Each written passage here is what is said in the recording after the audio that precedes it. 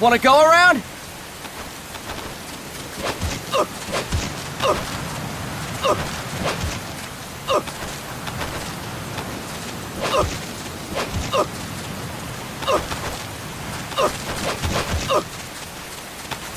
Look alive, ladies! The boss is gonna join us!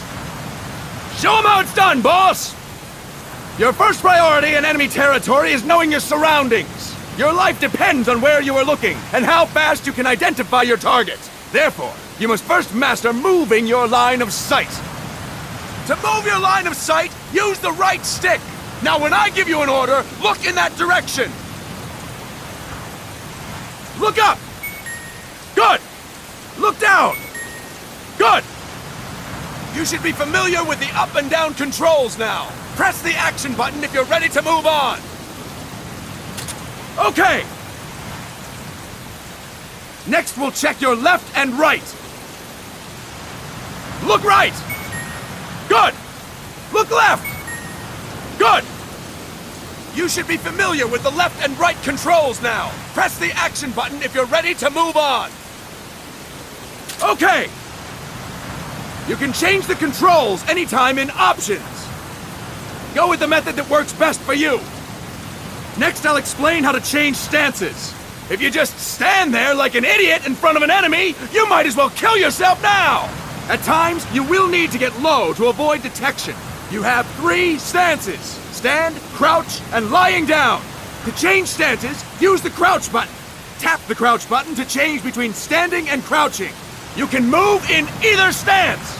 Hold the crouch button and keep it held to lie down.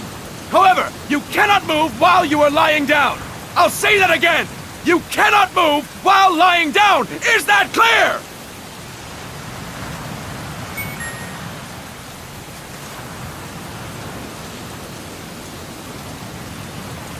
Good.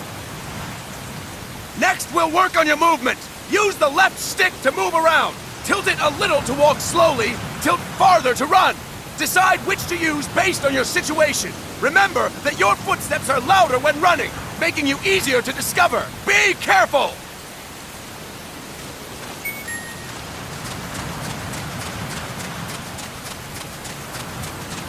Good! Now we have rolling. Rolling is useful for knocking down enemies in your way, and for getting away when surrounded. You can also use it to jump over small ditches and other obstacles. To roll, tap the crouch button while running. You got that? Tap the crouch button while running! Don't forget it!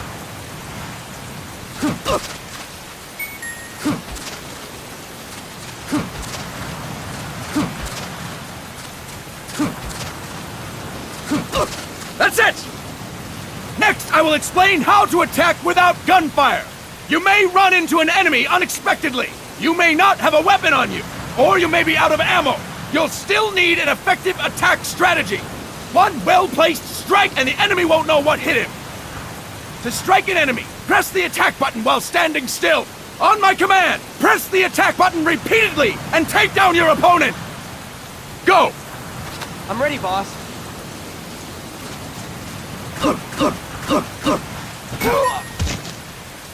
Fine work, boss! Next, we're gonna practice using the stun rod. Hitting someone with the stun rod will shock them with 1.5 million volts. Anyone on the receiving end of that is guaranteed to be out cold. To use the stun rod, press the aim button to ready it, then press the attack button. You'll be glad to know we're using mock stun rods for this training session. When your partner attacks, make him believe it's the real deal. Prepare yourself for stun rod training. Go! I'm ready, boss.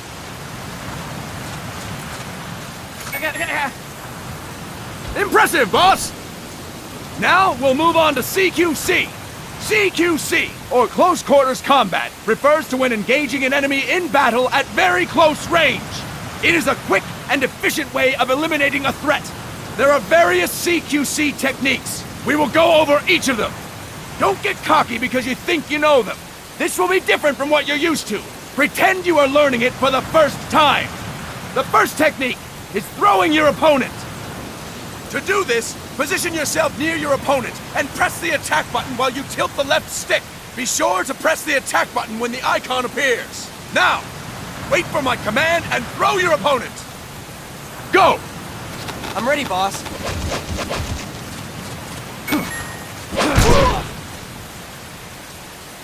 Impressive, boss! Next, I'm going to teach you how to restrain an opponent close to you. This is a cornerstone of CQC. Grab hold of an enemy, and the bastard's life is in your hands. What you do from there is up to you. Just know that if you restrain him for too long, the average person will most likely pass out. Something to keep in mind. Let's begin. To restrain your opponent, hold down the attack button while near them. Restrain your opponent on my command. Go! I'm ready, boss. Fine work, boss! Now we will throw your opponent after restraining them. To throw an enemy to the ground, press a direction on the left stick when you have them restrained. Restrain your opponent and throw them on my command. Go! I'm ready, boss.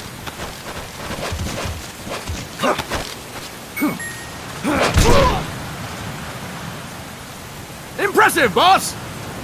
Now we will try CQC against multiple enemy opponents. You can also take out a group of enemies by throwing an opponent you have restrained. First, restrain an opponent by pressing the attack button near them. Then, tilt the left stick to throw them. By tilting the left stick toward other enemies, you can send your captive flying straight into them. On my command, restrain and then throw your opponent. Go! I'm ready, boss.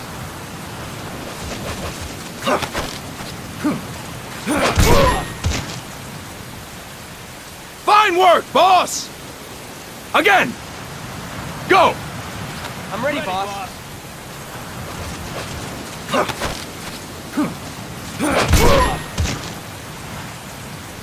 Fantastic! All right!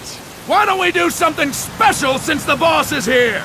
Anyone who feels like getting their ass kicked, step forward! Don't hold back, boss! When you're surrounded by multiple enemies, you'll have to take them on one after the other. To do it, simply press the attack button again while throwing the current enemy. Just be sure to wait for the icon to appear. Go! I'm ready, boss.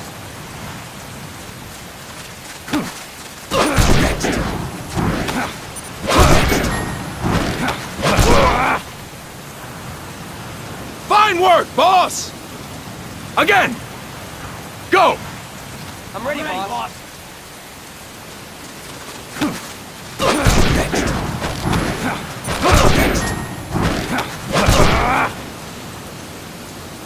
Fantastic! And stop! That's it for today! Thank you, boss!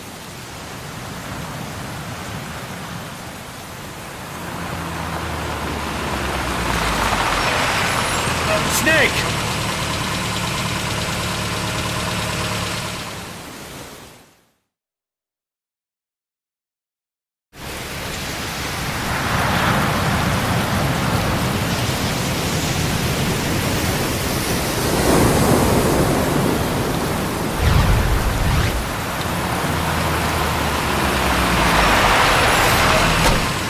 What's going on, Kaz?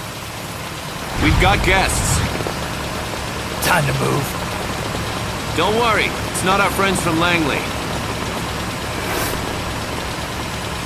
I brought him. Made sure we won't follow. Thank you, Big Boss. Call me Snake. Sorry, Vic Boss. Listen up. For us, there is no victory. But in Revolution, doesn't one triumph or die? We don't do either.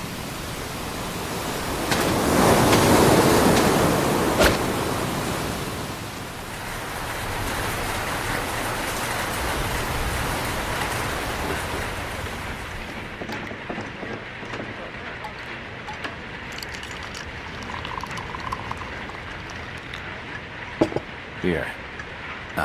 Thank you.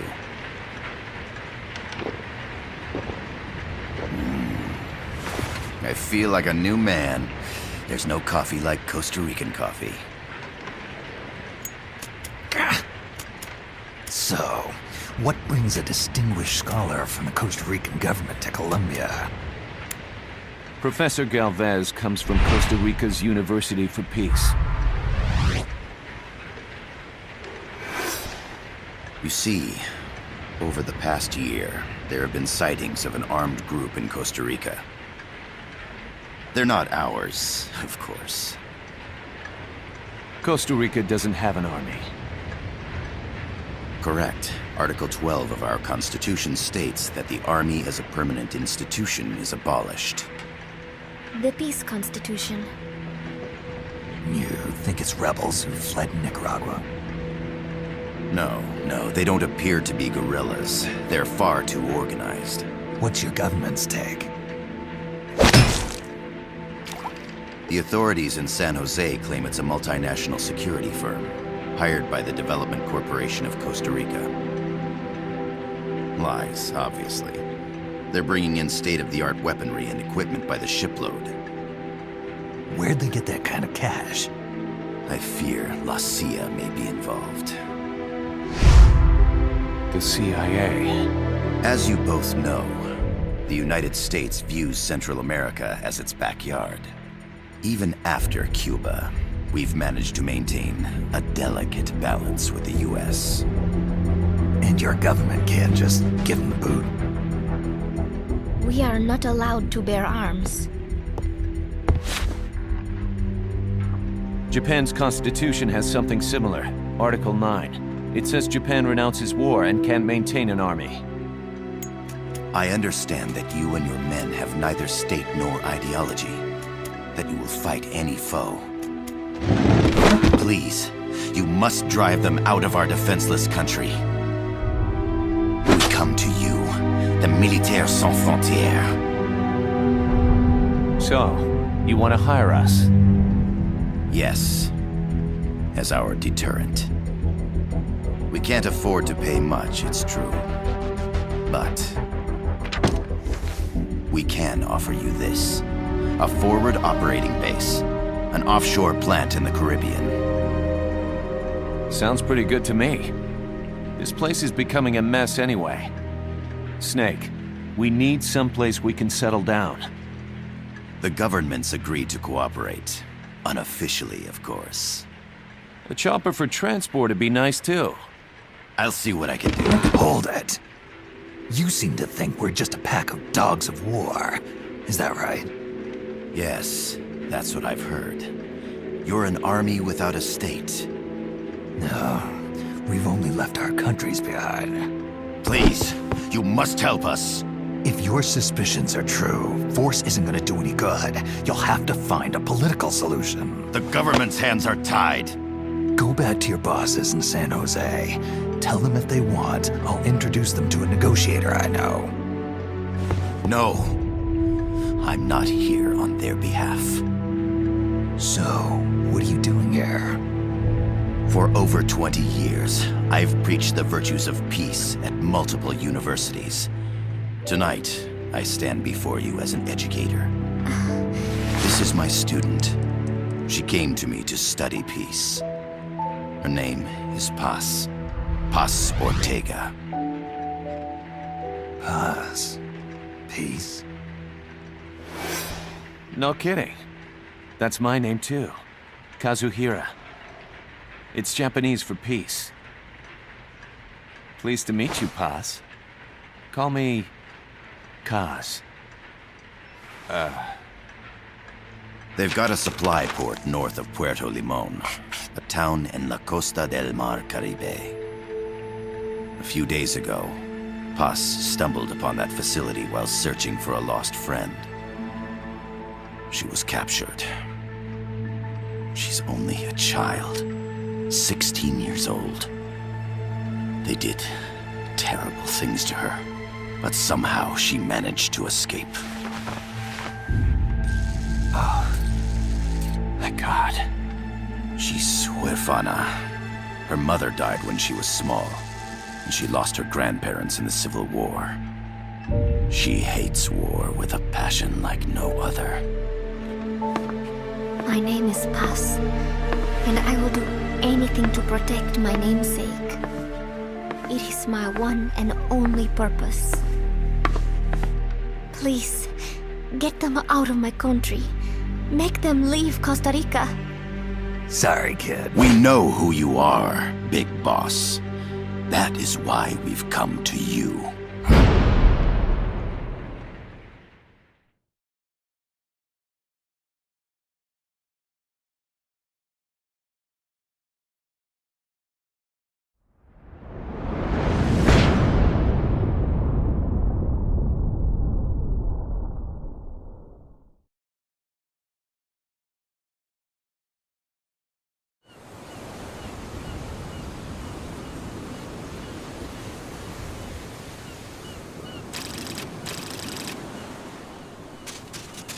Miller here. Do you copy, Snake?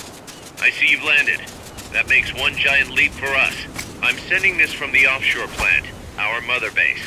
The signal is unidirectional. I'll be giving you commands and advice through this channel. Keep your headphones on at all times and pay attention. Also, make sure no one else can listen in. Snake, are you clear on the controls? Take a minute to refresh your memory. Use the left stick to move. Use the right stick to adjust your view.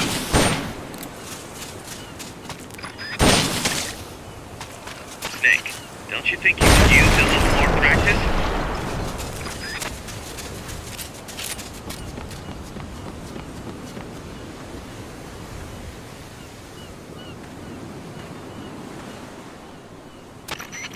I gotta thank you for agreeing to this, Snake. Man, am I glad to be out of here. Finally, we can leave all that crap in San Geronimo behind. And break into the mercenary business for real. Let me guess. You're doing it for her, aren't you? For her.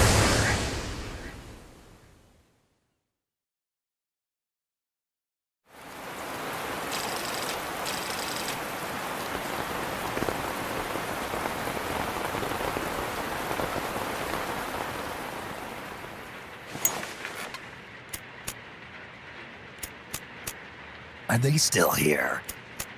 Come on, Snake. This could be good for us. They're willing to give us an offshore plant, a place we can finally put down some roots. This is our chance to expand MSF. We don't need a place to stay, Kaz. We're nomads. We always will be. What? You'd rather keep wandering from conflict to conflict? Tools in the hands of whoever's fighting at the time? The second we settle down, who's to say we won't become the warmongers? Listen to me, Snake. We're not mercenaries. We're not a foreign legion. MSF's a business. A new kind of business. Look, it's not like we're trying to start a war here. All we need to do is find out who this security company really is. Come on, Kaz. It's pretty obvious that they're backed by the CIA. Wait a sec. That would mean... Our friend, the professor, is likely KGB.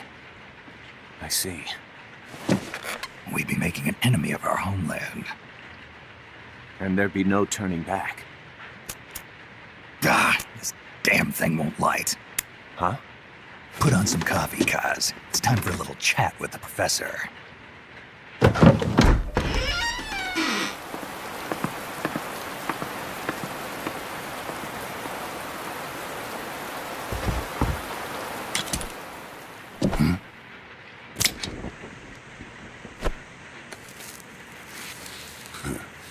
I was a heavy smoker.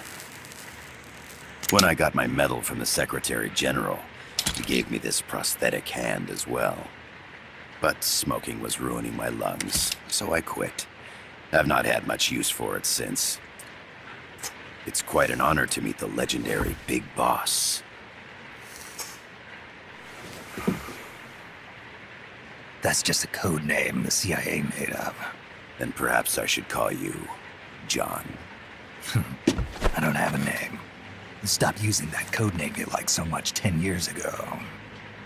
What about you, comrade? What do they call you back at Center? Well then, allow me to get straight to the point.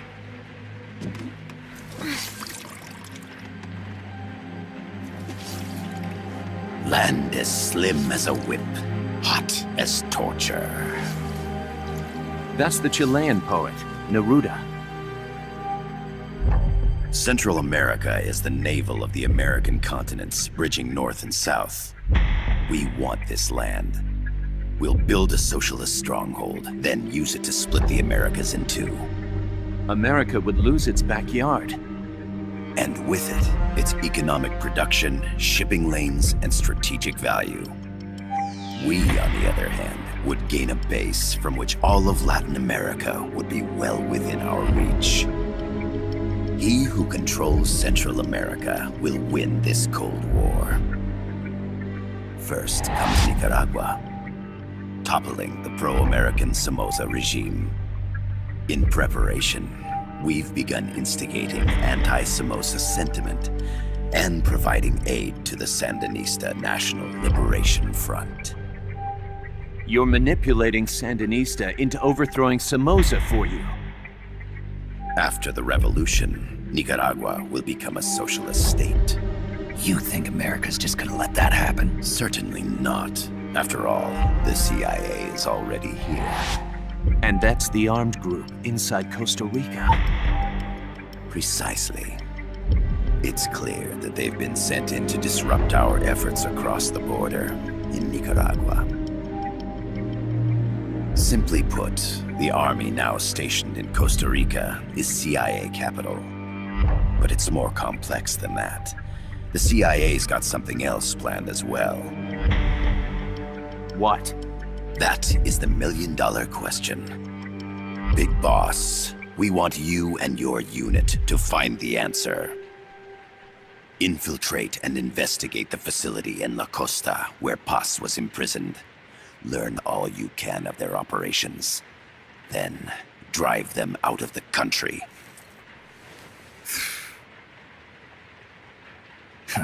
You're asking us to settle a turf war between the KGB and the CIA? What about her? That was all just an act?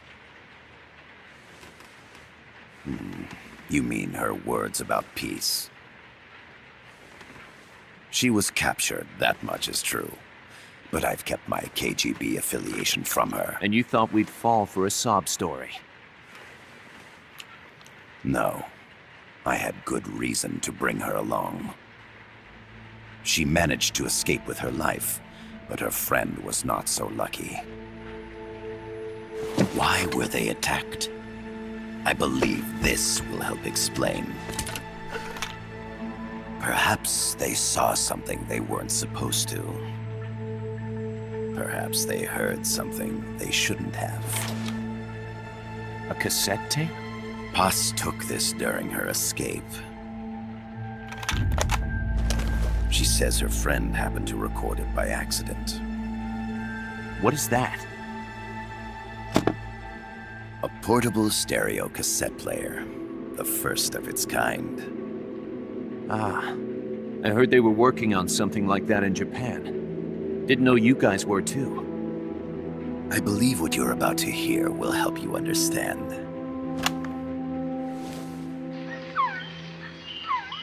What is that? A Quetzal? The phoenix bird. Paz's friend was researching birds. She went out into the jungle to record bird calls and stumbled upon this.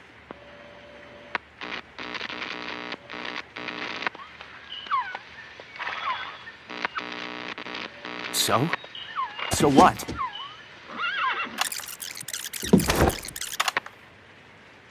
Now it gets interesting. Poisonous. I need to get rid of it. I chase it back to its nest. You can't. The snake's too vicious. It's all many people. I chase it away.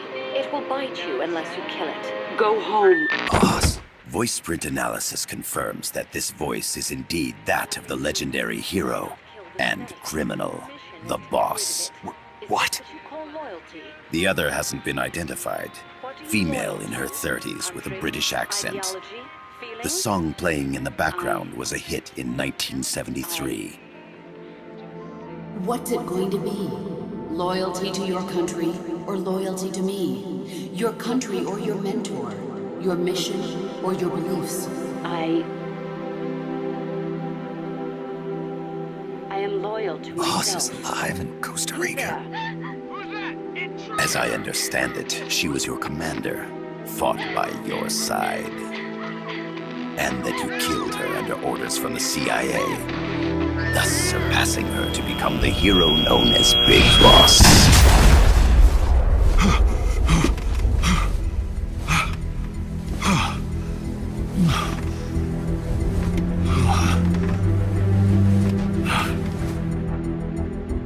Well, what'll it be? Will you take the job? Snake, it's gotta be a trap. So you still can't turn your back on your country? Then I suppose you won't need this.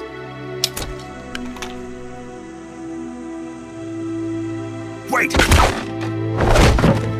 Snake? I'll do it for the girl. For Paz. Okay. For peace, then.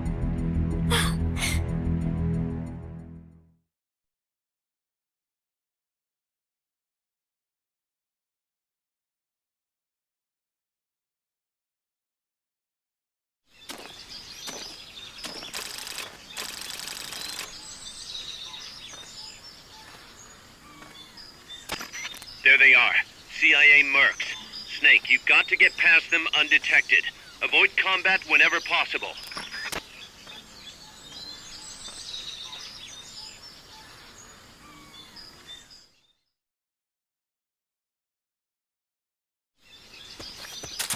This is a sneaking mission. Hide behind stuff.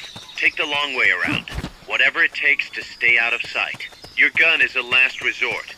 It could just as easily kill you as save you.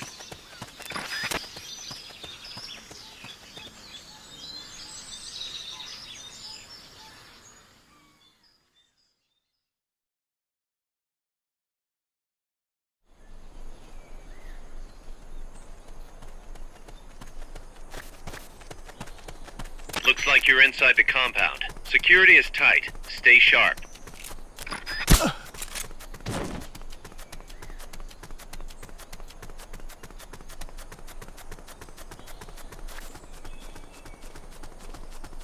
Hey!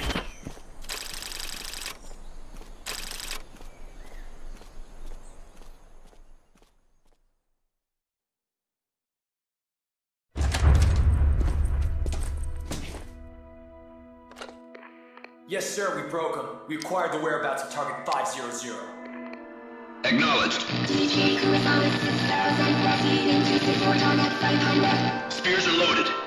The barge is cleared Point Bravo. Acknowledged. Out.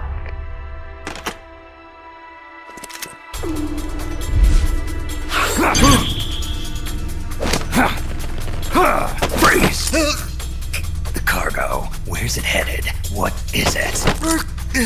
Air suit! In the mountains! What's up there?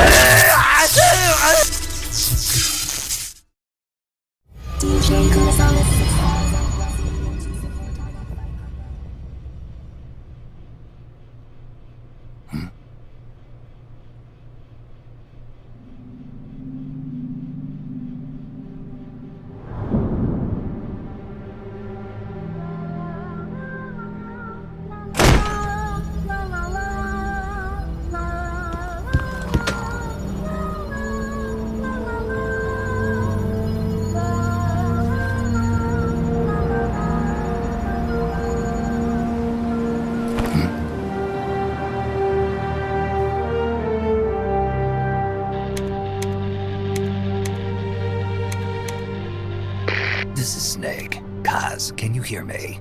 Loud and clear. You found a radio. It's got a circuit that reverses the audio phase. Let's switch frequencies from time to time, just to make sure we're not detected. I found a map of their bases. The cargo's heading from the marshes west towards Irasu. Nice going, boss. Kaz, this place is full of film badges. Dozens of them. Film badges?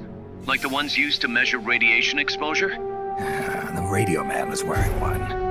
And whoever he was talking to called the cargo Spears. Wait, that would mean... Nukes. They're bringing nukes into Costa Rica. Holy Mother of God.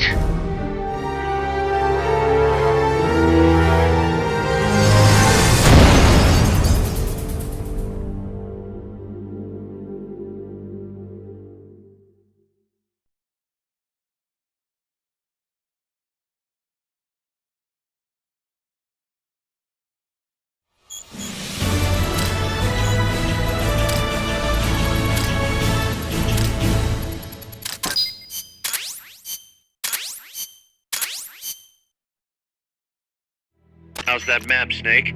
Think you can use it? It tells me where their bases are, but it's just a bunch of points. No routes. I need better intel on the lay of the land. Snake, the professor said he's got the Sandinistas on his side. Said you should get in touch with the FSL and Comandante. Do they know they're backed by the KGB? Nah. As far as they know, they're really fighting for the revolution. The KGB is staying behind the scenes. I'm not sure the Sandinistas are aware of what's really going on. Still can't believe anybody would bring nukes here. Yeah, that's a shocker. Costa Rica's party to the Tlatelolco Treaty, which declares Latin America a nuke-free zone. Based on Japan's 3 non-nuclear principles, it bans the testing, use, import, or deployment of nuclear weapons. If word of this gets out, Opinol will be forced to act. It'll cause an international uproar. The treaty was signed to prevent another Cuban Missile Crisis. If the US itself is gonna scrap it... Latin America's too close to spawning another Cuba or two already. The entire continent would become one big powder keg. Well, if they did bring nukes, we can't let them get away with it. Are they planning a test? Showing off? Or is it all to keep the anti-American movement in check? Good question. Why bring them here? I can't figure it out. Whatever the CIA's up to in Costa Rica, the professor wants it stopped. We need to find out what that something is. We need to get ready first, Kaz. Repairs? Working as fast as we can, boss. This place is pretty beat. Looks like hell. But as long as you're with us, we'll make it heaven. No one can bother us here. No state telling us what to do. This is the MSF's haven, our mother base. And with this foothold, we'll back you up even better than before. We're gonna turn this pile of junk into something big.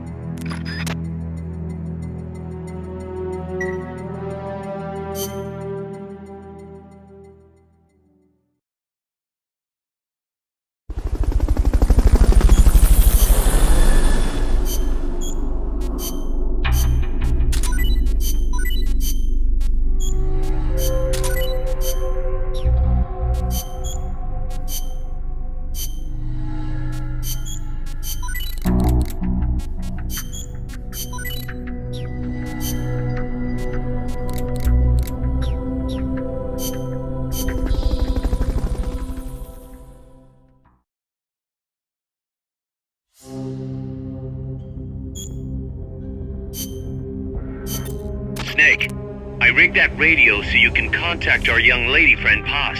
Is she okay? No need to worry. She's tougher than you think. Still just a kid. Which is exactly why she could be an effective source of information. Besides, that little Angel de la Paz is the one who gave us this mission, right? I guess. I'll put her on. Snake. Paz, where are you? Ciudad Colon. A school. The teacher told me to stay here until things quiet down. Teacher? Oh, him. He's... Yeah, that's probably good advice. See, he has a radio in his room, so we can talk anytime. Pretty fancy for a teacher. Promise me, Snake, that you'll bring back peace, and... I know. I'll contact you if I find your friend. Thank you. Snake, if you need to know about Costa Rica, the geography, the climate, the wildlife, anything, just ask me. I know about its history and laws too. We learned it all in school. Got it. I have a question. I'll ask. What? In school, I also learned that peace is an unnatural state for human society, and that war is a constant threat to our relationships with others. That's right. So, to achieve peace, we have to create it ourselves. Crying about it won't bring it about, or Make it last. Each one of us must go and seek it out. You won't find it without making sacrifices. No offense, but I don't know what peace is. Never felt what it's like. Never even been interested in it. Snake? Oh, sorry. Listen, Paz, I think your ideas are admirable, and I hope they turn out to be right. Yeah, me too. Peace is in your name. Who better to help bring it back? Thanks, Snake. I will be here whenever you need me. See you later. Snake, use your radio to call people, but stay alert. You're in the middle of a mission and can't afford to let your guard down. Got it. Need to know more about Costa Rica? Paz can help you out. Good to know. We'll follow their transport route. This should take us straight to their main base. From what I've seen, it looks like nukes. Agreed. The key thing now is to confirm whether those spears really are what we think they are, and if so, why they're here. Follow the transport route. Find the nukes. That's what I'm thinking. First, we should make contact with the Sandinista Comandante.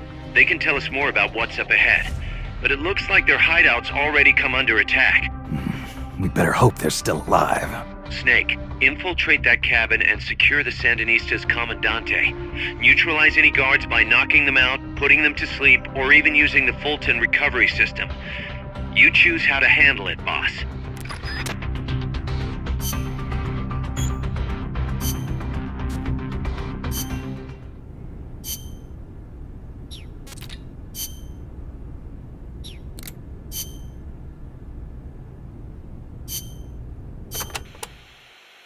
Kaz, what kind of shape is that plant the professor gave us in? First time I laid eyes on it, I thought it was some kind of joke. It was a giant birdhouse, seagulls everywhere. We eventually scraped off most of the rust and bird crap. The underlying structure's intact. Little elbow grease, and we should be in business. Who used to own it anyway? Whatever shape it's in now, somebody sank some serious money into building it. From what I can tell, an American university built it as a research platform for ocean thermal energy conversion.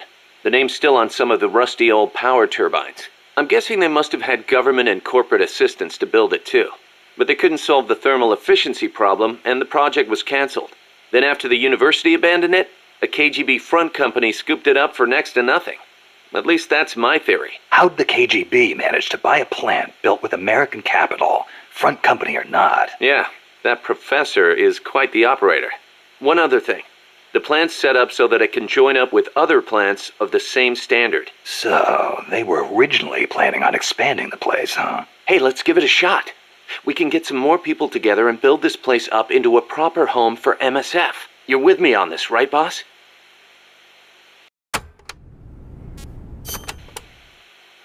Snake, you can use the Fulton surface-to-air recovery system to send prisoners and unconscious mercenaries you encounter back to Mother Base.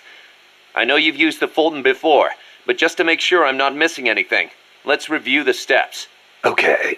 First, attach a balloon to the unconscious enemy or captured prisoner. Right. I hook a wire to their waist, and on the other end of the wire, there's a helium balloon. Right. Then we'll send over a chopper to catch the floating balloon with its recovery hook and reel it up into its cargo hold. And that's it? And that's it. We finished installing the recovery hook on the Huey. Wait, Kaz. Something doesn't make sense about this whole process. This again. Well, normally, Fulton recovery is for when you're using fixed-wing aircraft. With a helicopter, isn't it simpler to land and pick up directly? Listen, Snake. You're going to be calling for recoveries repeatedly throughout your mission. We want to keep the risk of taking enemy fire to a minimum. The best way to get that done is to do the recovery in a high-speed flyby. That's what the Fulton surface-to-air recovery system is for. Uh-huh. What's the real reason? Helicopters are cheaper, and the repair bills will start adding up once the bullets start flying.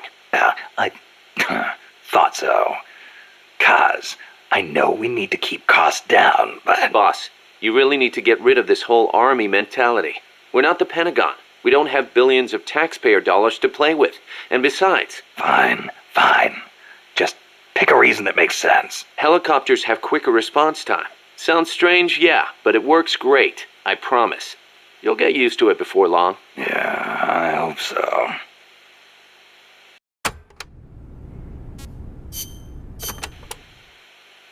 Remember why we created MSF, Snake.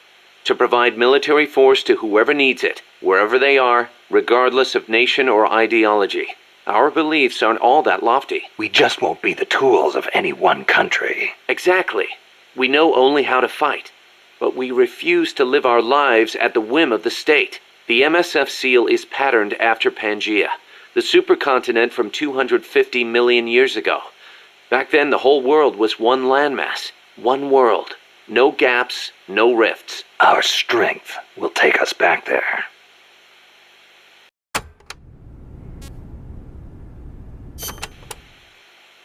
What about you, Kaz?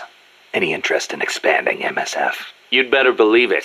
I want to make us into an organization that doesn't take orders from any country.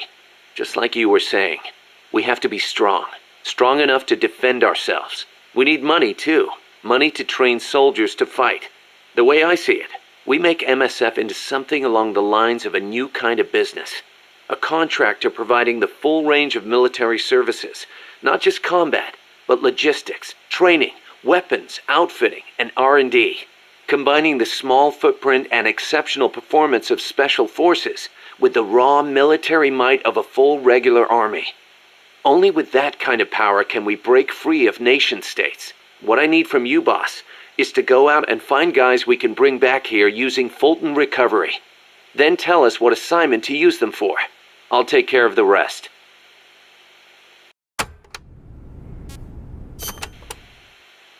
Your old mentor, the boss. She was known in the West as the mother of special forces, right? Nothing but propaganda. Actually, it's not all that far from the truth. I heard the KGB just set up a counter-sabotage cell. Alpha Group, I think they call it. There's even a rumor that West Germany created a counter-terrorist unit within its border police after the debacle at the Munich Olympics. Back home in the States, they've got the illustrious Green Berets, the SEALs, and your personal creation, Foxhound. The seeds sown by the boss are beginning to sprout. Same goes for MSF, right? In creating it, you were carrying on the will of the boss. Yeah. She taught me how to fight the hard way. She beat it into me. And now, thanks to her, we can take on missions other than just conventional combat. After all, we've got the same mother as the Army's Special Forces.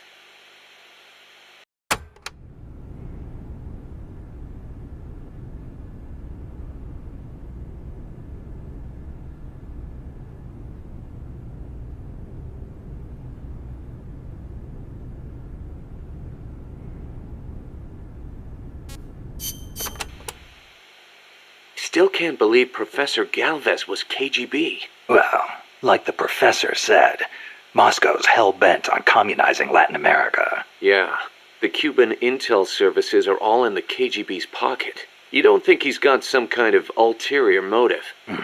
If the CIA is up to something, it's only natural that the KGB wants to know about it. But I doubt they're showing us their full hand. We'd better watch our backs.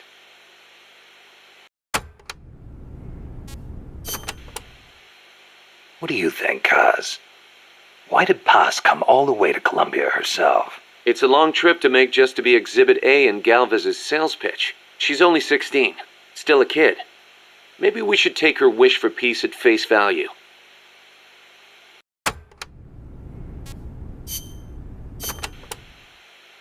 Costa Rica isn't alone. All of Latin America is getting swept up in the superpowers' Cold War. The whole ideological split between East and West. In the end, it's just a greedy scramble for wealth by the ruling classes. The Western bourgeois stand to lose everything if their countries go communist. After all, the communists want to abolish private property altogether. So the capitalist rulers desperately tried to halt the global spread of communism. Hence the phenomenon of red baiting. And the communists, for their part, didn't exactly stay true to their principles. They tried to escape class-based society, but between Stalin's autocracy and the rise of the nomenclatura, they ended up creating one anyway. Once people have power, they stop caring about equality. That's where communism, where society in general reaches its limits. The rulers only care about their own gain. The opposing side becomes a risk factor that threatens the profit, and thus the ongoing struggle between capitalism and communism was born. And now, nuclear deterrence is part of the picture. Exactly.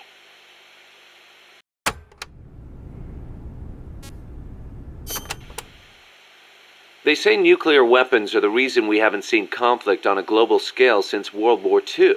The thought that your opponent might launch nukes against you sort of makes it tough to start an armed conflict, especially now that they've got intercontinental ballistic missiles. Nowhere is safe. Of course, all that has caused military expenditures to skyrocket. Well, the only way to ward off a preemptive strike is to flaunt your own nuclear stockpile, and that's caused their numbers to increase exponentially, not just with regards to destructive power, but in terms of targeting technology too. Now they can hit a target halfway across the world with pinpoint accuracy.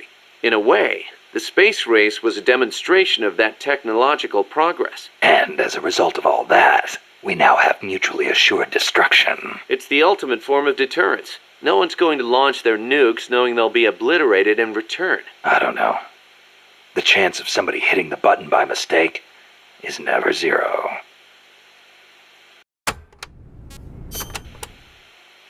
You're right.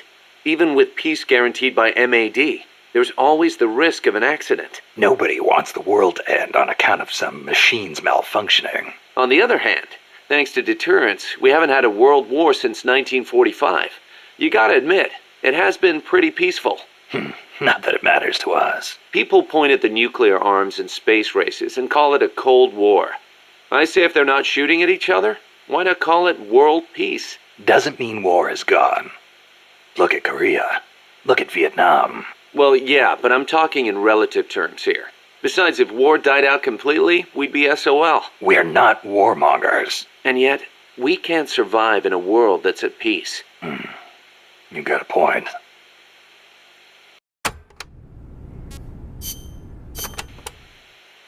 So it's been more than 10 years since the Cuban Missile Crisis, huh? I don't think we'll ever forget it.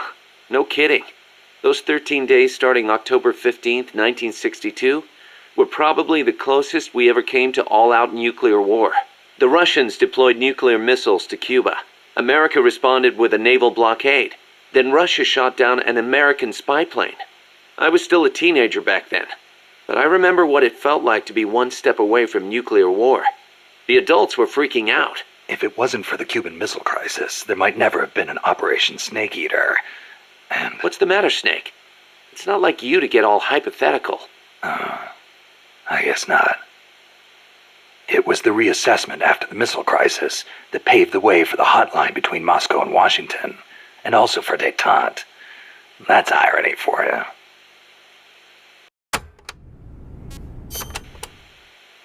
The Treaty of Tlatelolco was enacted to make Latin America into a nuclear-free zone. It bans the testing, use, manufacture, production, acquisition, storage, and deployment of nuclear weapons. The impetus was pretty obvious. The series of crises triggered by the deployment of nukes in Cuba. Not hard to imagine. Those 13 days had the whole world frozen in fear. Of course, the country that started it all, Cuba, hasn't actually ratified it yet. Still, the treaty's backed by over 20 countries. Anyone flouting at risk becoming an international pariah. True. Opinol would investigate, no doubt. I heard they used Japan's 3 non-nuclear principles as their model when they drew up the treaty. I think the Treaty of Tlatelolco might have been their way of asking nuclear powers not to use nukes against them. That's the biggest difference between the treaty and the 3 principles. I guess you could call it a 4th principle.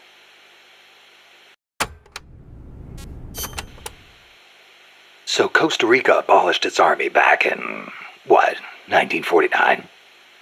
Pretty gutsy move for a Central American nation at the time. Yeah, well, they'd just come out of a civil war. I'm sure they were driven by a desire to avoid another tragedy like Pa said. But I think they had a more compelling reason. Army coup d'etat are a way of life in so many Latin American countries. Imagine seeing that up close. No army, no coup.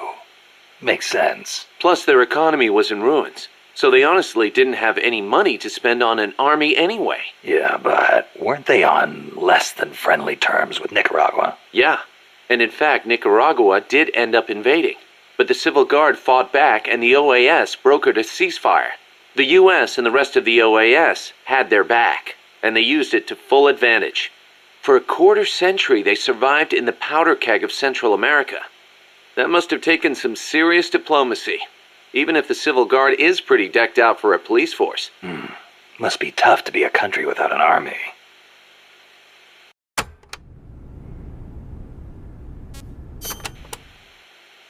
Hey, Snake, mind if I ask you something? Since when did you start asking permission? So, you used to be part of a CIA paramilitary unit, right? That's right. Ever do any ops in Central America? No, not personally. But there were other units who did all kinds of stuff. I remember the Bay of Pigs invasion back in '61. The papers had a field day with it. Operation Zapata. That was the CIA code name. The whole thing went south. Then there was Che Guevara, being hunted down in Bolivia.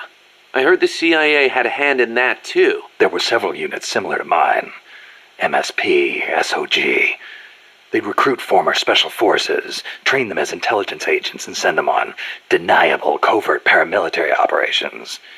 One of those units trained the Bolivian army in counter-guerrilla tactics. And then had them shoot El Che. So the story goes.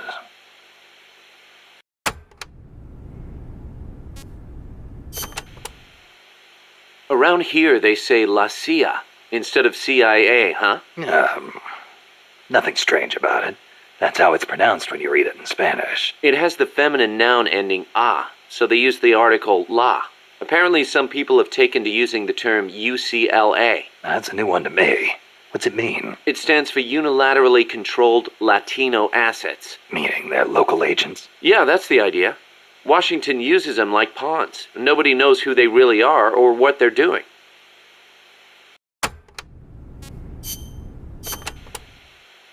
You were saying Japan has a peace constitution too. Yep. Japan renounced war in Article 9 of its constitution, aspiring sincerely to an international peace based on justice and order. The Japanese people forever renounce war as a sovereign right of the nation, and the threat or use of force as a means of settling international disputes.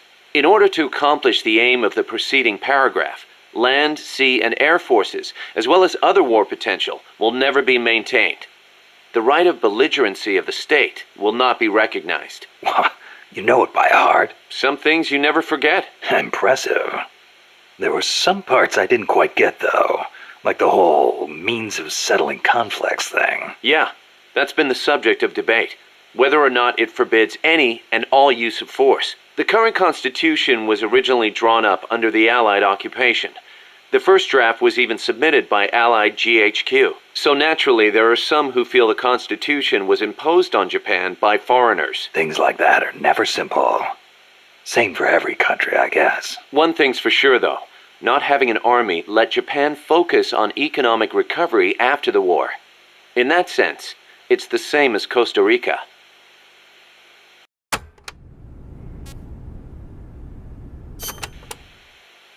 Kaz, you were in the Japanese Self-Defense Force, right? I thought that Article 9 you were talking about earlier prevented Japan from having an army. Yeah, and that's another subject of controversy. The Self-Defense Force is an organization for the purpose of defense.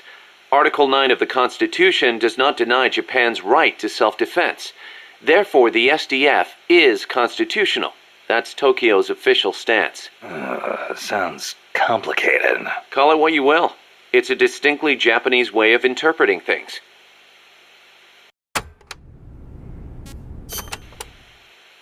The U.S. has military forces stationed in Japan, right? Right. Even though the Allied occupation ended, American forces are still stationed there under the U.S.-Japan Security Treaty. Unlike Costa Rica. Part of it stems from the occupation, but Japan also occupies a key strategic position from America's perspective. It's next door to the Soviet Union, and close to China and North Korea as well. It's integral to the security of Pacific Asia. For America, Japan represents a barrier against communism. What about for Japan? As you might expect, there's deep-rooted opposition to the alliance. In 1960 and 1970, when the treaty was up for revision, there were mass protest movements against it, especially in Okinawa. The U.S. only gave it back to Japan 2 years ago, and American bases are still concentrated there. It's a heavy burden for the Okinawans to bear. Then why don't they scrap the treaty? Lots of reasons. There's the imbalance of power with the U.S., of course, and if Japan pulled out, they'd be losing the nuclear umbrella America provides. And as for whether the JSDF could defend the country after the Americans left, I really couldn't say. Costa Rica is in a similar situation. They depend on the Inter-American Treaty of Reciprocal Assistance, the so-called Rio Pact. So, the countries with peace constitutions end up having to rely on other countries' armies. Kind of ironic. On the flip side, not everybody in America is satisfied with it either. Some people argue Japan is freeloading off America's security guarantee. And you know how Japan's industrial exports are making inroads in the States. Yeah, I've got a Japanese camera myself. Best damn camera around. Japan's low defense spending allows it to invest more in economic recovery and expand its share of the American market. That's a bitter pill for Americans to swallow.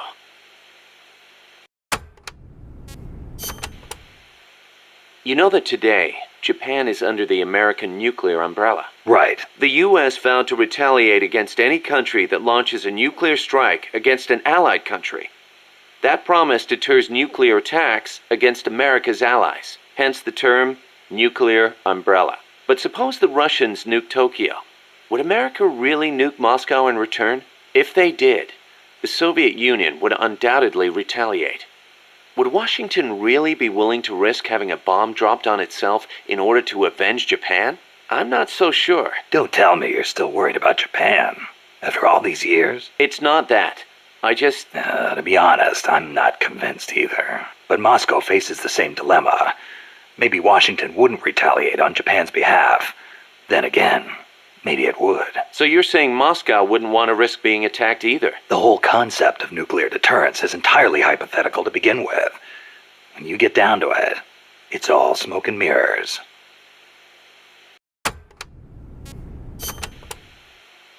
Japan shall not possess, manufacture, or allow the introduction of nuclear weapons into Japan. Those are the 3 non-nuclear principles set forth by the Japanese government. Allow the introduction? That's funny.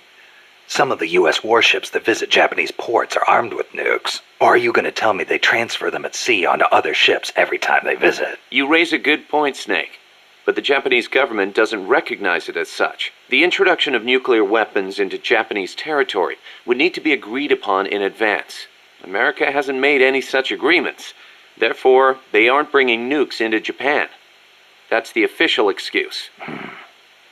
Doesn't sound like much of an excuse to me. I don't blame you. Keep in mind, though, Japan suffered actual nuclear attacks. Anti-nuke sentiment there runs deeper than you think. I suppose the government's not really in a position to admit that sort of thing. So tell me, Kaz, how's the self-defense force you were in different from an army? The JSDF is set up for national defense. It's not configured for aggression against other countries.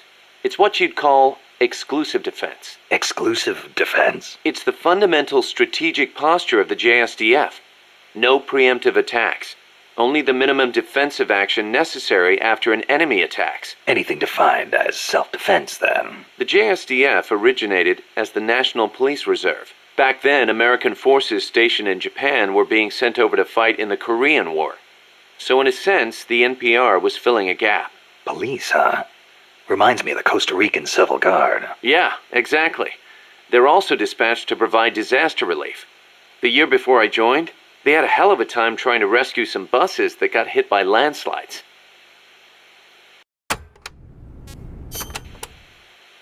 So why'd you quit the JSDF? Because I didn't have a reason to be in Japan anymore. A reason? My mom had died 3 years earlier, so I didn't have to care for her anymore. With her gone, there was no point hanging around in Japan. Yeah, but a man with your talents could have risen pretty high in the ranks, I imagine. I don't know what they made of me. Could be it actually alienated me from the brass. And personally, I could never get used to the idea of exclusive defense. Meaning? On a strategic level, I can see how a country could go with the exclusive defense model used by the JSDF, and I've got nothing against my fellow soldiers who believe in it. On a tactical level, though, it just rubbed me the wrong way. To put it simply, I was itching for a real fight. I figured. And I felt as long as I was in the JSDF, I'd never be able to stand shoulder to shoulder with my father, who was in the U.S. Army. Seeing Yukio Mishima's suicide didn't help either. Yukio Mishima? The guy who wrote The Temple of the Golden Pavilion? The way he questioned the status quo hit home with me. Not that I admired his vision or anything, but it did get me thinking, that's for sure.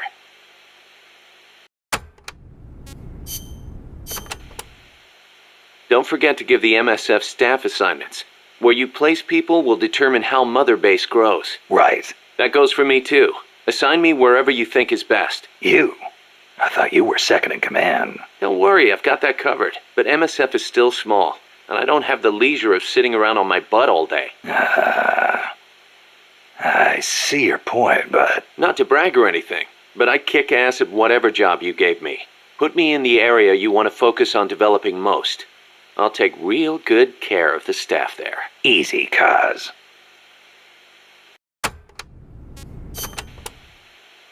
Life's funny sometimes, isn't it? What brought that on? We first met as enemies on the battlefield.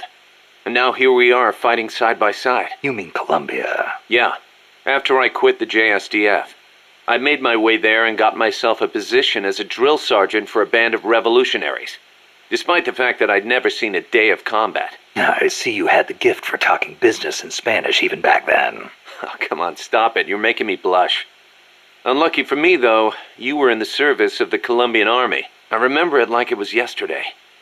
It all happened in an instant. You guys ambushed us, and half my unit was taken out. My mind went totally blank. I couldn't keep it together. My whole unit was wiped out. And I was left half dead from a bomb blast. Then, as I was leaving, you yelled out at me. I came all the way from Japan to be here. My place is on the battlefield. Then you asked for my help, saying, I want to be the one to end it. I remember being surprised that there were still samurai in Japan. You guys came over to me. I had a grenade hidden under me, but even then you were too fast. The second I pulled the pin, you grabbed the hand I was using to hold the grenade with both palms. I didn't want it to go off. I'd heard samurai were a proud bunch. I wanted to know why one of them would stoop so low as to try to take his opponent with him. And I said, I'll never lose again. We'll never lose again. Yeah. We'll do whatever it takes, but we'll never be beaten again. Then, I passed out from the blood loss. When I woke up, I was in your camp's infirmary, stuck full of tubes. Why'd you save me? Your enemy after I tried to kill you. Because you swallowed your pride and fought with everything you had. I just didn't want to lose. You found a way to fight back, even in the face of death, even when you knew you were going to die. That's the mark of a true warrior. It's not about gain and loss, or victory and defeat. I looked at the way you lived your life and saw the path I needed to take as a warrior. Wow, I never knew that. And that's why you... I realized then that the battlefield doesn't only divide people into allies and enemies. Sometimes it tells you more than just who's an ally or who's an enemy. Sometimes it helps reveal your true comrades. Like you and me, huh? That's right. And 2 years later, here we are.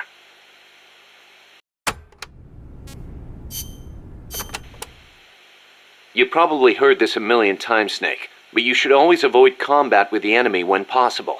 Right. We're outnumbered and in unfamiliar territory. We won't survive long in a straight fight, even with you on our side. I know. Avoiding combat is rule number 1 in a sneaking mission. That's right. Don't let the enemy know where you are, and attack only when necessary, using hit-and-run tactics to cripple them. It's the essence of guerrilla warfare. Can I ask you a favor, Snake? If you ask nicely. To make MSF bigger, we need to do some recruiting. Yeah? What's your point? I want you to avoid killing enemy soldiers as much as possible, and send them back using Fulton recovery. Not much we can do with a corpse except give it a funeral. Obviously. Put him to sleep, knock him out, hold him up even. And if you do have to fight, try to leave them near death instead of dead. And then use the Fulton recovery system. Sounds easy enough. You know what'd be really nice, though? If we had a way to Fulton recover anybody at any time.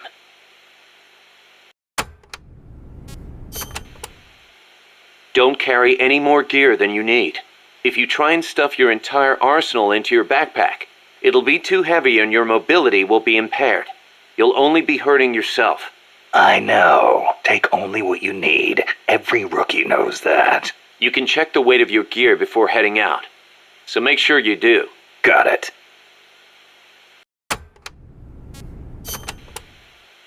Even a born warrior like you gets hand tremors, Snake. It happens even when you're full of stamina, and it only gets worse when you're tired. especially with larger, heavier weapons. Obviously, you'll get better aim crouching than you will standing. And when you use a scope, setting your sights on a single point will gradually give you a more precise aim. As we develop better weapons at Mother Base, though, you may gain access to new, low-tremor versions of the same guns. So if you expect the shakes to be a problem, you might want to put some resources into R&D. I'll keep it in mind. Then again, the more you use a weapon, the more your hands get used to it. Sometimes it pays to be faithful to your gun. Choosing the right uniform is crucial. Pick one that matches the mission objective and your own combat style.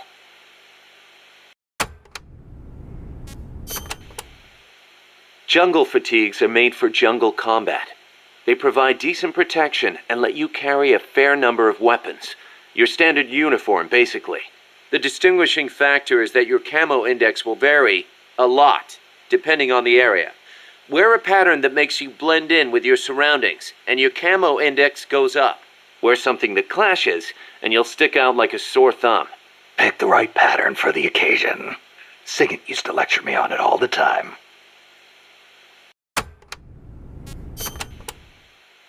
Naked. That's exactly what you are with this uniform. The pants are the same as the jungle fatigues. Obviously, since you're exposing your bare skin, your defense and camo index are gonna be low. On the plus side, it's so light you can move around quicker. Good for her, showing off muscles too. Hey Snake, I heard they gave you your old code name because you used to run around with your shirt off. Is that true? Don't believe everything you hear. They called me naked because I went in without gear or food. I had to procure everything on site. You mean they sent you into the jungle without even a pair of pants? On a halo jump from 35,000 feet? Sweet Jesus, you are a legend. You're busting my balls, aren't you, Kaz? Little bit, yeah. Hilarious.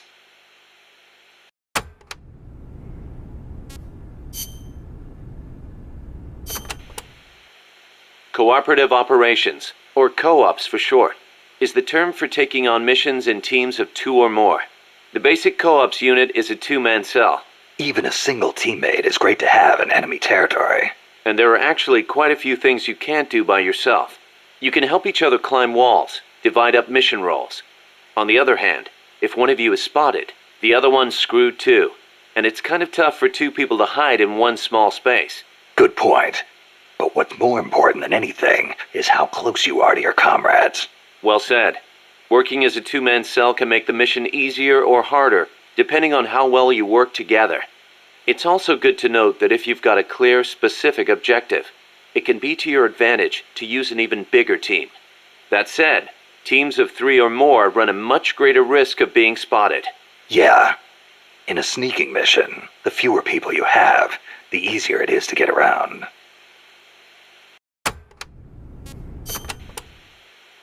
In co-ops, you can trade weapons and equipment with your teammates. You can also display your teammates' inventories from your weapon or equipment menu. Ammo is shared too, of course. Ammo, sure. How about life? That also shared? Yep. You all sink or swim together. Your teammate dies, you die. You need to be within a certain distance of each other to swap items. Yeah, I know. I've been in this business so long I can virtually see that distance. Looks kind of like a ring in my head. That's why you're the boss. Okay, we'll call it the co-op ring. And entering the ring will be called going co-op in.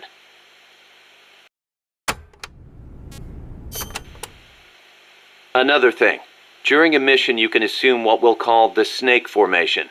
Same as your code name, but probably not standard operating procedure for a guy who specializes in going solo. Damn right. There's only room for one snake. In co-ops, though, it's a highly effective formation. The signal for snake formation is to tap your teammate on the shoulder. Can't form up until you're close enough to reach out and touch someone. Entering snake formation is called going snake in. When you're snake in, the soldier at the front of the line controls movement. The soldiers in back focus on scouting and attack.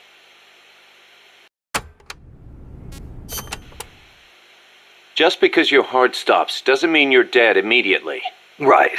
The heart just circulates blood through the body, but stopping it does cut oxygen supply to the brain. You'll be dead soon after. Which is why we have CPR. Let's say your heart does stop. If someone performs CPR before your brain cells die, you can recover. In co-ops, when the life gauge drops to 0, it means you're in a near-death state. You won't be able to move or anything else. Performing CPR on near-death teammates can bring them back into action.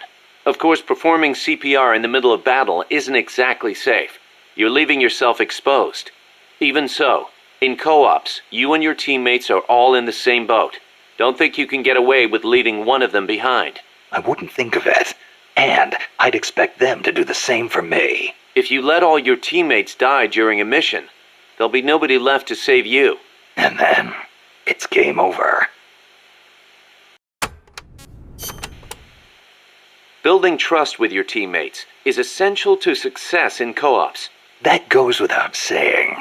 I'm not gonna let somebody I can't trust cover my ass. The measure of that trust is called camaraderie. Think of it as an indicator of how strong your bond is with your co-op's teammates.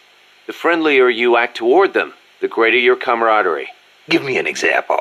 Your camaraderie will be higher if you're co-op in than standing apart.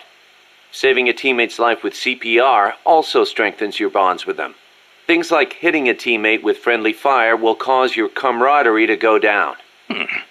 Makes sense. Camaraderie carries over from mission to mission. The next time you go co-ops in with the same guy, you'll start off strong. But be careful. If you keep taking new people with you on missions, your camaraderie with past teammates eventually reverts back to its original level. Got it. I'll have to make sure to renew old friendships once in a while. The performance benefits gained from Snake Sync in co-ops depend on your camaraderie. It's always best to keep things cool with your teammates. Stand still when you're snake in, and you and your teammates will start to get in sync. In sync? That's right. Stay still together and you'll enter snake sync mode. The synergy will give you a boost in performance. You'll move faster, recover faster, and have better camouflage. In other words, we're at our best when we're in the same groove. You got it. If you've got a big task ahead, can't hurt to take some time to get in sync. Like I said before, the benefits you get from Snake Sync depend on your camaraderie. I hear ya. It's a lot easier knowing you've got someone you know and trust covering your back. Lets you focus that much more on what you have to do.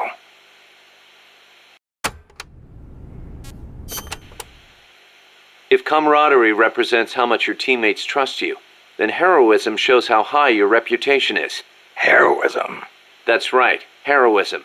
Your reputation affects your ability to recruit new members to MSF. With higher heroism, it won't take as long to convince guys to join our cause and send them back by Fulton recovery. So, how do I get this heroism thing to go up? Lots of ways. Complete tough missions, avoid unnecessary bloodshed, and don't get caught by the enemy like a deer in headlights, or you'll never be heroic. Also, getting out there and attacking the enemy in co-ops will boost your reputation among your teammates. Of course, it'll get the enemy gunning right for you, too. But don't sweat it. Be yourself. Be the boss. From where I'm standing, you're plenty heroic already. Knock it off.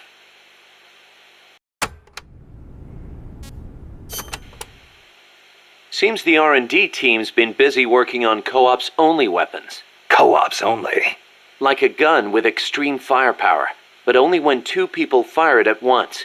I hear it's still in the concept stage. I know some rocket launchers need 2 people to operate, but a co-ops only weapon. Hey, if they come up with something good, you'll have that much more reason to go co-ops.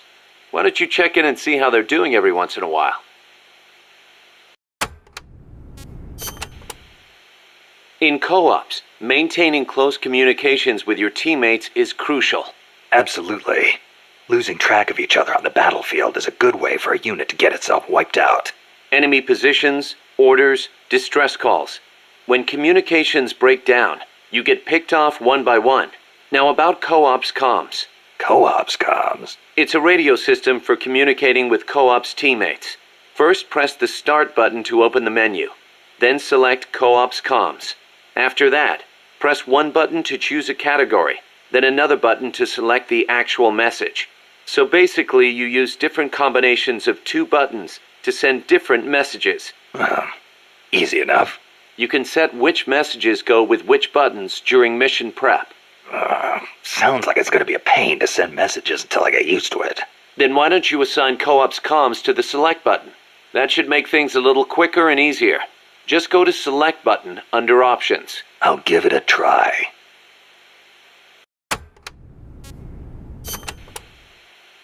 Snake, you familiar with the Japanese word kotodama? Kotodama. Unfortunately, there's no direct equivalent in English. But to keep it simple, let's call it a sort of battle cry. Battle cry, huh? Right. But kotodama is actually a deep Japanese concept. Koto means word, and dama means spirit. It signifies that words have power that affect our reality. Are you feeling okay? I guess I made it sound kind of like mumbo-jumbo, huh? Seriously, though, haven't you ever felt energized when a teammate cheered you on? Or the other way around? Ever had your legs cut out from under you by a thoughtless remark? Yeah, I know the feeling. Words can have a powerful mental effect on people. Same goes for Co-op's comms. Offering praise to somebody could make them run faster than usual, or make somebody who thinks they're done for get up and fight again. See what I'm saying? I get the picture. So it works in reverse, too. The powers of words are many and varied. Try using them for yourself.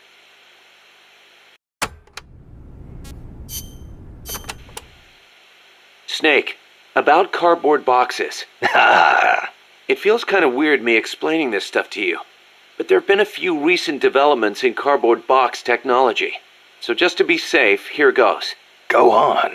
You can do much more with a box than just hide under it. You can put it someplace and leave it there. Huh? You can get on top of it and use it to reach high places, or hide from the enemy in its shadow. I like what I'm hearing so far. And that's not all. You can even put items in it and send them to Co-op's teammates. Really? I never thought of any of that. Damn. Is there anything a cardboard box can't do? Every soldier should have one. Yeah, well, don't get too excited. This isn't exactly what they were made for. Which reminds me, don't you think the boxes around here are a little on the big side? You're right. I bet 2 people could fit under one box, if they packed in tight enough. They call them love boxes. Love boxes? Of course, you don't need a love box to fit 2 people inside. Any box of similar size will do.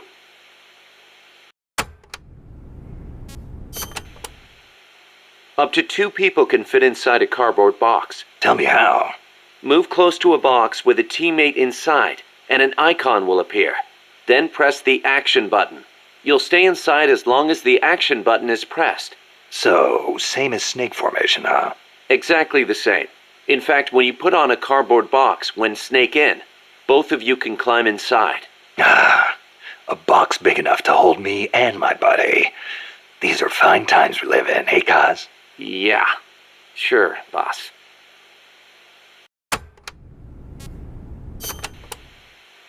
Snake, about that cassette player Galvez was carrying.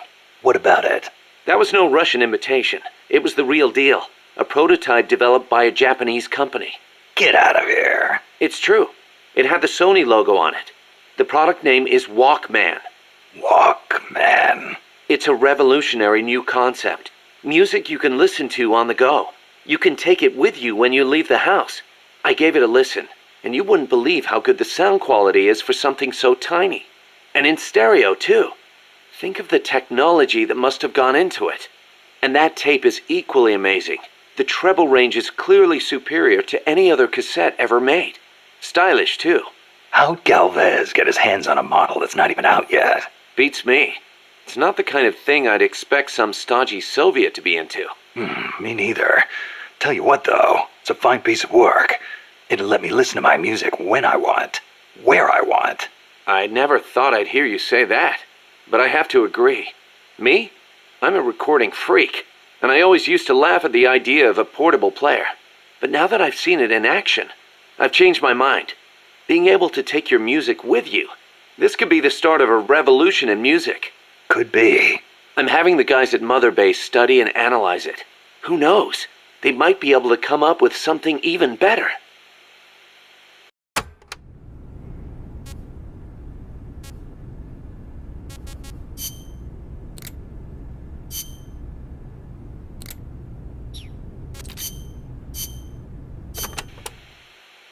Costa Rica means rich coast in Spanish. Is it true that Columbus was the one who came up with the name? Your guess is as good as mine. But it is true that Columbus landed his ships near Limon back in the age of exploration. He wrote in his diary that when he landed, the indigenous showered him with gifts of gold. Hence the name. It sounds a little strange to me. There is no way they could find that much gold in Costa Rica. Columbus originally set sail in search of the legendary land of gold. Maybe he was just nuts about this stuff. Costa Rica is rich enough without it. Look at the forests and the animals and the peace-loving people. That is what I want to protect. I know how you feel.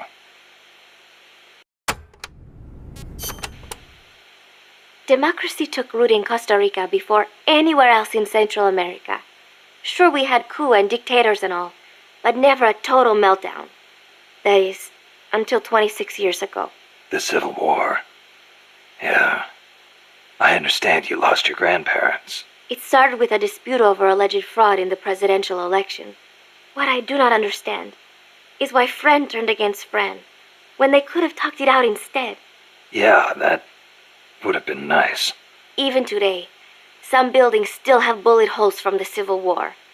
A quarter century later, and it is a tragedy we Ticos cannot forget, must not forget. It was the year after the Civil War that the army was constitutionally abolished.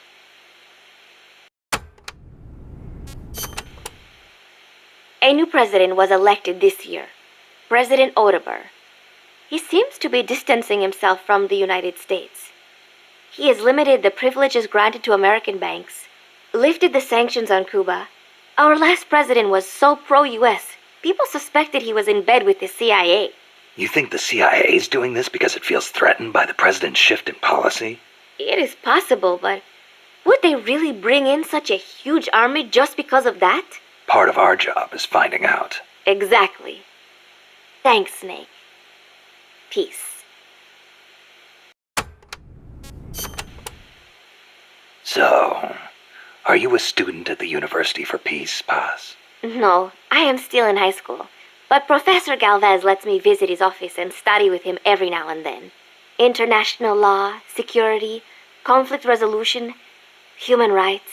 We study all these subjects and then use them to build the foundations of peace. Yeah, I get it. I just never heard the UN had a University for Peace before. Oh, that. Well, to be precise, it is still being set up. They have started conducting research, but the UN has not passed the necessary resolution yet. Professor Galvez couldn't wait that long. Oh, right. Costa Rica abolished its army and has also hosted the Central American Court of Justice. It is the perfect place to build a university like ours. Don't you think?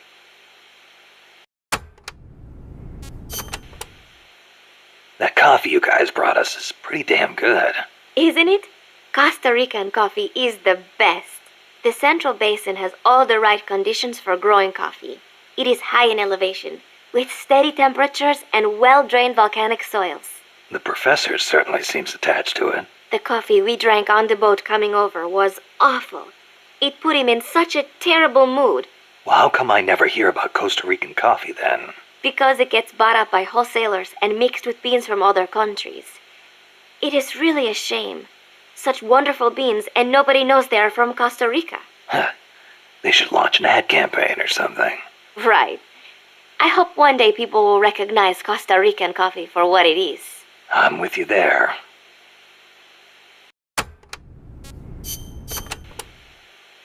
Paz, you said Costa Rica has no army, right? Correct.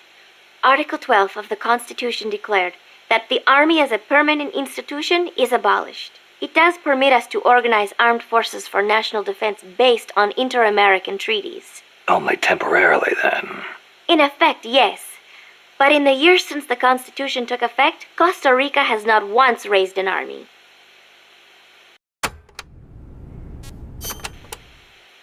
Paz, how does your country defend itself without an army? Especially in a rough neighborhood like Central America. With the right kind of diplomacy. If we live up to our ideals and earn the respect of other countries, the international community will support us. The 2 times Nicaragua actually did invade, the conflict was resolved diplomatically under OAS auspices. Doesn't that leave you depending on the U.S. after all? American influence is unmatched, it is true. San Jose was critical of American policy at the time. But America supported us all the same. It was because we practiced peaceful diplomacy. That is what I like to think. That's one way to approach it, sure. But there are countries out there who will use force no matter how bad it looks. Maybe so. I know my way of thinking probably looks naive to you, but it is not like we expect peace without working for it. Diplomacy is a battle in itself, and we have to make the effort to seek out causes of misfortune and nip them in the bud. It was that kind of thinking that got me trapped in their base. I'm not blaming you. You haven't done anything wrong.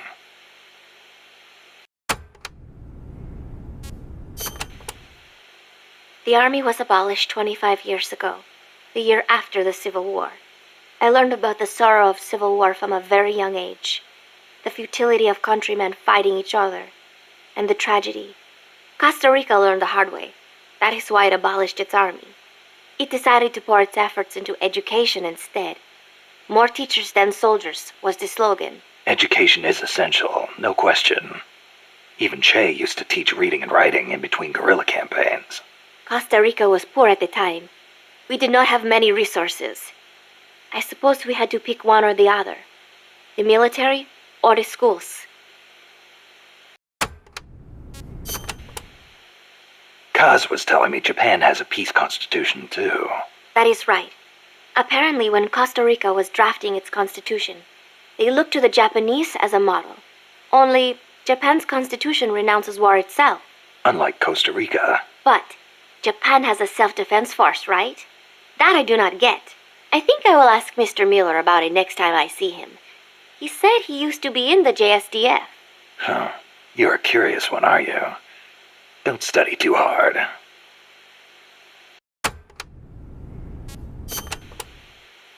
What was that you were saying? Peace is not the natural state of men? You said you learned it in school. That is right. They are the words of the German philosopher Immanuel Kant. In 1795, he wrote a book titled Perpetual Peace. Kant argued that it is precisely because peace is unnatural that we have to make it ourselves. How? That is what his book is about. Is the concept starting to sound interesting now? Not really. I belong in a more natural world. Is that so? My grandparents died in the Civil War. If only we had been at peace, they would not have lost their lives. You actually wish for war?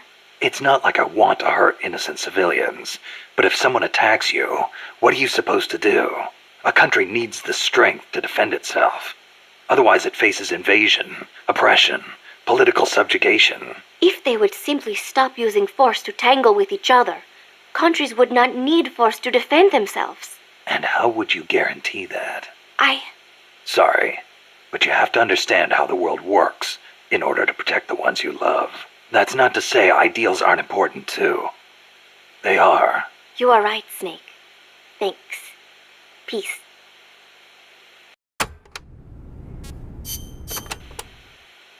Costa Rica's forests are more diverse than you might expect. Not all of them are tropical rainforests. Costa Rica is close to the equator, it is true, but it is also very mountainous. Yeah, I see what you mean. Go up 4,000 feet in elevation and the temperature drops more than 7 degrees. There are basically 3 types of forests.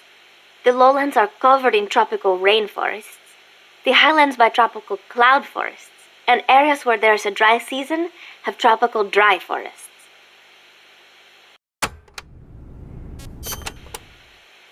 The lowlands along the Caribbean coast are mostly covered by hot, humid tropical rainforests, what most people envision when they think of jungle. The closely packed trees spread their branches out at great heights to soak up the sun. Their shade makes it dark near the ground, so be careful. Of course, with so little light, few plants can grow on the ground, so it might actually be easier to walk. So even if you could photosynthesize, it wouldn't do you any good. Photosynthesize? People cannot do that. Most people, anyway.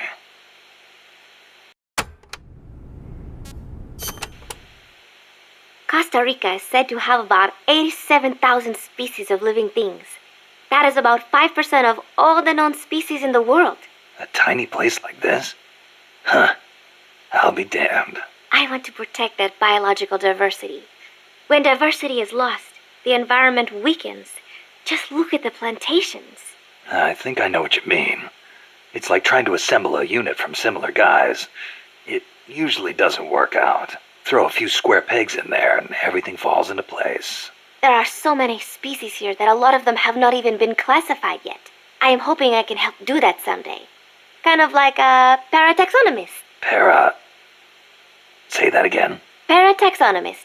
Someone who helps a taxonomist. Oh. Huh. I thought you were going to say it had something to do with parachutes. You're weird.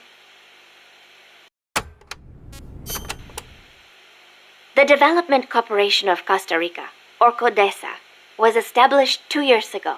Since President Odubor was elected this year, the state has been putting a lot more effort into development. The corporate state, so to speak. Growth is good and all, but there is one thing that bugs me. What's that? I cannot help but wonder whether CODESA is not just a front for the CIA. You mean what the professor was saying about the CIA mercenaries posing as security guards? They were using CODESA as camouflage? I am worried that development is going to destroy the forests, but I do not suppose it has anything to do with this.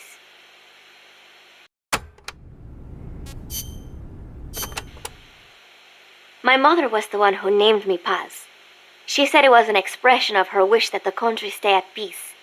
It is a pretty common name in Central America. My mother always used to tell me, never make war. Always help keep the peace. I remember. Your grandparents. Yes. They died in the Civil War. I think that is why my mother hated war so much. That's another thing you've got in common with Kaz.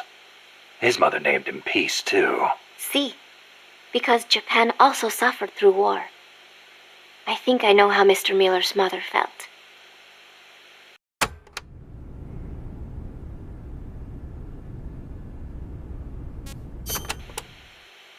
You like the peace sign, huh? See, as a gesture, it connects every peace-loving person. Here, you try it, Snake.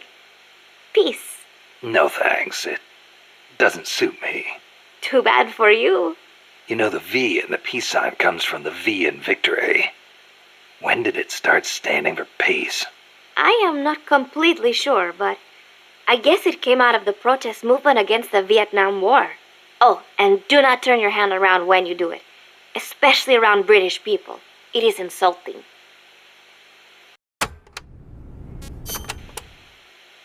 So, you live alone now? No, not alone. I've been living in school dormitories since I started junior high. After my mother died, my relatives took me in, but they were not my real family. You didn't fit in there? In a way. My aunts were kind to me and all. But I know how difficult it must have been to suddenly have a child thrust into their lives. When you live with someone, there are no secrets. I could tell my being there was a burden on them. Sounds like a rough childhood. I would not say that. I was lucky just to have people take me in. There are huérfanos living out in the streets because their mothers died. It is even worse in countries with frequent civil wars. So, who am I to complain about my childhood? You're a pretty tough kid, you know? Not at all. I am not strong at all.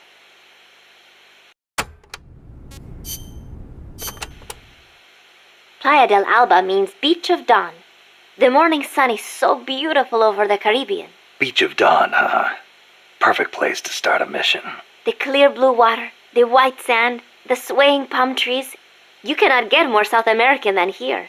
It is paradise on earth. Yeah, guess I should have packed my Hawaiian shirt. The coral reefs and mangrove forests protect the small fish in the area. Sea turtles come to lay their eggs on these beaches. We are not the only ones who enjoy this place. It is heaven for more than just humans. Bosque del Alba means Forest of Dawn. Naturally, it is situated on the east coast. It is your standard tropical rainforest. Everything you would imagine in a jungle. No sign of morning sun here. The foliage is too thick for direct sunlight to hit the floor. I do not know how easy it will be making your way through here. I'll be fine. This isn't my first trip to a jungle.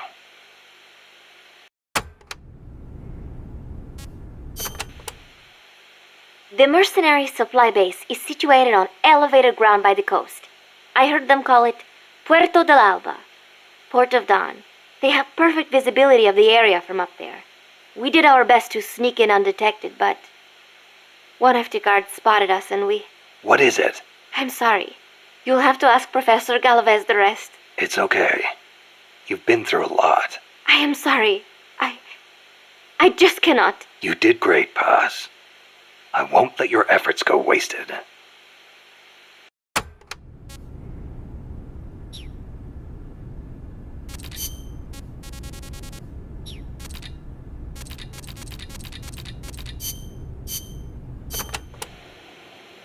Number of warheads detected by the dew line. 57. Number of MIRVs included. Minimum 29, maximum 35. Target region. United States, East Coast. Estimated time of re-entry. 2048 Zulu. President selected attack option. Unknown. The president is dead. Unknown. Communication has been lost. I select Offutt Air Force Base as my target. Offutt? But that's a U.S. base. What on earth do you mean? Based on the projected number of incoming warheads, Washington, D.C. is presumed destroyed. The president is most likely dead. The U.S. government's control lost. I realize that. So why not retaliate? With both sides destroyed, global anarchy would ensue. Recovery would be difficult. The United States' nuclear strike capability must therefore be neutralized in order to preserve the communist bloc, where government remains largely intact. You're siding with the enemy. You can't be serious. Tell me, how do you define enemy? There are no borders in this world. The same conclusion again and again. Where is the flaw? All right, let's try something else. Commencing test. Understood. You're crossing a suspension bridge. Is this my mission? Yes, your destination is the other side. The bridge is wide enough for only one person to pass at a time. A man is approaching from the opposite side. He's carrying a gun. I shoot him. Suppose he's your husband. I shoot him. In self-defense? To spare him the grief. One must die, and one must live. Next question. Your father asks you to fix the roof and mow the lawn. When you climb the ladder onto the roof, the ladder is taken away. I fix the roof. And when you're finished? I jump down. You'll break more than bones at this height. I see no need to change my decision. I have not finished mowing the lawn. I must remain loyal to the mission. Next. There is a snake in the bushes. It is poisonous. I need you to get rid of it. I chase it back to its nest. You can't. The snake's too vicious. It's already killed many people. I chase it away. It will bite you unless you kill it. Go home. Kill me. Kill me now.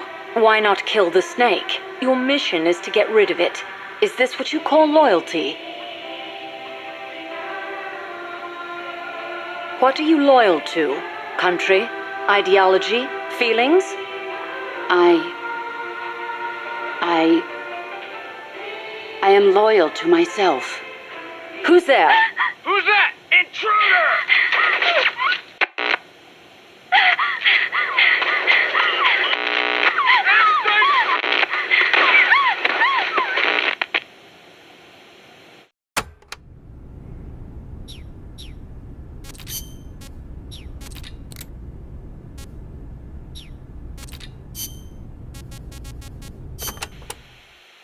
Going by this map, you've got a lot of different terrain types between you and the hut where the Sandinista Comandante is being held. Looks that way, doesn't it? Starting with jungle. The enemy won't be able to see you very well, but your visibility won't be so hot either. Stay alert. Next, you've got the swamps along the river. Make sure you get a good feel for how robust surveillance is before diving in. Will do. Finally, there's the boat repair cabin.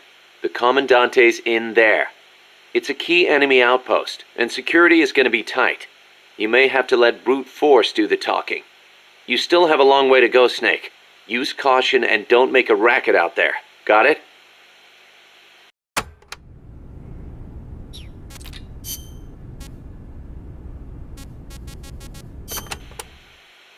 Costa Rica. This is a tropical rainforest, just like Bosque del Alba. The temperature and humidity can be brutal. El Senegal means place of mud. No, mud. Great. I'll watch my step. This area often gets flooded by the river. There are canals here and there carved out by water. Good places to hide. But they will also make it harder for you to see. Be careful, Snake.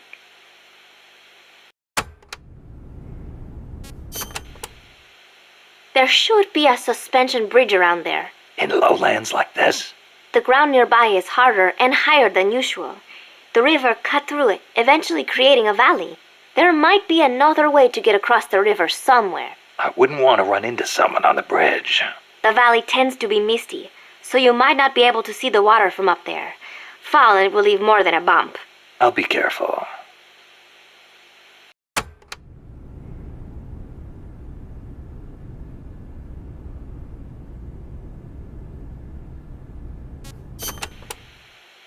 When a river floods an area, the banks can collapse, creating a marsh. You see a lot of them around here. I'll need to watch the noise my feet make in El Senegal. There is a marsh on the other side of the river too. The suspension bridge will take you there.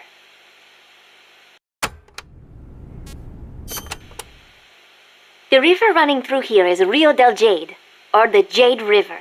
Jade? Are there minerals around here? No, it refers to the color of the water. You will have to go to Guatemala for jade. Doesn't look all that pretty from where I'm standing. We are still in the rainy season, so the river is a little muddy. It will return to normal once the dry season starts. Rivers are an important means of transport around here. They are relatively calm, and there are plenty of canals along the coast too.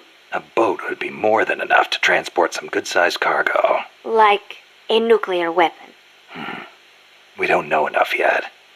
I'll keep looking. Thank you, Snake.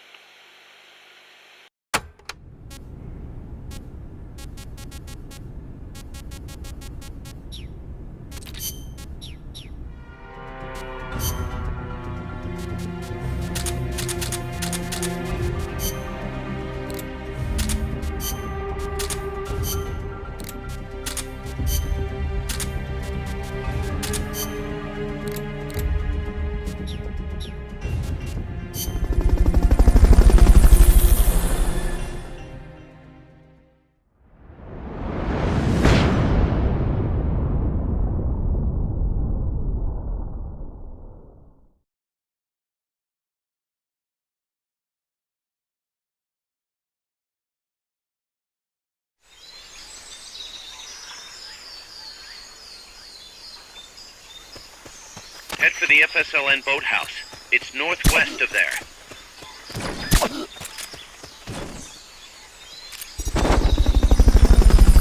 You can use the radio you just picked up by pressing the start button to open the menu window.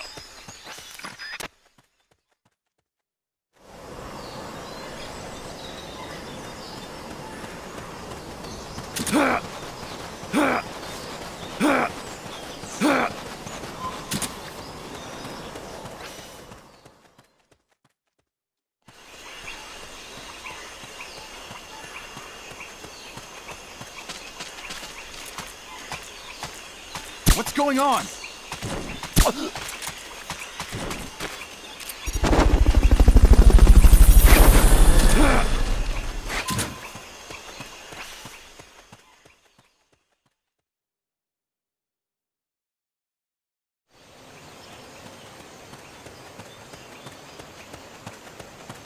The boathouse should be close by.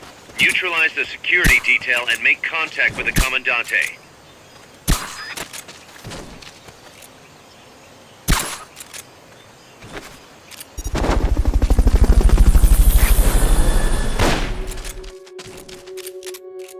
Shots fired! Someone attacking?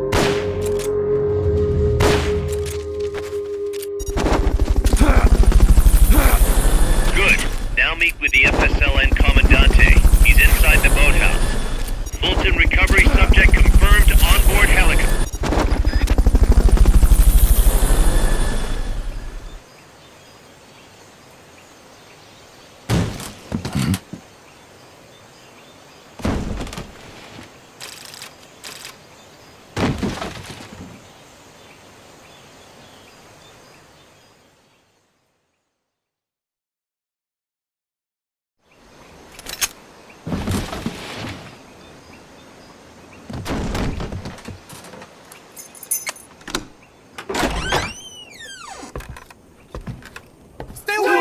bastard! Don't touch me! Get away! ¿Quién es? ¿Eche? No way. What do we do? Sandinistas, right? I'm looking for someone. Mi viejo! Shh. He's dead. They killed nuestro viejo. You're his daughter. Then that makes you his delegado, right? Relax, I'm not your enemy. Cuban. A cigar? I'll take whatever you've got. I owe you one. But I prefer cigarettes, you know. How do I look? A little like El Che, no? You Cubano? Colombiano, a photographer. I came to Costa Rica to take pictures of birds. Birds? Yeah, quetzals. You've got no telephoto lens. How do you get your shots? Telephotos for amateurs. It's all in the timing. Oh. Let me smoke Okay, too. we can talk until I finish this. Chico! Tell me what's going on here. This place is crawling with soldiers. They don't look like private security. More like hired guns. They're loaded with the latest gear from all over the world. I heard they're a security force hired by Codesa. Yeah, and I'm Papa Noel. Those guys are UCLA's. UCLA's? La CIA. I saw them, setting up shop in town. They're planning to do here what they did in Chile. If that's the case, what are they after? Whatever it is, it's not us.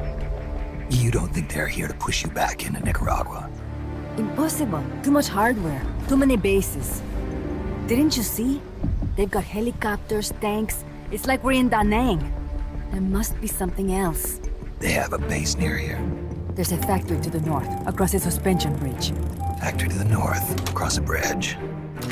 Have you seen the big transport boat? Mercenary crew on the Rio del Jade. You mean the barge? It's upstream from here. Up toward Irasu. Any idea what's on it? I could introduce you to some of our compas up there. But I don't recommend going to the mountains. We've lost a lot of people there.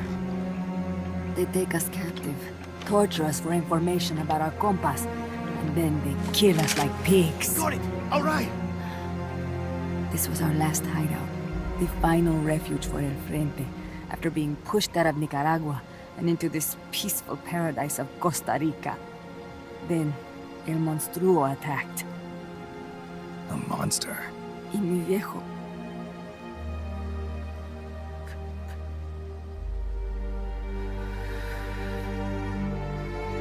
Mi viejo. Papá. He was la esperanza. Our hope. Now that Papa's gone, my sister's la comandante de la revolución. Do not listen to him. Papa was a hero who fought by Sandino's side. I am only his daughter. You need a special talent to become cacique. It takes someone great to unite all of Las Compas. Sorry to interrupt, but leaders don't choose themselves. Neither do heroes. You carry on his legacy of La Esperanza, and they'll follow you, no question. You think so? My compas trust me, but not one of them calls me Comandante. Amanda! See what I mean? El Colibri!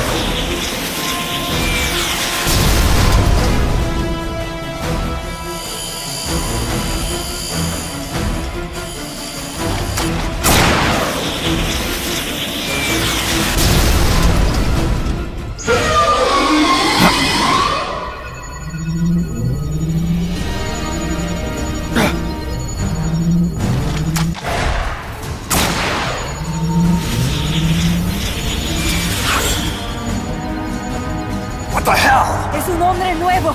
An unmanned weapon! A robot! Chico! No! He won't survive the fall! Out of my way!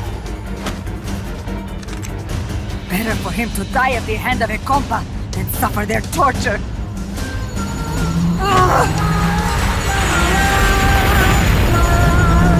Stay here. As long as I'm still alive, I might as well be king. Over here! Find Chico! ¡Venceremos!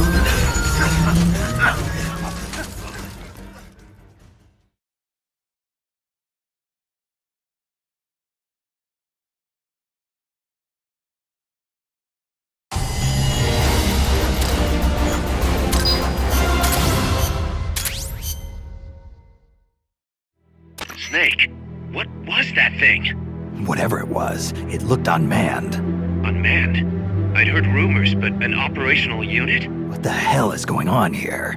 Not to quote Amanda, but the hardware they've got here isn't just unusual, it's overkill, which means one thing. It's nukes. So the question now becomes why? We can't make that call yet. We need more intel. How? Our source is dead.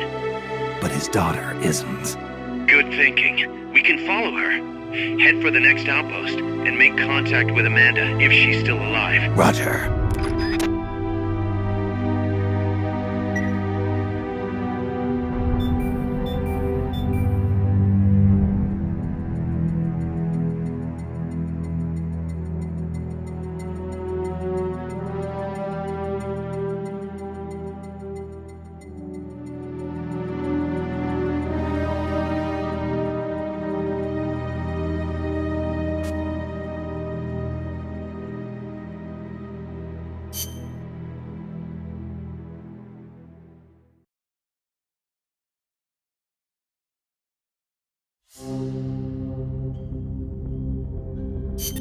The direction Amanda's Sandinistas were going corresponds to the location of the next outpost, a supply depot. We should be able to make contact with her there.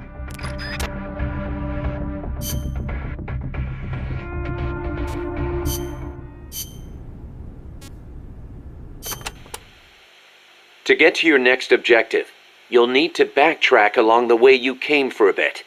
Don't get too comfortable just because you know the terrain. The enemy knows you're out there now. They'll be out in greater force than before. Proceed with caution. Refrain from using firearms unless absolutely necessary. Looks like I'll have to cross the river. Yeah. There's a suspension bridge you can use. It's the only way across. You'll have to be a little creative to keep from being spotted. So, I cross the bridge, go through the swamp, and come to a banana plantation. Complete with its own factory by the looks of it. It's going to feel a lot different moving through that area compared to the forest. Stay on your toes. Got it. Also, you may encounter Sandinista prisoners along the way. Try and save as many as you can with Fulton recovery. I'll keep an eye out.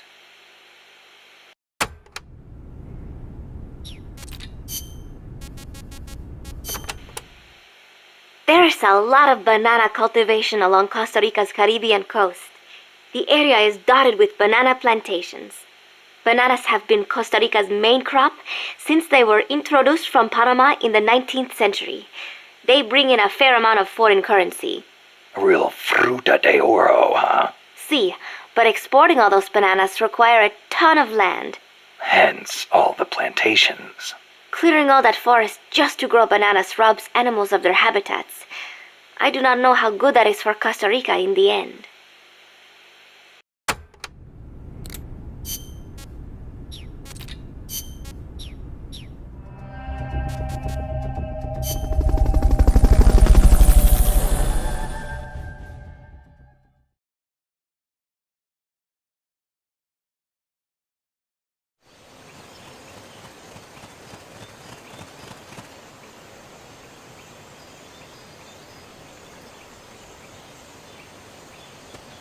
Careful.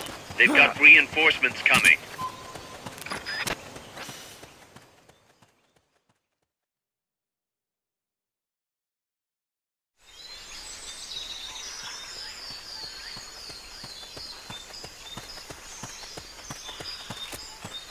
What's going on?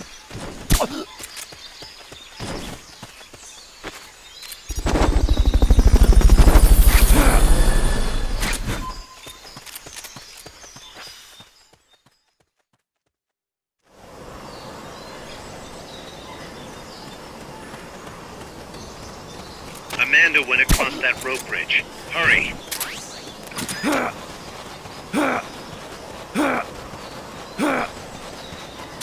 You might be able to get past the enemy by hanging from the bridge.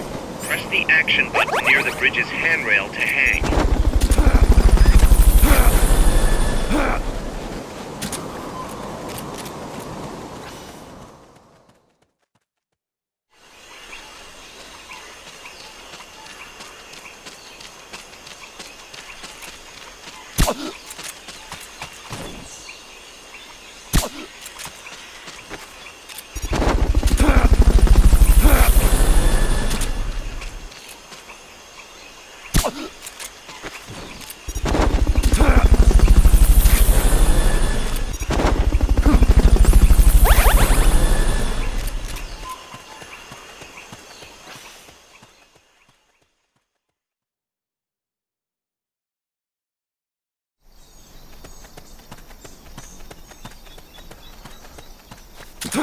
Careful now. They might be holding FSLN soldiers prisoner. What?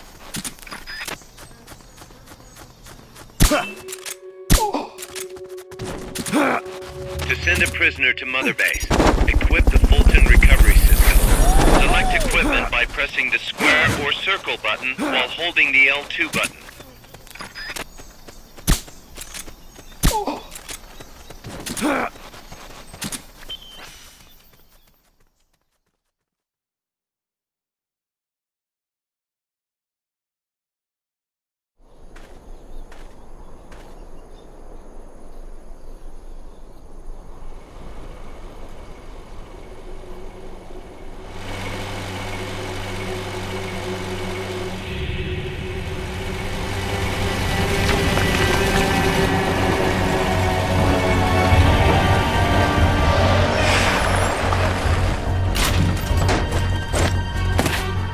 Looks like there's no way around him. You up for this, Snake?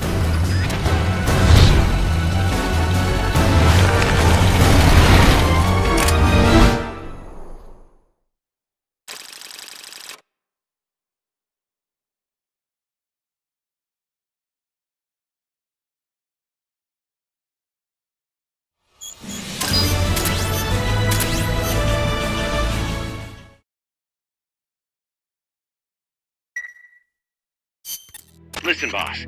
We both know you're the reason MSF's grown so much, but it's time we started putting more thought into provisions. Good point. A place this big needs a good stockpile on hand. The Japanese say, you can't fight on an empty stomach. Something we learned in World War II. Obviously. Maintaining a steady supply of provisions is one of the basic principles of logistics. So I went ahead and set up a mess hall team. The team members' numbers and abilities will affect the amount of grub to go around. Without enough food, morale will drop. They get hungry enough, and we could start losing people. Anyway, I need you to assign guys to the mess hall team. Copy that.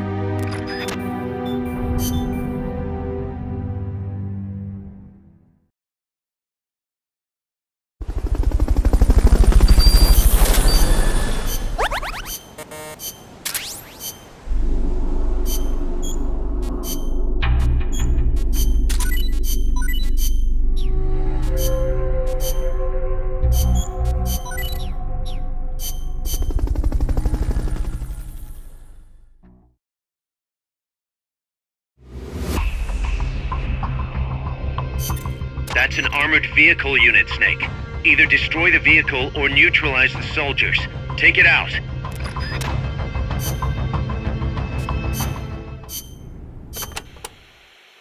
Enemy tanks, armored vehicles, and attack choppers are always accompanied by a combat squad. The soldiers aren't particularly tough on their own. What makes them formidable is how well they work together as a team. As if you didn't have enough to worry about with a machine. Good. I like a challenge. Yeah. We'll see how you feel when you actually have to face them in battle. Snake, whatever you do, don't let them surround you. The last thing you need is to get pushed into the vehicle's kill zone. And pay attention to what your enemies say to each other. You can improve your chances by figuring out what they're planning and using it to preempt their movements. You don't always have to go toe-to-toe to win a fight. Think like a gorilla. Got it.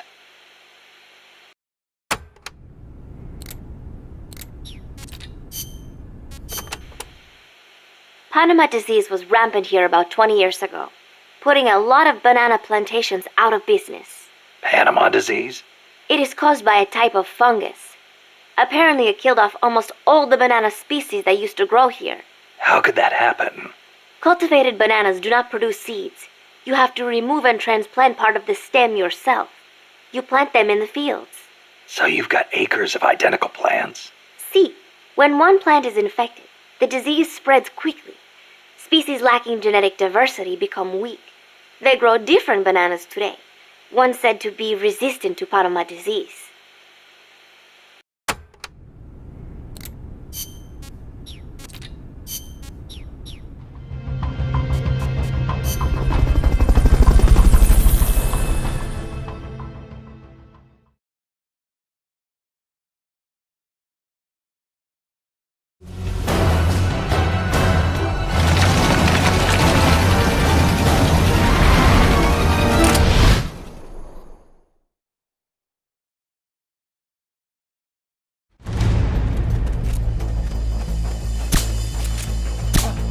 Neutralize the enemy troops. The accompanying soldiers are armed to the teeth. Watch yourself.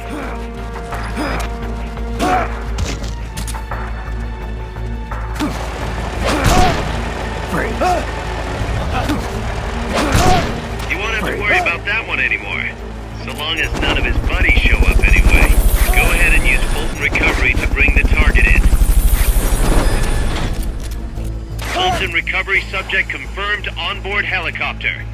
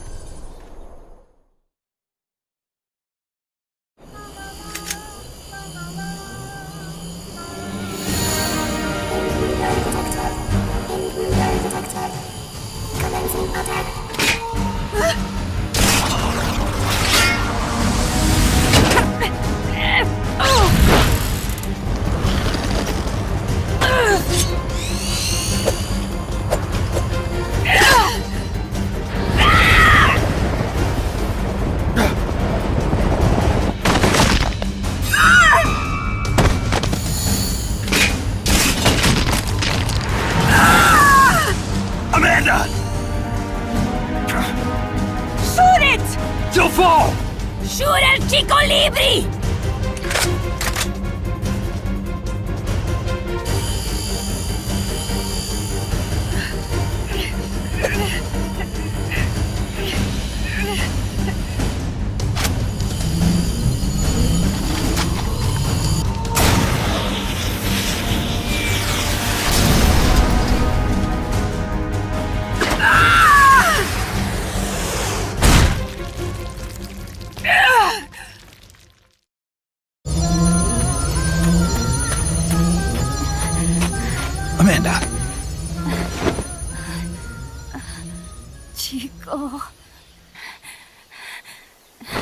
What is it? Can you roll me one? Tobacco. Oh, yeah. Chico.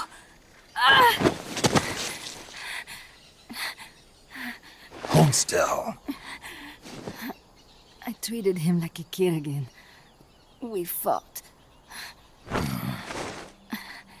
I didn't want Chico to know. Kept it a secret. Somoza's Guardia chased us out of Nicaragua.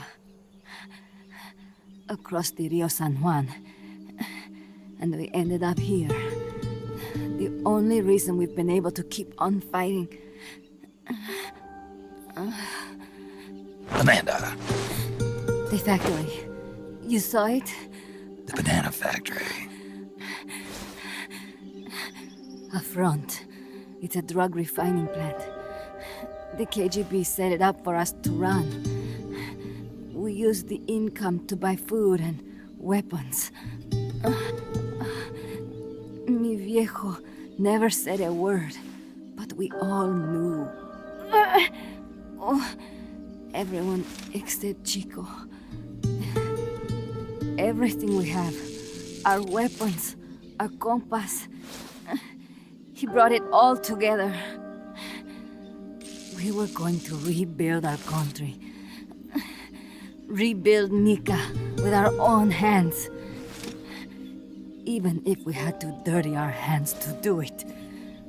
But it's all over. We lost our cacique. Papa. I could never replace him.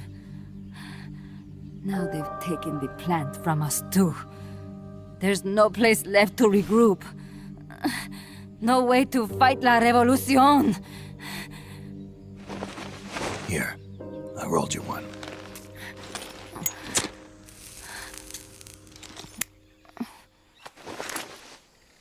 What about you? You're going after that cargo? Yeah. Must be important, Looks that way. It looks like it could be nukes. What? Nukes? Madre de Dios. No time to waste. We must get to Irasu. The transport route leads there. It must be where they're holding Chico and my compas, too. Whenever Chico and I argue, he goes off to be by himself. That's why he knows more than anybody about their bases. Oh, Chico. You're pretty worried about your baby brother. This is why I'm not fit to be a leader.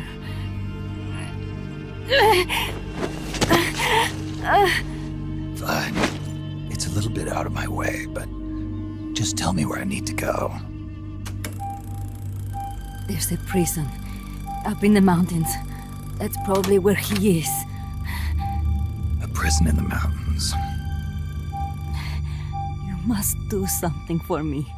If you can't save Chico, I want you to ease his pain, end his humiliation. If he gives in, if he's about to sell out his compass, please, at least let him keep his honor. That's a promise I can't make. Why? Amanda, we gave up our homes, but we're still alive. We're still fighting.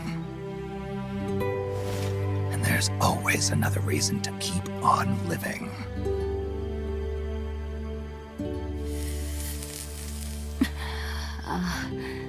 I feel alive again. Amanda, join my unit until you've healed up. Your unit? Yeah, Who are you? Why are you here?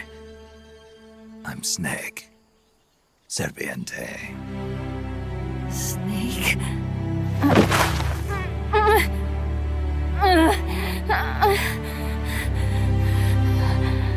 Could it be the great cacique has come to lead us?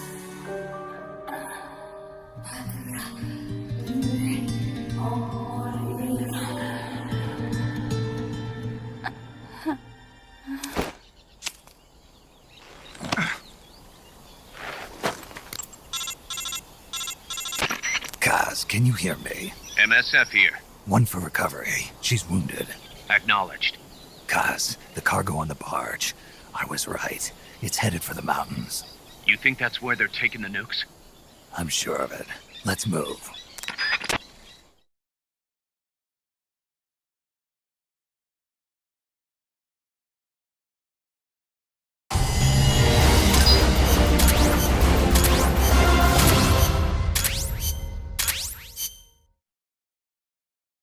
Snake, Amanda's reached the plant. Snake, Amanda, how do you feel? some first helicopter ride. I'll be perfectly happy if it's my last. As you can see, she's doing fine. I set Amanda up with her own frequency, so call her anytime you need to. If you have any questions about American bases or mercenary units, or about El Frente, just ask. And please, do not forget my compass and Chico. Don't worry. It's good to be working with you, boss. Snake, we can monitor her condition in sickbay. Remember to assign roles to any POWs you bring back to Mother Base. How this outfit gets built depends on who we assign to what jobs. That'll determine how Mother Base grows. It's one of your most important roles, boss. Yeah, I know.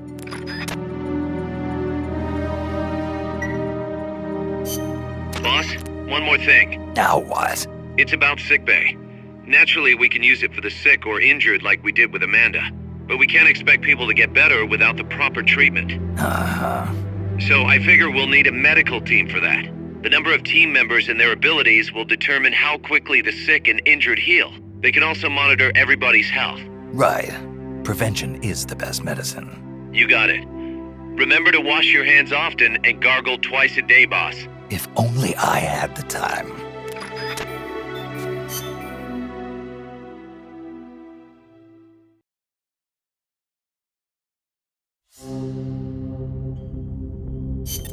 Snake, the nukes appear to have left the coastal marshes and reached the mountains around Irazu.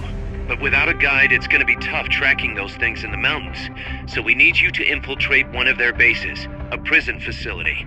I hope nothing's happened to Amanda's brother. I hear ya. There may be other Sandinistas held there too.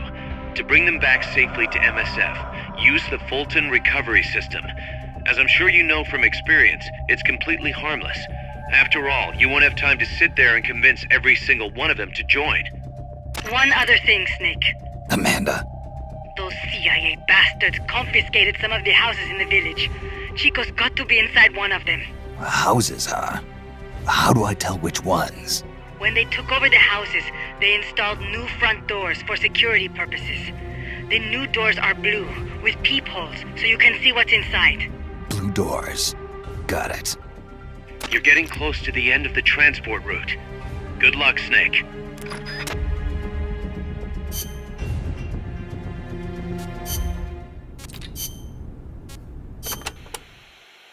Areas with a distinct dry season, like the Pacific coast, have tropical dry forests.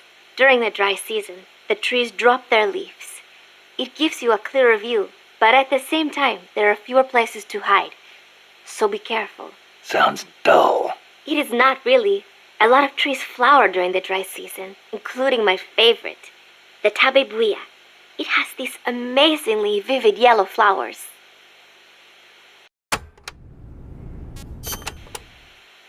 Costa Rica has several active volcanoes, Irazu being one of them. That's where Camino de Lava comes from, huh? The tropical dry forests around here are quite different from our rainforests. They lose their leaves in the dry season. Tropical forests are not all thick jungles. A few of them even have cacti. Some of Costa Rica's greatest assets are its diverse forests and natural landscapes.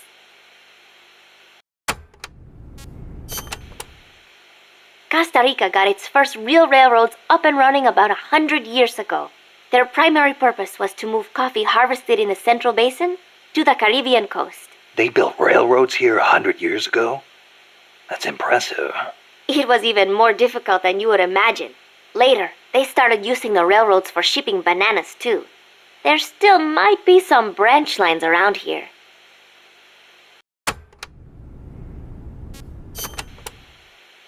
Aldea de los Despiertos means Village of the Awake. Weird name. The area is littered with coffee fields, and there is a factory nearby. The villagers are fans of coffee, so... Nah, they don't get much sleep, huh?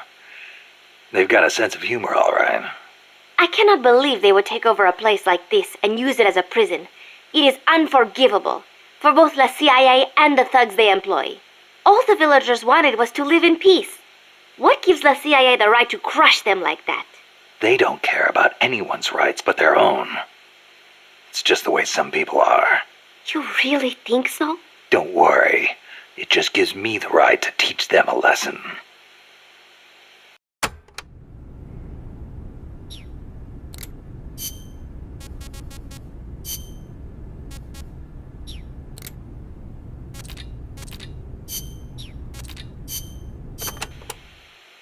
Amanda, how do I get to the prison camp? First, head up the narrow mountain path. The path will gradually open up and you'll come to a fork in the road. Watch yourself up there. You'll be lower than the surrounding terrain, so if you head down the middle, you'll make for an easy target. Yeah, thanks for the heads up. Take the leftward path to reach the prison camp.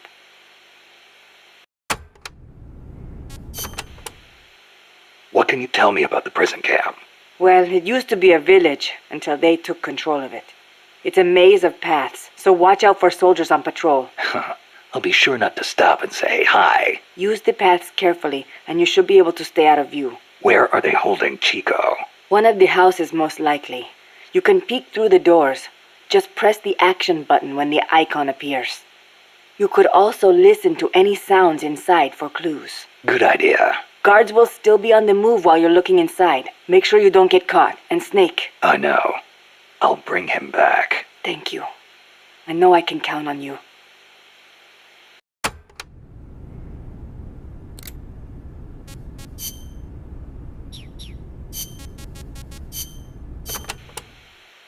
So I hear Amanda mistook you for Che Guevara, Snake.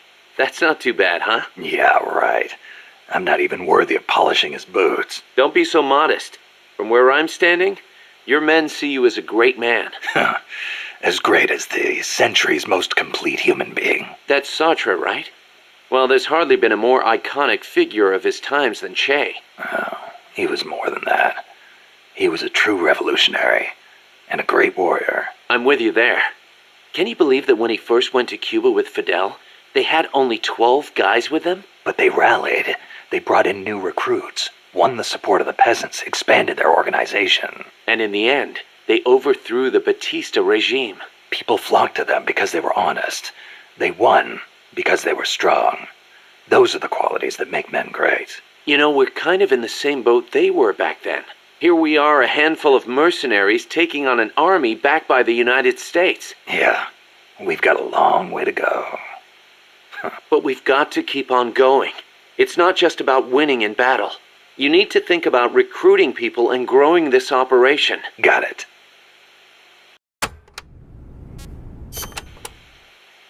Boss, did you ever read Che Guevara's book, Guerrilla Warfare? I can't remember if I got to that one or not. You should have. That's why I lent it to you.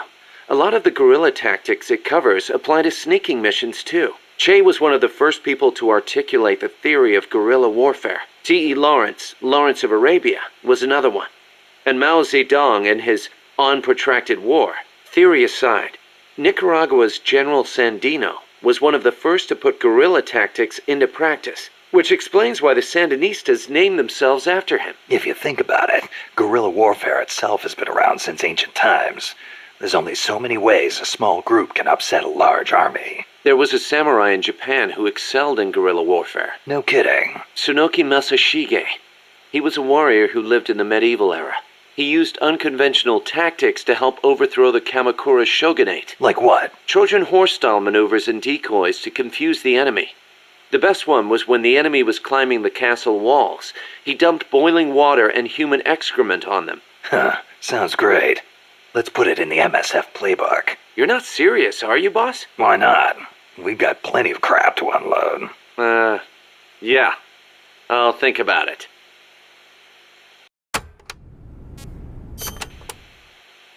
The year the Cuban Revolution was won, Che visited Japan as a member of an economic delegation. While he was there, he visited Hiroshima. Hiroshima? Since he was there to discuss economic issues, Hiroshima wasn't part of the original itinerary. Some said the Ministry of Foreign Affairs didn't want to let him go, but he went anyway. He snuck out of his hotel and took an overnight train. Huh. Traveling guerrilla style. Sounds like Che, all right. He visited the Peace Memorial Museum and the Atomic Bomb Survivors Hospital. Apparently it gave him quite a shock. As a doctor, it must have been painful for him to see how the victims suffered. Nukes destroy everything. He was quoted as saying, "They put you through this, and still you do whatever America says." Those words really hit me hard, especially when I think of my mom. He said something else, too. Let us all love Hiroshima and its people. I can believe it. Che never managed to numb himself to other people's pain. That's why people loved him. And why he died.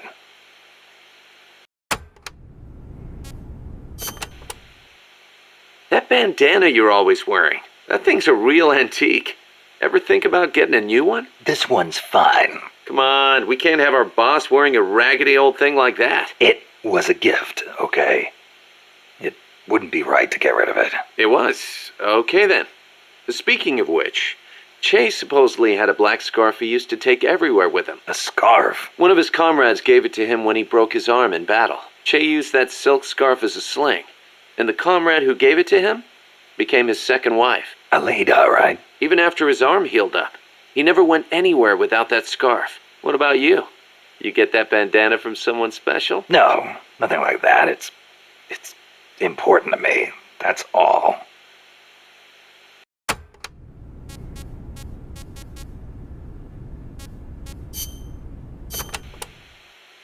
Amanda and her crew tell me they've managed to identify several different categories of mercenaries employed by the CIA. Give me a rundown. Sounds like info I could use. No problem. I'll go through them in order.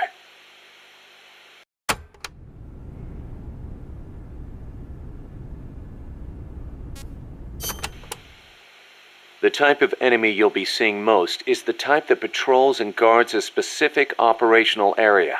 For the sake of convenience, Amanda's crew calls the outdoor ones patrolmen and the indoor ones guards.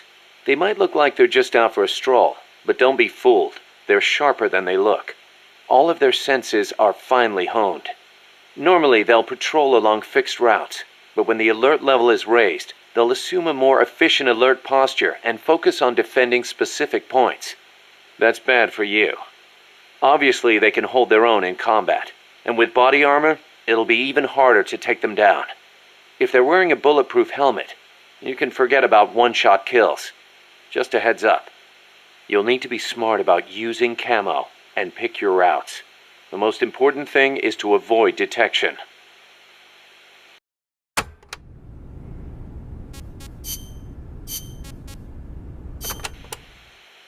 When the enemy spots you and goes on alert, they may call in a backup strike team. These assault teams are heavily armed, well-trained, and highly dangerous. Amanda's crew calls them commandos. Unlike the patrolmen, these guys will actively, relentlessly track and hunt you down like hounds. Hounds to hunt a former foxhound. Bring it on. They won't give up easily even if they lose sight of you. They'll clear out any likely hiding places they come across. So don't get too comfy in one spot, or you might get caught again. Keep your eyes fixed on them and what they're doing. Also, be aware that commando gear includes body armor, so don't think you can deal with them by going in guns blazing. All I've got to do is find an exposed weak point, and... Exactly.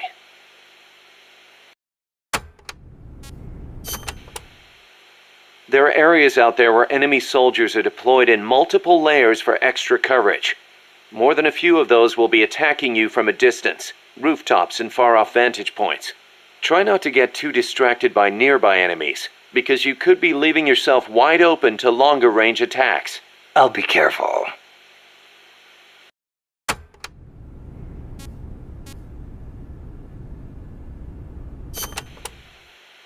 We know there are variations in the kinds of gear patrolmen and commandos wear, especially the body armor.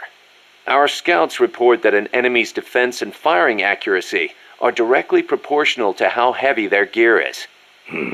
Those must be the guys with the highest combat skills. They can fight in heavier gear without their performance suffering. Supposedly, it's pretty easy to tell the difference in gear just by looking. So remember, use extra caution when dealing with enemies wearing heavy gear.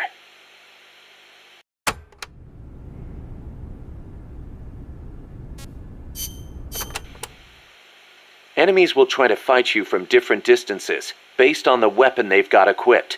When you meet an enemy, get a good look at what they're carrying. It can make or break your chances in battle.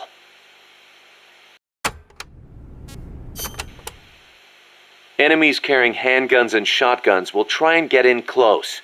That makes them dangerous, but at the same time, easier to hit. Keep your wits about you, and you can turn a threat into an opportunity. Enemies carrying assault rifles and machine guns will usually fire at you from farther away. Use whatever cover you can find, then return fire with a few well-placed shots of your own.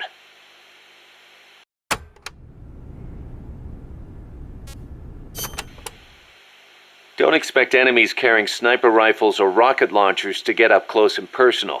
They'll be constantly moving from place to place looking for an opening to snipe at you. Tricky bastards. Eye for an eye, tooth for a tooth. Go with the sniper rifle. Make sure you stay out of their line of sight, and when they expose themselves, take them down.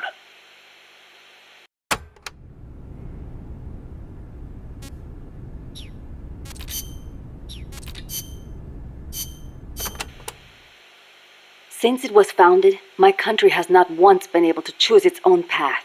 First Spain, then America. Over 100 years of this. I know. In the 19th century, an American mercenary named William Walker seized power in Nicaragua. I'd heard he exploited rivalries between the political parties. Even after we expelled him, the Americans sent in their Marines under the pretext of quelling political unrest. And the real reason? To intimidate the government and thwart the construction of the Nicaragua Canal.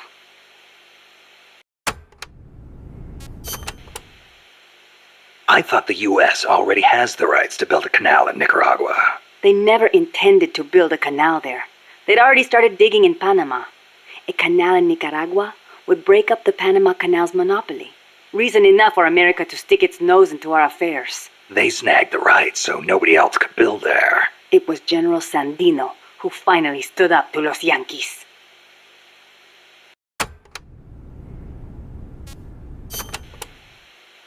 General Sandino waged a guerrilla war against the Marines, at last driving them out. He was a true hero, and to us Sandinistas, like a father. But when they pulled out, the Americans left us something to remember them by. The National Guard. Yes, La Guardia.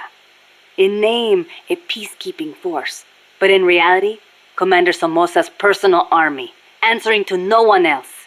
Unable to stay silent, General Sandino went to protest and was assassinated by Somoza as he made his way home.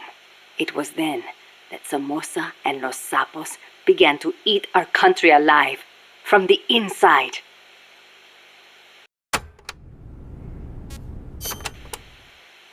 It has been 40 years since the Somoza family became the rulers of Nicaragua.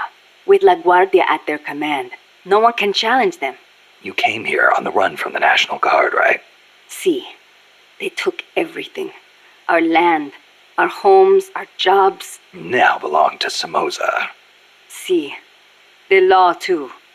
He's even got the judges in his pocket. You defy him, you face death. Everyone bows and scrapes before La Guardia. Even then you might get a beating if they are in a bad mood. And you're trying to change things. That's not all. These Somozas have used their power to line their pockets. They confiscate people's land and hand it to members of the Somoza family. By now, close to half the farmland in Nicaragua is theirs. We were powerless until... You remember the earthquake 2 years ago? Yeah, I heard the capital was hit pretty hard. We lost Managua, our capital city. People sent aid from all around the world. Tears of sorrow turned to tears of joy. Yet almost all of it was embezzled by the Somozas. They sold out those who'd lost everything for money. They feasted on our country's suffering. Public resentment is at the boiling point. The Somozas' days are numbered. We will see to it.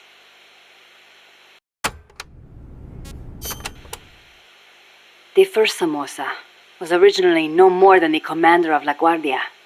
Ordinarily, a man of his station could never hope to become president.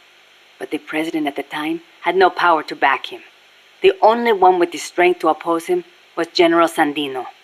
No, better to say the general was the only one who dared oppose him. There was nothing special about him. Above all, it takes a strong will to see justice done. That is what he taught us. It's also what motivated Somoza to have him killed. Yes, the rest was easy. He got rid of the president, taking office in a sham election. And once he had the power, he never gave it up. Talk about heavy-handed. He had the Americans backing him, that's why. They didn't want to hand over power to a rebellious general. Even so, it's hard to believe Washington would give its blessing to a guy like that. The American president at the time put it this way. Somoza may be a son of a bitch, but he's our son of a bitch. In other words, better a dog or los sapos than an anti-US regime.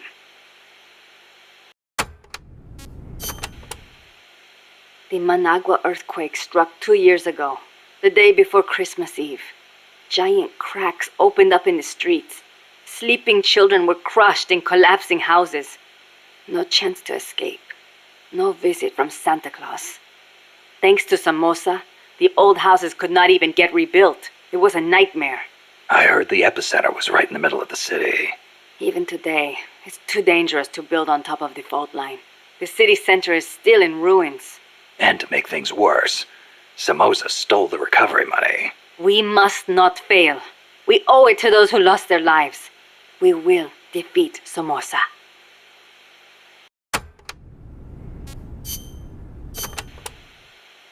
We are Sandinistas, the heirs of General Sandino's will. Sandino, the father of modern guerrilla warfare. To you, maybe. To us, he's more like a real father. That why you named yourselves after him? Of course. La Frente Sandinista de Liberación Nacional. The Sandinista National Liberation Front is named in his honor. We share the general's goal, to take back our country's freedom. In his day, from America. In ours, from the despot Somoza. Times have changed, but the song remains the same. Patria libre o morir. That is our slogan. El Che used to say the same thing, you know. Patria o muerte, the slogan of the Cuban Revolution. So, you're fighting for a socialist revolution too, then? No, it's not about ideology. We only want to live normal lives. We are sick of living in a country where you can be beaten for walking down the street, where you never know if your neighbor is snitching on you. Our goal is to give back the country to its people. Yeah, the Cuban Revolution started out like that too. We are few in number, but we will win. Victoria o muerte. For a revolutionary, there is no other fate.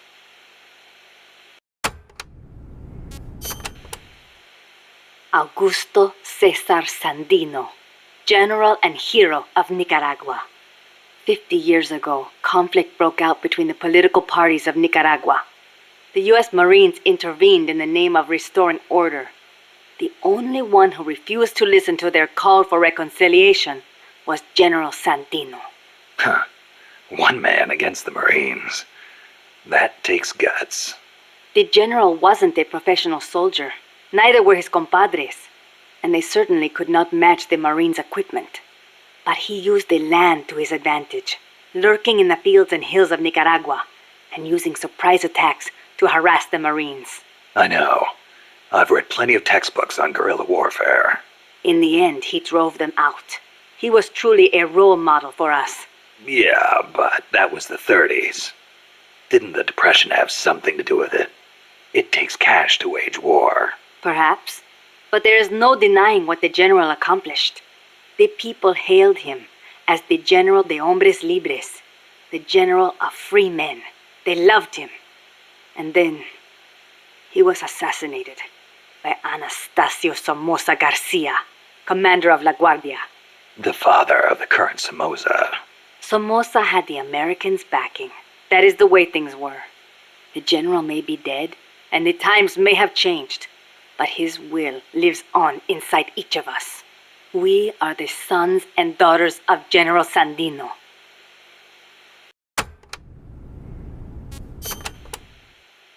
Hey, how's the watermelon business these days? Not bad. I hear the compas back home are hanging in there too. Good to hear. You know our nickname. I'm impressed. No wonder they call you boss. You used to hide your weapons in hollowed-out watermelons, smuggle them right past the National Guard. You even transported pineapple grenades that way. The name caught on among sympathizers in the region and... What are you talking about? Huh?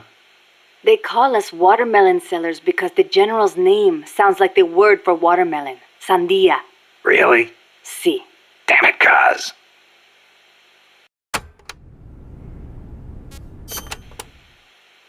A revolution to bring peace to your country, huh? No matter how much we fight, peace never gets any closer, does it? I do not like it, but it is the only way. If we do not fight back, they'll just keep exploiting us. You want proof? Look at our country's history. Revolution is a means and not an end. I know. When the revolution is victorious, I want my country to be at peace. But to bring peace, we have to first eliminate that traitorous scum. It's an old saying. We make war that we may live in peace. Who said it? Aristotle. You know your history. I had a good teacher. It has always been like this. People making the same mistakes over and over. And still, all we can do is fight. I hear you. If you've got a goal, you've got to keep moving forward.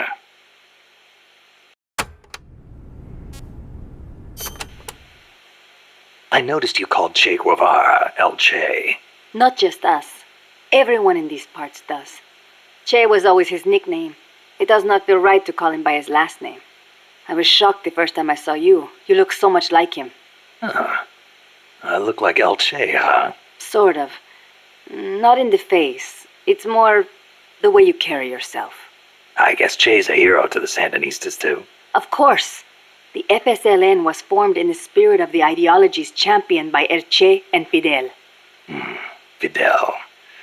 Fidel Castro. So, you're trying to bring the Cuban Revolution to Nicaragua. Well, we were. But Cuba isn't what it once was. Not since El Che left. El Che was a true revolutionary. He fought and died for the people. He worked harder than anybody, and he was a righteous man. Even as a minister of Cuba, he gave up his weekends to work on the farms and public works. As a volunteer, no less. Yeah, I've heard the stories. But when you think about it, wasn't it that obsession that did him in? How do you mean? We can't all be supermen. He thought the ideals he applied in Cuba would work in Bolivia. But he failed to win converts and the support of the peasants. And it cost him his life. Maybe you are right. But at least he did not steal from those peasants, no matter how hard things got. Yeah, I can sympathize with that. There's plenty of guerrillas out there who'd rob their own people to feed their revolutions. If we had a comandante like him, the Sandinistas would find the will to fight.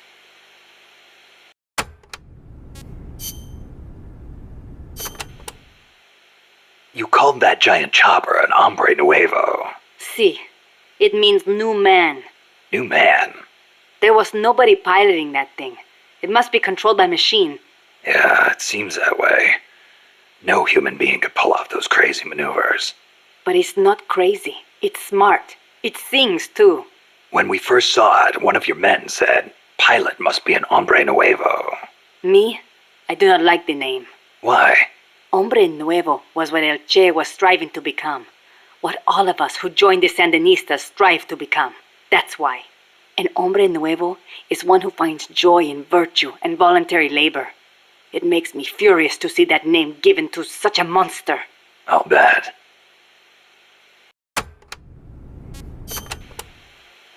Chico called that helicopter El Colibri. Our name for the hummingbird. You saw how that chopper moved, how it hovered in midair like a hummingbird? A hell of a lot bigger than a bird, though. True, but better than Hombre Nuevo, don't you think? When you get kidnapped by El Colibri, it's all over. They take you to a prison camp and torture you until you snitch on your compas. That's what took Chico. They have no mercy. Once you talk, they toss you out like trash. I knew this, and still I could not save Chico. If he cannot be saved, I will do what must be done. Don't write him off like that. Sometimes you have to survive, even if it means sacrificing your honor. I'll get him back. I promise.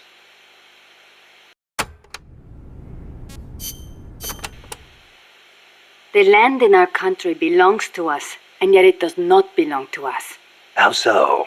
Along the coast, it is all banana groves, and in the mountains, it is coffee. I guess in that way, it is not so different from here. Plantations. Almost all the bananas and coffee are sold as exports. The landlords keep the money for themselves, leaving precious little to the farmers. Worse, the biggest landowners in the country are Somoza and his family. But it does bring in foreign currency. I doubt even that, at least for bananas. The plantations are owned by American corporations. The bananas are processed in factories on the plantations and exported to America from private ports. It's like having little American enclaves along the coast of Nicaragua. But the farmers have no choice but to go work there. Es ridículo. The people have to take their land back. It is one of the things we are fighting for.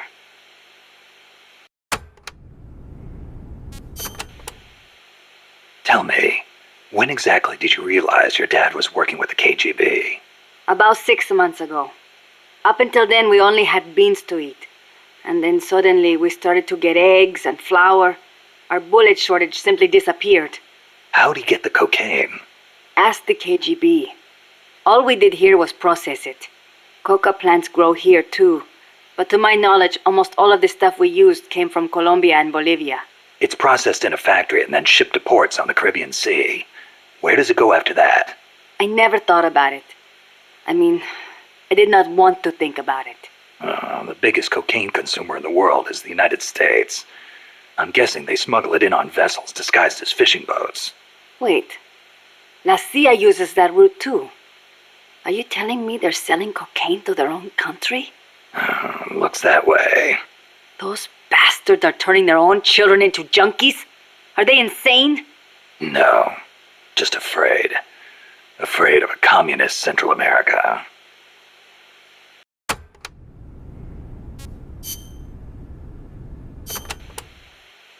Amanda, when did you join up with the Sandinistas? About a year ago, when I went into the mountains with mi viejo and his group. I thought your dad was with the FSLN from the start. No. He fought alongside General Sandino, but after that, he retired for a while. He found a job, got a wife and a house, and raised us kids. Then one day, some Sandinista students came by. And he felt the old fire in his belly. Something like that. All he did was help them escape from La Guardia, though. But then La Guardia showed up. They broke into our house and began pushing him around, shouting questions. I'm guessing he kept his mouth shut. No matter how hard they hit him. Our house was trashed. After that, he was on their list. They harassed him day and night. It was only then that he gave himself over to the Sandinistas. He kept it hidden from us at first, so we would not get hurt. He sounds like a good father. He was. But my mother got fed up with it. She left us. I don't blame her. Why didn't you go with her? It was a hard decision for sure. But like my father, I could not let Somoza get away with his crimes. But most of all, Chico. He is too much like his papa. One way or the other, he was going to stay, and I could not leave him behind. Soon enough, La Guardia drove us out, and we found ourselves in the mountains. It just kind of happened. Well, for an accidental revolutionary, you sure put up a hell of a fight. The mountains make men into warriors. The training is harsh, but it brings us that much closer to being hombres nuevos. Chico couldn't ask for a better sister. I can see why they picked you to be Commandante.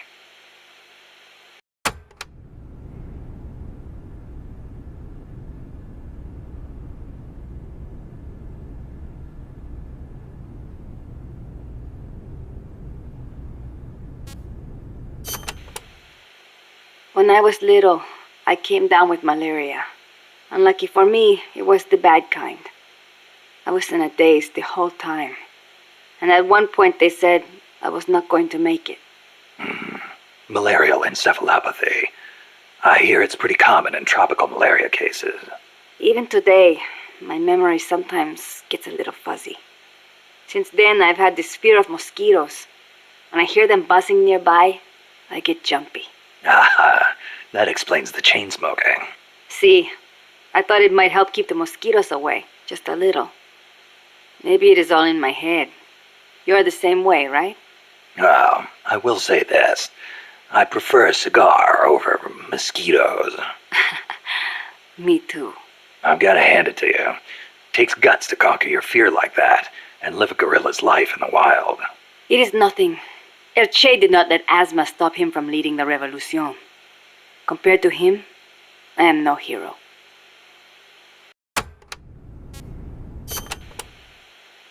I'm sorry to hear about your dad.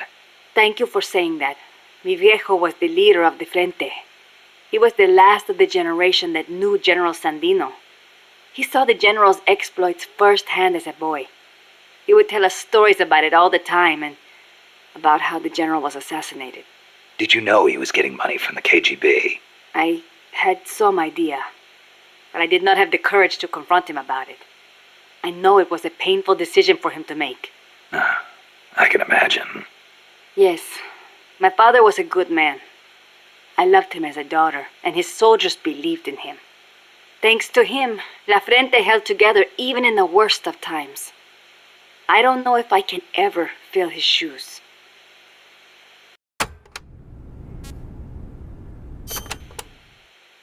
Chico's 12, right? Right. Isn't he a little short for his age? Malnourishment. Food is hard to come by when you're running around in the jungle. He's got quite an appetite. I know. I didn't want him to come in the first place, but there was no one to take him in. I had no choice but to look after him. Don't be so hard on yourself. Sometimes it's better for a kid to be with his family than far away in a safe place. Thank you. Promise me this, though. When your fight is over, make sure he gets a proper education. Give him a chance to be something other than a guerrilla. It's not too late to teach him something other than fighting. Okay, I promise. You know what book Chico really likes? The World Encyclopedia of Mysterious Creatures. The Loch Ness Monster, the Yeti. UMAs. Yeah, I know. He's still so much like a boy. I worry about him. He'll be fine. I know plenty of grown men who still go crazy over UMAs. Are you serious?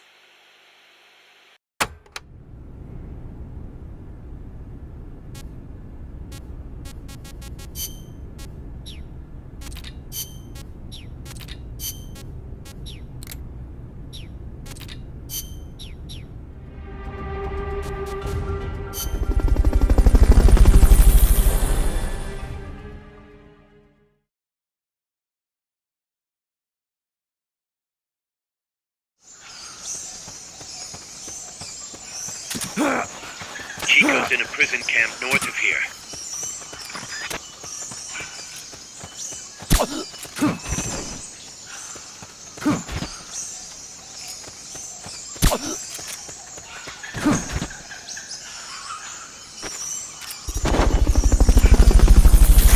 The basin ahead leaves you completely exposed to sniper.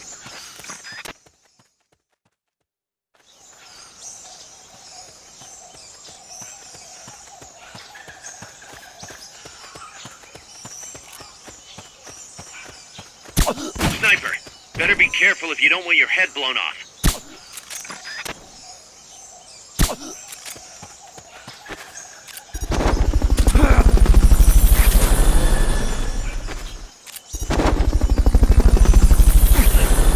Fulton recovered helicopter is complete. Fulton recovery subject confirmed onboard helicopter.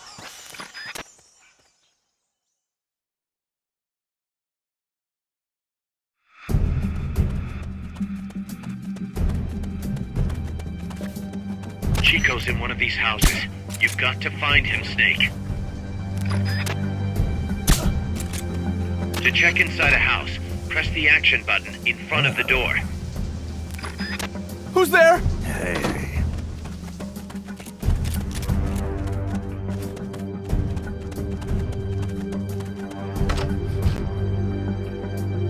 Chico, is that you?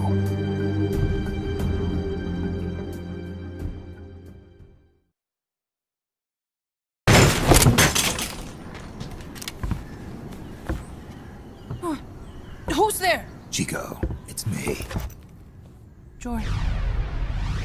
You're that photographer. That's right. A war photographer. Huh? I thought you were here for the birds. Yeah, the birds of the battlefield. Whoa. Is that chess? Can I see it? Wow, the same kind of chair used. You can't keep it, kid. Here, have these instead. Those photos. Huh. Oh no, Amanda! She's safe. Don't worry. You sure? We're patching her up back at my place. She's hurt? I said, don't worry. It's just a broken leg.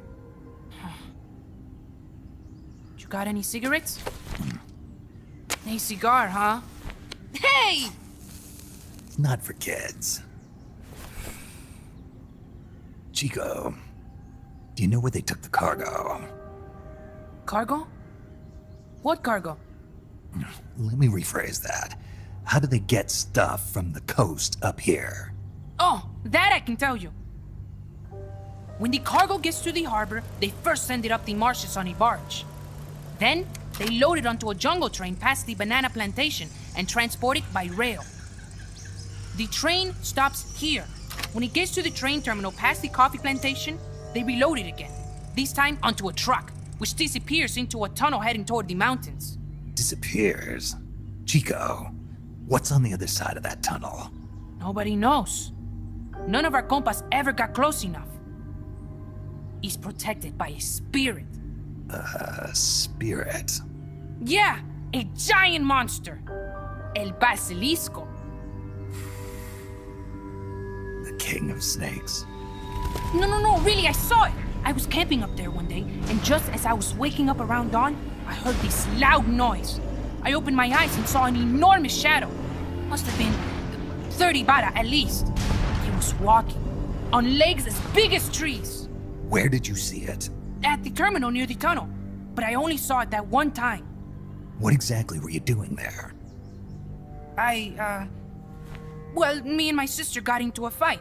And you just happened to go camping. You know, their train should be arriving at the place I saw El Basilisco right about now. Is it far? No, really. Go past the coffee plantation, and it'll be to the north. What are you chasing? Something that could keep the world in balance. Or destroy it. Huh? I heard that place was a narcotics plant before those guys took it over. But you already knew that, didn't you? Huh. Look, I get it. Even revolutionaries need to pay the bills. Still, must be tough for a kid like you to swallow. You're damn right it is. The route they use to transport stuff is the same one mi viejo used to smuggle drugs. They sold the drugs to the Norte Americanos and used the profits to fund the army. They tried to keep it hidden from me. Is that why you went camping? Yes. I managed to sneak into the plant a few times and I tried to set it on fire. Everyone treats me like a child. I couldn't stand it anymore. I'm not a kid, I'm 12. Couldn't do it though, could you? Chico, growing up means choosing how you're gonna live your life. To do the right thing, you sometimes have to leave the things you care about behind. Parents, family, your homeland. But mi viejo,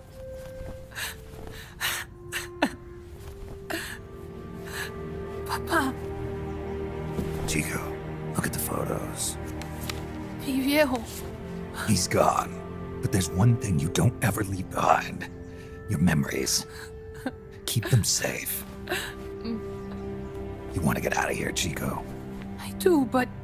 Come back with me. Your sister's waiting for you. I can't go back. I can't face everybody. You told them where your compas are. I see. Nothing to be ashamed of. Pain gets the better of us all.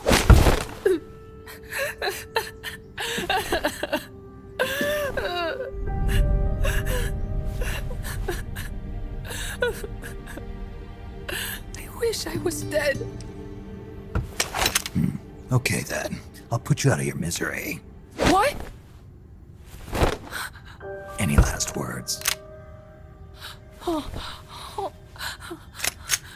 Shoot. You are only going to kill a man.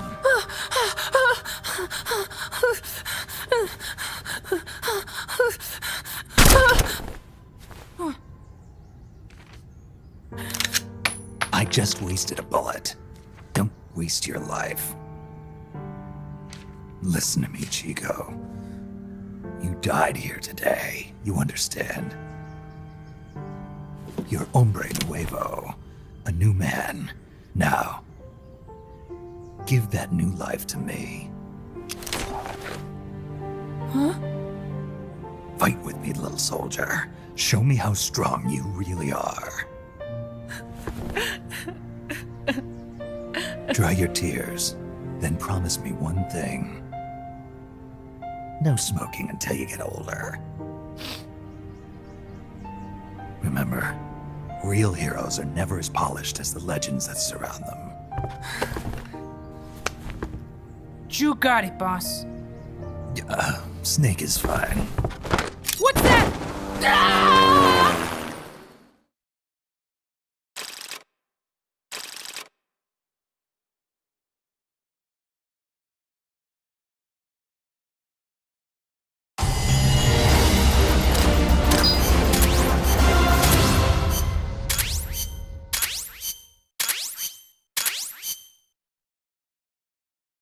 Snake, Chico made it over. Snake! Chico, you made it. Made it. Don't give me that. You say you're gonna give me a new life, and then you nearly kill me. I take it you didn't enjoy the trip. What's the big idea? Dragging me off in a balloon. I might as well have taken a Calibri. At least you got a nice view. Or are you afraid of heights? Whatever. I just wish you would explain it to me first. Would you have agreed to go if I did? Thank you for saving us, Snake. Amanda, a word of advice. What? Stop treating him like a child. Yes. Yes, I know. You're right. I shouldn't. Amanda, you're coming back after your leg heals, right? Of course. We still have work to do. We, huh? Are you sure you've got Chico's future in mind when you say that? What do you mean? We're sworn to our father's cause, to helping the revolution succeed. Revolution or no revolution, you pick up a gun and sooner or later you're going to hell. Are you prepared for that? I am. If the alternative is giving up the country I love, I'll take hell. Really? Well then, you're gonna have to stop treating Chico like a brother and start treating him like a soldier. You're right. Welcome to hell. Snake, can I ask you a favor? Shoot. You find any prisoners from El Frente, you bring them back alive. Because... You're trying to make amends for talking. Not just that. Because they're compas. All right. But first, I've got to catch up to that cargo. I'll do whatever I can to help. Call me if there's anything you need to know about the area. And what? Let me know if you encounter any wildlife you've never seen before. Never seen before? What, like that basilisco you were talking about? I'm talking about UMAs. UMAs? You know, like ancient dinosaurs or legendary monsters. One day, I'm going to be a hunter. Is that right? Okay, sure. If you want to know more, I'm happy to tell you. Right. I'll be in touch, Chico. Okay, Snake. The enemy's cargo is headed for the next outpost, a rail terminal. Chico says no one's ever set foot past there. Their main base is probably on the other side of that tunnel. Unless we catch those spears before reaching it, they'll be in enemy hands. You've got to stop them. Hurry, Snake.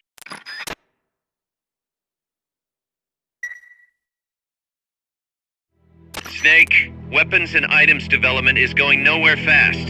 Send us some more soldiers with the Fulton. Boss, I had an idea. Listen to this. Let me guess. You want to start running ads in the local gossip rags. Please, what do you take me for? I thought that with all the new guys we've got, we should get an intel team going. We'd send agents around the country to scout out different locations. That way we're better prepared, no matter where we end up. That's actually not a bad idea. They could probably develop recon equipment for us too. We could also have them transport goods and direct the mother base support strikes. You can send an item to a co-op teammate from the delivery menu.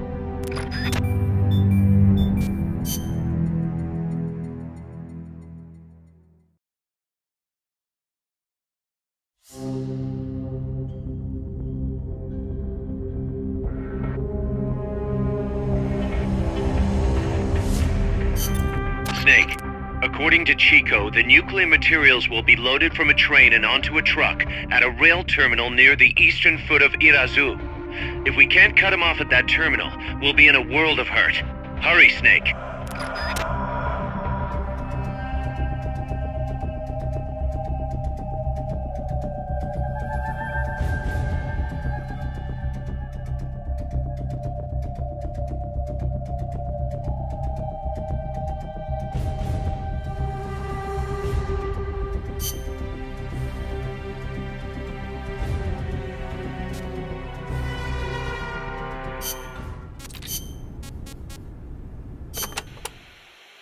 La CIA has taken control of this coffee factory too, all to produce its drugs.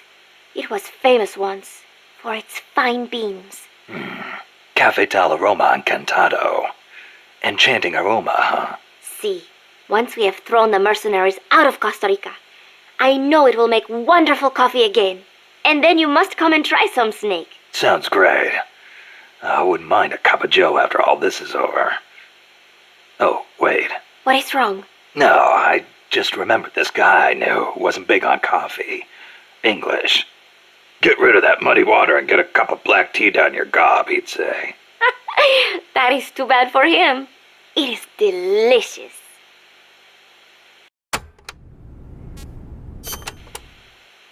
As I said before, building railroads in Costa Rica was a dangerous job.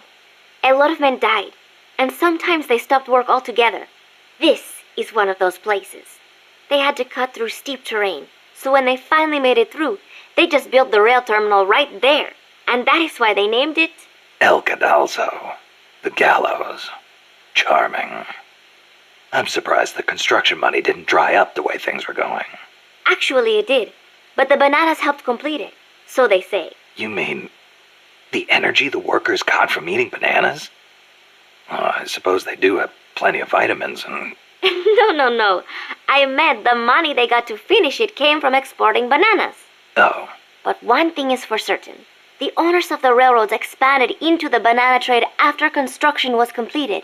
That was the start of banana cultivation in Costa Rica.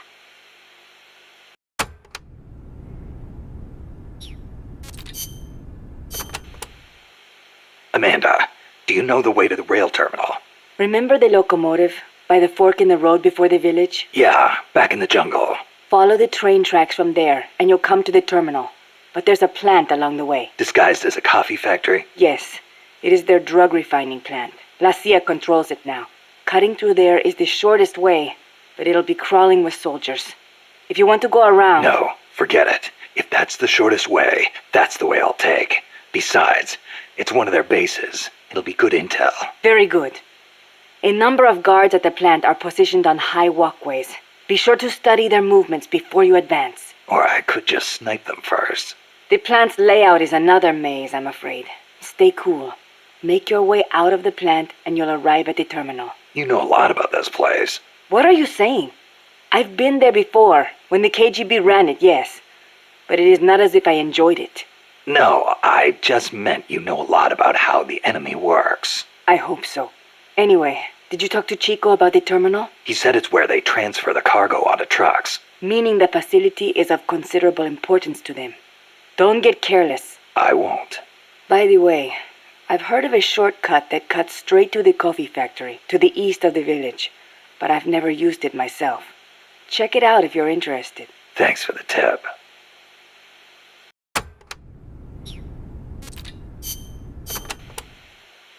The supply staging point is at the eastern foot of Irasu. There's a rail terminal there. They'll probably transfer the nuke from the train onto a truck. Gotcha. I'll have to catch them while they're moving the cargo. But you might run into El Basilisco. Keep your eyes peeled, Snake. An 80-foot-tall walking behemoth. The CIA's new weapon? Could be. Too bad it's not actually a dinosaur. I think they're testing it up at the base on top of the mountain. I met a guy in Russia who described it as a metal gear linking infantry and artillery. Metal Gear. I've got a bad feeling about this. Like maybe it's connected to everything that's happening here somehow. The nukes? You don't think... What else could it be? If it is up there, I'll just have to improvise. Either way, I won't know until I get there. Watch your back, Snake.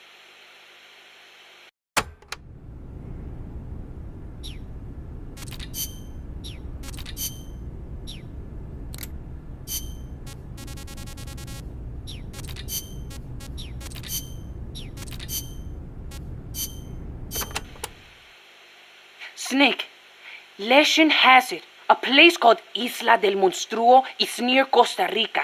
Isla del Monstruo? It was discovered in the 18th century by Caribbean pirates sailing over to the Pacific. And the island in Treasure Island is based on one near Costa Rica, too. Ah, Treasure Island. I remember reading that. You've read it, too?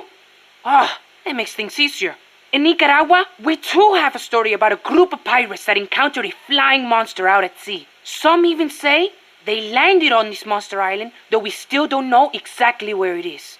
That's the reason I've always wanted to come to Costa Rica. Ha! I see. Ooh, I heard another story about a talking cat that lives somewhere in Costa Rica. They say it'll take you to this place. Interesting stuff. Want to know more about the island? Maybe later. If I'm headed that way, you can fill me in. Okay, just let me know.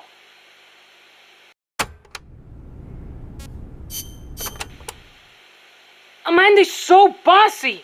It's always follow me or stay here. The other day she told me, chew your gallo pinto before you swallow. Can you believe it? Knowing your sister? Yeah, I can. The enemy could strike at any time. I can't sit around taking my sweet time eating. I'm a Sandinista, just like the others. I don't need some woman telling me what to do. Some woman? She's your sister, and she's doing the best she can to fill your father's shoes. I know, but lately she hasn't been doing so good. I should be strong for her. Now you're talking.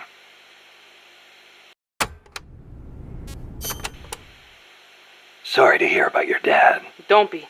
He is a guerrilla warrior. We pledge our lives to our country and its people. I'm ready to die too if I have to. You sure? You better believe it. Like mi viejo used to say. Patria o muerte. Che said it first. My dad used to tell us all kinds of stories. About General Sandino and his fight against La Guardia. About my mom before she left us. You didn't want to go with her? It's not like that. La Revolucion comes first, that's all. You must wish you could see her, though. I don't know. But I know I'll see her again when this is all over. Somehow, I just know it.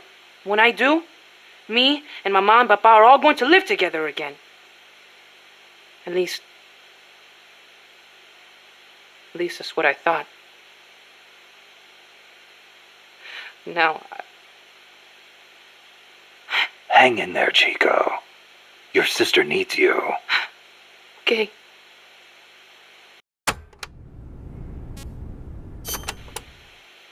Have you ever heard, shoot, coward, you're only going to kill a man? Che's last words. He's been captured in Bolivia, and said it to the soldiers just as they were about to execute him. El Che. He was something, wasn't he? Coming up with a line like that knowing he was about to die. After the Cuban Revolution, Che gave up his position in the new government to aid in revolutions in other countries. He knew he could die at any time, and he was ready for it. Me? I couldn't even take a little torture. But you've been reborn as an hombre nuevo. Right, Chico? Right.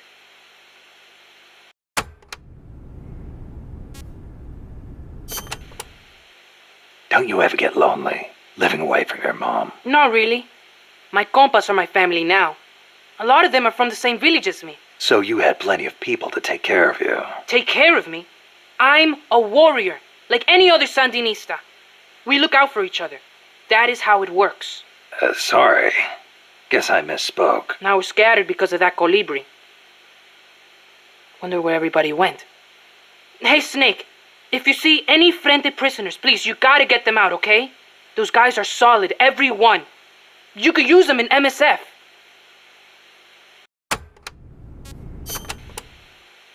Hey, Snake. Are there any jobs for me here at Mother Base? I can do anything. You don't have to work, you know.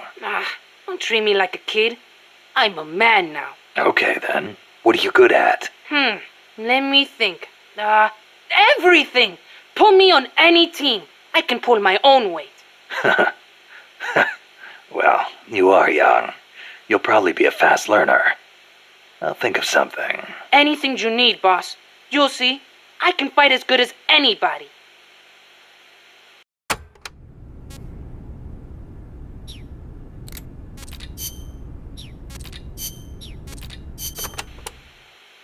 Amanda.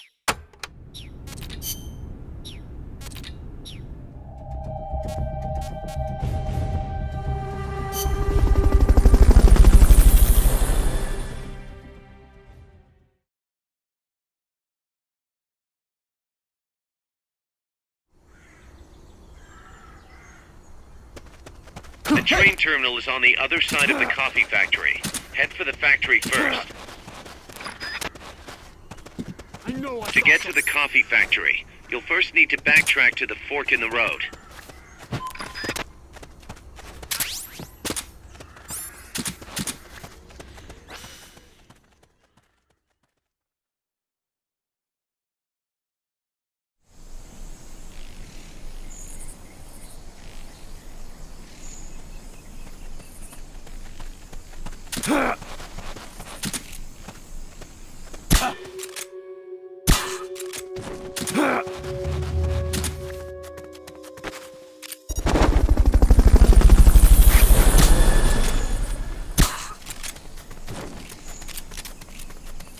Fulton recovery helicopter is complete.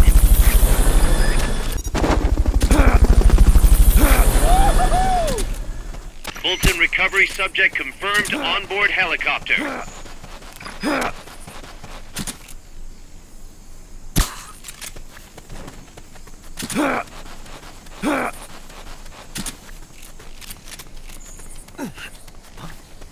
think I see someone.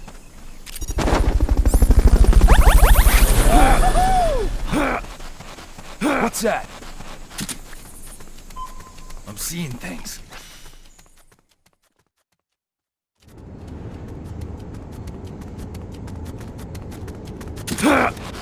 Pass through the coffee factory to reach the train terminal.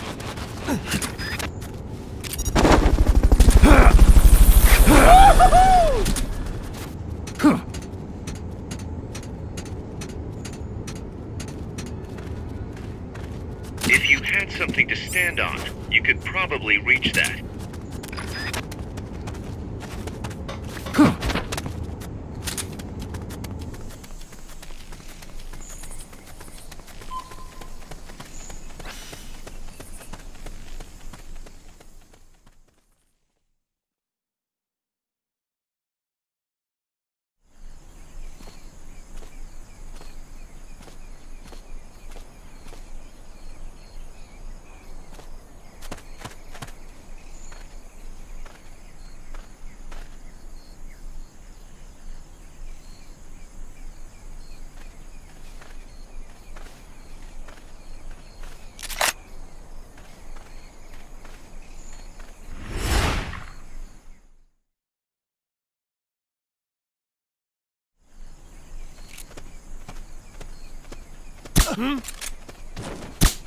Looks like we're just in time. Neutralize all enemies and secure the train.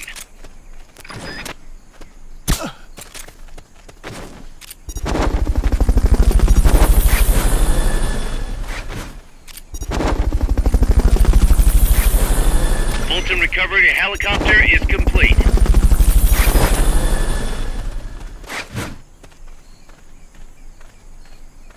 Fulton recovery subject confirmed on...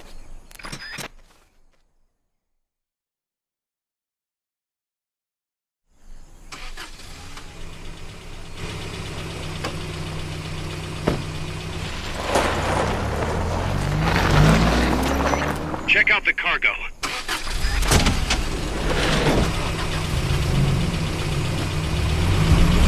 Nukes.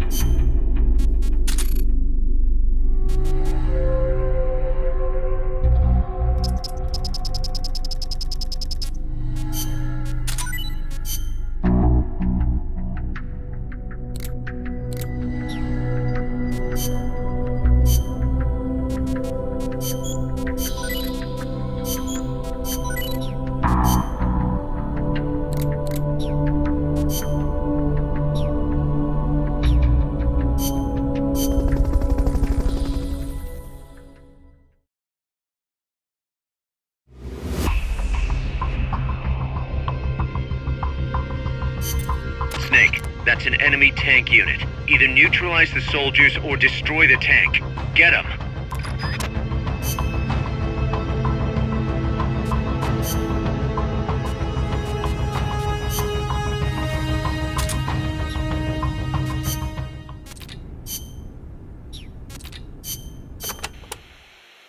An enemy tank. Is there somewhere you can hide, boss? There are train cars, but they won't hold up against a gun like that. Even a freight train? Incredible. But they keep me out of sight. Temporarily. Use them to look for an opportunity to hit its treads or the fuel tank at the back. But don't forget about that gun, huh? Or the soldiers. They may try to flank you. Right. You can also stop it by taking out all the soldiers. You can do it, Snake.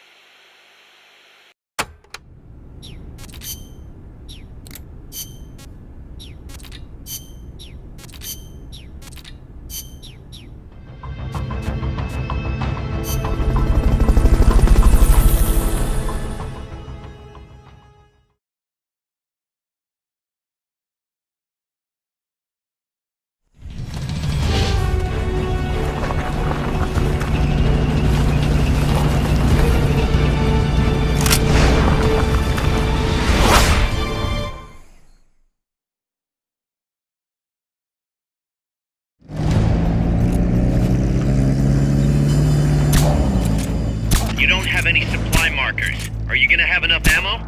Maybe you should pull back and reorganize things first.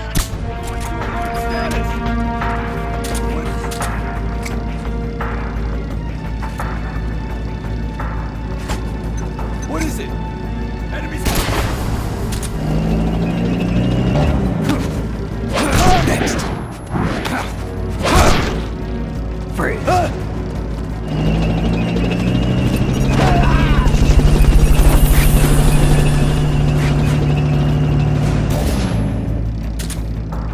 Bolton recovery to helicopter is complete.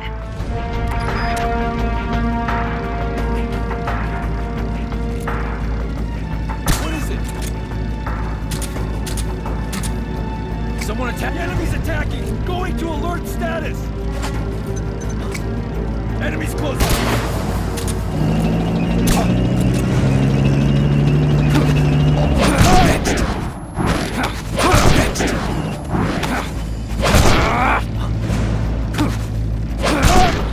Free.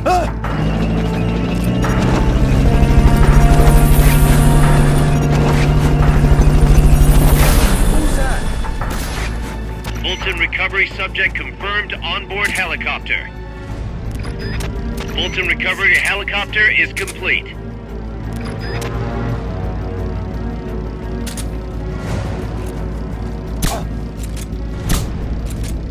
What's that?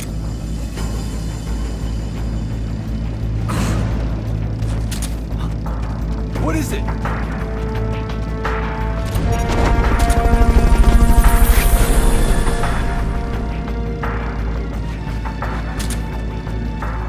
Free.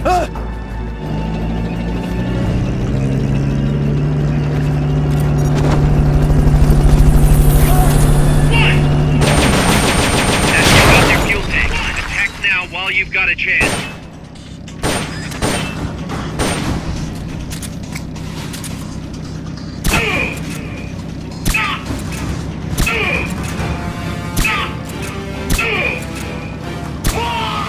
The enemy leader's out cold. Bring him in.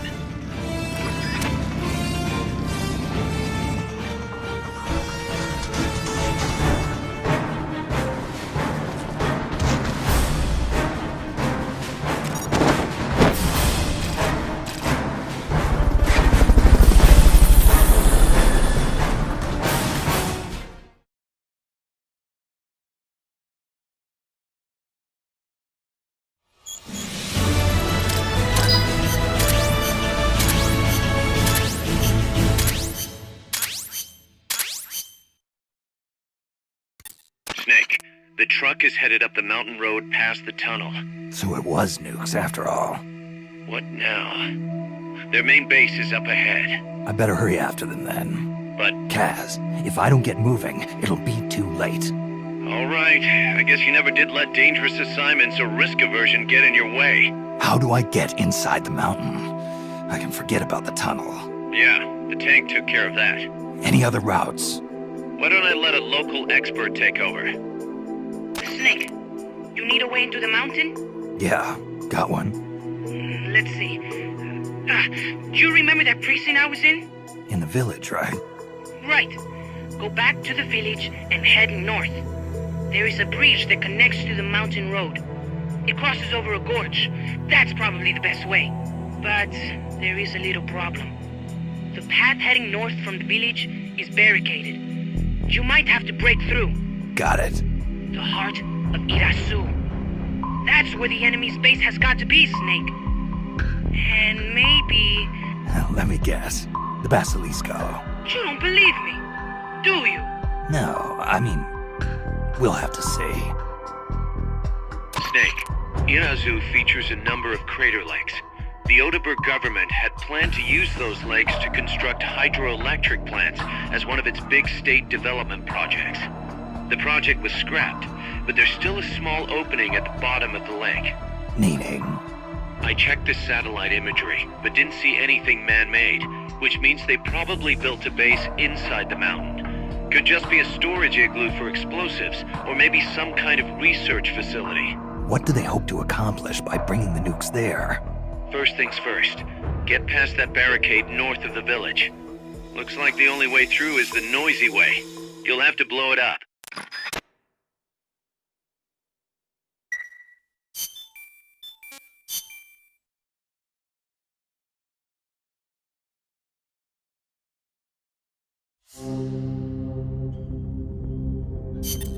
Snake.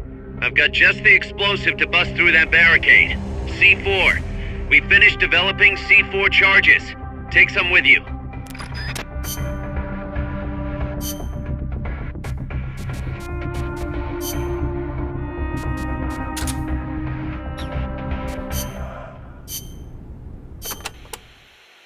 To destroy the barricade north of the village, you'll need Composition 4 explosive. You've handled C4 before, right, Snake? Yeah. I've been a regular user since the days of C3. C3. Oh yeah, I remember. That stuff got brittle and useless in cold temperatures, so they upgraded. C4's a moldable plastic explosive. It's very stable and won't explode without a special detonator. Light it on fire and all it does is burn. A lot of American soldiers in Vietnam used to use it as fuel. Place it near the barricade and move to a safe location. Then hit the detonator button to blow it up. I'm on it.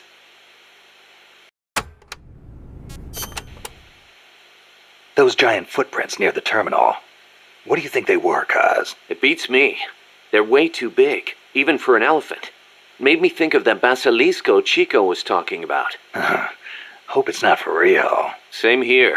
If they really do have that kind of weapon, we could be dealing with a basilisk in more than just looks. What do you mean? There's a medieval encyclopedia that describes the basilisk like this. The basilisk is the king of snakes. All snakes fear the basilisk and flee at its sight, lest they be slain by its foul breath. A snake to take out a snake, huh? I don't mean to scare you or anything, but it never hurts to be careful. Will do.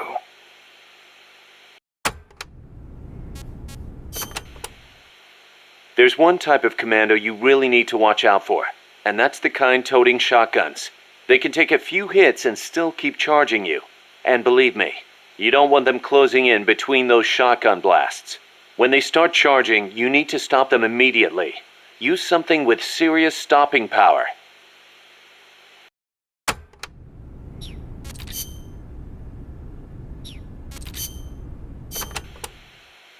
Amanda, do I have to take the fork in the road back to the village? People say there is a shortcut. Go back to the coffee factory entrance, then follow the path on the right. That will take you straight to the village. They may have increased security in that area, though. Not surprising, after what happened with the tank. What do I do once I'm back at the village? Destroy the barricade at the north side. From there, you can reconnect with the transport route. I'll need C4 for that. The explosion will bring everyone running, too. There's probably going to be a fight, one way or the other. They might not see you if you stick to the narrower pathways.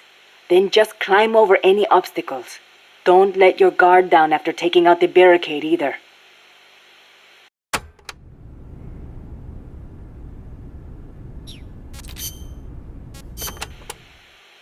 There's a river in the mountains north of the village.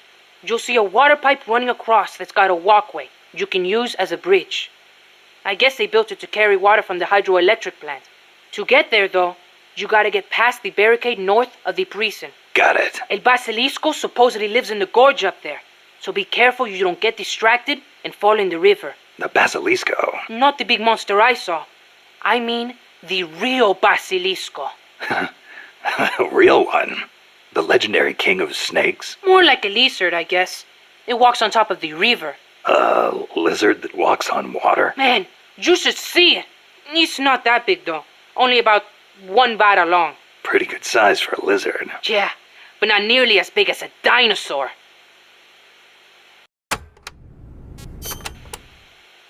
So there's a real Basilisco that lives in the river? I'm only saying I heard stories from people who said they saw it. But I know lots of places to find it in Nicaragua. Do you want to go have a look? I don't have time for sightseeing. You don't like lizards? It's not that. I just think snakes taste better. Who said anything about taste? How about you? You like them? Not that way. They do look kind of like dinosaurs, though. You don't think that's cool? They're both reptiles, yeah. But there's a big difference size-wise. I'll bet there are still big ones around somewhere. They say mammals multiplied and ate up their eggs. But they can't all be gone. They've gotta exist somewhere out there. Dinosaur eggs, huh? And animals are always evolving, right? Maybe they evolved so much, they don't even look like dinosaurs anymore. Then you can't really call them dinosaurs, can you? I guess not. Yeah, You're right. Dinosaurs have got to be big.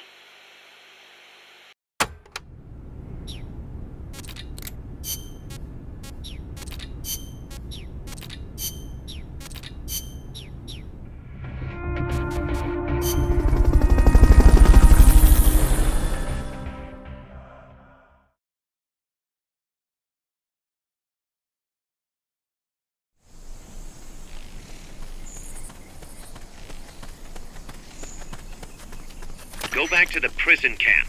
It's in the village where they were holding Chico.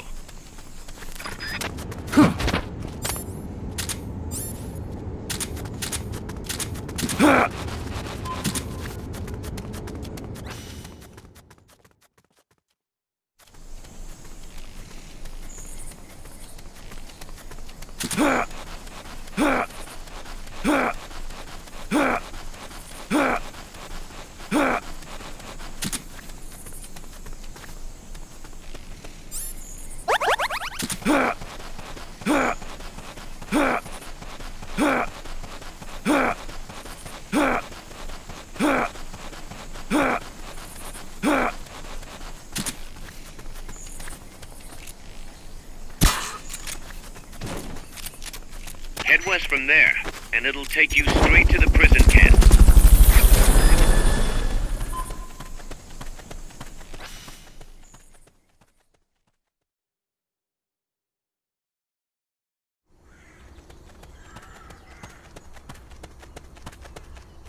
If you cut across the prison camp, you'll find a gate leading north.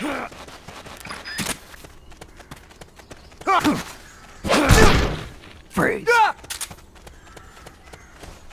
To plant a C4 charge, hold down the aim button and press the attack button. Freeze. Good work, Snake. You hear that bang? We're being shot at. Going to alert status.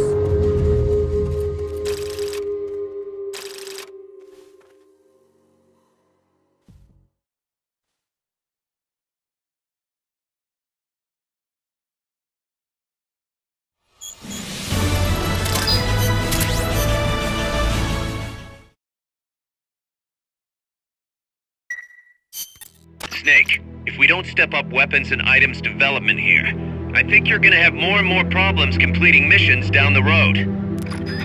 Snake, you there? Yeah, what's up? You've got to talk to Amanda. What happened? She wants to leave sickbay and get back on the battlefield, but she's not fully healed. She's still in crutches.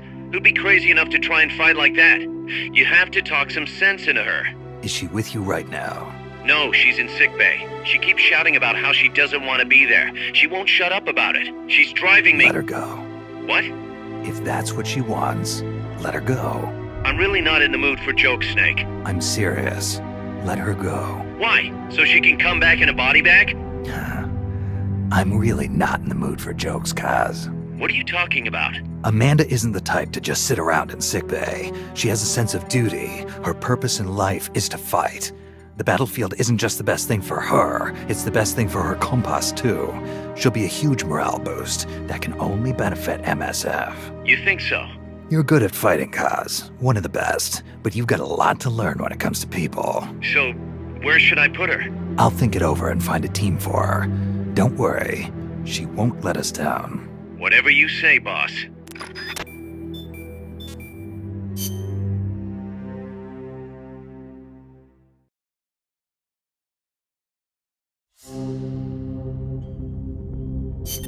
Snake, you're north of the village.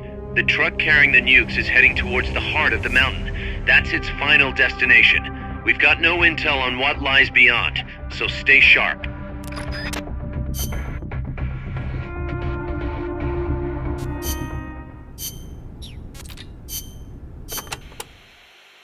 Snake, to the north of the village is a bridge that crosses a hydraulic pipe. Though normally the bridge is not used by people, if you slip, you will fall straight to the bottom of the valley. Be careful. What's a channel doing here? It is not for irrigation. They are hydroelectric pipes. I wonder if they run into Irasu's crater lake. Normally they would build a reservoir at the bottom of the valley, but it was probably too dangerous. Los Cantos means sword peak.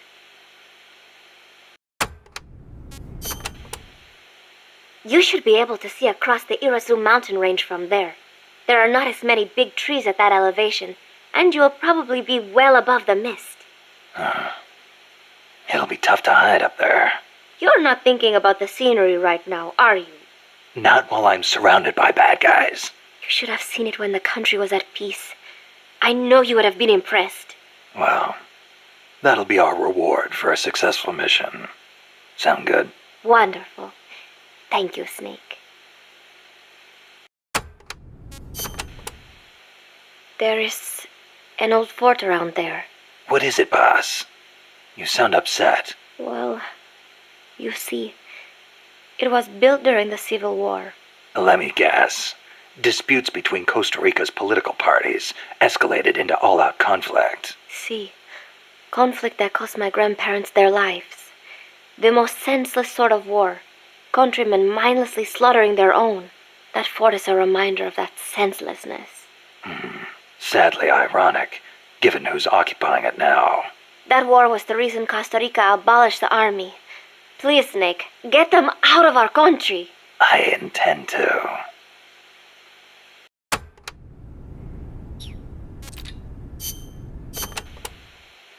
Chico says there's a bridge north of the village. Yes, a narrow one, for crossing the pipe.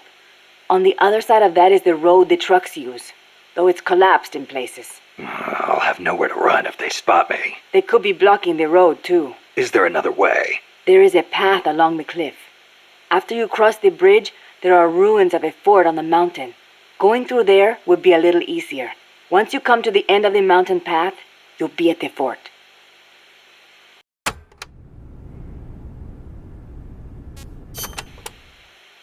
That fort was built during the Civil War. It seems La Cia's troops are occupying it now. This just gets better and better. They've got gun turrets set up all around from the looks of it. Attract too much attention, and you'll really stir up the hornet's nest. Maybe I'll try and find a way around. You could always commandeer one of the turrets. A little target practice, perhaps? Just like in Krasnogorye. Krasno what? Sorry, just thinking about old times.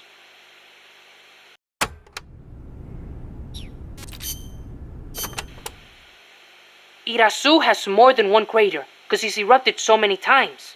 I heard most of them filled up with rainwater and became lakes. Calderas, huh? Calderas? Yeah, something like that. Hey, I got an idea. When you get to the lake, can you keep an eye out for weird animals for me?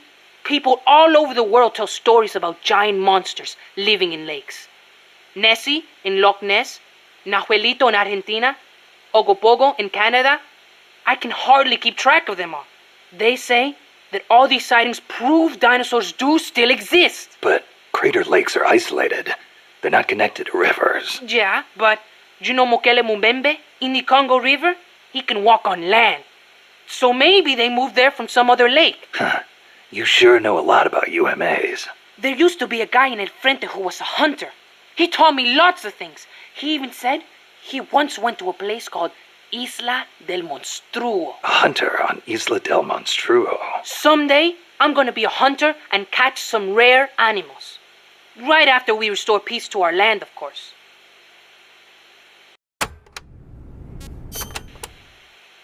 Did you ever hear of the Loch Ness Monster? Now that one I know. Pretty much everyone's heard of old Nessie. Great, so I don't have to explain. I think she's a long-lost dinosaur, don't you? Sure.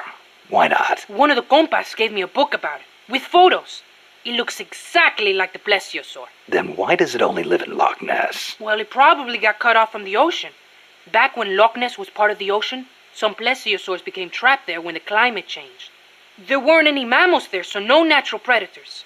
Today's Nessie is descended from those plesiosaurs. Then wouldn't it make sense for there to be monsters in other lakes with similar climates? Exactly. That's why there's been giant monster sightings in a bunch of other places. Like Nahuelito and Ogopogo. I don't know if there's one in Irasu too, but I know there's definitely something living in Lago Cosipolca.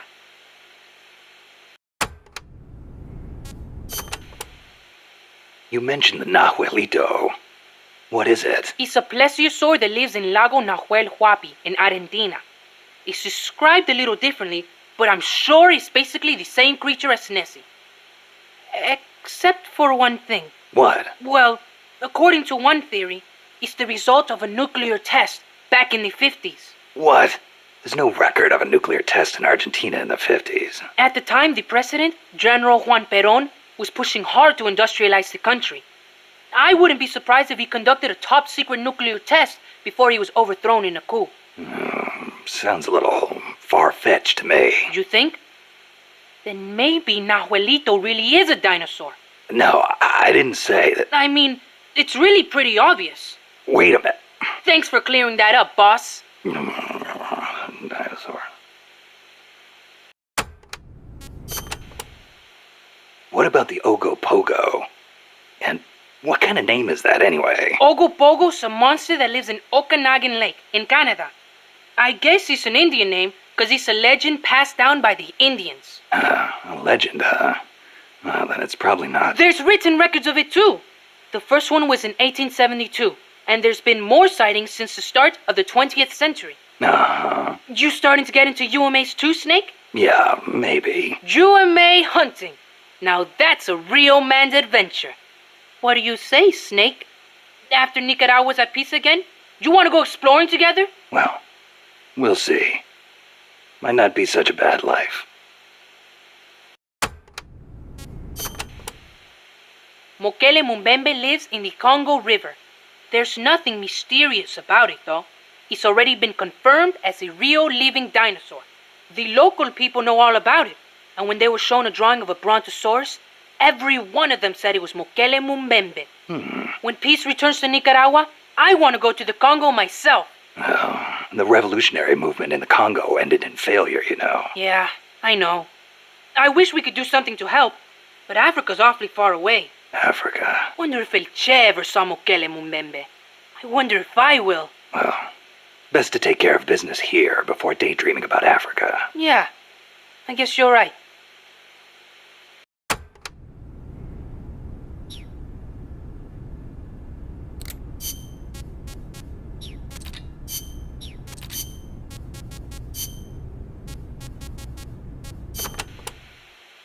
You have taken such good care of me since you saved me from El Colibri. I want to return the favor. Just wait until you're healed up. Then we'll talk. I appreciate that, but you need all the help you can get. It might take a while for me to heal completely, but I'll be fine once I'm on my feet. Put me in a combat unit. I'll pull my weight. I wouldn't expect any less from a Sandinista Comandante. Enough flattery. But seriously, it does not feel right for me to be sitting here while my compas are out risking their lives. One thing's for sure. Having you out in the field would be a big boost to Sandinista morale. Of course, our ultimate goal is still the overthrow of Somoza. But until we get ourselves back in order, we will follow your lead, wherever it takes us. Glad to have you on board.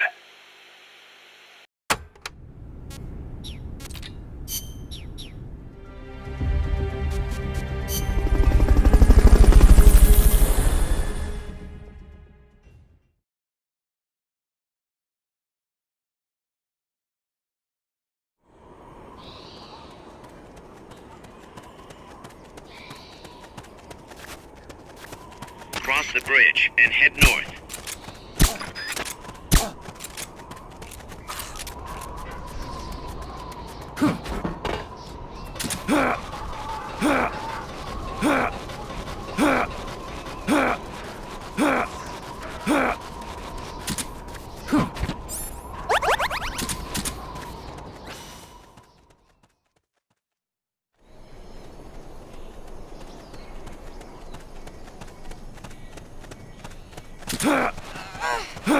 Good. You reached the transport route. Follow it to their base.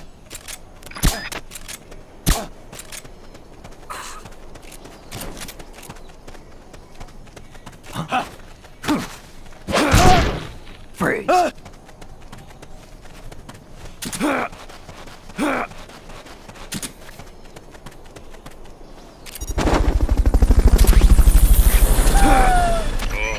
All right.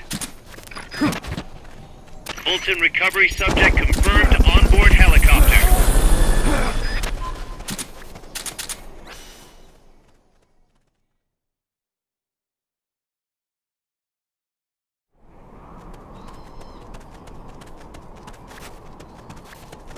to get through that fort. Their base is beyond it. Freeze.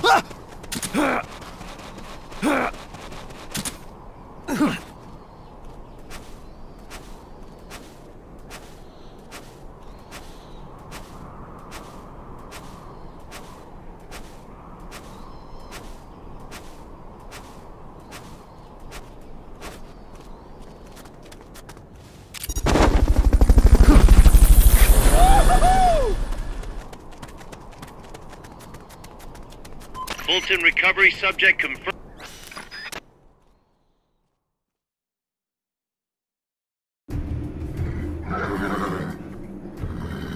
Guys, I'm inside the facility. There's rows and rows of trucks here. If that's where they brought the nukes, then the truck we're after should be there. Snake, can you tell which one of the trucks brought the nukes? One of them must have the same license plate as the one from the terminal. Not this one.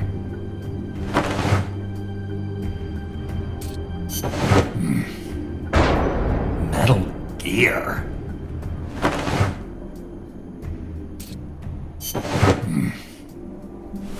Mr. Kojima?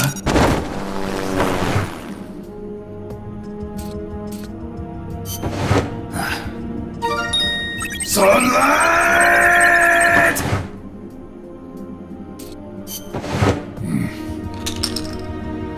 Where are they?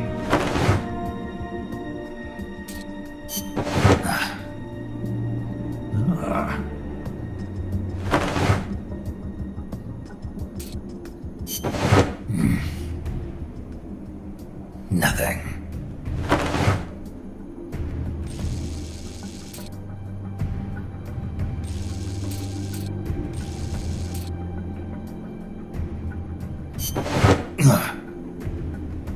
This is the one. The exhaust's still warm. But the cargo's already been offloaded.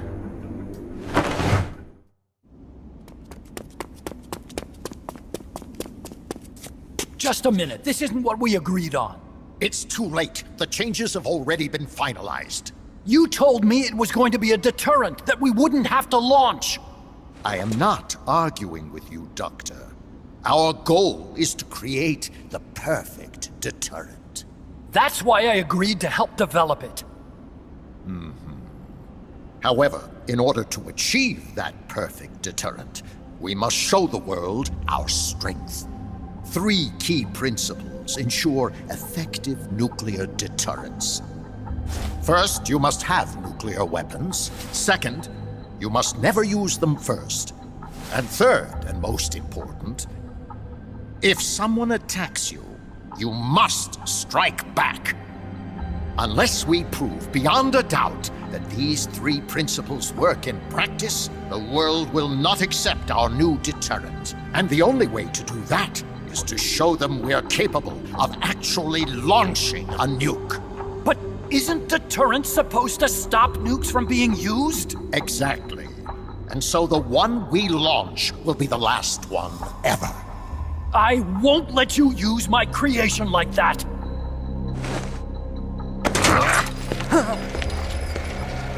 Your creation? That thing wasn't even your idea to begin with. You stole it, didn't you?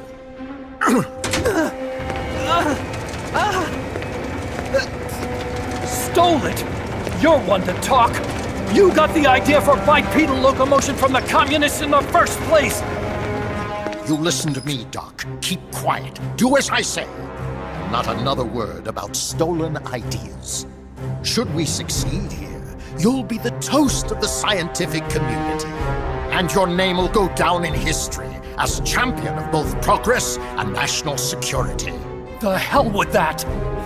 Doctor! Unless we prove we're capable of launching, Peace Walker is useless as a deterrent. You used me! We used each other. I'll get my old director's job back at headquarters, and you'll finally be able to walk tall among your colleagues. I won't let you get away with this! How unfortunate. Guess I'll just have to take your legs for myself.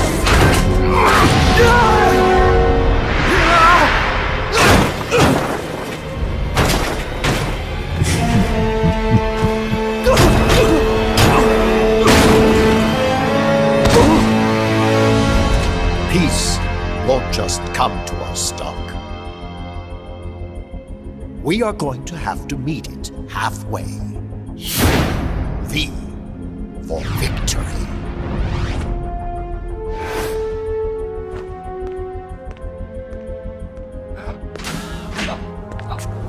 Wait!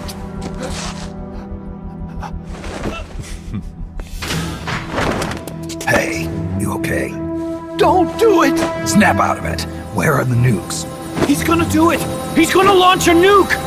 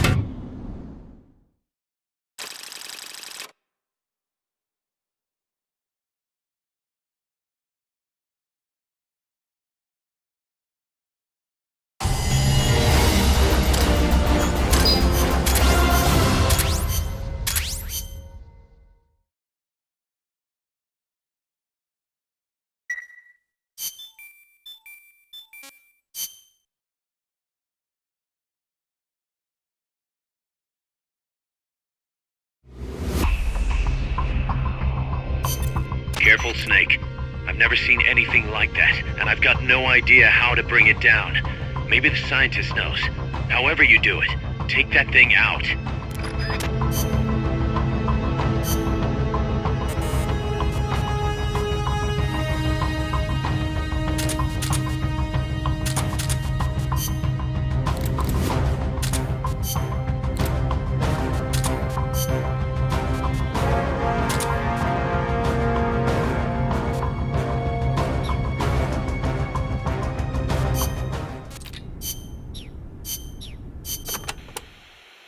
Paz, what was the government thinking building a power plant at the top of a mountain? With no river to replenish the water, the lake would dry up pretty quick. If it were an ordinary power plant, but the plan called for a pumped storage power plant. Pumped storage power plant? Kaz mentioned that too. What is that? It is a facility that generates electricity by pumping water up to the lake, then letting it run back down. Huh. Seems Sisyphean to me. If they turned the water into electricity as soon as they had pumped it up, sure. But a pumped storage plant acts as a kind of battery. A battery? For instance, they could pump at night when there is surplus electricity and store it for later use. If they need extra power during the day, they can generate it using water pumped up during the night. I get it. It's a little more difficult to adjust output with thermal or nuclear plants. The thing is, Costa Rica won't have enough electricity to meet its needs. Right now, there is no surplus. Maybe that's what put the brakes on the project. Must have played right into the CIA's hands.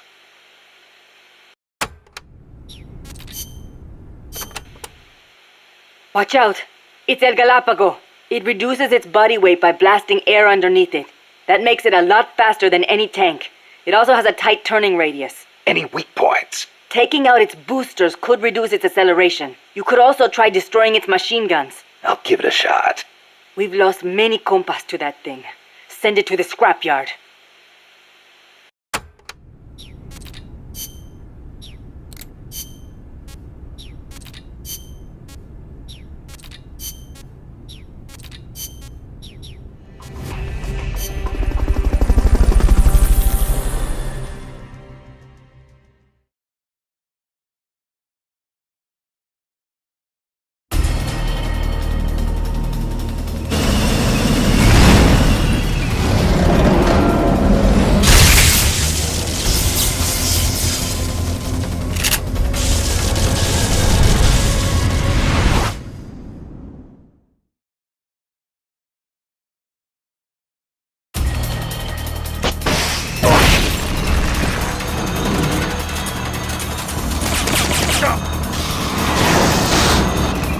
That's an AI weapon. The pupa. It's fast, so be careful.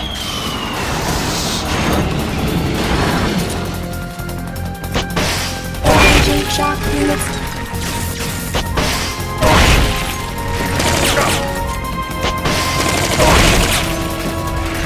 Aim for the cylindrical AI pod.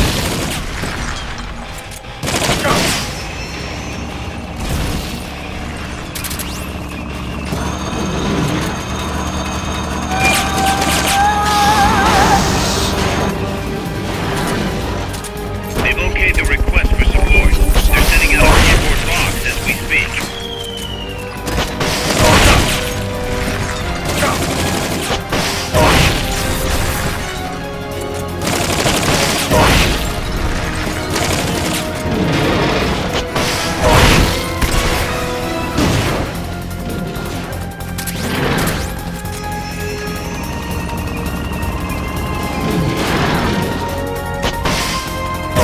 Engaging shock units.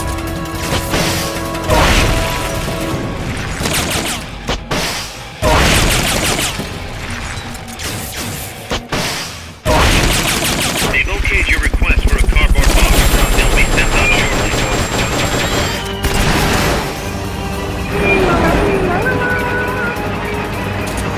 There'll be some warning signs when it's coming out.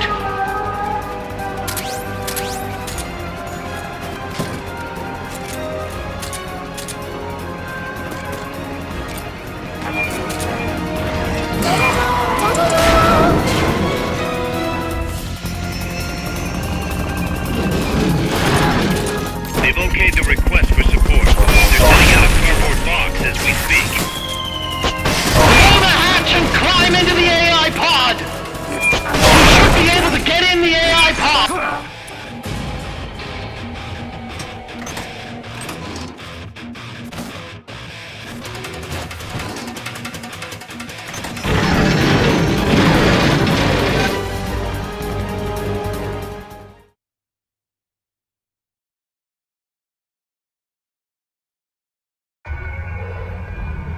Pull out all the AI's memory boards before the pod's ejected.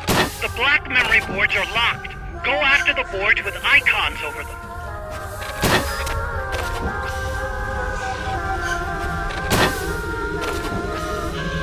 You can unlock memory boards by destroying the mechanical components that they control. Any boards you remove can be used to build our own AI weapon. Memory boards have different functions according to the icons displayed over them. Go ahead and take whichever ones you want.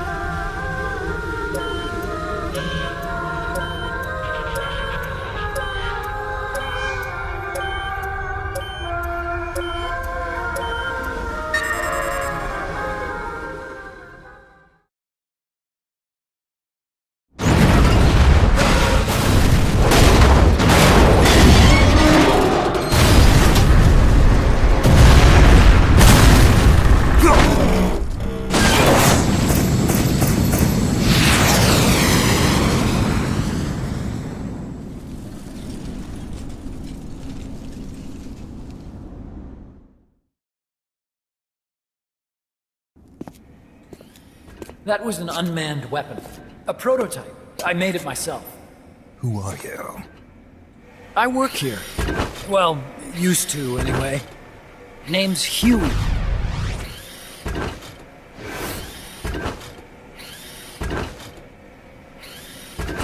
And who might you be? You don't look like one of those mercenaries. Me? I'm an entomologist.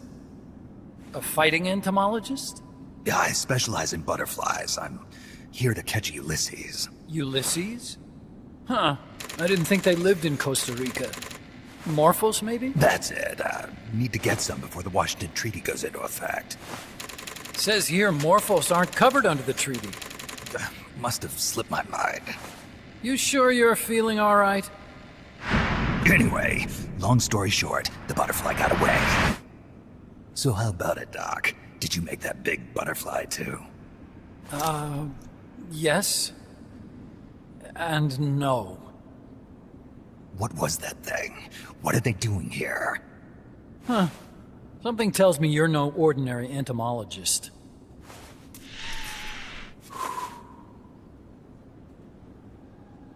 The nukes were loaded on that machine. The project's entering its final phase. Project? That's right. The thermonuclear warheads they brought in, the bases scattered throughout Costa Rica, the mercenaries, the AI weapons, the research we were conducting here. It's all for this. We used this facility to develop unmanned weapons. Unmanned? Robots. The one you just fought was a pupa. There's also a flying type called Chrysalis and a treaded type, the Cocoon. Motor control, target detection, tracking, attack, capture, and transport functions are all controlled by an electronic brain.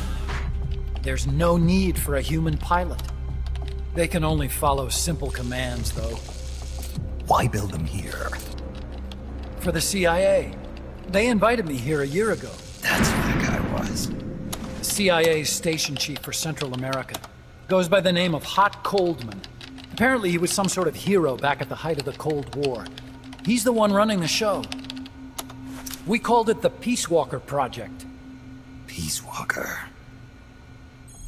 They're going to deploy a new type of nuclear weapon along the Caribbean coast of Latin America. A mobile, unmanned nuclear platform. Unmanned nuclear platform? A failed deadly system that can automatically move into position and launch a retaliatory nuclear strike. It can move on its own, and stealth shields it from radar and satellite detection, drastically reducing the risk of it being destroyed in a preemptive strike. And this is the new deterrent? Supposed to be. The problem is the locomotion system. There's no dry season in the Caribbean. It rains all year round. The terrain is full of tropical rainforest. A lot of the time you can't even build a proper road. So I went back to where it all started. What's that? Legs. Walking power. A mobile launcher carrying a thermonuclear warhead even more powerful than the Soviet RDS-220s. That's Peace Walker. Chico's Basilisco. We did the assembly and field testing here. A walking nuke. I sort of borrowed the original idea from behind the Iron Curtain. The missing link between infantry and artillery. Metal Gear. Metal Gear. But they'd actually need to deploy dozens of them. Coldman needs funding for that. And to get it, he's planning a test, which will also serve as a demonstration for the folks back at Langley. Wait, he's launching a nuke to prove that his perfect deterrent works? In his words, to prove that if someone attacks us, we will strike back. Put simply, nuclear deterrence is the idea of using nukes to keep nukes in check. If one side launches nuclear weapons, the other is sure to launch theirs in retaliation, which makes launching an act of suicide.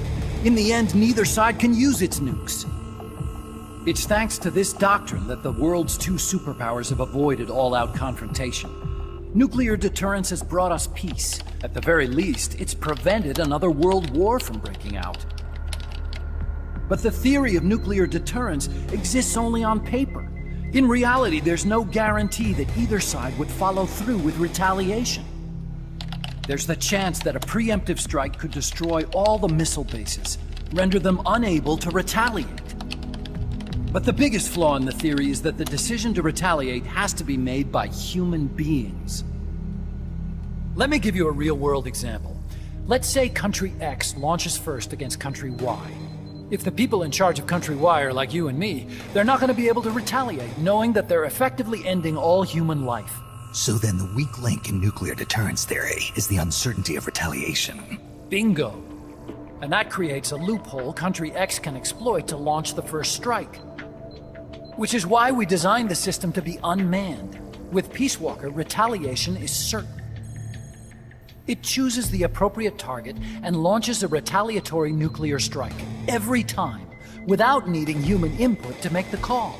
Launching a nuclear strike against Peace Walker is tantamount to pushing the launch button against yourself. It closes the loophole in nuclear deterrence theory, rendering our friends in Country X completely unable to launch. What Coldman is saying is that to achieve this goal, we need to demonstrate that retaliation will be carried out by a machine. He will launch his nuke. And then his version of deterrence will be complete. And you believe him? I believe in peace through nuclear deterrence. Why? My father worked on the Manhattan Project. He put his whole life into that research. And all it created was this illusion of peace called deterrence. And then I was born, unable to walk. I had no choice but to face up to the nukes. But if they do end up launching, it'll all have been for nothing. They've got to be stopped. Where'd they take the warheads? To a base near the border. The final test is 5 days from now. Where's the base? You're gonna stop them? It's kind of a hike. And besides, there's a surefire way to halt the project. You see, Peace Walker isn't quite finished yet. What do you mean? It's missing one last critical structural component. The AI. Its brain. The reptile pod, the electronic brain I was working on, can only follow commands like, go there, attack that. I guess you could compare it to the human cerebellum. But for nuclear deterrence to work, it must function in place of a human decision maker. It needs something to analyze the huge volumes of data coming in and select an appropriate target for retaliation. Hence, it needs the high-level decision-making ability of a cerebrum. A mechanical cerebrum. The hardware configuration is modeled on the human brain, similar to the pod I worked on, but its role is completely different. Where's it being made? A research lab to the north. An AI expert named Dr. Strangelove is developing it. Very hush-hush. Dr. Strangelove? Strangelove was recruited from the States, too. In the field of AI, there's no one better, that's for sure. But man, what a basket case. She hates everybody. Go to the lab and destroy Peace Walker's cerebrum. I'm pretty sure they haven't finished the final calibrations yet. I'll lend you my ID card. It'll get you through security at the lab. Oh, and one more thing. What's this? A letter of recommendation? Yeah, it's from me to Dr. Strangelove. Don't read it, okay?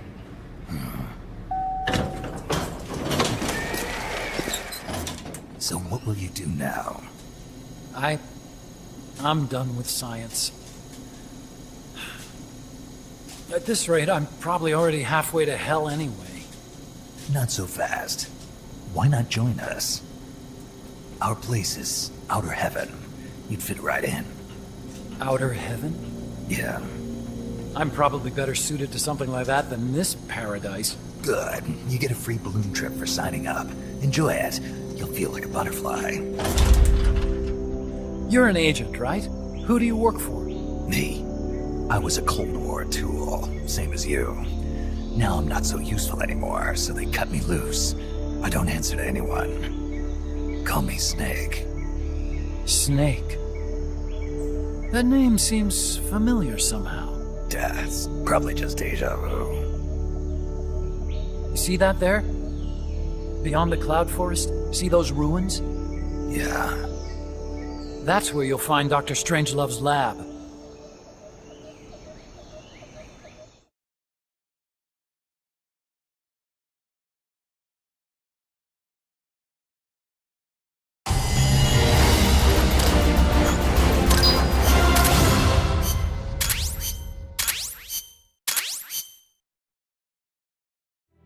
Snake, the doctor's safe here with us.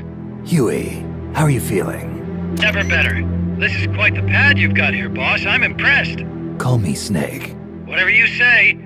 Like it or not, everyone here calls you boss. By the way, if you're at all interested in improving your tech, by all means assign me to the R&D section. I'm pretty sure I'll be of some use. Once we have the necessary materials and blueprints, we can start work on that bipedal mech. I appreciate that, but are you sure you're okay with having your work used for war? I'll be using it to keep past mistakes in check. If I can help thwart the Peace Walker project, I'm happy to do it. Deterrence theory, Huey style, huh? Anyway, if you need any intel on the enemy's weapons or electronic brains, contact me. I've been given my own frequency. Sounds good to me, Doc. I'll do that. Good. Whatever the means, you must put a stop to their plans. Hey boss, you mind if we powwow for a sec? What now? MSF brand rations? Actually, that sounds... No. With all the men we have now, it may be time we started sending some of them to other countries. You mean dispatching marks? How else are we gonna keep feeding the crew we have? I know.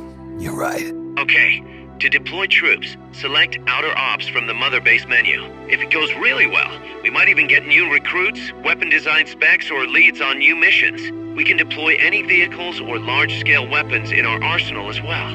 And if things don't go really well? Yeah, we could lose men. I won't try and force you. You're the one calling the shots here, boss.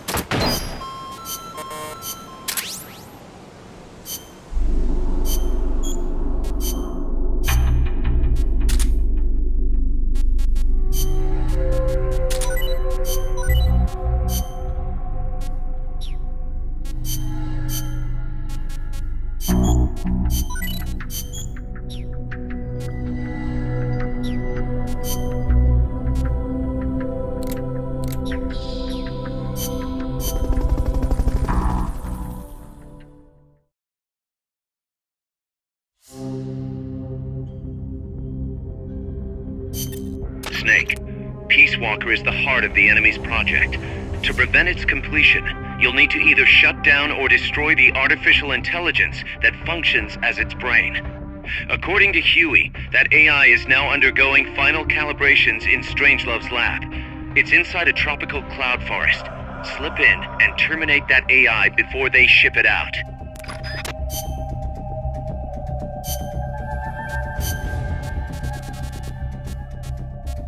Survival.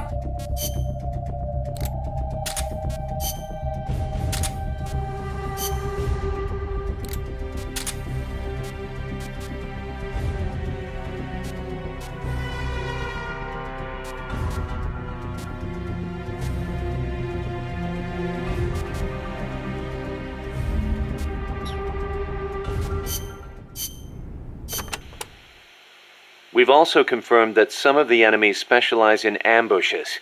Amanda's crew calls them scouts. They'll blend themselves in with the terrain and the vegetation. Then, when they see you, they'll swoop in. They fight pretty much like commandos, and will use clearing techniques to flush you out. In addition to wielding normal weapons, the scouts also carry wires. Sounds like these guys know their CQC. Could be. We've been getting reports of CQC attacks being blocked by wires. Stay alert.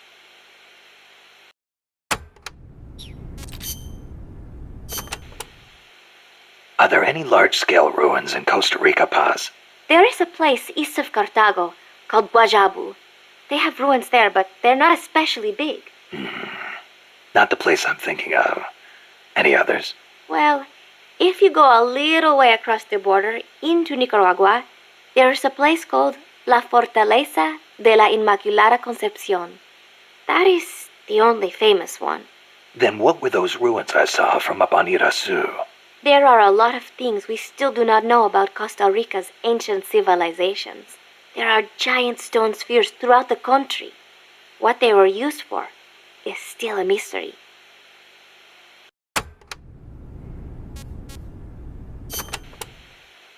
The cloud forests cover the central mountainous region of the country. They are perpetually shrouded in fog. You get wet just standing there. It is as if the entire forest is inside a cloud. Must make for poor visibility. It does, but beauty too.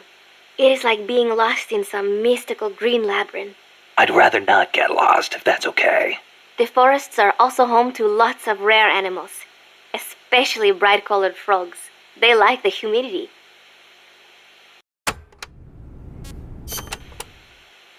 You know that butterfly painted on Peace Walker? Any idea what that is? It is a morpho. A Pallades morpho, if I'm not mistaken. Pallades morpho? Uh-huh. It is the most common type of morpho in Costa Rica. Huh. It has these gorgeous metallic blue wings that shimmer in the light. You can see them even from a distance. You mean they reflect light? Correct. It is called structural color. Morpho scales have tiny bumps on them that interfere with the light and make them look blue. The space between the bumps corresponds to the wavelength of the blue light. Let me see if I get this. So if you could change the spacing, you'd end up seeing a different color. That is the principle. I heard somewhere it is being researched as a way to color cloth without dye. Think of the camouflage you could make with that. Is that all you can think of? Hey, it's important. What I don't get is why they'd put a butterfly on Peace Walker. Maybe because it looks pretty. I hope that's all it is.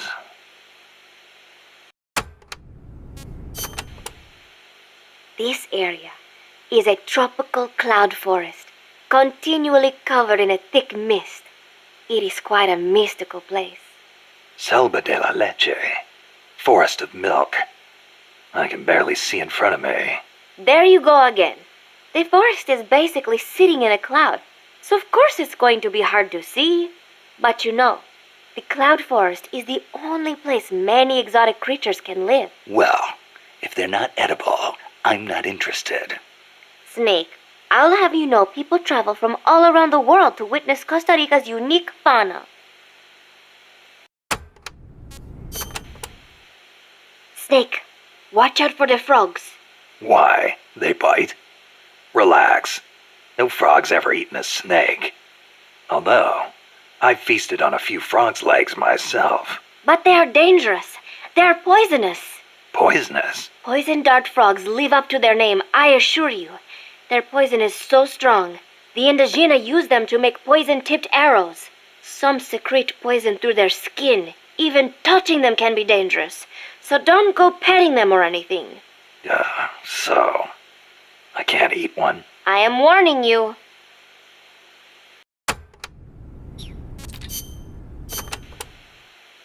From here on in, you'll be in a cloud forest. The ground is covered in vegetation. You'll have plenty of hiding places, but so will the enemy. I'll keep an eye out for scouts. Trying to force your way through would be suicide. Know the enemy's location before making any moves. Too bad you don't have some sort of radar. I could try night vision. Once you know where an enemy is, decide how you want to handle him. You could get into his blind spots. Or drop him from a distance before he even has a clue someone's around. An eye for an eye, right?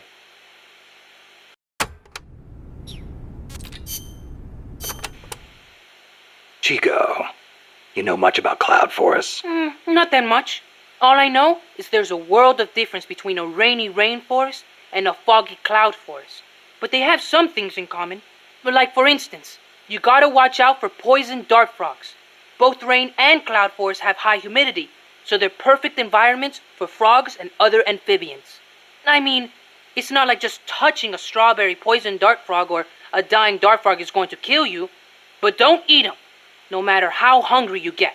I can get all the rations I need from Mother Base.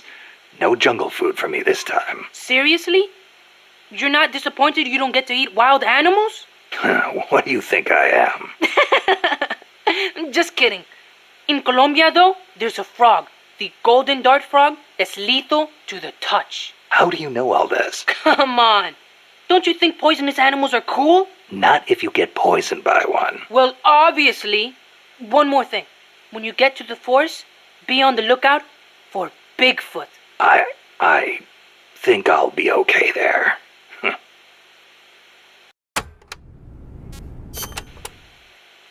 Bigfoot is an ape-man that lives in the Rocky Mountains.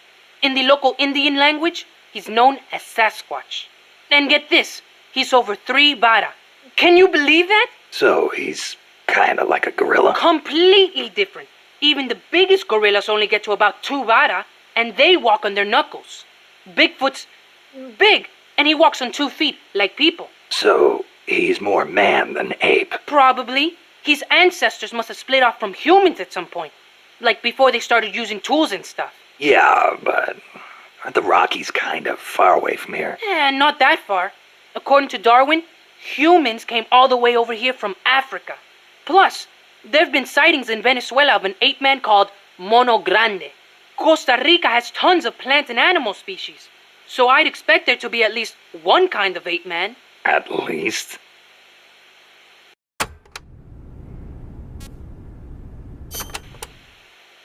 Gotta admit, I've never heard of Mono Grande. Yeah, he's not as famous as Bigfoot. He's similar, but he lives in Venezuela.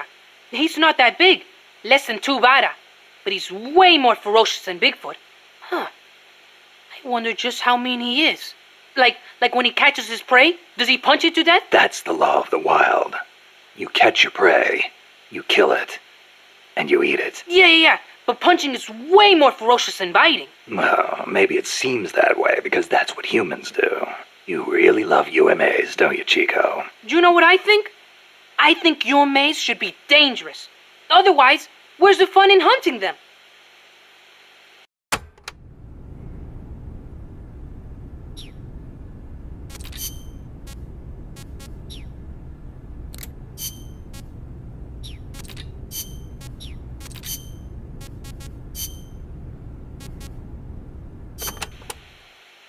La CIA calls their new toy Peace Walker, eh?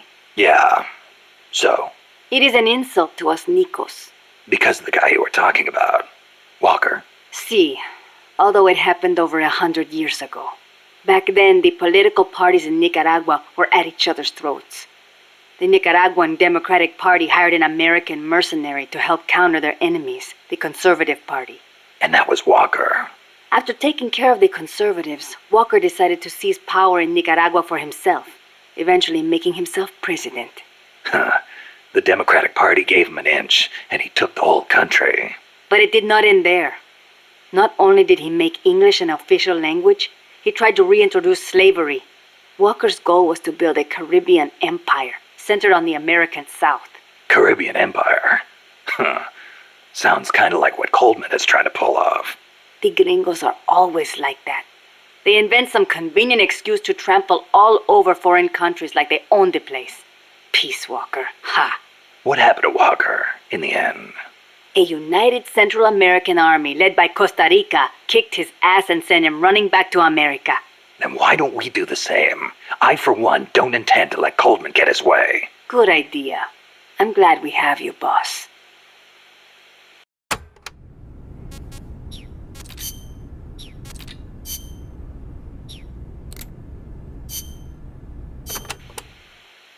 Doc, I'm starting to sense your feelings about nukes are a little different from your colleagues. How do you mean? Your little chat with Coleman back there. Told you my father worked on the Manhattan Project, right? You're familiar with it? The basics, yeah. It was the project that kicked off the nuclear age. That's right. Some of the finest minds of the 20th century, including multiple Nobel Prize winners, worked on it. They spent over $2 billion, and that's in 1940s money. It culminated in the successful nuclear test at Alamogordo on July 16th, 1945. And the first use in combat a few weeks later. Doc? I can't walk. What? My spine isn't shaped like everybody else's. I can't move my lower body, so I've never taken a single step, not since I was born. What's that got to do with your dad being in the Manhattan Project? As a result of his research, my father was exposed to high doses of radiation. It can't be a coincidence that my chromosomes are messed up. That's why I didn't want for these nukes to be another sword of Damocles. I wanted to give them a real purpose, to be a deterrent against war. Doc. And Coldman, we have to stop him, whatever it takes.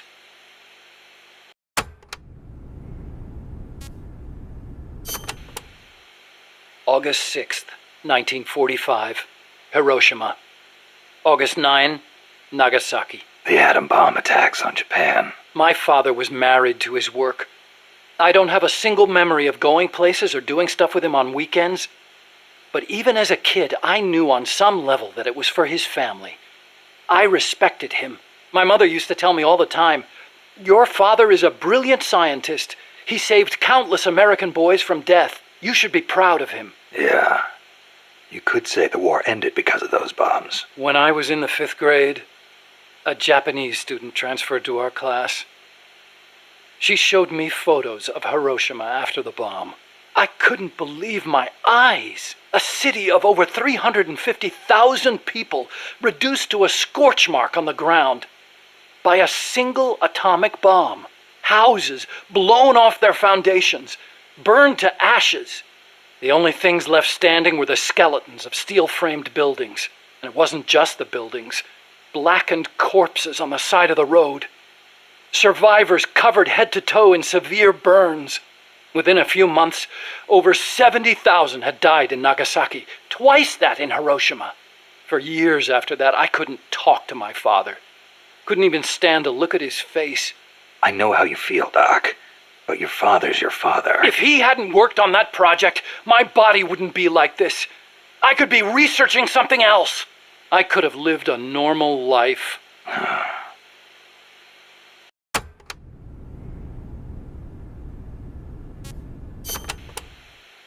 It wasn't so long ago the world stood on the brink of nuclear war. Just over on the other side of the Caribbean. I was 17 at the time. I'd skipped a few grades and was a sophomore at MIT. I remember feeling kind of apathetic about the news that came in every day. It seemed clear to me that as long as they had a grasp of the concept of nuclear deterrence, there was nothing to fear. Either that, or they were fanning that fear on purpose. As a way to secure a bigger defense budget? Huh, I can see that. But if that was their plan, it kind of backfired. Because it ushered in the era of détente between East and West. Coldman's really gonna do it this time. Once the nuclear genie is out of the bottle, the yoke of deterrence is going to be meaningless. People will die. Cities will burn. We have to stop him now before it's too late to turn back.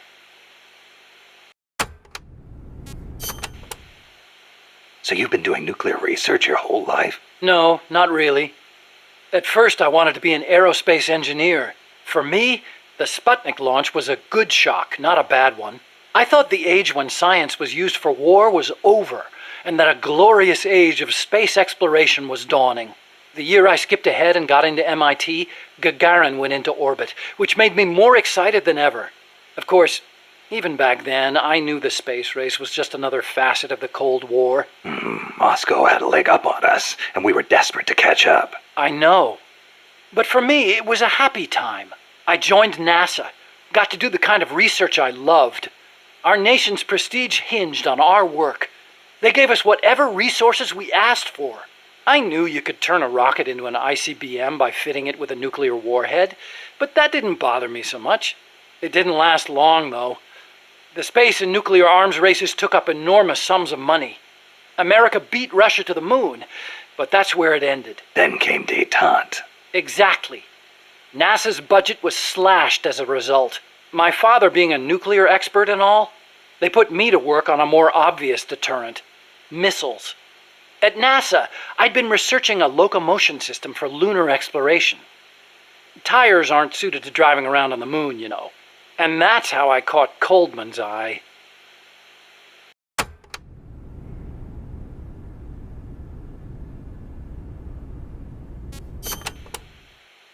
The aim of the Peace Walker project is to achieve robust nuclear deterrence across Central America by deploying a new nuclear weapon system along the Caribbean coast. Peace Walker is also the name of the system itself. A nuclear weapon named Peace. I can just see the look on Kaz's face. So why exactly does this new system need legs in the first place? Because it's a walker. An unmanned weapon moving under its own power and capable of launching a deterrent strike from anywhere. That's the whole idea behind Peace Walker.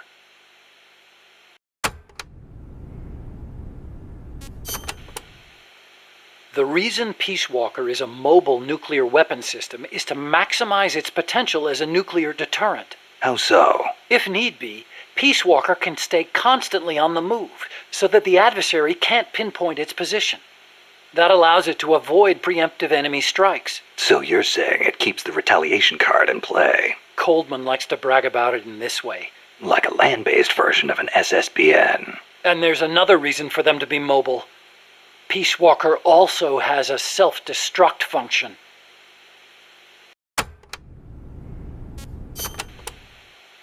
Why would Peace Walker need a self-destruct function? You saw it, didn't you, Snake? That sphere on Peace Walker's head? Yeah? That's a hydrogen bomb. What? You're telling me that thing's a thermonuclear device? Do they have any idea what kind of destruction that thing would cause? I know, it's crazy. I mean, even overkill has its limits.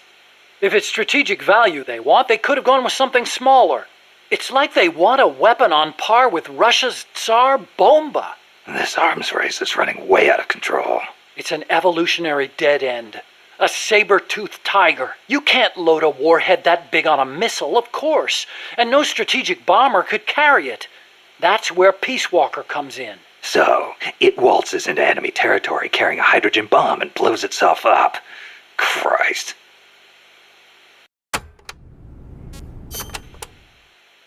The biggest nuclear warhead ever actually detonated was the Soviet RDS-220, nicknamed Tsar Bomba. It had an estimated yield of 57 megatons, 10 times as much power as all the explosives used throughout World War II.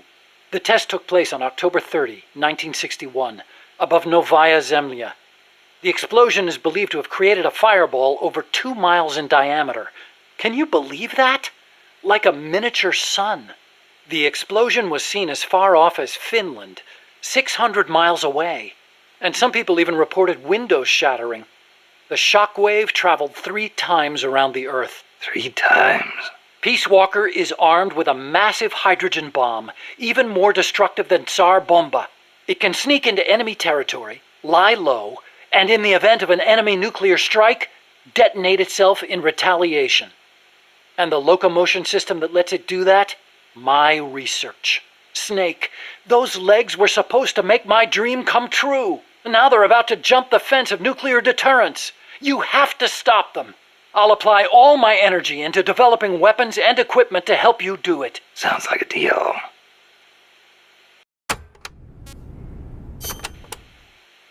What made you put an AI into Peace Walker? Well, for one thing, because it can't be manned. Peace Walker's designed to enter enemy territory and blow itself up, if necessary. You can't put a person inside a weapon that could blow at any time, can you? So we equipped it with an AI instead. That's strangely humane of you. And besides, Peace Walker was designed as a bipedal weapon system. You can't imagine how hard it shakes when it walks. It'd turn a man into mush. Plus, when launching a nuclear missile, it has to perform ballistic calculations in real time. See? Because it's always moving. Hold on. If that's all it does, then a high-performance computer ought to do the job. It doesn't need intelligence. That's a very good point, Snake. Which brings me to the real reason. Peace Walker needs AI to make decisions regarding nuclear retaliation. It's what ensures perfectly mutual assured destruction. I've heard all this before. You want a war between machines? We'd never actually launched the first nuke, of course. It's strictly a counterattack system. Only a politician could make such an illogical decision as starting a nuclear war. Conversely, if an adversary launches a nuke at us, the AI will not fail to retaliate. Therefore, the adversary can't launch. The AI guarantees it. Even so, launching nukes without authorization? Boomer captains have the authority to launch if land communications are cut off. It's the same principle. Not even the captain of a boomer can make that decision alone. The way I heard it, that's the only situation where insubordination is allowed. Only because humans are imperfect. That's Coldman's line of thinking. You're saying that machines don't make mistakes? That's a myth. Worse than that, it's blind faith. We wouldn't put our fate, into the hands of any ordinary machine. That's what the AI is for. The decision to launch a retaliatory strike requires high-level judgment. You have to take into account not only the state of the war, but the entire world. And sometimes, you need to make a guess based on incomplete information. Huh. You think an AI can do all that? Yeah. At least Dr. Strangelove does.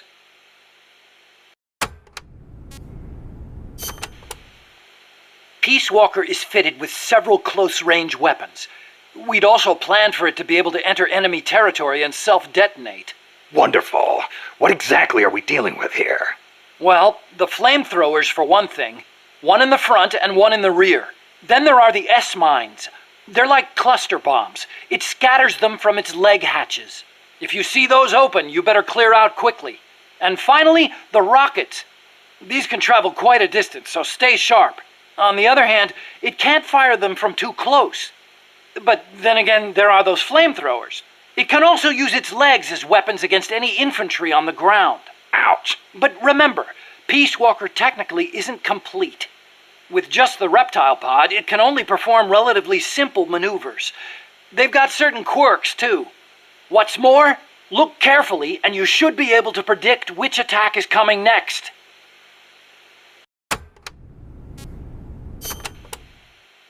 Okay, but why does Peace Walker need to walk on two legs?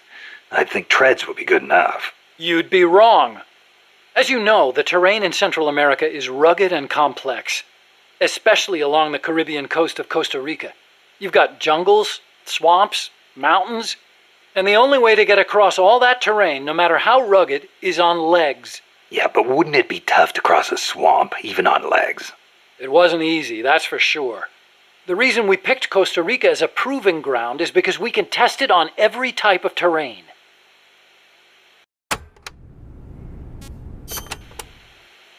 This Peace Walker project the CIA's talking about, you believed in it, huh? Yeah, I believed. Actually, maybe I just wanted to believe. What do you mean? Here's how Coldman explained it. Peace Walker's a weapon for peace. One to ensure true nuclear deterrence. It'd be the anchor to bring stability to Central America. He told me, the nuclear weapon system you've built will never be used. It will forever stand vigil as an icon of peace. And to achieve that, he needed my bipedal locomotion technology. To be honest, I was flattered. Flattered? Wouldn't you be? My colleagues in the scientific community have never taken me seriously. They told me bipedal locomotion was a pipe dream, that it'd never amount to anything. It was the first time anybody recognized my work. How could I not be happy? And besides, it was my chance to surpass my father.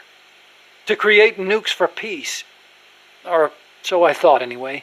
But Coldman's really going through with it. Yeah. Makes perfect sense, really. No one would give the project any notice unless they could prove that an unmanned system is capable of launching a nuke.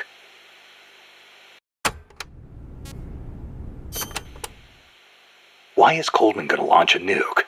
If all he wants to do is prove the AI retaliation system works, he doesn't need to put a live warhead on it. I agree.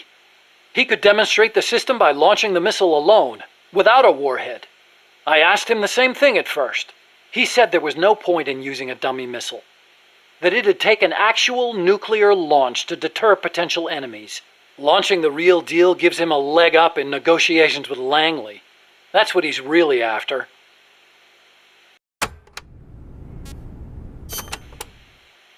I based the bipedal locomotion technology used in Peace Walker on Soviet research.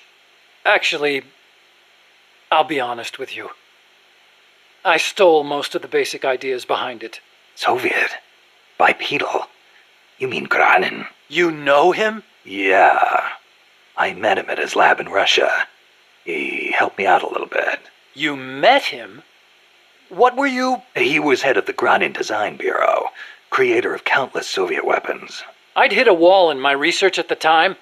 Granin's ideas solved nearly all my problems. There's nothing unusual about using somebody else's work to further your own research, is there? As long as you cite it, yeah. But I wasn't in a position to do that. His research was classified at the highest level. Soviet research, no less. So, you used it without telling anybody? I wanted to show up my colleagues for once. The ones who never took me seriously. But you reap what you sow. Coldman seized on that vulnerability. Told me if I quit the project, he'd expose my larceny. He had you by the balls, Doc.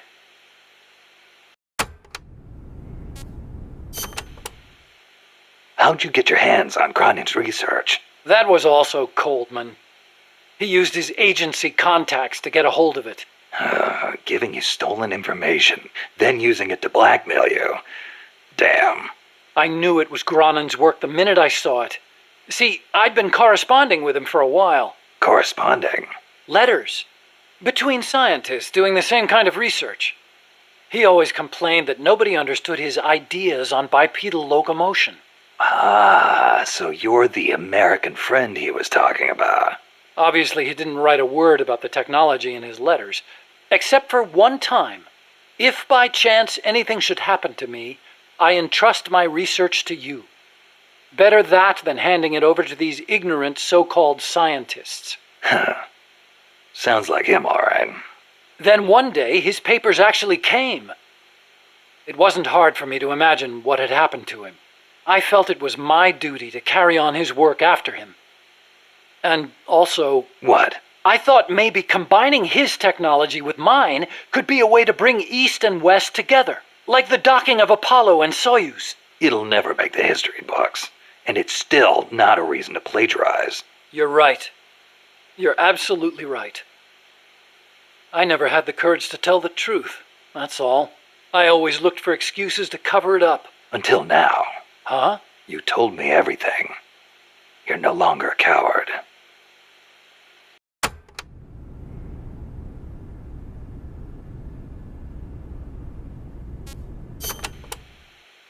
Metal Gear. Huh? What about it? You mumbled that when I first explained about Peace Walker. I'm curious what it meant. Exactly what it says. Metal Gear. Granin coined the term. Granin did? He thought of his technology as the metal gear that meshes infantry with artillery. I like the sound of that. Metal Gear. It's got a nice ring to it. Better than an outright lie like Peace Walker, anyway.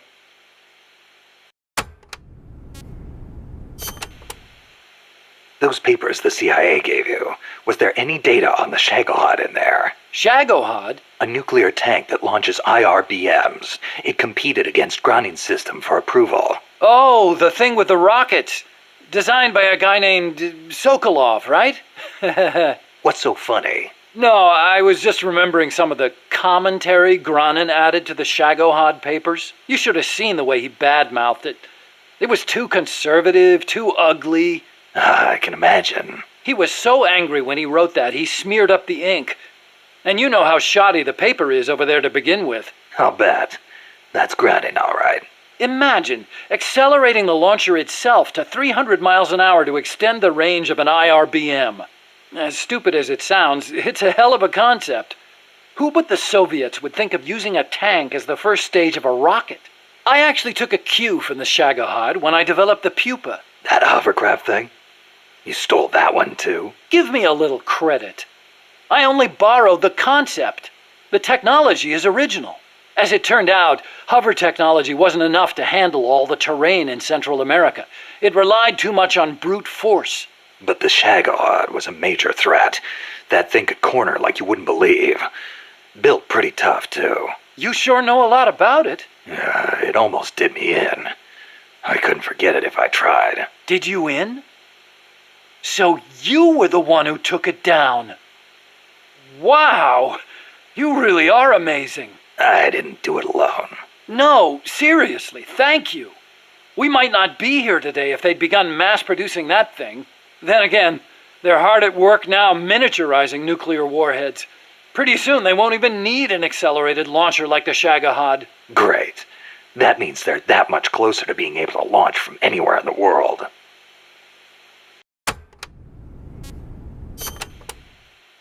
Chico called Peace Walker the Basilisco. Basilisco? Oh, right, Spanish. That's funny. I once used the codename Basilisk for the Peace Walker platform myself. What for? The class of lizards called basilisks can walk atop any type of terrain. In a pinch, they can even stand up on two legs and run across water. Perfect name for a system that can walk anywhere in Central America, right? Plus, there are the legends. What legends? The basilisks of legend were highly venomous creatures. There's a story told by the ancient Romans. A knight slew a basilisk by piercing it with his spear. The creature's poison seeped up the spear and killed both horse and rider. Remind you of anything, Snake? Nuclear deterrence. Bingo. Kill it, and you die along with it. Your hands are bound.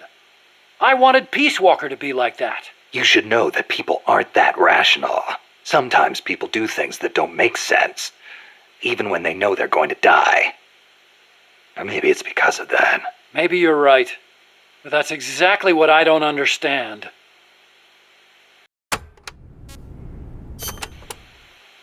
So this Dr. Strangelove was at NASA? Yeah. Well, actually, Strangelove left for DARPA not long after I joined. And then the two of you ended up back together doing research at Costa Rica. Not exactly together. We coordinated on a few things, but the research projects themselves were separate from each other. We had it worked out so that Dr. Strangelove handled the mammal pod, Peace Walker's cerebrum, while I did the rest. That letter, something to do with your research? Huh? No, it's yeah, it's a report. Research findings. Research findings? Anything in there we could use against Peace Walker? Nothing. Nothing at all. Just don't read it, okay? Promise me you won't?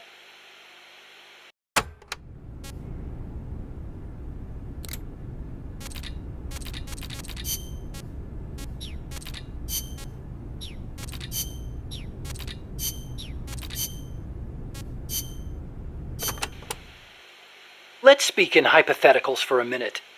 Say you wanted to make a clone of yourself. A clone? Paramedic had the same idea. It's science fiction. I'm just hypothesizing here. Okay, not a clone then. You have any kids? Nope. Wife? I've never been tied down. Okay then. So, we're still talking hypotheticals.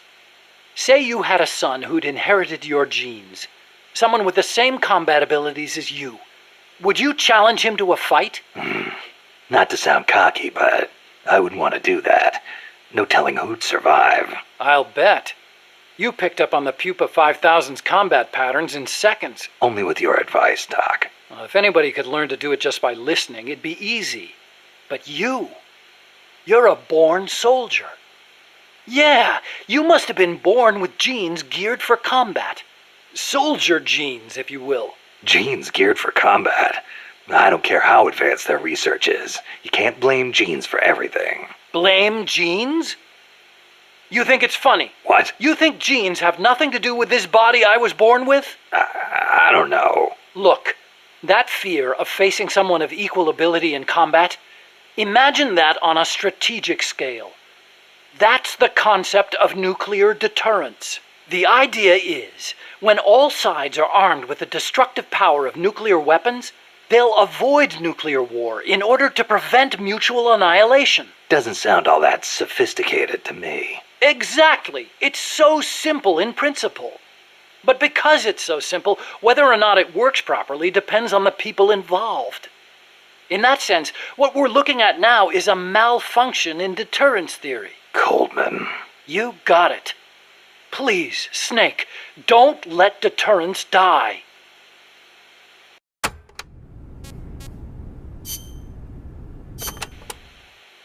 Hey, Doc, what was that you were smoking in the lab? It looked like a cigarette, but it wasn't lit. Oh, it's an electronic cigarette. I designed it myself. Pretty neat, huh? Electronic cigarette. Yep, a liquid in the filter that turns into vapor, and you inhale the microparticles. So that was vapor. I'd actually rather be smoking normal cigarettes, but not in that room. The smoke would wreck the precision equipment in there, ruin all its wiring. But the vapor is just steam. It doesn't contain tar or anything like that.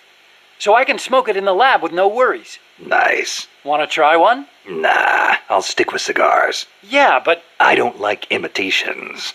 The real thing's always better. Okay. But you know, sooner or later, smoking's going to become very unfashionable across the world. It hurts you and those around you. Electronic cigarettes might not seem so bad then. Yeah, when that happens, I'll think about it.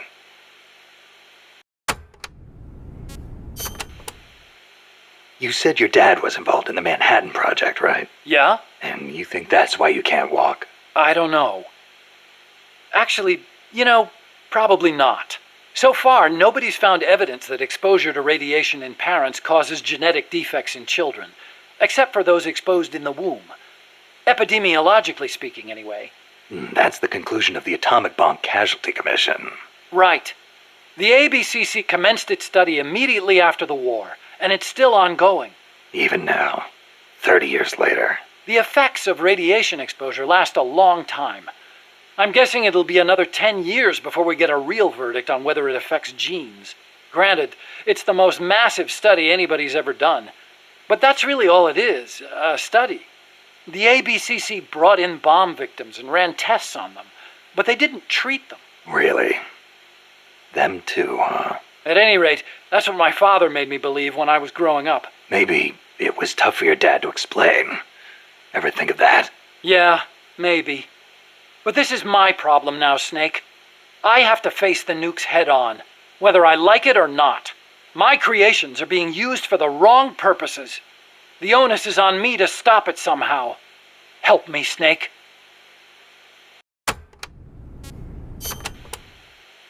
Hey, as long as I'm here at Mother Base, why not assign me to the R&D team? You could use a guy like me. Glad to have you on board.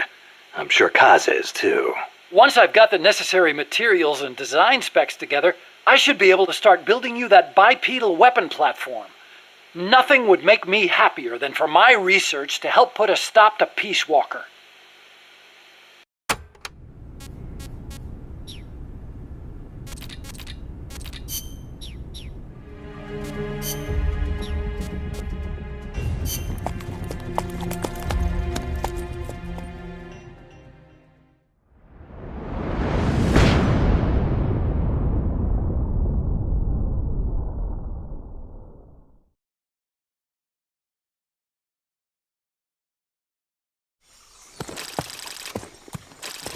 Snake, how's the mule treating you?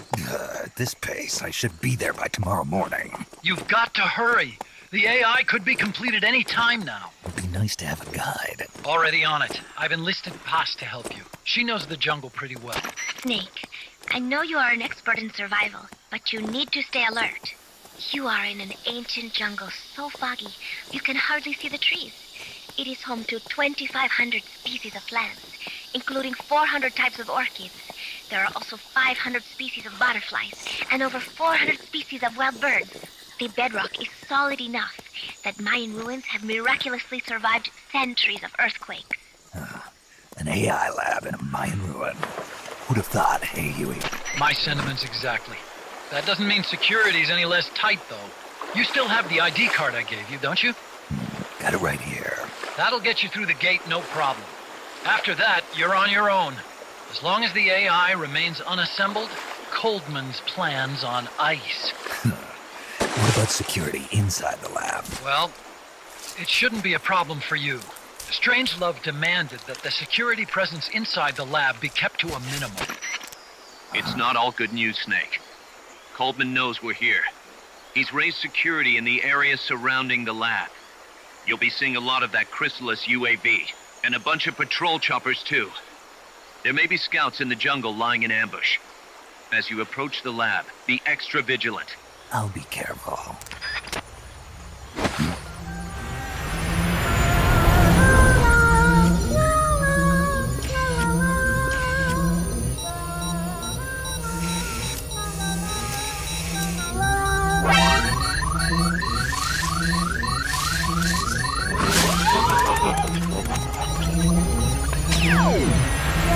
They're looking for you. Stay sharp.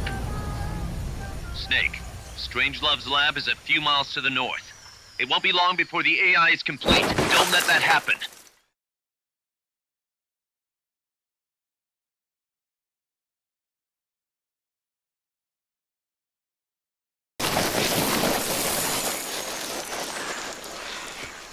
Careful. If there's enemy scouts around here, they'll be nearly impossible to see.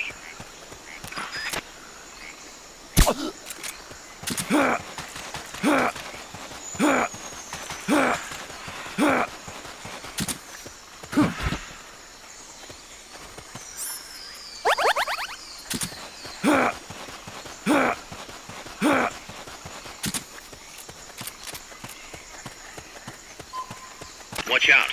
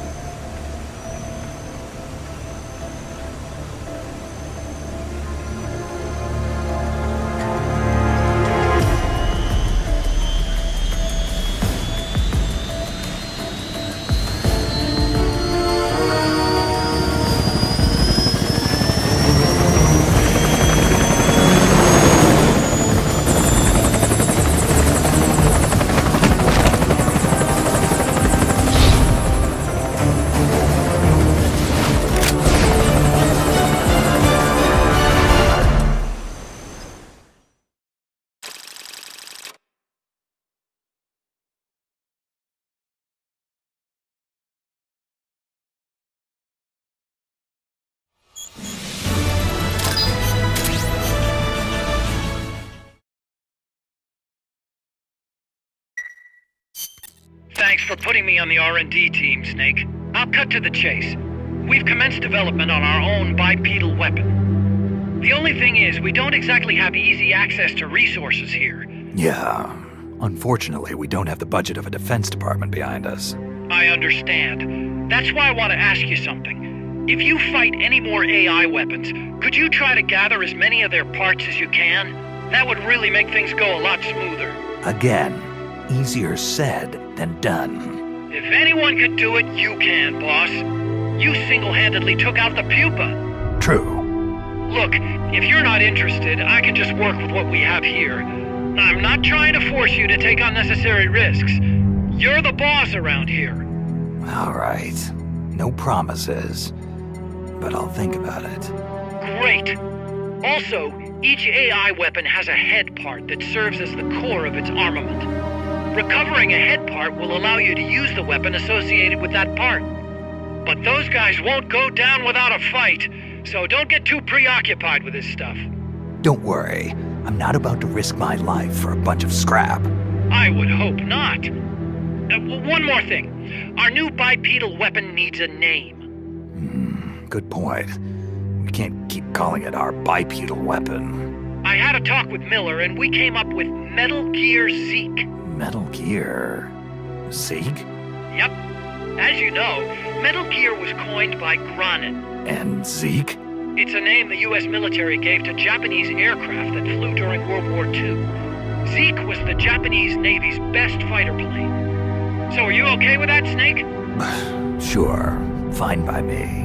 Miller was saying that an army without borders will need a deterrent against other countries. He's right. With Metal Gear, MSF can achieve true independence. Here's hoping.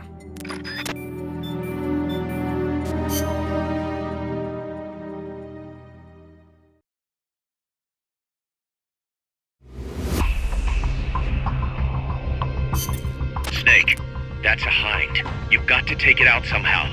Either neutralize the soldiers or bring down the chopper. Good luck.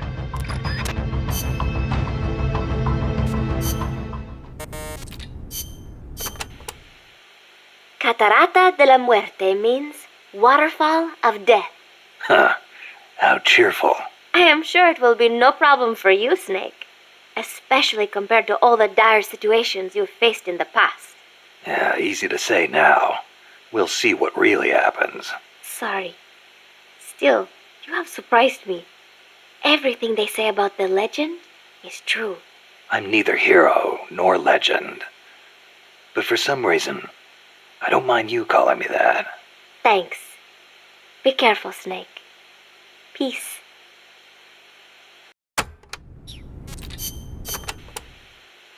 Don't even think about facing a chopper head-on. Guerrilla tactics would work well in a place like that. Moving from tree to tree will make it hard to get a fix on you from the air.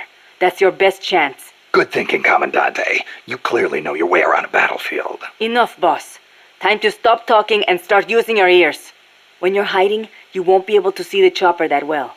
It's important to use sound to get a read on its position. You could also try taking out its tail rotor.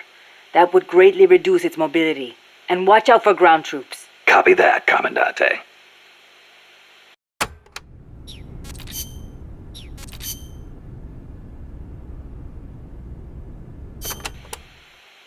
So the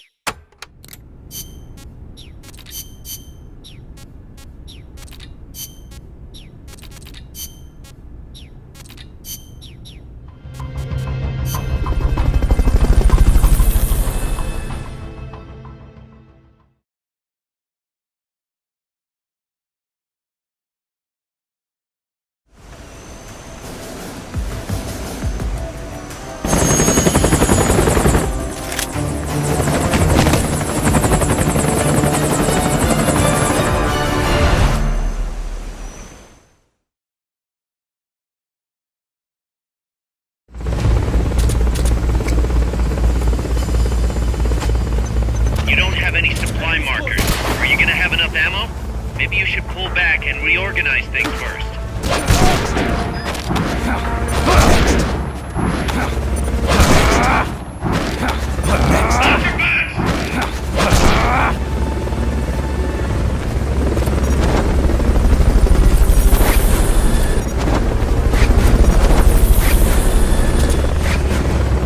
Fulton recovery helicopter is complete.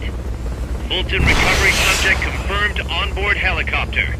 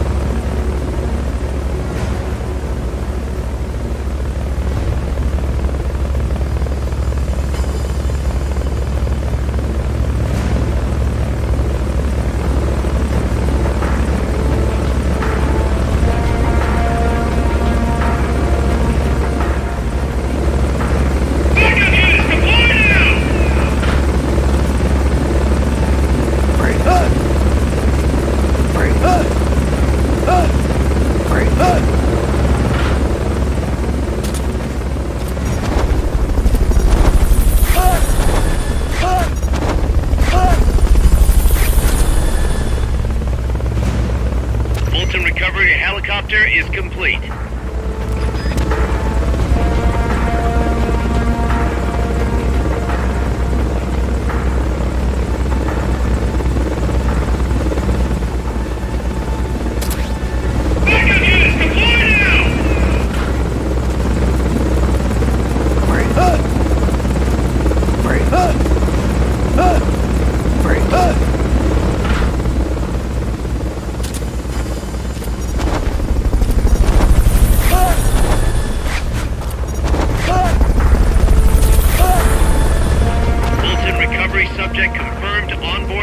helicopter. Fulton recovery helicopter is complete.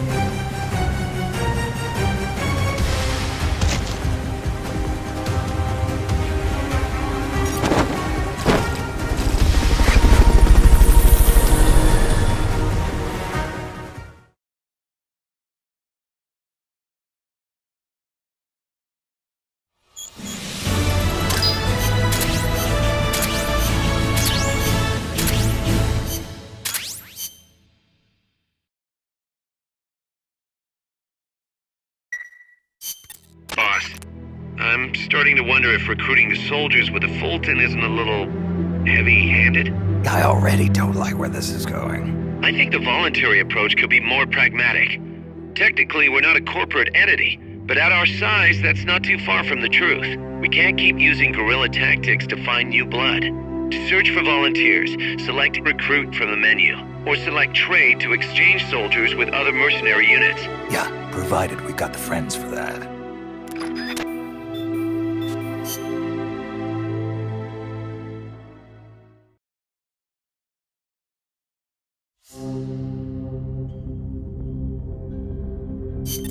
Snake, infiltrate Dr. Strangelove's research lab and either deactivate or destroy the AI. The lab's built into some ancient ruins, so find those first.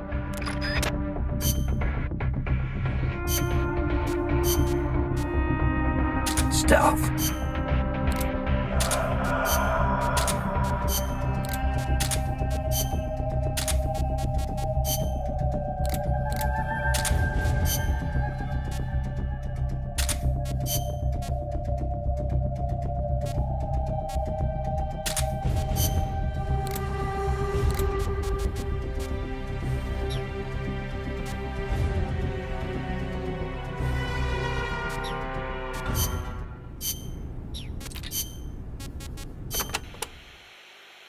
Selva de la Muerte, huh? Forest of Death. Wouldn't want to get lost here. Sure wouldn't. But do not worry. I will be your guide.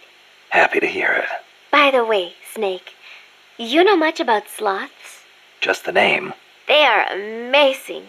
Sloths spend almost all of their lives up in the trees, except for when they have to go to the back room. Plus, they barely eat a thing. What? How do they survive? Why do you think they are called sloths? They hardly move, so they hardly burn any energy. They are also able to maintain a low body temperature, lowering their metabolism further and allowing them to survive on very little. Wouldn't that make it easier for them to get picked off by predators? They stick to the trees, helping them blend in and stay out of sight. They say there are even some sloths that grow moss when they reach a certain age, like some sort of fairy tale forest hermit, huh? I knew a great old sniper once. Guess he was even more in tune with nature than I thought. Old sniper? What are you talking about?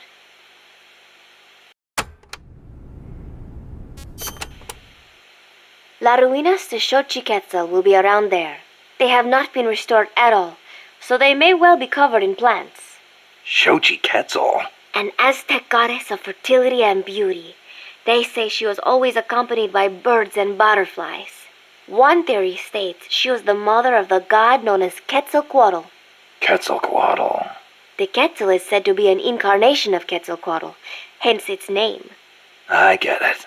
Well, this place definitely matches the atmosphere of a cloud forest. Now, it may have seen better days, but that is still a temple, so be sure to show respect when you're inside. If the mood strikes me. Well, you've got no one to blame but yourself if Xochiquetzal strikes you down.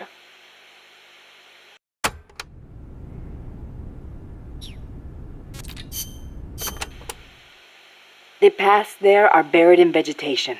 Work with nature to conceal yourself, and you'll be much harder to spot. A ghillie suit would be perfect here. In any case, take caution when advancing. Don't wear anything that stands out. The ruins are a labyrinth, so try and keep your bearings. I could use those walls to stay out of sight. Once a sniper is spotted, he'll move to another location. You shouldn't stick to the same place either. Oh, I know. I learned all about that in the Soviet Union. It is not necessarily a good idea to try to engage a sniper in close quarters combat. Finally, once you've found a place to hide, don't let them take you from behind. Don't worry. No one sneaks up on me.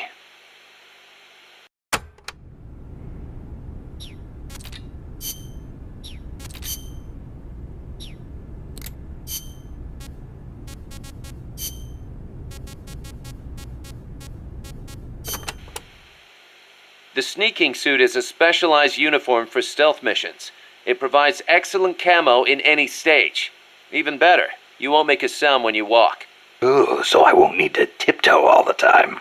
And to top it off, it also makes your wounds heal faster. The fabric exerts just the right amount of pressure on your body to help stop bleeding. Huh. Not a bad little trick.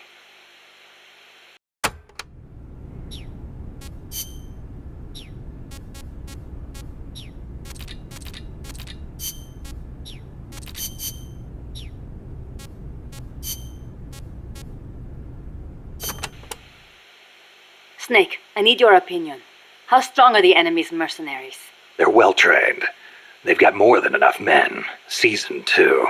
A lot of them probably saw action in Vietnam. They're a tough bunch. And armed to the teeth. I don't think I've ever seen a mercenary force field that many tanks and attack choppers. It shows how much cash they have to throw around. And connections. How did they get access to such weapons? How do you think? They're backed by the one and only CIA. And here we are. Half of us farmers, and the other half students. Children, even. And weapons. We're so short on guns, we have to steal them from the enemy. As much as I hate to say it, we're always going to be on the defensive. I know. And mi viejo. Without him, we... Yeah, I know. I don't know if we can win. Can we, Snake? Stop feeling sorry for yourself. But... Amanda. What? Listen to me. Don't ever let your men hear you talk like that.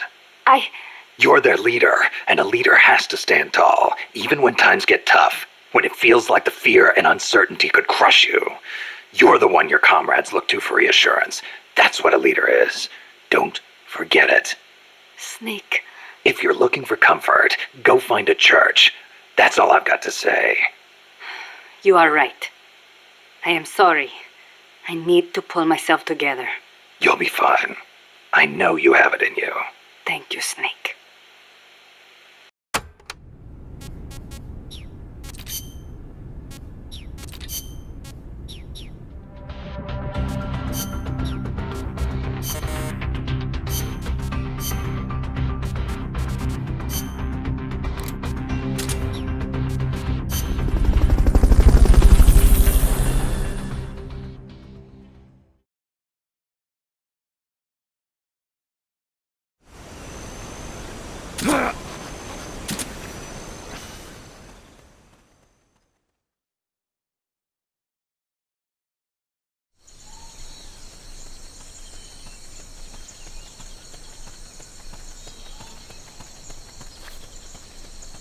Some scouts are really hard to spot because they use grass or dirt to camouflage themselves. They blend right in with the natural surroundings.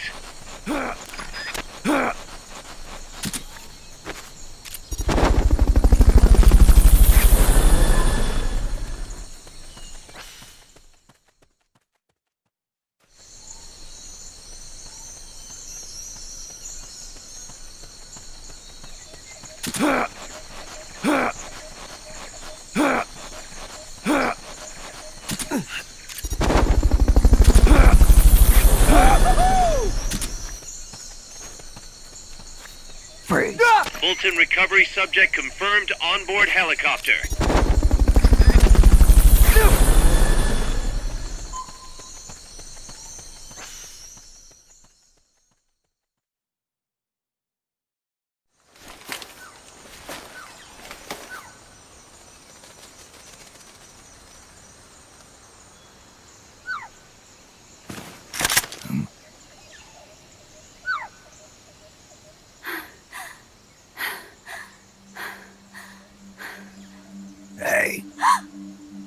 Tu m'as trouvé. C'est moi, le loup. French. Fini de jouer à cache-cache. Dis-moi qui tu es. Please, do not kill me. You're no soldier. I am a tourist. What's your name? Please. What are you doing here? Cecile. Cosima. Caminada. You're not one of the soldiers? Please, lower your gun. Who are you? I'm an ornithologist. A poacher? The gun's for self-defense. I'm looking for that one rare bird in Costa Rica. Which one? The quetzal? Right, the quetzal. They're rare, but they're not covered under the Washington Treaty. The resplendent quetzal is red-listed. Really? You know your stuff. I am an ornithologist myself. Well, we'll have to compare notes later. Here, drink some of this.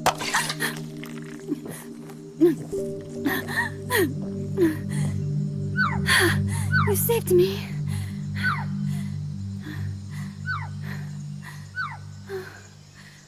They told me this was a paradise.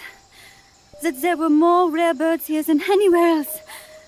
That there was no war here. That it was safe.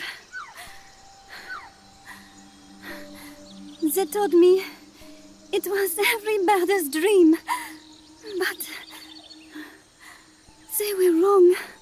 What happened? If only I had not recorded that stupid voice. Voice? I was trying to capture the quetzal song. Making my way through a thicket, I saw immense runes towering before me. I chase it away. It will bite you unless you kill it. Go home. You're the one who made the tape. I am loyal to myself. Who's there? I was captured by that woman. But she was kind. She gave me food to eat, and even bathed me herself each day. But she said I could go home in a month. So whatever you do, don't take off the blindfold. Do so, and you will never leave here. Guess you didn't listen. How'd you escape? I waited for an opening. Stole an ID card. They almost caught me, but I managed to elude them. You made it this far and then succumbed to exhaustion. I was barefoot, with no supplies.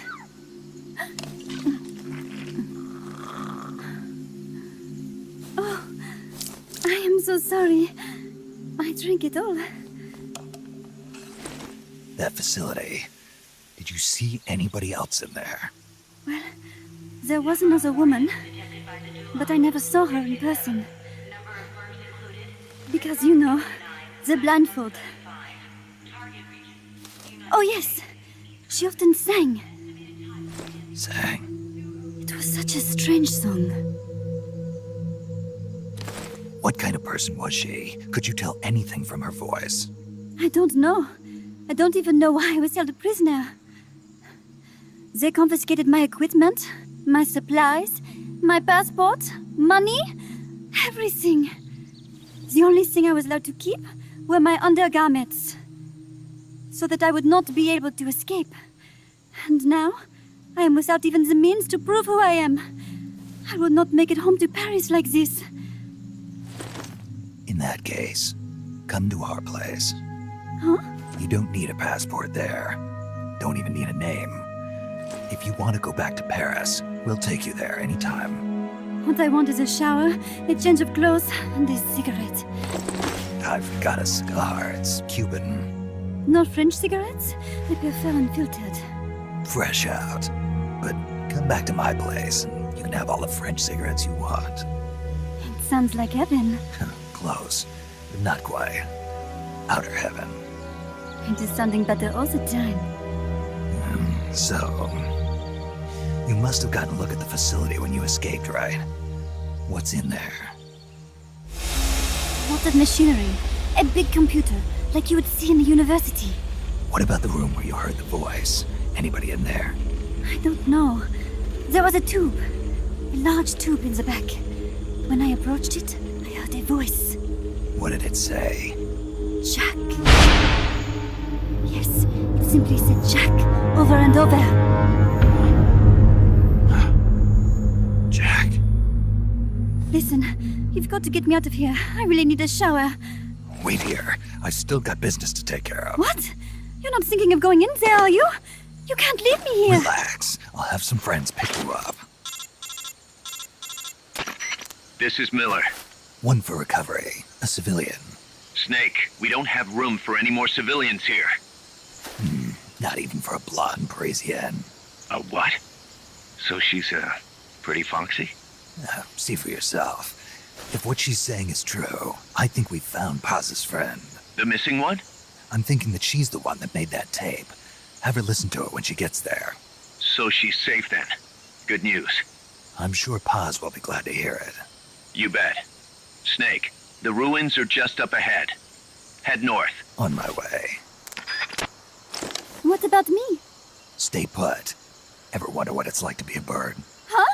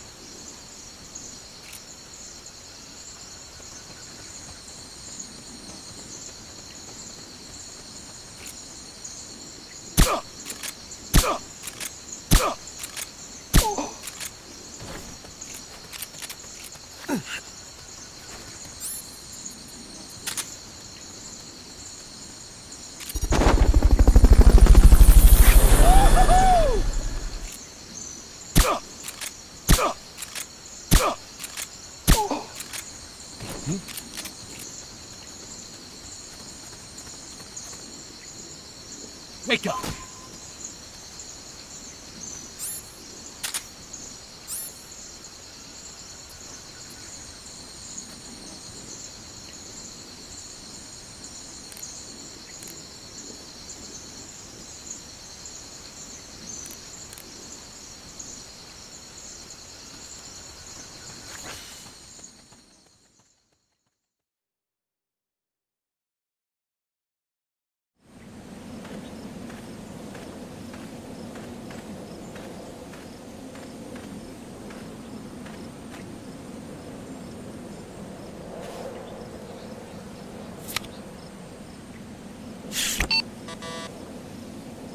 What? It won't open. Damn. It won't open. What's wrong with it?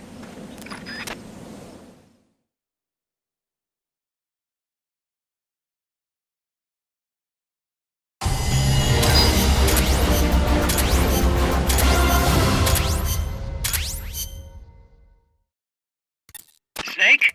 Huey, your ID card isn't working. It won't open the lock. It can't be. What's going on? She hates me that much? Strangelove's in charge of authorizing IDs. Sometimes a working card has its privileges removed.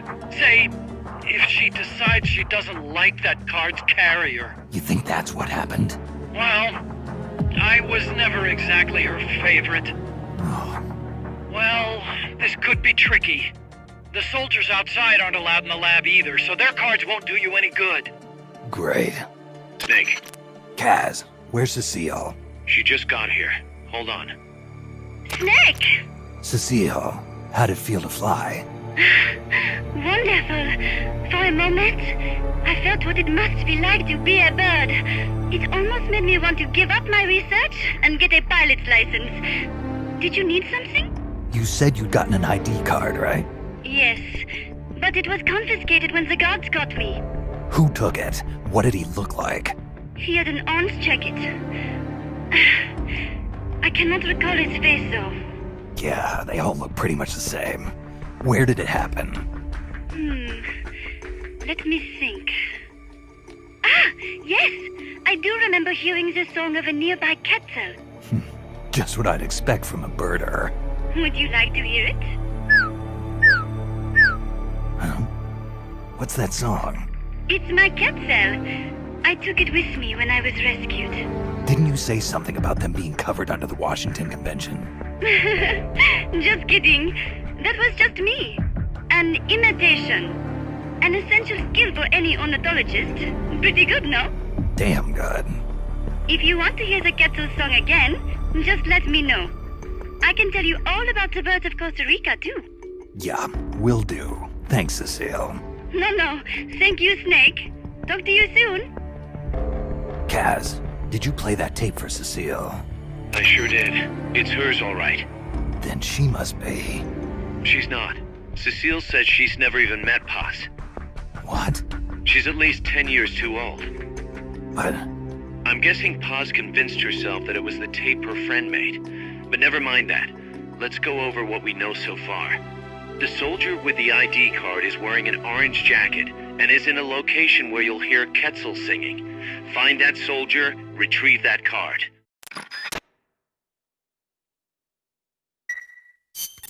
Snake, we need more guys for weapons and items development. Get us some new recruits with the Fulton.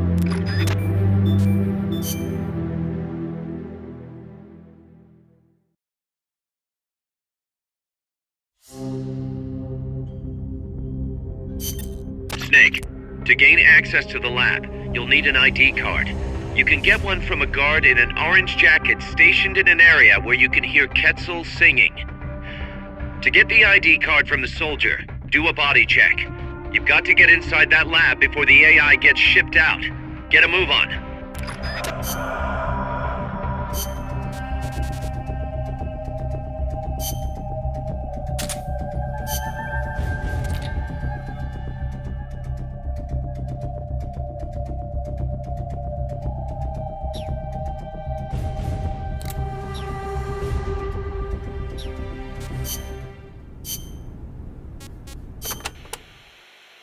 scouts are outfitted with camouflage to help them hide.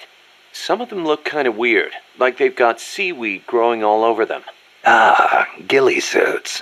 Not much difference between them and any other scout in terms of combat ability, but it does make them harder to spot. I'm sure it does. You've come across these before? Yeah, the Soviet Union. The first time, it took me a full hour to find the guy and take him out. Kaz, do you know what they shine? Shine? Like how? Like, from their heads. Their heads? How about their hair? Do they have a lot of it? What are you talking about? How the hell would I know? How about a parrot? Did anybody hear a parrot squawk? A parrot? Look, Snake, you're talking to the wrong guy. I mean, Cecile's the bird expert. Wait a second, what am I saying? You're not making any sense to begin with. Never mind. It's a long story. I'll figure it out another way. Forget about it. Yeah, I'll do that. Anyway, we've already lost too many good people to these surprise encounters. Make sure you don't end up like one of them.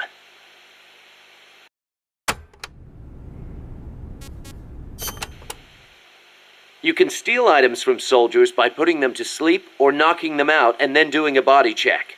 Get close to the unconscious soldier and press the action button when you see the icon. Or you can sneak up on them from behind and do a hold-up. It also works if the soldier's near death. Keep in mind though, if you wait too long, you'll have a dead soldier instead of a dying one. And you can't do a body check if you're holding the Fulton recovery device either. So don't try.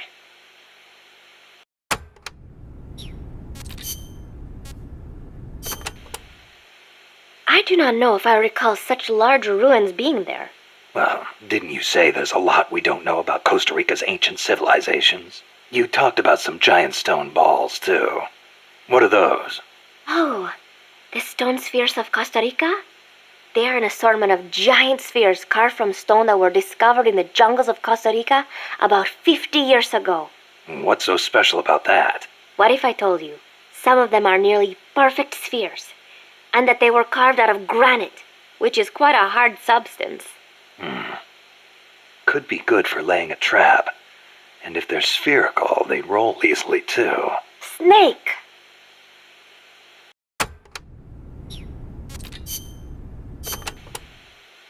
Snake, be careful when going through areas you've passed through before. The enemy could be waiting to ambush you. And do you know how to identify the soldier with the ID card? Yeah, Cecile told me. He's in a forest with some Quetzals wearing an orange jacket. He'll be from the lab, probably out on patrol. Do a body check to see if he's got the card.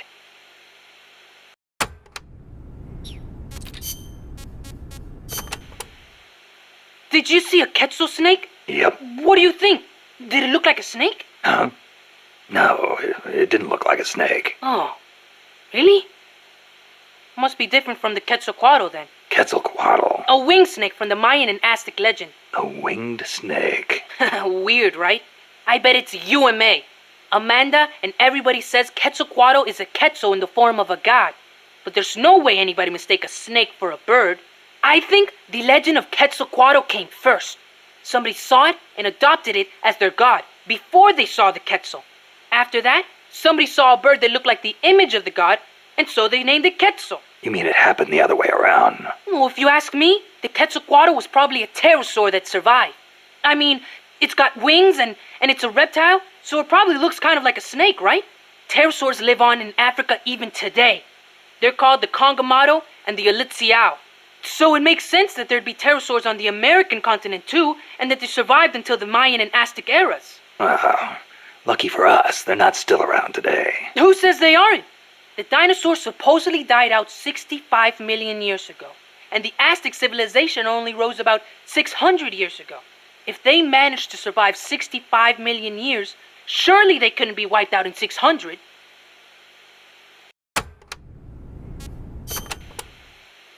Pterosaurs survive today in the African countries of Cameroon and Congo. Each tribe calls them by a different name, like Congamato or Litziao. There sure are a lot of dinosaurs running around the Congo. Well, a lot of the land hasn't been settled by humans yet. They've survived all this time, just undiscovered by man. But they're finding fossils in America too. This one they found 3 years ago in Texas had a wingspan of more than 12 meters. If I saw a gigantic pterosaur like that, I'd probably call it a god too. Yup, I'm sure that's what the Quetzalcoatl really is.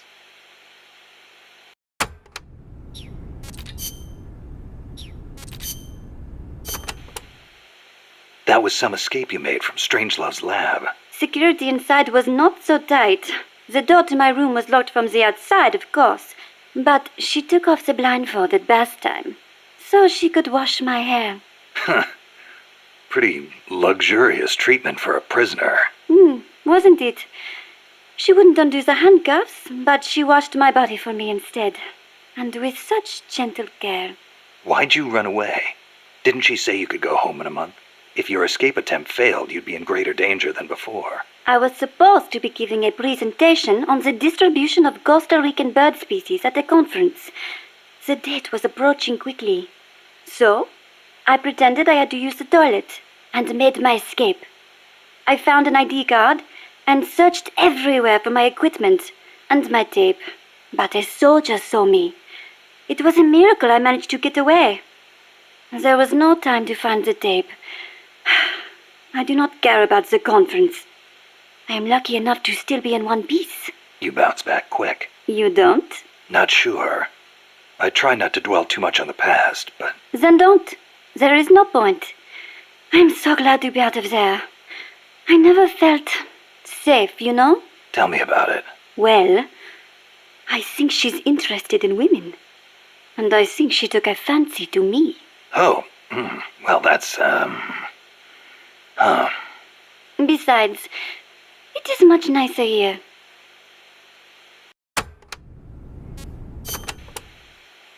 Was it just the two women in the lab?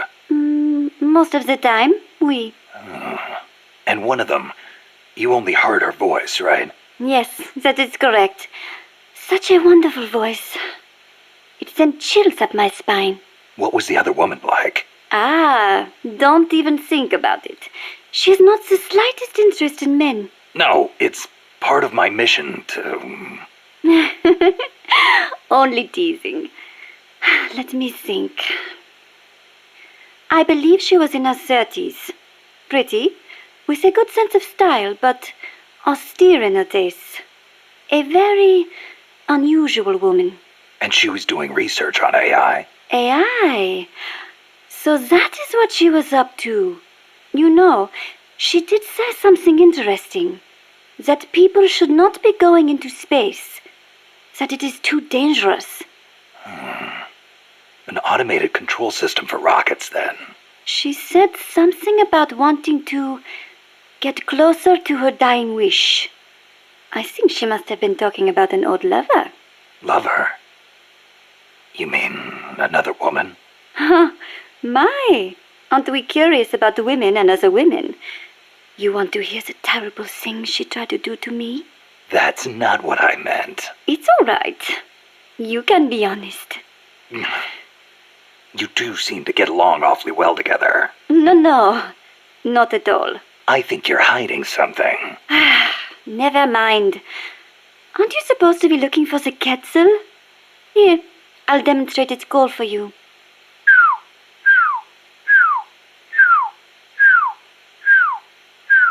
I knew it.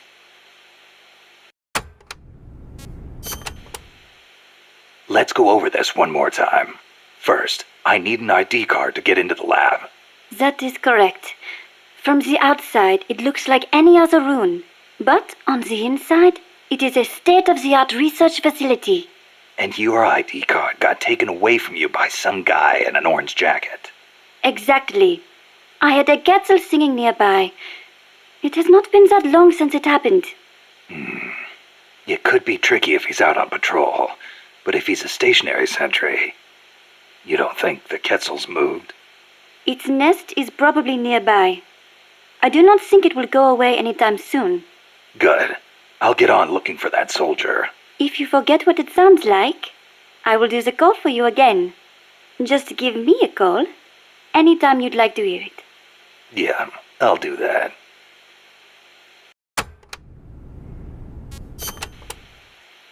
Let me get this straight. You were in Costa Rica as a bird watcher? Yes, I was. Not for pleasure, though. I am a researcher, after all. I am studying the distribution of Latin American bird species. With today's compact cassette tape recorders, even a woman like me can carry her recording equipment by herself. But it was a mistake to come alone. Even so, there sure are a lot of wild birds in Costa Rica. Aren't there? Over 800 different species. Said to be more than 10% of all living bird species on Earth. How many can you name, Mr. Ornithologist? Hey, I was just trying not to scare you. You should at least have a basic knowledge of Costa Rica. How about this? I will give you a thorough education, Mr. First-Time Ornithologist. Okay. Start by telling me about the Quetzal.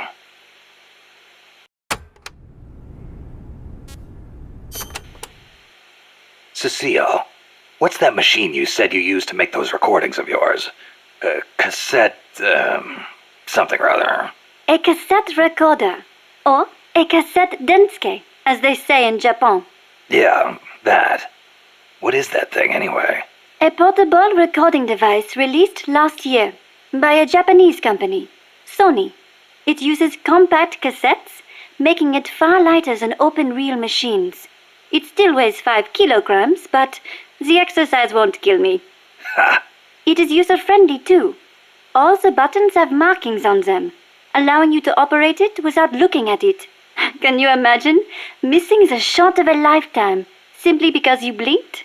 Oh, that would be devastating. But where'd they come up with Densuke? Sounds like a Japanese name. Allow me to field that one. Kaz? Densuke is a nickname that comes from the name of an old manga character. Was he some recording nerd too? Don't give me that. Recording atmospheric noises is an exhilarating art. There's nothing like capturing the real world in action on tape. It's just like taking pictures with a camera, only with a microphone instead of a viewfinder. Sure. Listen to a tape with your eyes closed, and the scene just bursts to life in your mind's eye. Tell him, Cecile. Absolutely. When I listen to the sounds of the birds in my apartment, it is like I am back in the forest, where I recorded them. See? She's a Parisienne. She knows what's chic. If you say so. And what do you like to record, Monsieur Miller? Me? Steam locomotives, no question. The roar of the engine, the throaty steam whistle. More animal than machine. Don't get me started. Steam locomotives are a dying breed in Japan. I wouldn't mind going back for a bit and making some new tapes while I still can. You are less civilized than I thought. Less civilized? I detest those beasts. The noise frightens off all the birds. Then there is the smoke. I much prefer the peace and quiet of the forest. Cecile, wait. That came out wrong. Sure it did.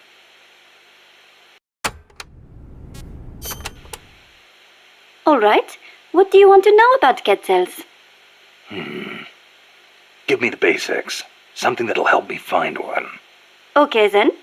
First of all, as I'm sure you remember, the Quetzal's wings and back are emerald green, a dazzling blend of viridian fading into blue. Its belly is brilliant red, and its tail feathers are white. Such a gorgeous bird.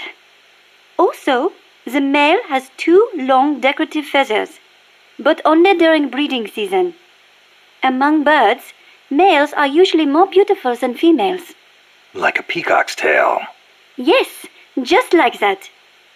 It is interesting to note that while their bodies are only 40 centimeters long, many quetzals reach over a meter in length when you include their decorative plumage. Quetzals typically build their nests by making holes in dead trees with their beaks, about 3 to 4 meters above the ground. They are omnivorous and eat everything from nuts to lizards. Where can I find one? Their habitat stretches across the entire tropical cloud forest. You may end up having to rely on its song to find one. Good to know. I will do an imitation. Listen closely.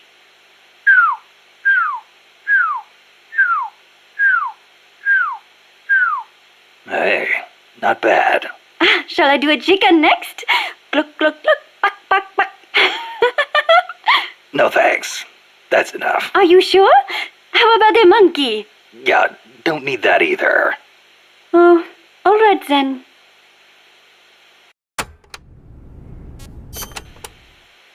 Costa Rica is the home to many hummingbirds as well. The people here call them colibri. Colibri, huh? Hummingbirds are the world's smallest birds. Although they can vary from species to species, most are around 10 centimeters in length, and the smallest, no more than 5. It is amazing to think that something so small can still be a fully developed bird. I think a bird that tiny would get mistaken for a bug. Actually, they are often mistaken for sphinx moths. The little darlings feed on flower nectar, and their beaks are long and thin to help them drink up the nectar. They beat their wings far faster than any other bird. The smallest ones, over 70 times a second. Can you imagine? What for? They hover in midair while they suck their nectar. They can even fly straight backwards. Hovering. Like a helicopter. That's why Amanda and her unit called that chopper Colibri.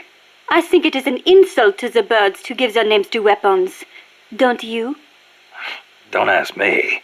Ask the birds how they feel about it.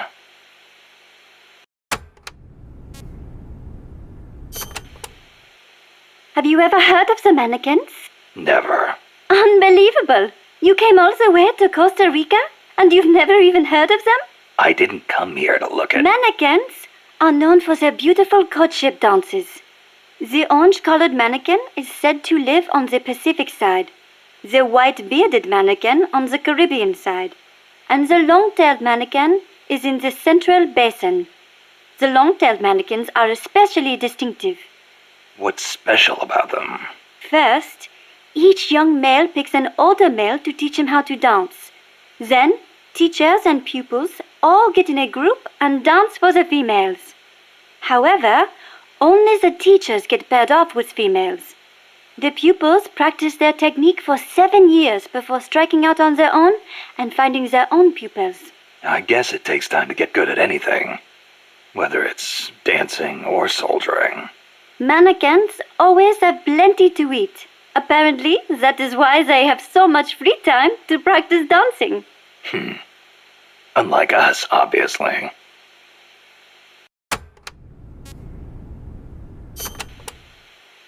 Another well-known bird of the cloud forest is the three-wattled bellbird. Wattled? What the hell's a wattle? It is just like your beard, Snake. What? It is a piece of flesh that hangs down from its chin. Kind of like whiskers, but not made of hair. A hanging piece of flesh. Oui, and it only grows on males. Nothing more important to a man than his beard. So, these birds are in the cloud forest too? They are normally found in the lowland rainforests, but they migrate into the highland cloud forests during breeding season. What the three-wattled bellbird is best known for, though, is its loud call. It makes these metallic bong and ding sounds, hence the name bellbird. It hardly sounds like a bird at all. Even an expert bird caller like me cannot do it justice. Oh, it doesn't sound like I'll be mistaking it for a quetzal.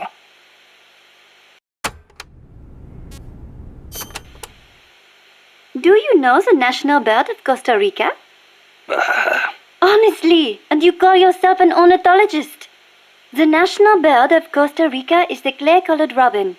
It's a plain-looking brown bird found throughout the country. Why'd they make it the national bird then? Are there all kinds of better-looking birds like the quetzal? Ah, the clay-colored robin has the most exquisite song. And I think it is part of the Costa Rican national character to choose a bird everyone knows and loves over prettier ones. Somehow these people don't strike me as being very Latin. Speaking as an ornithologist, I am rather happy with that choice.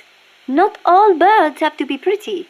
Oh, and just so you know, the quetzal is the national bird of Guatemala.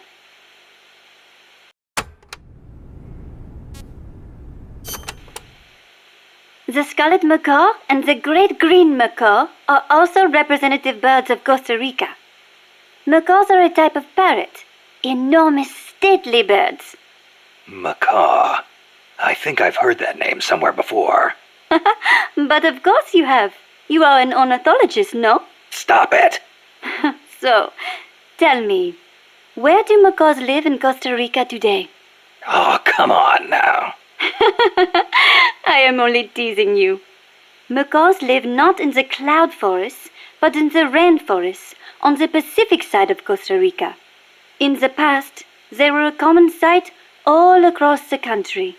But lately, the population has decreased dramatically. One possible cause is the pesticide sprayed to facilitate large-scale banana cultivation. Evicted from their own land, huh? Thankfully, conservation efforts have been gaining some momentum lately.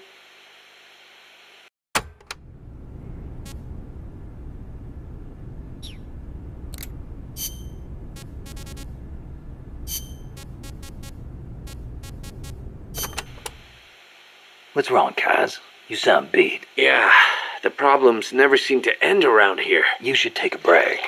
Share a cup of mate with the other guys. It'll give you a chance to connect with them. I wonder if Che and his men ever sat around and drank mate. I bet they did. Che was famous for his love of the stuff. Oh, man, whoever thought of this was a genius. You can put it in a gourd and carry it around, and there's a special straw with a filter attached so you can drink it any time. That's not all. It's full of essential vitamins and minerals, too. Nice to have in a guerrilla war when food is short. Yeah. Wish I had a chance to share some with the blonde Parisienne when I was out hiking. Well, how do you know about that? It takes a thief. Or should I say it takes a snake to know one. Snake.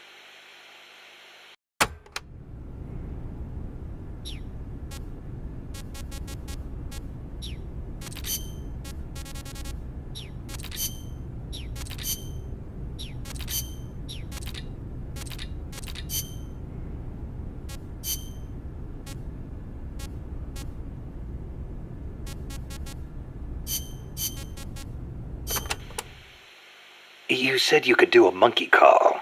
Yes? Want to hear it? Yeah, I won't be able to get it off my mind until I do. All right, here it is then. That's pretty good. I can do others too, like a sheep, a pig. Yeah? Wow. What about a pig? That's uncanny. Oh, I can do a rabbit as well. A rabbit? Rabbits make noises? Certainly, but they are very faint, so perhaps only someone who has owned one would recognize them. I see. So, what do they sound like? Listen very carefully. Okay. Seriously? Rabbits sound like that? I assure you they do. Listen again.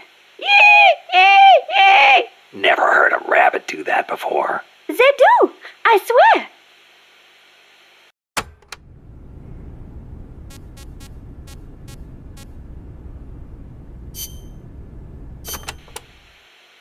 Never heard the name Cosima before. Then again, I don't know many people from France. Is it a common name? No, not that common. But Wagner's second wife was named Cosima Francesca Gaetana Wagner. Huh. You know, Kojima is a common last name in Japan. Kaz? It's just funny how, I'm part Japanese and Cecile's middle name is so close to Kojima.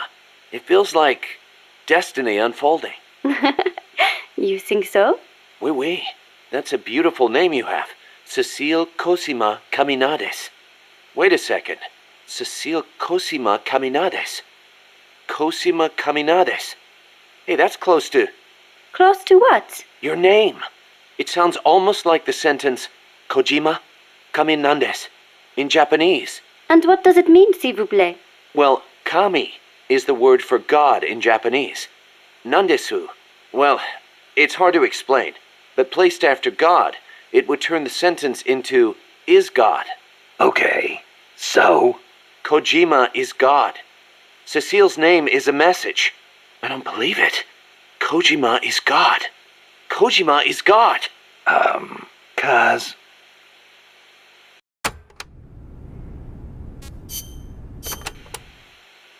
Did you live in Paris your whole life before coming here?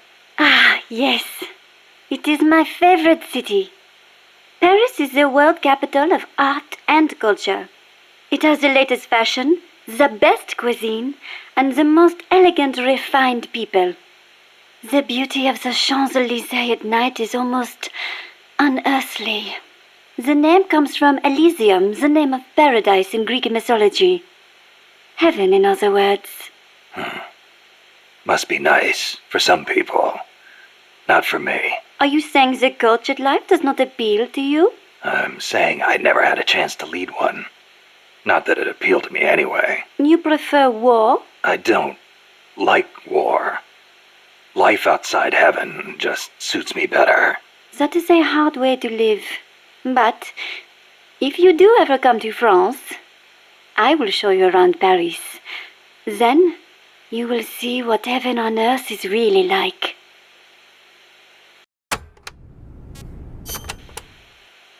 Heaven on earth, huh? The only image I have of France is the Foreign Legion. Ah, that is how you view France? What do the French think of them? It is a difficult question. We normally don't think about it so much. Well, critics claim it forces foreigners to take on the most dangerous missions, so French citizens won't get hurt. You are right. That probably had something to do with why it was created. But I understand that along with service comes benefits, such as French citizenship and permanent residency. Those who join are all given an equal chance, regardless of race, religion, education, social status, or national origin. So it can be a godsend for people from poor countries.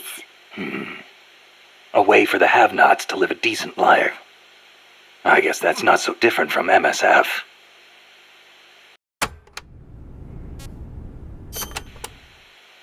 There's one other image I have of France. The national anthem. Ah, La Marseillaise. Not everyone is a fan, of course. The whole, to arms, citizens. May an impure blood water our furrows thing, eh?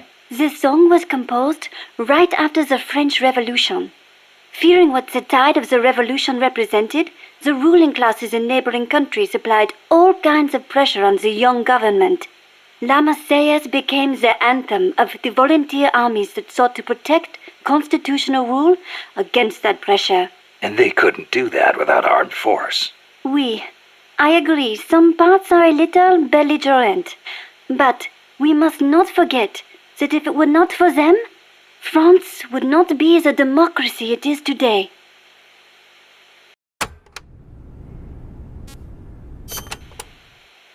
Have you ever seen The Umbrellas of Cherbourg? A movie? No, never seen it. No? It came out 10 years ago. Catherine Deneuve.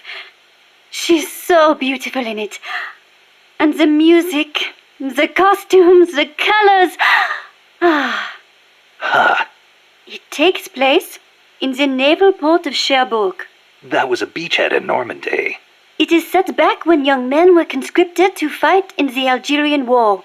The French government called the conflict a public order operation in northern Africa. I was still a little girl then, but I can clearly remember one of my friend's older brothers going off to fight. Yeah, national service is required in France. The war splits up two young lovers.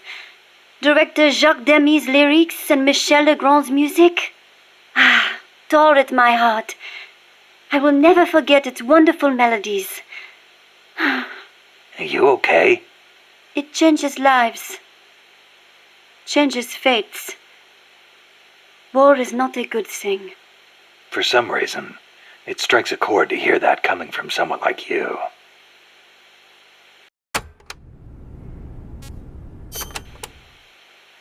Speaking of the Algerian War of Independence, you ever hear of the Day of the Jackal? Ah, you mean the novel that was made into a movie last year? The OAS, a militant French underground group, plots to assassinate de Gaulle, hiring a hitman known as the Jackal. Readers know that de Gaulle was not killed, but it is still so exciting. If someone was going to try to eliminate me, I would hope they would be as thorough as the Jackal. To know everything about me, without me suspecting a thing. Oh, yeah? I wonder if my birds feel the same way. I wonder.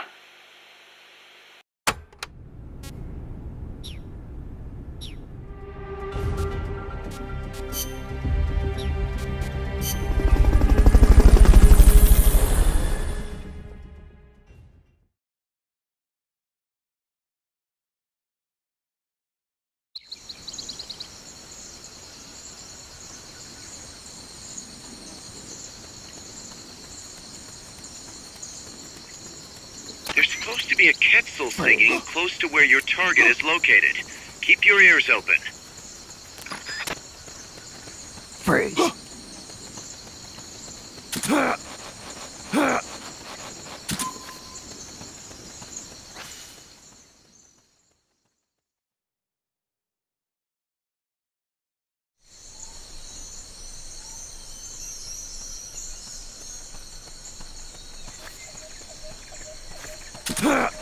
Once you know which soldier has the ID card, do a body check. To do a body check, first knock the soldier out, or put him to sleep, or hold him up.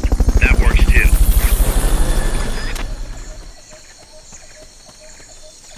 Freeze.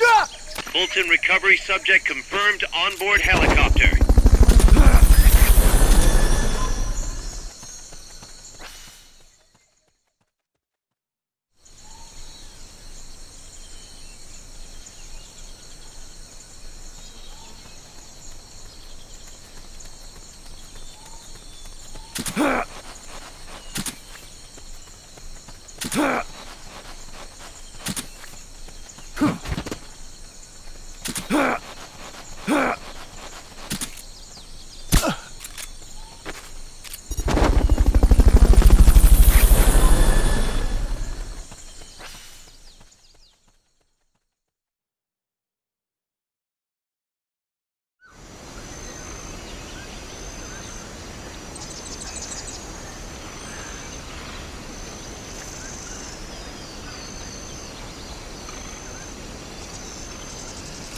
Freeze.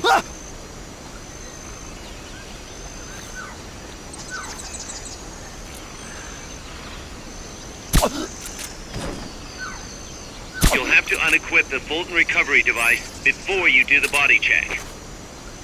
Snake, pick it up.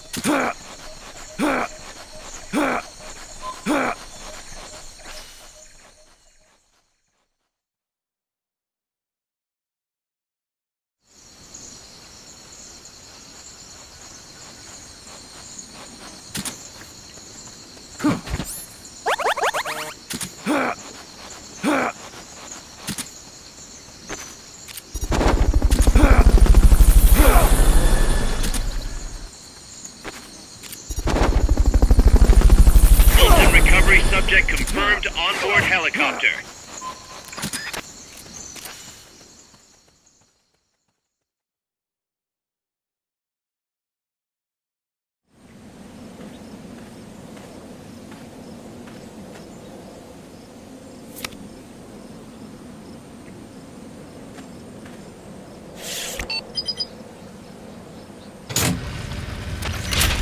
Excellent. It's open.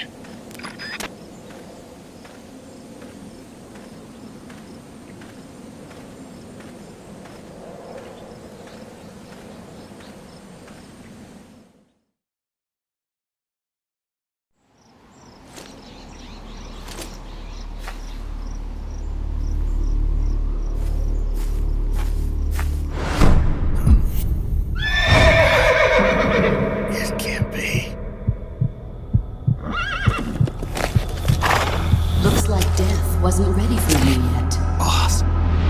And who might you be? You. Dr. Strangelove, I presume. I've been waiting, Snake. Yes, waiting without joy or pleasure. Waiting for the one I despise. Don't move! Don't move? You men and your guns. You all say the same thing. I suppose you're here to destroy my research. Yes, I know. Just as I know what you did 10 years ago. Go on. Kill me like you killed her. Kill me like you killed the boss.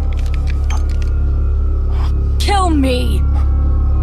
What exactly do you... Come on, Snake. Or should I say Big Boss? That filthy title given you as reward for murder. Do you still wear it with pride? You chose a shadowy country over the mentor who made you what you are. You brought despair to good soldiers everywhere.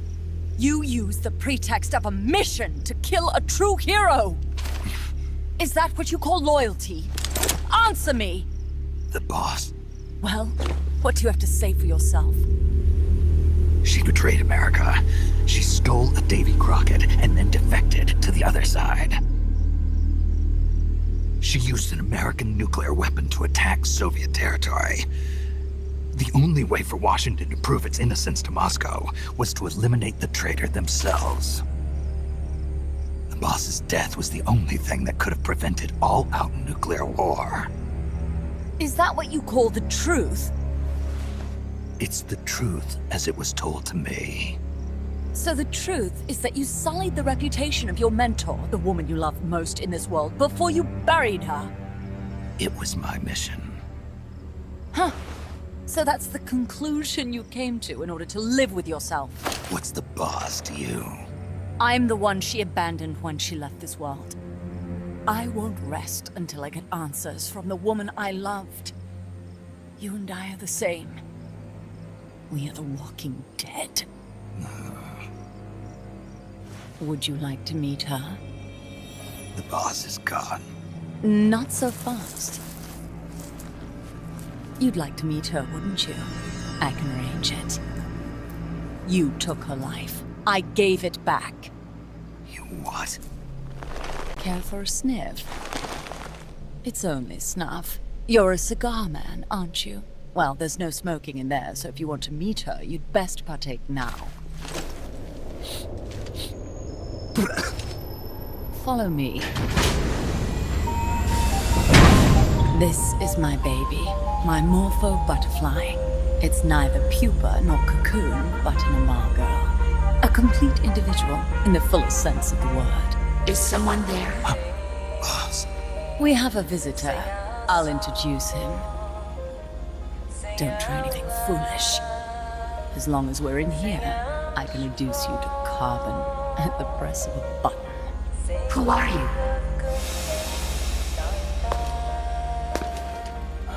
A man. A warfighter.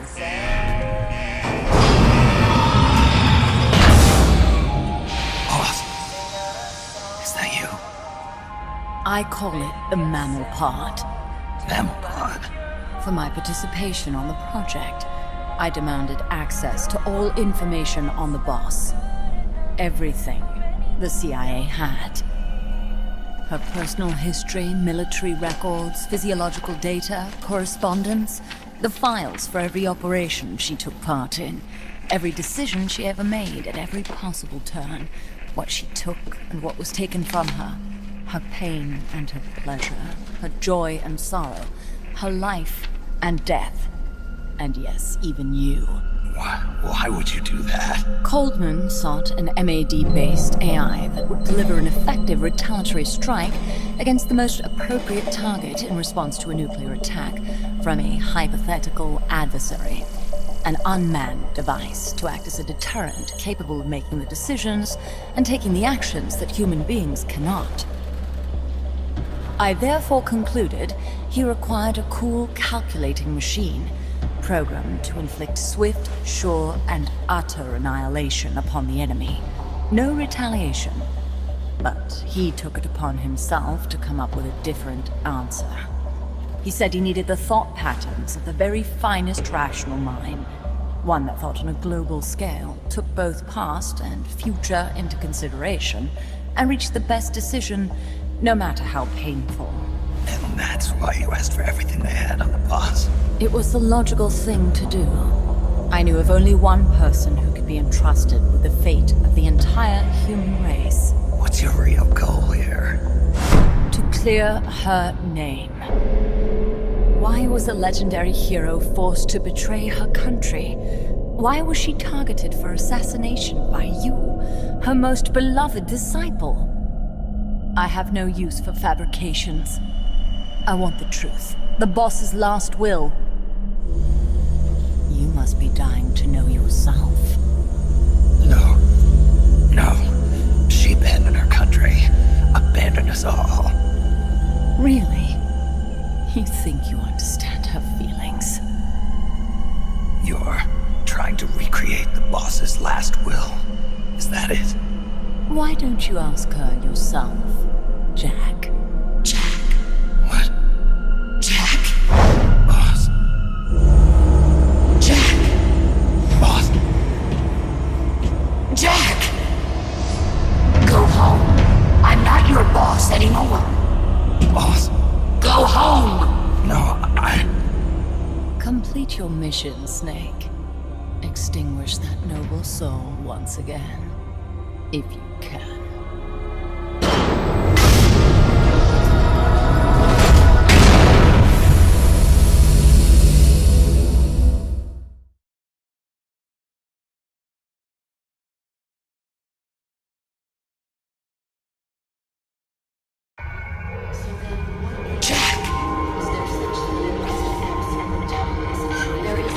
Go home. I'm not your boss anymore. Go home. Why did you come back? Is my life I gave up, and my child I've been waiting. Go home. I'm not your boss anymore. Go home. Waiting for your birth. You better stay alive from now on. I may no longer be able to bear children, but I still have a family. Go home. I'm not your boss anymore. Go home. Go home. I'm not your boss anymore. Go home. And my child I've been waiting from my country for a long time. Go home. I'm not your boss anymore. Go home. Your growth, they are my family. I may no longer be able to bear children. What is this? This response? Oh God. Discontinue!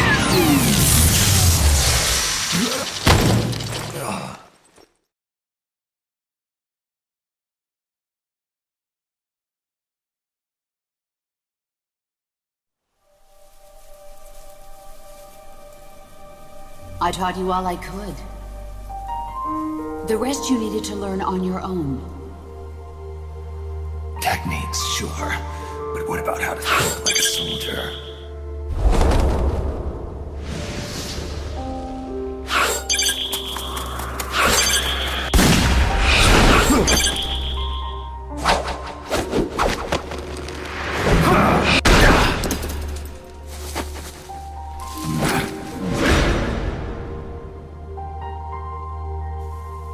There's a saying in the Orient, loyalty to the end. Do you know what it means? Being patriotic. It means devoting yourself to your country.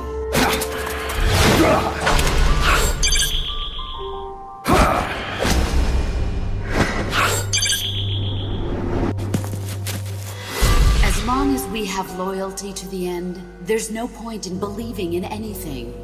even in those we love. That's the way a soldier's supposed to think. The only thing we can believe in with absolute certainty is the mission, Jack.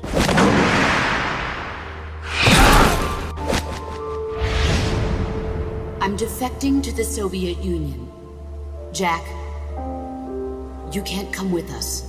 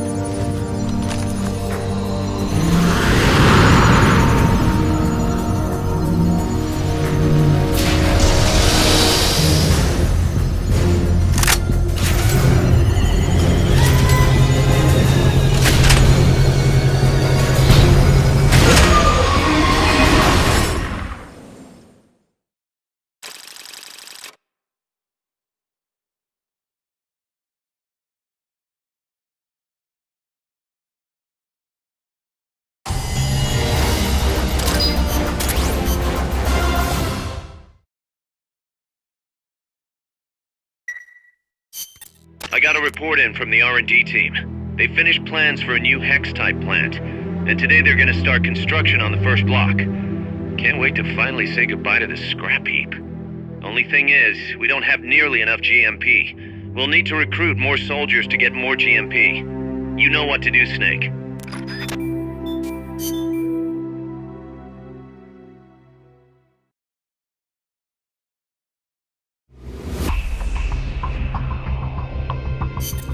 Snake, that's the chrysalis weapon Huey was referring to. You know what to do.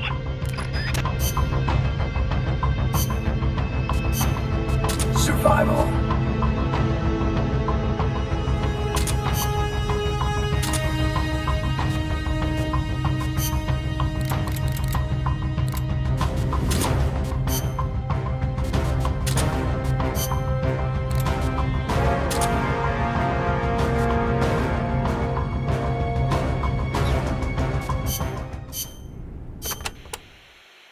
Apparently, each part of an AI weapon is connected to a memory board inside the AI pod. Destroying a part will release the lock on the memory board. After that, climb in the pod and you'll be able to grab whichever boards you've unlocked. Only thing is, any parts you destroy can't be collected and reused, so you'll have to decide which is more important.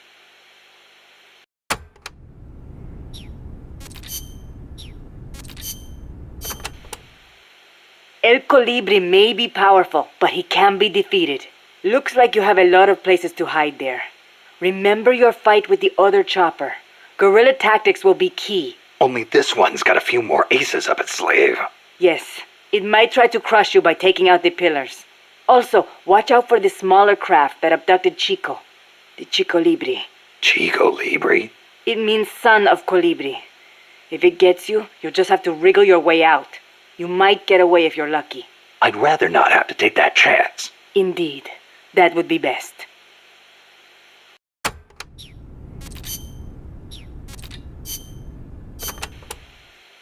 Being an unmanned vehicle, the Chrysalis can perform extreme G-force maneuvers that standard aircraft can't. It'll be difficult to counterattack once it's coming at you. I should mention that it's also equipped with a railgun. A what? A weapon that fires rounds using electromagnetic force in lieu of gunpowder. Wait, an electric weapon? Not exactly. The rounds themselves are conventional shells. It creates force by running an electric current through a magnetic field. Fleming's left-hand rule.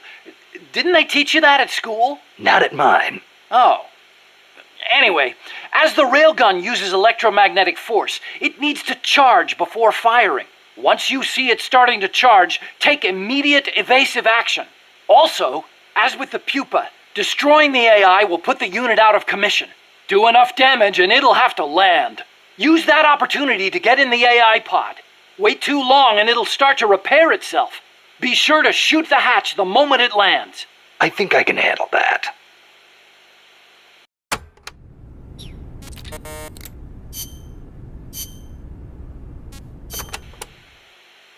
The new plant is a hex type. That gives it more surface area than previous types, and also makes it easier to plan expansions. We're gonna make this place huge. Hex, huh? Like a beehive. Nothing wrong with that. They say the honeycomb design is one of the strongest. I hear they're even thinking of using it in tank armor. Good enough for me. I'll see about finding us some worker bees. Appreciate it, boss.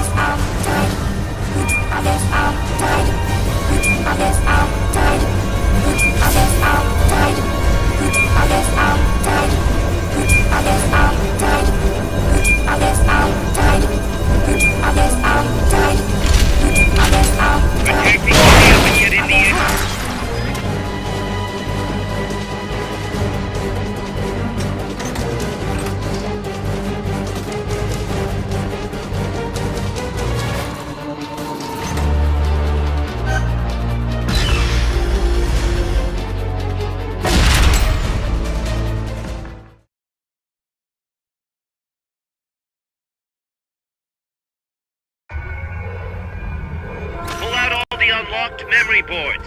Pull out the memory boards. All the unlocked boards will have icons over them.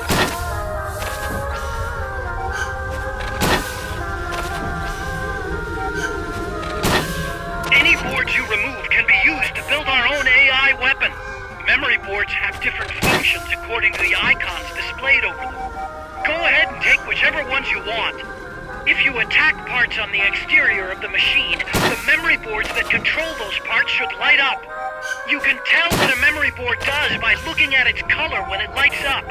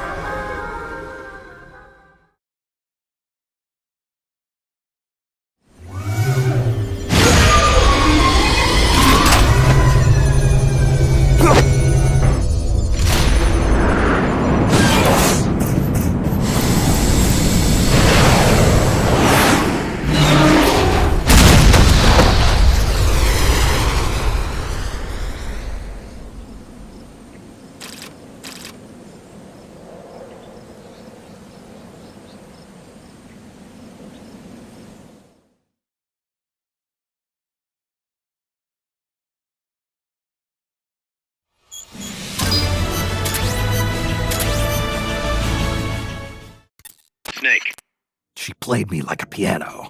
forget about it. You'll get him back. That is, as long as you've got the will to do it. I am not giving up. All right then. I confirmed the location with Huey. The final testing base for Peace Walker is 15 miles to the north of that lab.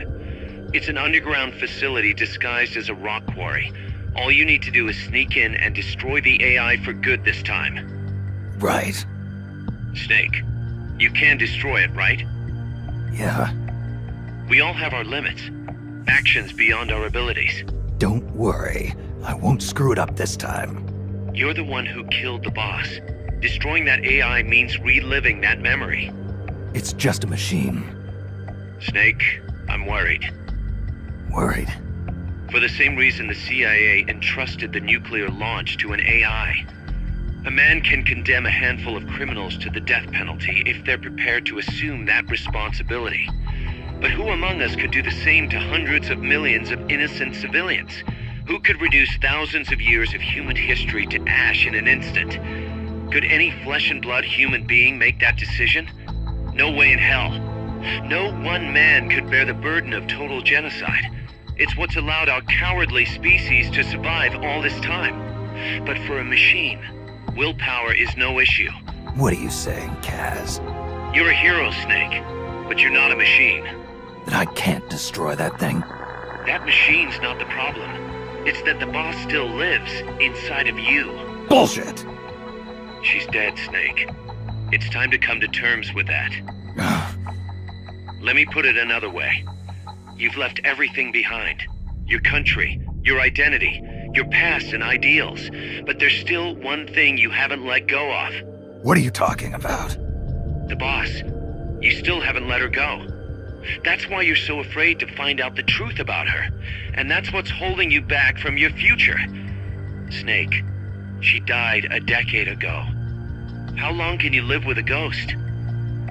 Kaz, I thought I knew everything about her. But I still don't understand what happened to her at the end. There, you're no different from that scientist woman. When she didn't believe me, I realized something. That debriefing I heard could have been part of the cover story they made up. Now, even I'm not sure what her real intentions were. Why did she take that mission? How did she feel about dying? Why was I chosen? You want to know the truth? Ah! The truth won't change the past. You still want to know? No. I took on this mission for a kid who believes in peace. Fine then. There's no point in arguing. Peace Walker is on the verge of completion. Come on, boss. Let's get to that base.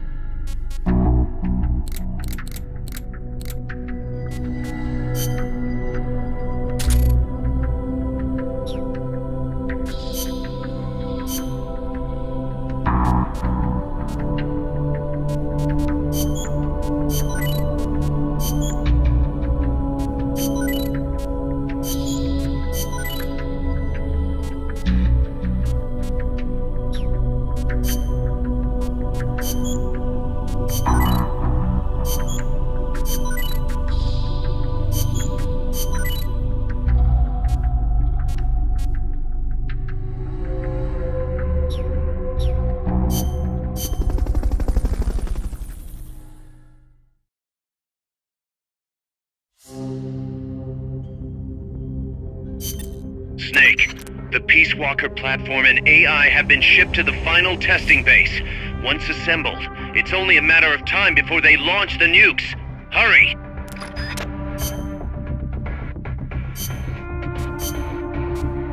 Stealth.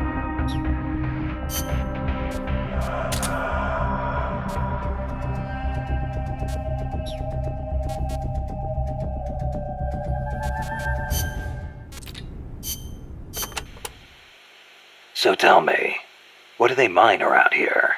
Gold, if I am not mistaken. Gold? No kidding. I wonder what would be the fastest way to... I do not know how much success they have had. You do not hear of anyone still operating mines around here. Oh. Generally speaking, people here are not too thrilled with outside capital coming in and taking away the country's natural resources. 4 years ago, a group of protesters hurled stones at the Parliament building when people found out the country had been bestowing mining rights to foreign companies.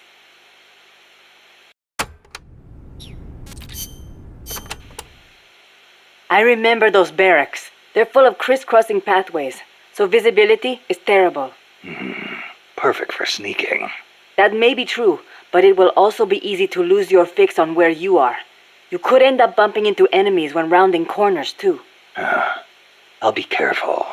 You'll get a better view on the roof, but naturally you will be more easily spotted, and there are few places to hide. If you are going up there, get a quick lay of the land and then come back down. The soldiers there do not have access to many long-range weapons, most likely because of the terrain. A sniper rifle could be really advantageous there. I'll keep that in mind. Good luck, Snake.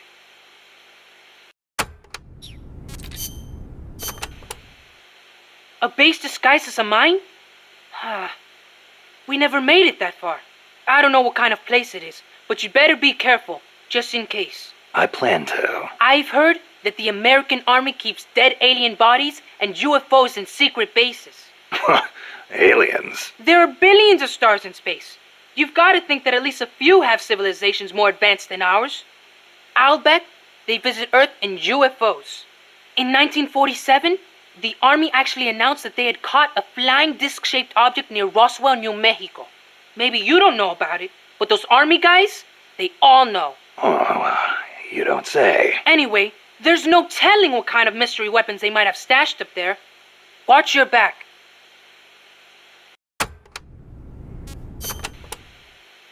Apparently, UFOs are connected to cattle mutilations. Cattle mutations? No, not mutations, mutilations.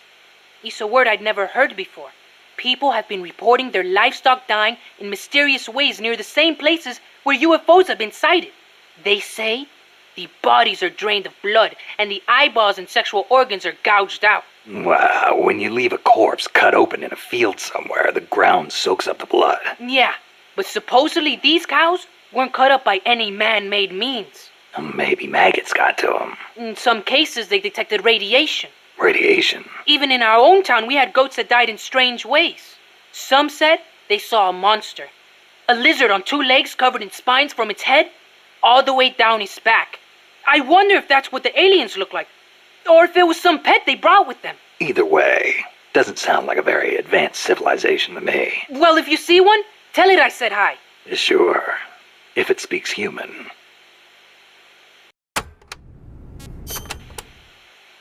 UFOs kidnap people, too. You know, alien abductions. You've heard of the Heel abduction, right? That couple back in the 60s? So when I first saw the Colibri, I thought it was a UFO. The Fulton recovery. I know those guys are working with the aliens, even if they wouldn't let me see them. Well, you better not get caught again, or they'll be experimenting on you. I'd take that over torture. What do you think they look like? Completely bald, maybe, with gray skin and big black eyes? Or maybe they're 4 vara tall and wear skirts? I kind of doubt it. I'll give you one thing, though. I've never seen anything move like that. Maybe the CIA really did make contact. You see? It's true!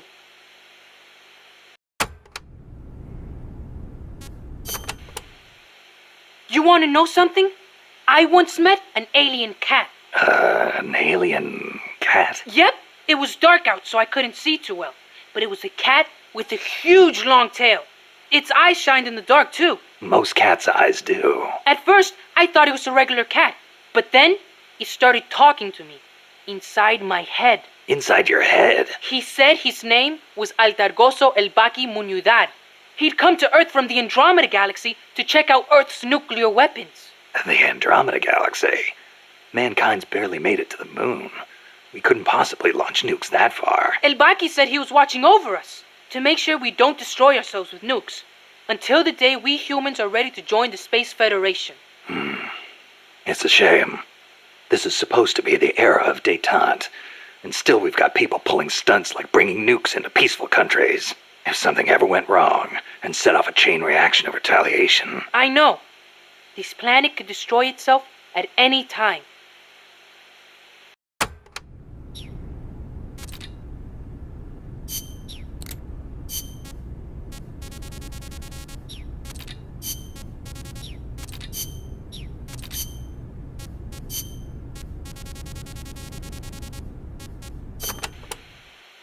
Snake, is it true you took a picture of El Colibri? Yep. Got it right here. Whoa! It's like an actual UFO! I knew it!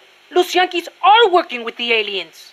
I know it kind of looks that way, but... Hey, Snake, can you make me a copy of that? Well, I don't see why not. What for? People pay good money for this stuff. We can use it to raise money for MSF. Sure, kid. You go out and get us a good price for it. You don't believe me, do you? I'll get the money. You'll see.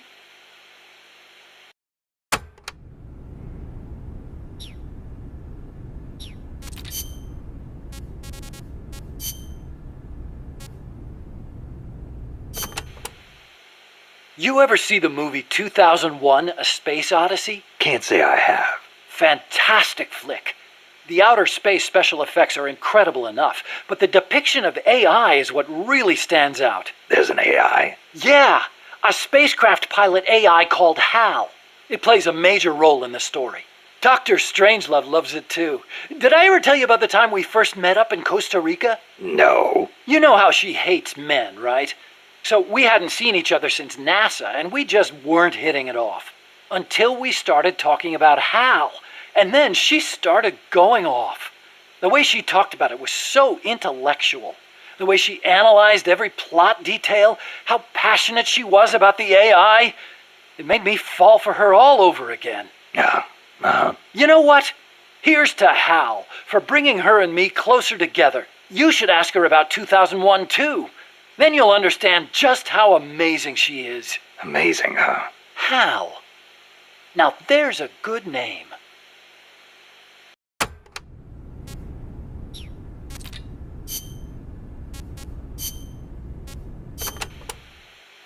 How are you enjoying Mother Base so far? Ah, it is wonderful.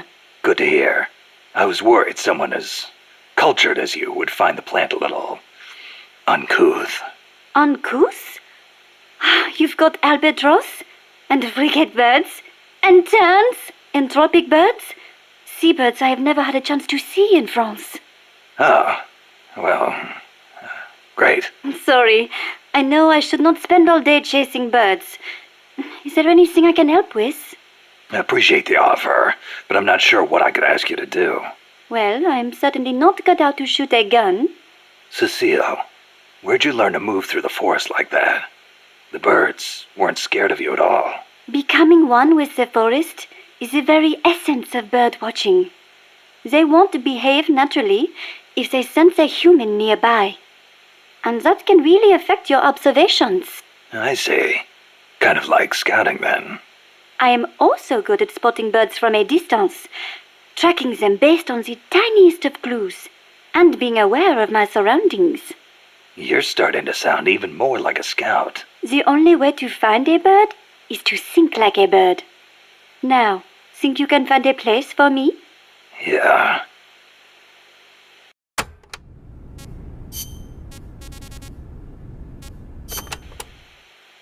France has produced many philosophers over the years. Descartes, Bataille, Sartre, Baudrillard. Yeah, I'm familiar with Sartre myself. He called Che Guevara the most complete man of the century, didn't he? Smart guy. He does tend to sympathize with the left. What else do you know about him? That's it. You know nothing else? Nope. Ooh la la! The man is one of the giants of existentialism, you know? Existentialism? I've been meaning to look into that.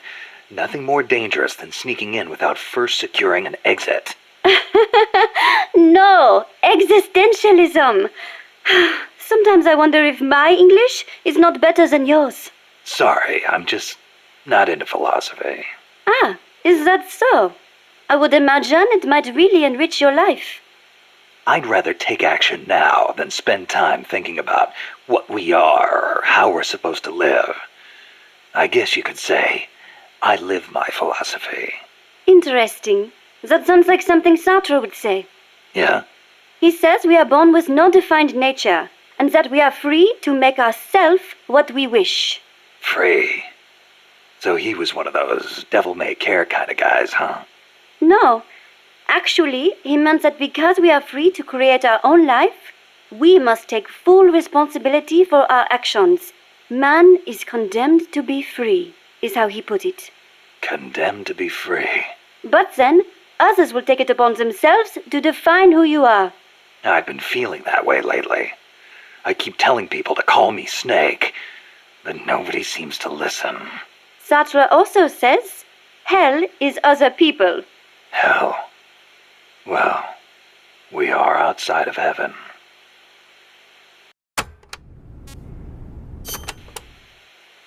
Do you have an interest in the visual arts, Snake? Not really. Please, no deep conversation. But you have heard of Picasso, yes? Yeah, I've heard the name. Sadly, Monsieur Picasso, co-founder of Cubism, passed away in the south of France last year. France was his home, you know. Huh? I thought he was born in Spain. Do you know his full name? Pablo Picasso. Anyone would know he's Spanish with a name like... Huh. Shows what you know. What do you mean? Okay, here we go. Pablo Diego José Francisco de la Pala Juan Nepomuceno María de los Remedios Cipriano de la Santísima Trinidad Ruiz y Picasso. What do you think?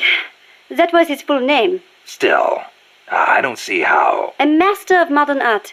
A genius who crafted over 100,000 works in various styles, spending the greater part of his life in France. The man is a part of our culture. Yeah, that kind of stuff is of limited use in my field. But back to the point. Picasso was Spanish, right? Or am I missing something? He wasn't French, right? Right? Cecile. What difference does it make? It does not matter if he was from Spain or from Mars. Picasso is Picasso. It does not change the fact that he lived in France, nor does it take away from his monumental legacy. Why do you care so much about where he was from, anyway? Whatever happened to the sans frontière part of Militaire sans frontière? You started it. France was his name. What was that? Nothing.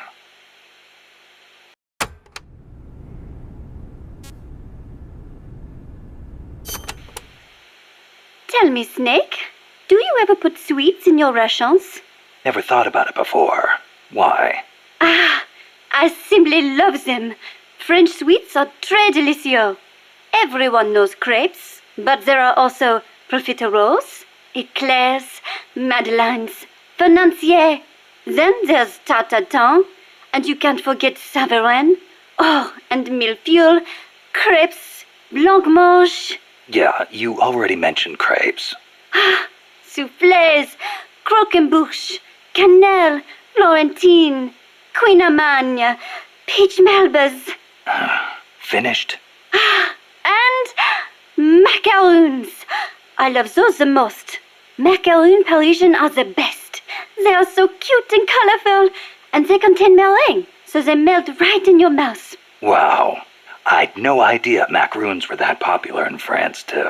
What do you mean in France, too? Macaroons are those coconut-flavored cookies, right? Oh, excuse you? Macaroons contain almond powder, not coconuts. Don't they have peanuts in them? I've had them in Japan a few times. I thought they were called macarons. Macarons? Some cheap imitation, I am sure. French macaroons have a long and distinguished history. They date back to the 16th century when Catherine de' Medici of Florence married into the French royal family. The story goes that her pâtissier shared the recipe after they arrived. That is a history of over 500 years. So, they're originally from Italy then? Well, Don't macaroons come from Italy too? look, I do not really think. Keep in mind, macaron is almost identical to macaroni. Well, that settles it. I cannot believe this. To associate macaroons with macaroni? You, Monsieur Miller, are an insensible oaf. Hey, why am I the bad guy? Come on, Cecile, wait! Cecile!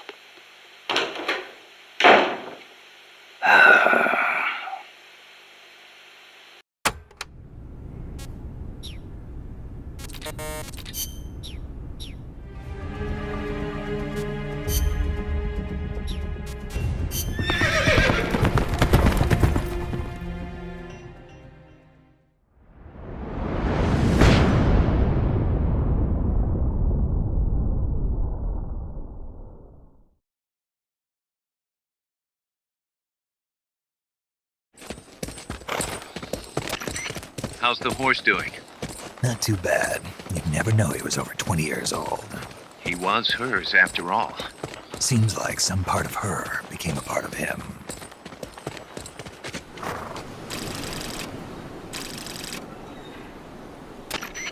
The platform and the cerebral AI are supposed to be assembled at an underground base disguised as a mine.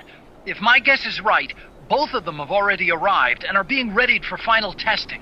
Destroying the platform will be difficult. I suggest getting up close and destroying the AI instead. Whatever you do, I'm begging you, don't let my Peace Walker launch a nuke. Hurry, Snake!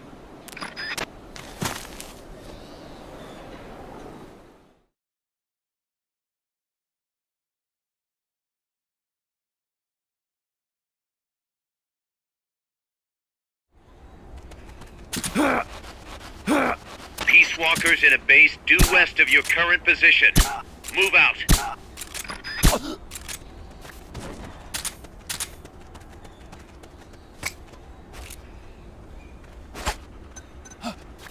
I heard something.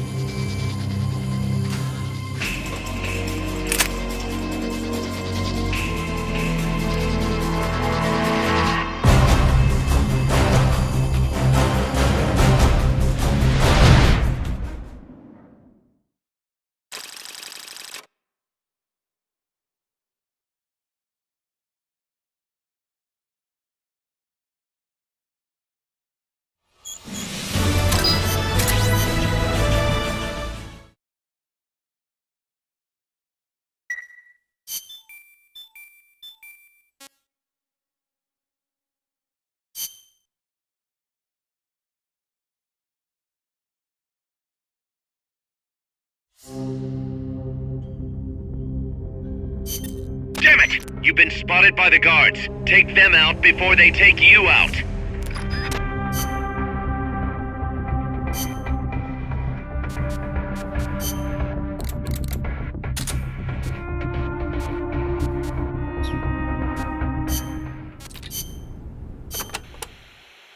They must have had to clear a considerable amount of forest to open up that mine. No doubt. So much for any hiding places, too. And it is not just the forest. Without the proper precautions, the mine's wastewater could pollute the groundwater. And to top it all off, They're developing nuclear weapons there too. How can people care so little about their own country? I'm not the one to ask about that. Well, you may have abandoned your country, but you still treasure where you came from.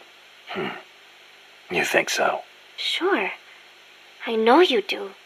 Paz, whatever you do, never stop loving your country.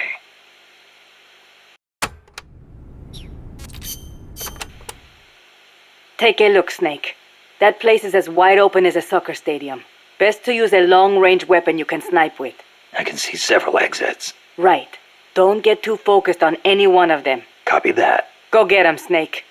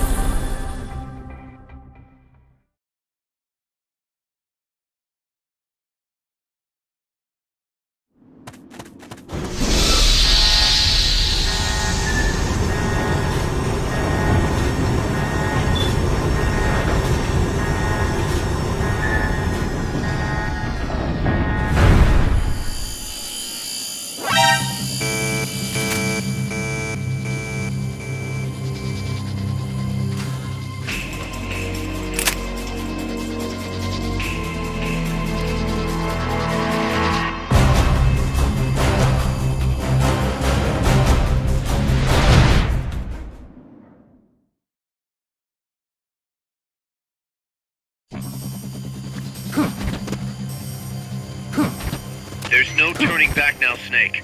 Wipe out the enemy. Move on.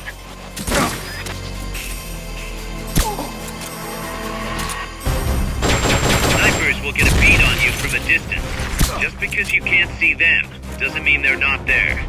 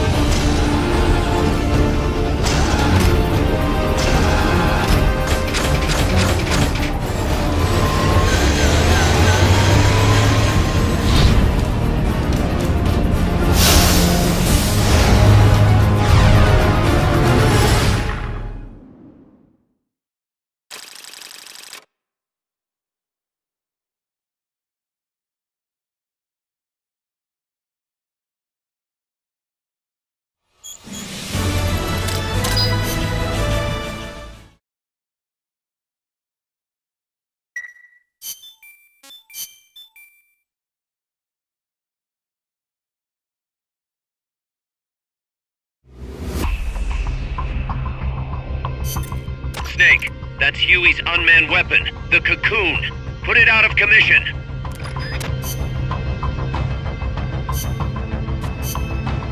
Survival.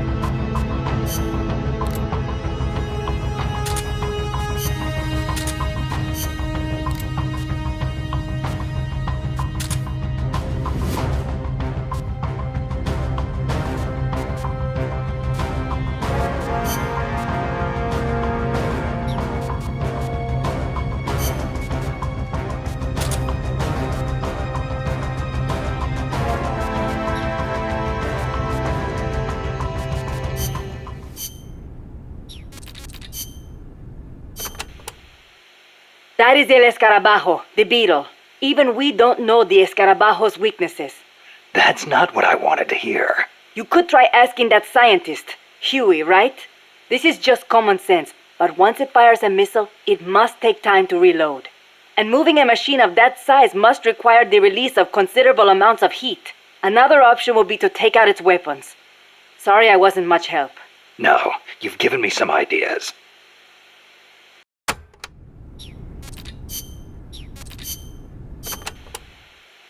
During development, I had trouble figuring out how to handle the Cocoon's excess heat.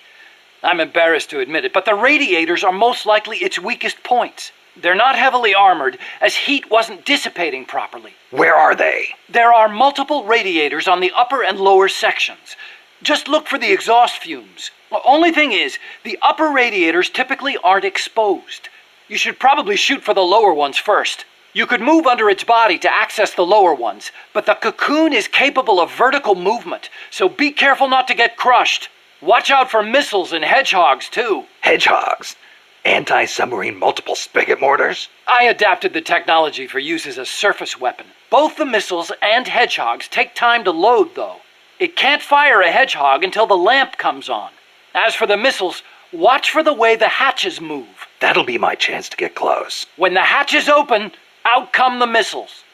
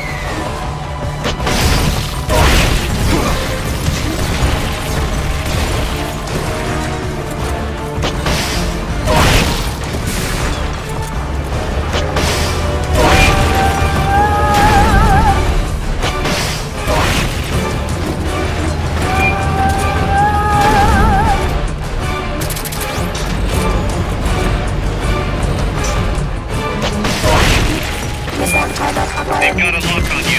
Move it!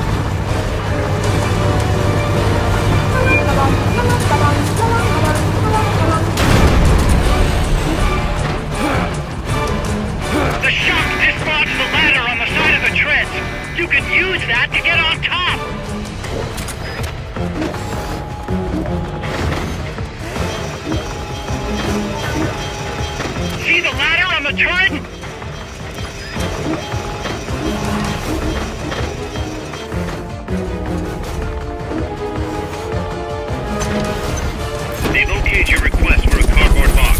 It'll be sent out shortly.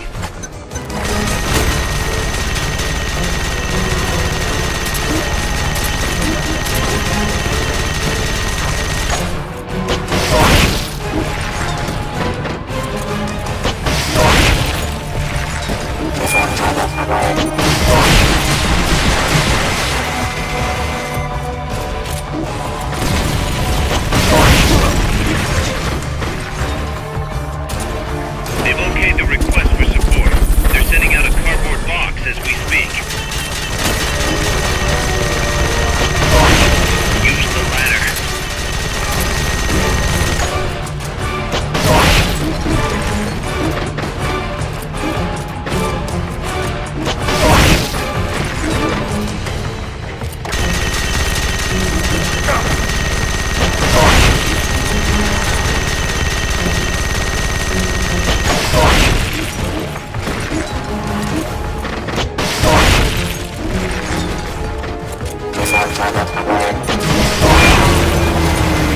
Attack the AI pod to destroy its hatch. It's the cylindrical structure.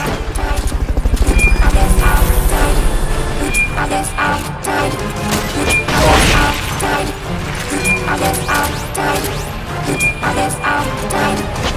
and get in the AI pod.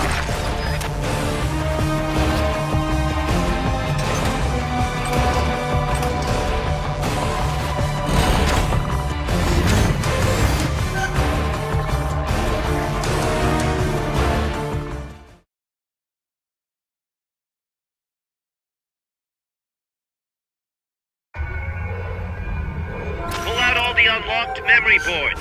Pull out the memory boards. All the unlocked boards will have icons over them.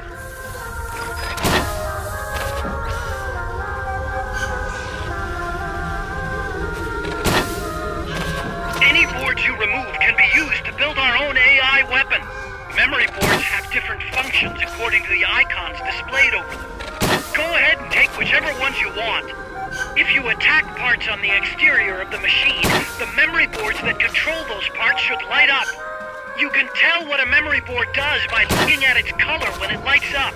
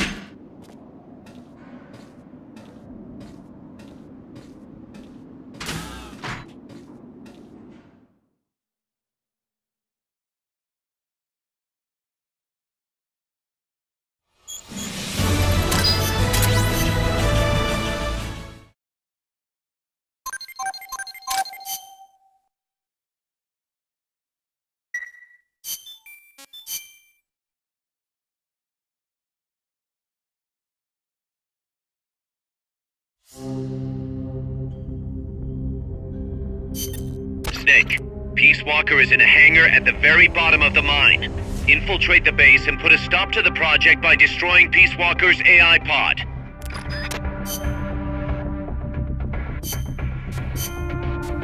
Stealth.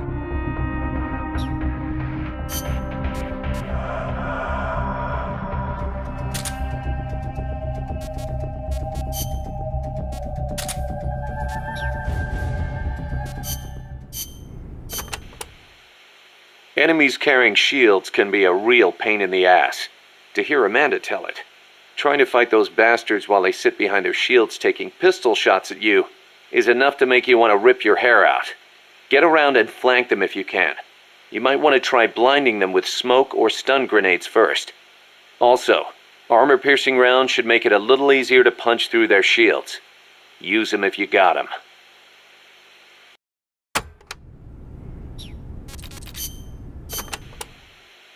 Wow, you made it all the way to El Basilisco's hangar. None of us has ever gone that far. I have no idea what the underground base is like. Wish I could say the same. It'll most likely be some kind of building, so... Plenty of places to hide. Right, but security will be extremely tight. Do not forget that the odds are stacked heavily against you. Yeah.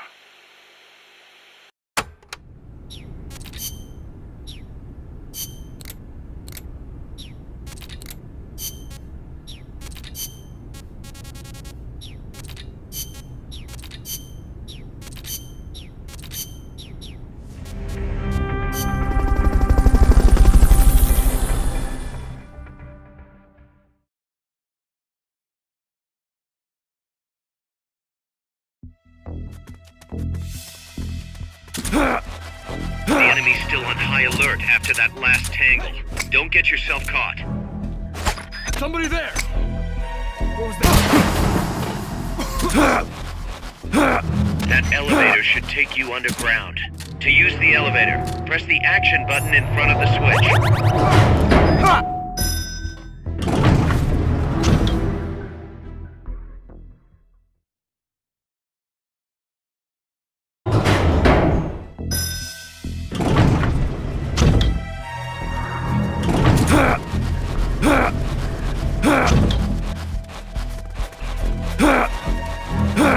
What's that?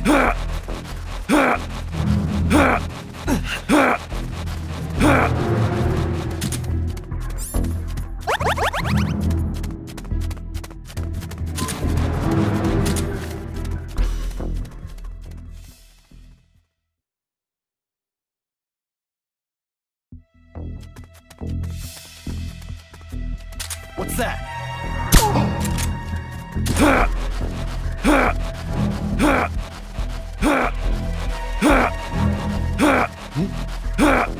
The enemy's close!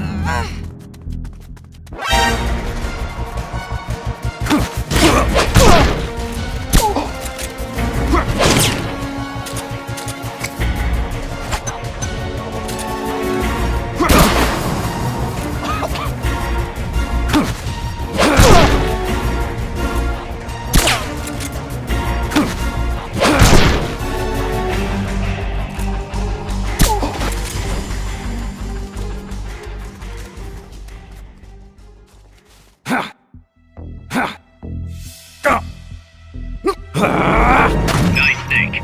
From here, it's a straight shot to Peace Walker's head.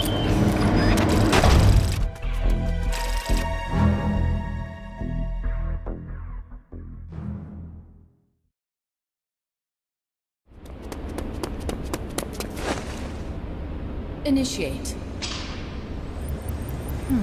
What's the situation? We're waiting on acknowledgement from Reptile. It could be a while. Don't take all night. Ah, Coltman. I'd like to perform one final check. Everyone, take a break. I've got some concerns about the dummy. Now's your chance, Snake.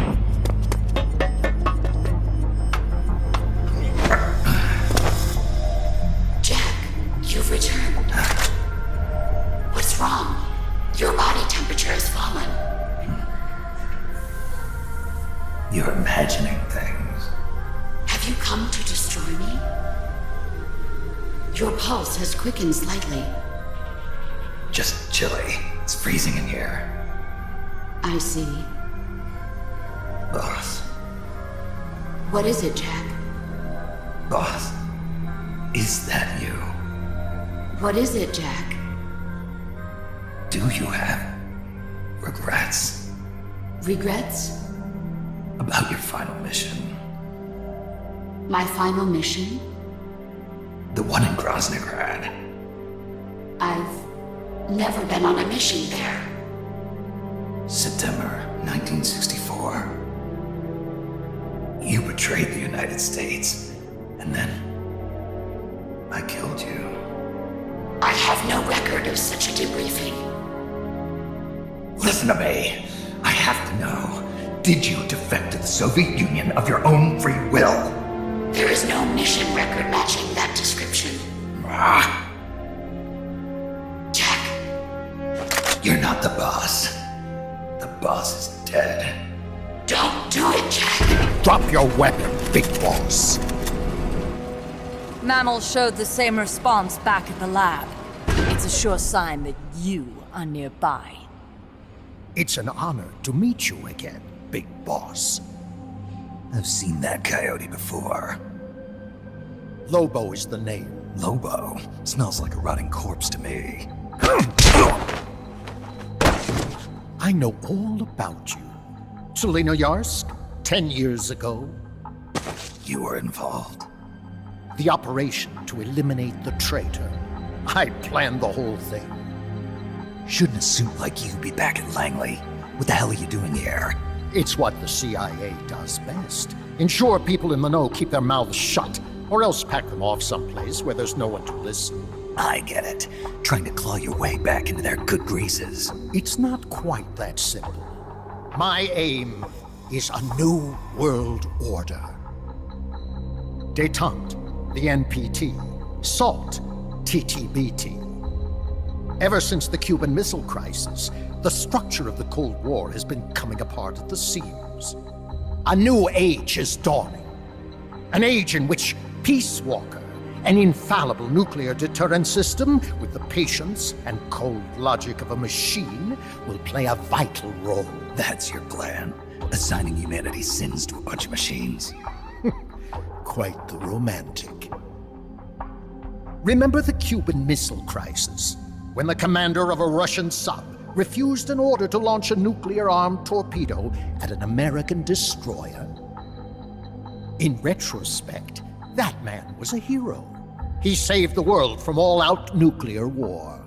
Humans are incapable of destroying themselves. But an AI wouldn't hesitate to push the button. Precisely. Making it the one real deterrent. People hesitate, lose their nerve. Isn't that why deterrence theory works in the first place? No. Machines don't make mistakes.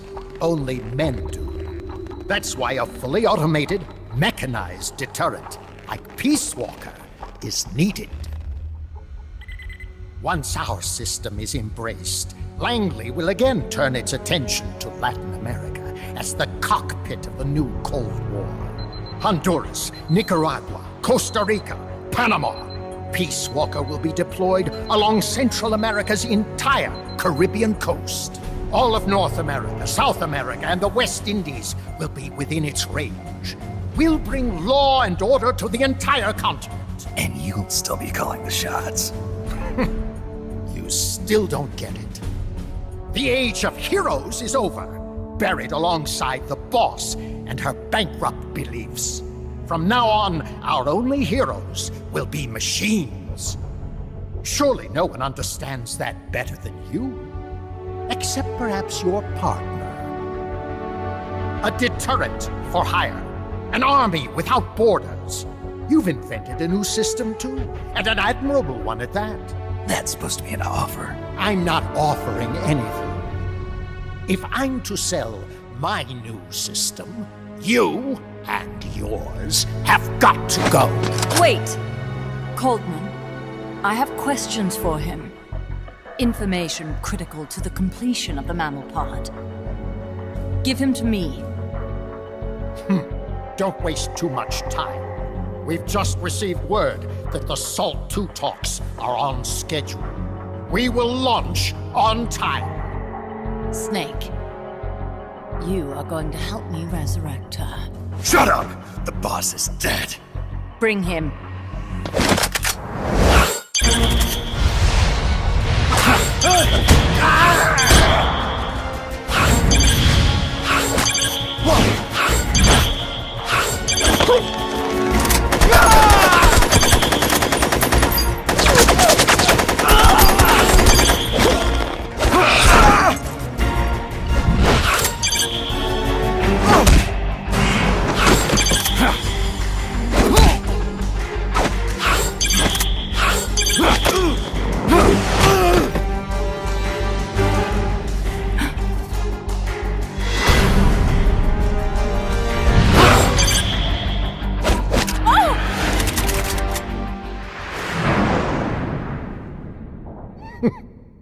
Take him away.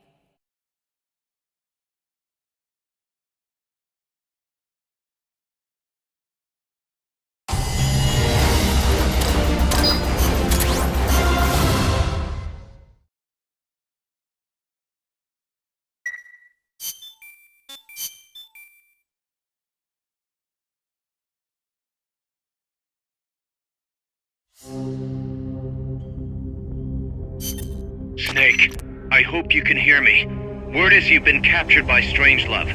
I'm guessing they confiscated your gear, but I know you've still got something left. Search your memory, Snake.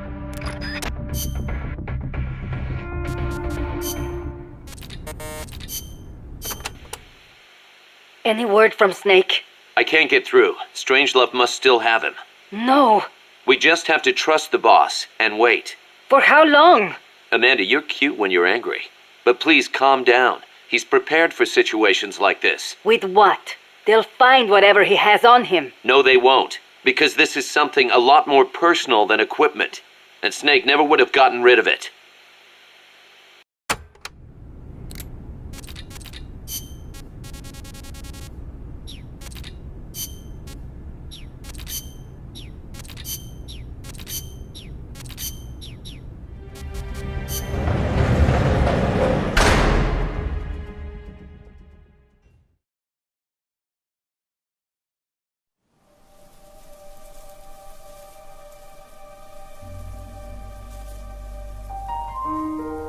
I didn't defect. I'm loyal to the end, to my purpose. What about you, Jack? What's it going to be? Loyalty to your country or loyalty to me? Your country or your old mentor? Your mission or your beliefs? Your duty to your unit or your personal feelings? The only thing we can believe in with absolute certainty is the mission, Jack.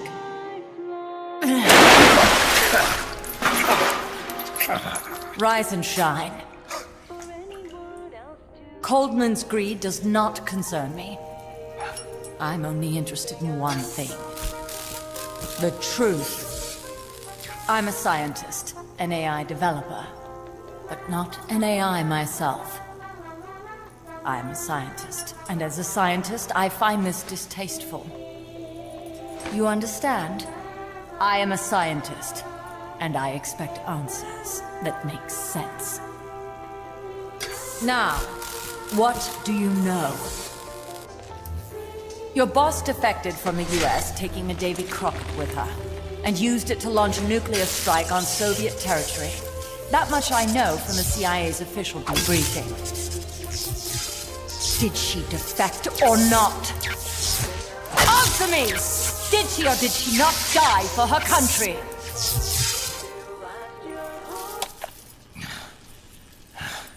She sold us out. My orders were to take care of her. Liar! I want to know the truth! Brace yourself.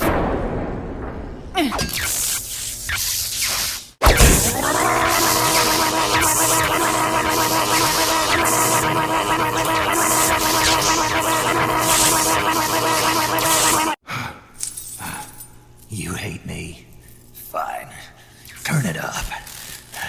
It doesn't change the fact that I killed her. I know that. But what I don't know is your motive. Why would a hero, loyal to the end, betray her country? What really happened? What did you see? She betrayed more than just her country. She betrayed me, too. Then how do you explain that bandana? Why keep a memento of a traitor? What are you talking about? And what about that scar? Don't tell me you have the same scars by sheer coincidence. Don't touch me! Decorating your body with her memory. Rather effeminate, if you ask me. Answer me!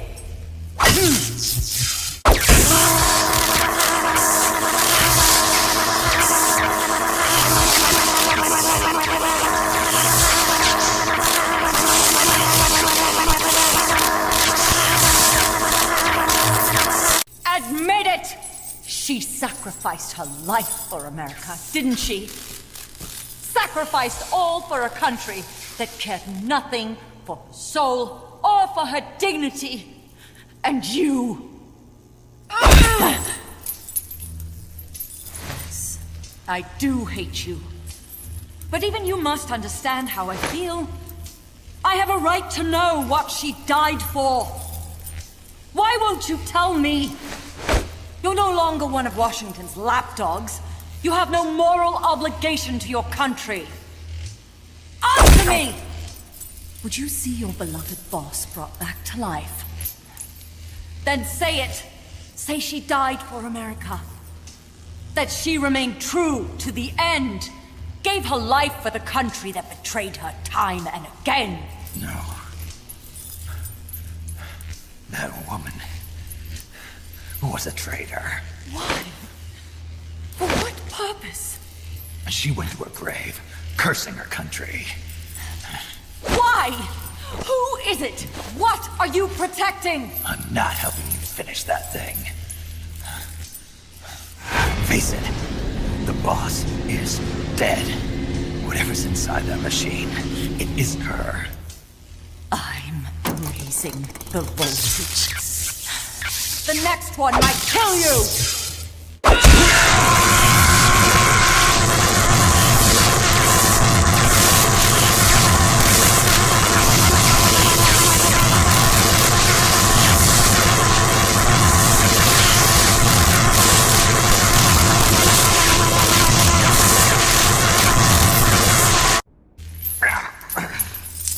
Why?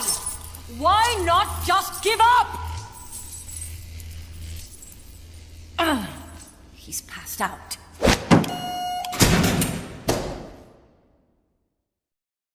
Get in there!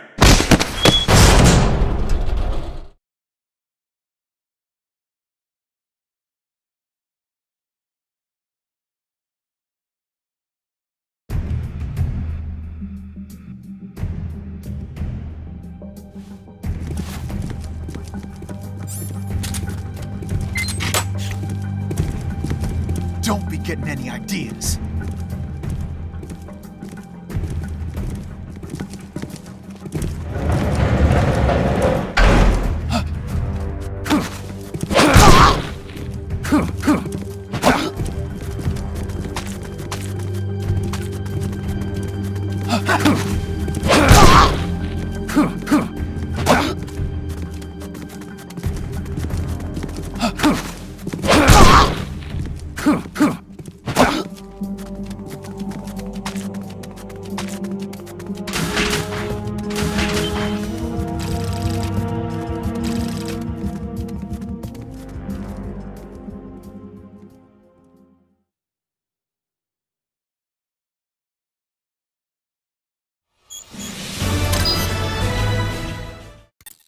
Snake.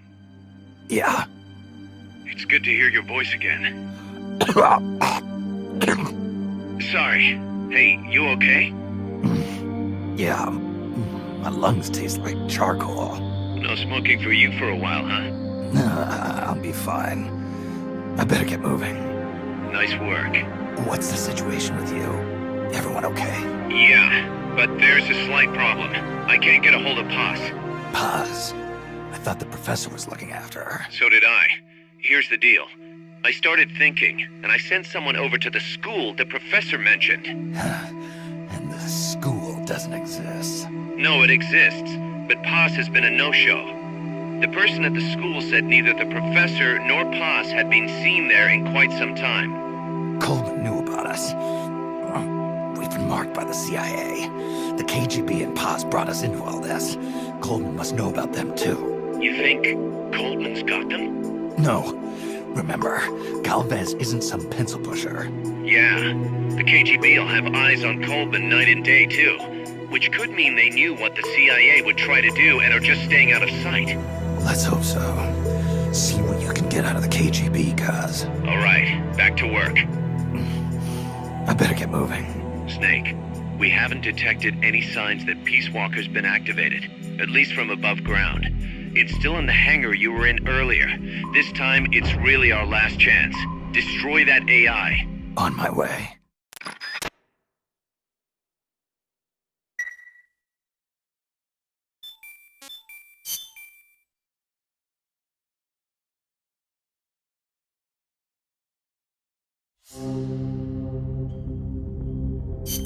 Snake, Peace Walker is being prepped for activation in the hangar at the bottom of the base.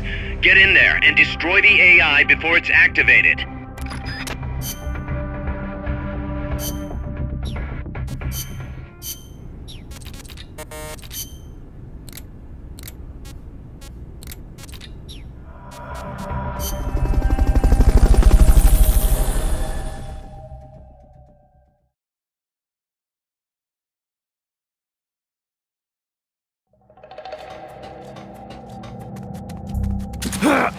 Time's running short.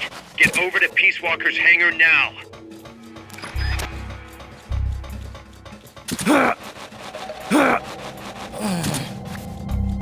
Freeze! Maybe that leads underground.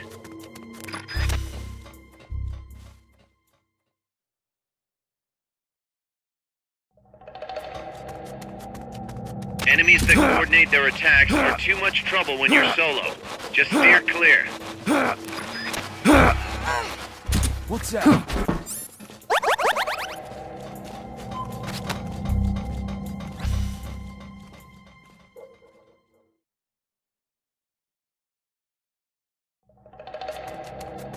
All right, Peace Walker can't be far. Hurry.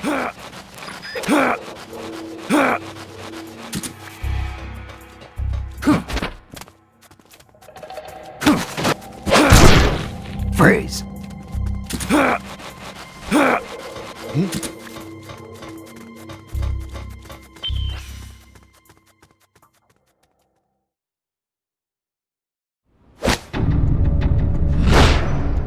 It's too late, Big Boss. Snake! Boss. At last I found her.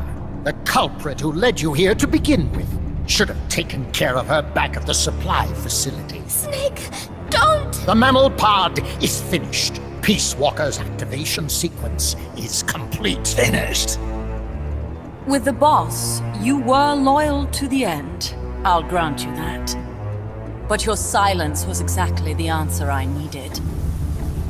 10 years ago, your mission was to kill her. And her mission was to be killed by you. She fulfilled her duty to America to the very end. Thanks to you, Snake, the final missing piece is now in place. And thus, the boss is restored to life as the mammal part. I thank you. Restored to life? You're crazy! I'll let you in on a little secret, Big Boss. You see, I've already selected Peace Walker's initial target. An offshore area in the Caribbean. The trade winds will scatter the fallout all over the surrounding region. Crops and fish will die, leaving plenty of free hands to help us mass-produce Peace Walker.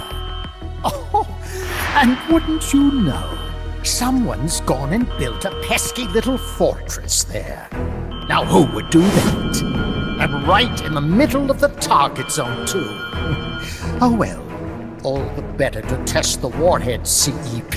You bastard! I wonder who'll miss a ragtag band of pirates all the way out in the middle of the Caribbean. But first, we're going to prove to the White House that our baby can travel the Caribbean coast on its own.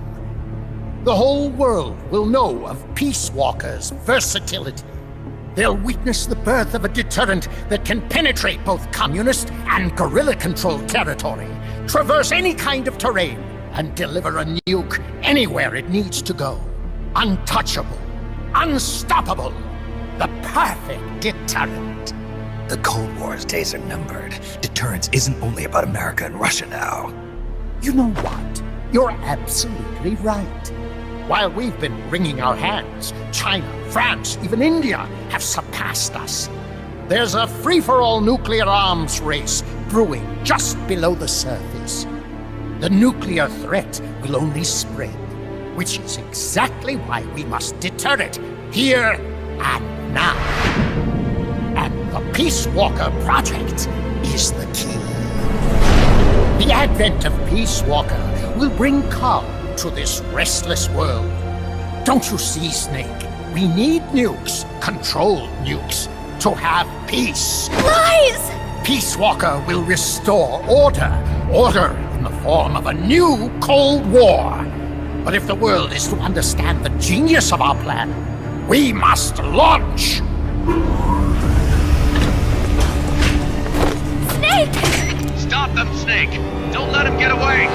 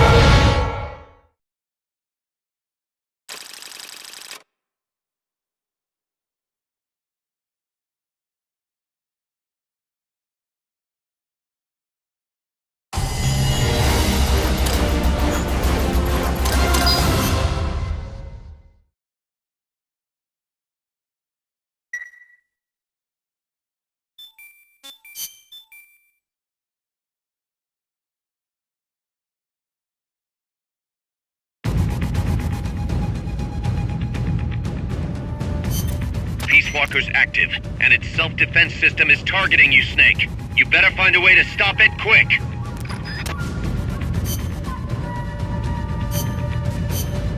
Survival.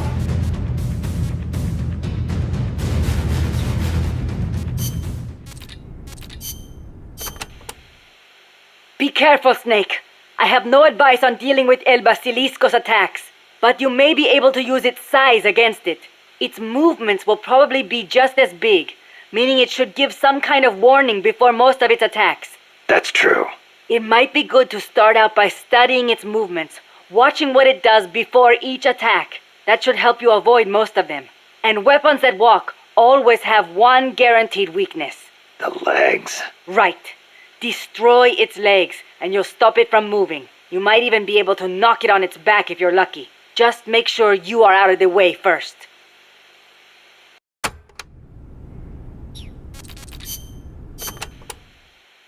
Peace Walker contains an assembly of 2 AI pods. One of them is the mammal pod, which Dr. Strangelove developed. The other's the reptile pod, which is mine. What's the difference? The reptile pod is the attitude control AI. If it's destroyed, Peace Walker grinds to a halt. The mammal pod is responsible for making the decisions regarding nuclear retaliation, reflex, and thought. One is the brainstem and cerebellum, the other the cerebrum. So, the one that houses the will of the boss would be the mammal pod.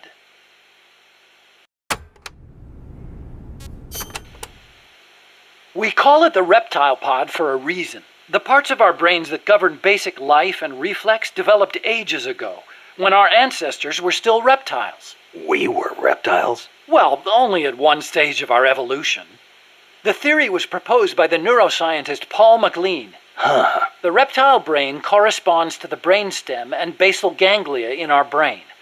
The reptile pod also incorporates the functions of the cerebellum. So basically, it's the deep parts of the brain. Dr. Strangelove came up with the name.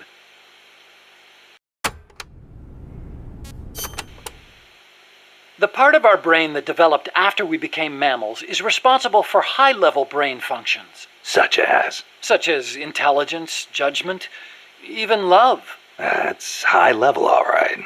Location-wise, the mammal brain is on the outside of the reptile brain. The cerebral cortex is part of it. I think it's very telling that Dr. Strangelove named her pod Mammal. It's almost like she wants it to be more than just an advanced AI. What she really wants is for it to have a mind of its own.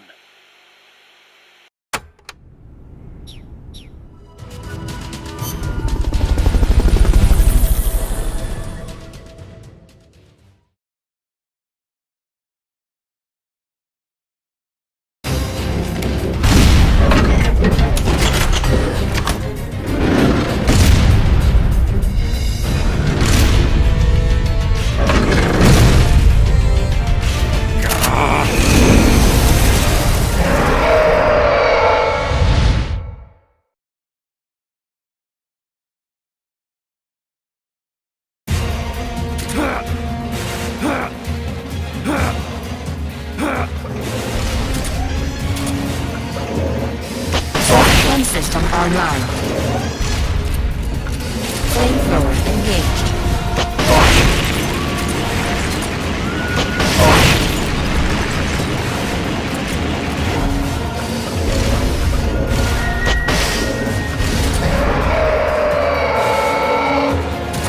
Face me. Flamethrower engaged.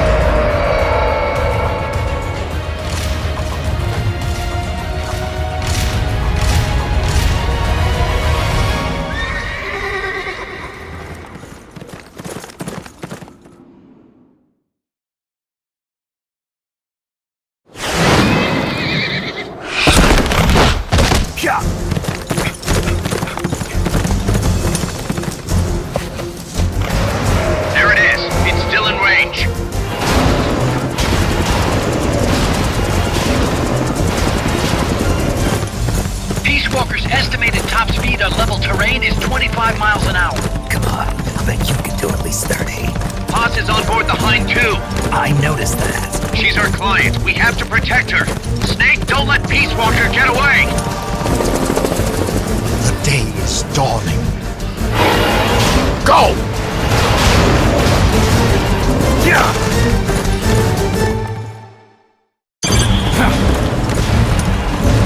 Yeah!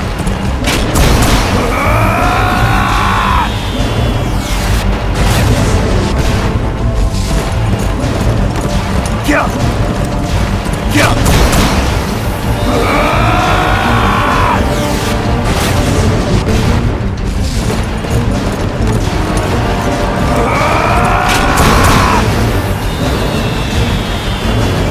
Yeah! Snake, you're entering the woods. Watch out! Peace Walker's getting away! Yeah! Yeah! Yeah! Yeah! Yeah! Yeah!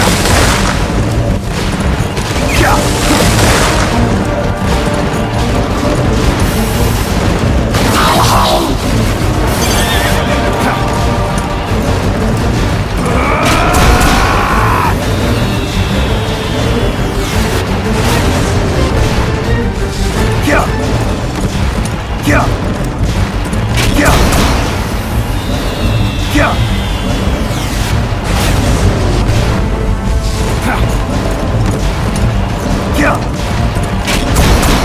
Yeah! Yeah! Yeah!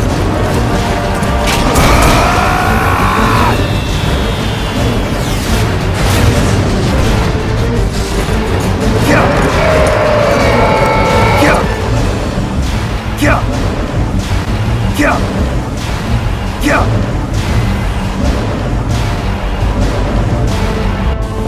Approaching the border. See you around, big boss. Holy, look at that! Snake, that's the border up ahead!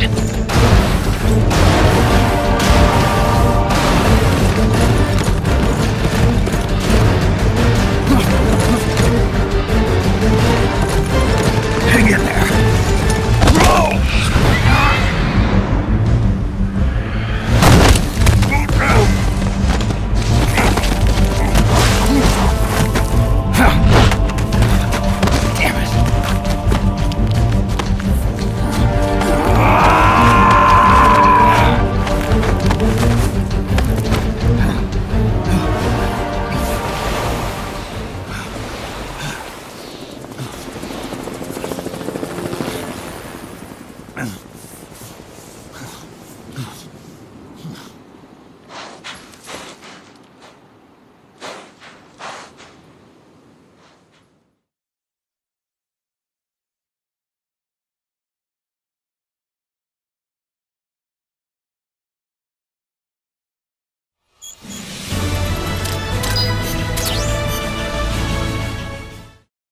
Snake.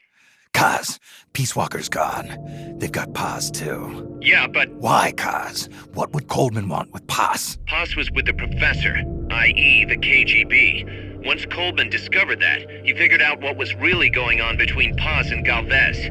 He's trying to figure out how the KGB planned to stop Peace Walker, and he thinks he can get the info from Paz. That's crazy. Paz won't know anything. Well, he probably doesn't buy that. You think Galvez has already been killed? By grabbing Paz, Coleman's saying... Stay out of this, or lose your client. Damn it! I can't believe we didn't realize what was going on before we lost contact with Paz. Don't have time for that, Kaz. Snake. Paz needs our help. Right. This isn't about money anymore. You better move. We know where they're headed. Yeah. You can thank Amanda. Snake, that river you chased the Basilisco across is the Rio San Juan. The other side is our country. I had some Nicaraguan compas track it there. They're focos from the GPP faction, so we don't work together so much. Where'd it go? West, along the border, towards Lago Cocibolca. There's a U.S. military supply base on the southeastern shore of the lake.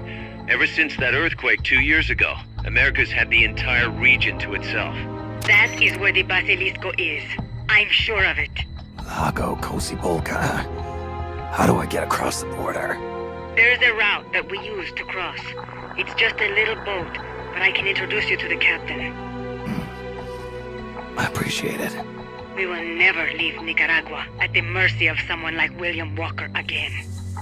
Snake, Coldman's going to launch the nuke from that base. He's targeting MSF. Based on what Huey's told us, it'll take 2 more days to prep for launch. But it looks like there's another reason they picked that date. What's that? Tomorrow is day 1 of a US-Soviet summit in Vladivostok. The launch is probably connected somehow. That's right. They're holding the SALT II talks. You think Coldman's trying to disrupt the negotiations? Either that, or use it as a bargaining chip. He's still got POS, too. At any rate, we're running out of time. I'll figure something out.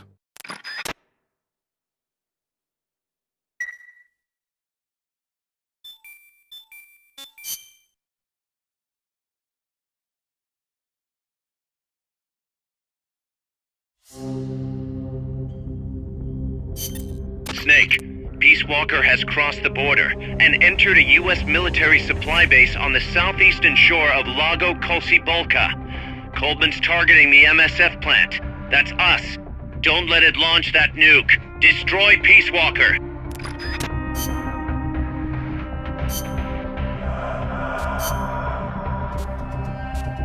Stealth.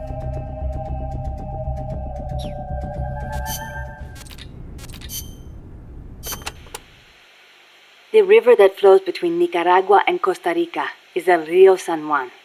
It connects Lago Cocibolca to el Mar Caribe. It is a gentle river, safe even for small boats.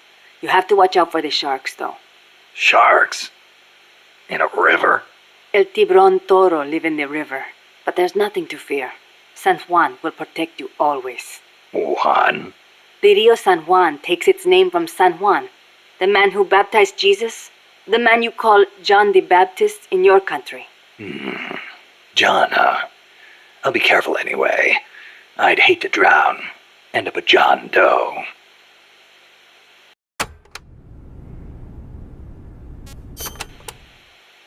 There is a volcanic island in Lago Cocibolca called Ometepe. It's formed from 2 connected volcanoes shaped like a porongo. The one with smoke coming out of it. That's the one. The smoking volcano is Concepcion. It erupts once in a while. The other one is Maderas. It's never erupted in recorded history. There's a lake in the caldera at the top. A crater lake.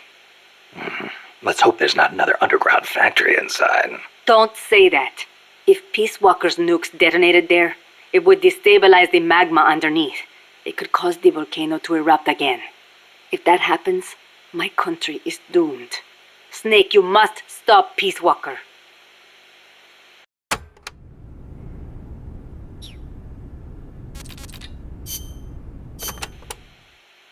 What are we gonna do, Snake? If Peace Walker attacks Mother Base... Relax. We've got the entire MSF out to make sure that doesn't happen. Yeah, but Peace Walker's missiles have 1 megaton warheads. The fireball alone would be 1 mile in diameter. Everything in the vicinity of Ground Zero will be vaporized by the heat rays. Then there's the blast, which travels at hundreds of miles per hour. And the fires, and the... A huge dose of radiation from the initial nuclear reaction. That too. There won't be a single survivor. Yeah, I'm aware of that. Look, Doc, you made that thing. You know better than anybody what it's capable of. Right now, you've got to give me a rational, scientific estimate of the damage. If we're talking about a nuclear explosion, it's more than just MSF's problem. You're right, Snake. Sorry about that. Like I was saying, Mother Base would be wiped out. Any ships in the area could be caught in the blast too. We'd need to send out a warning. The thing to worry about most is the fallout. The dust of death. If it goes off over water, the particles will be smaller than with an explosion over land, so the wind will scatter the fallout over a wider area. Clouds will form around the salt crystals in the seawater, causing contaminated rain to fall downwind. Yeah, got a taste of that myself. On Bikini Atoll? That's right. The 1954 Castle Bravo test created fallout 300 miles downwind. Poisoned a lot of local residents and ships, so I hear. The yield of Peace Walker's warheads isn't that big, but the amount of fallout will largely depend on weather conditions. It's impossible to make a quick and easy estimate. If it gets into the trade winds, it could come straight to Costa Rica. What was it Coldman was saying? About leaving people free to help out? He's out of his mind. What does he think's gonna happen? When they get hit by rain containing high concentrations of fallout, a lot of them will die from the external exposure alone. The rain will seep into the ground, contaminating the water supply and crops. When they ingest the stuff, the internal exposure starts. Strontium-90 and cesium-137 have half-lives of around 30 years. The effects stay with you your entire life. Leukemia, cataracts, dermatitis, cancer. And it affects reproduction, too. I know. Even today, 30 years after World War II, thousands of people still suffer from exposure to the bomb. We can't let Coldman create more of them just to prove his point. I know it sounds crazy, but I created Peace Walkers so that kind of thing would never happen again. Don't worry, Doc. We'll stop it. One way or another.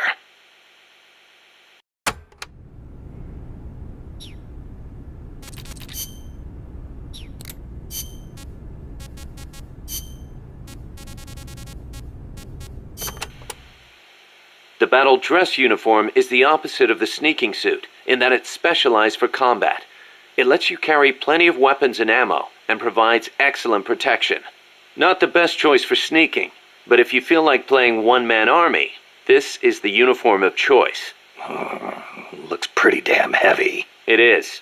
You won't be able to move as fast with it on, meaning it's not good for running away either. Keep that in mind.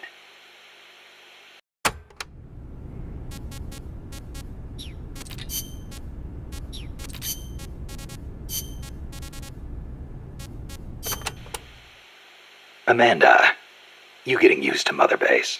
Yes, it is heaven compared to living in the mountains. We are no longer constantly on the run from La Guardia or mercenaries. Some of the new guys we recruited used to be mercenaries. We are getting along. It was difficult at first, but once you talk to them, you realize we've got plenty in common. I see. Good to hear. We may be enemies, but we are all still human beings. La CIA's soldiers, La Guardia. The same goes for the people of America. What's gotten into you? Mi viejo got involved with drugs in order to scrape together money for La Revolucion. He did whatever the KGB said, all for Nicaragua, or so he told himself.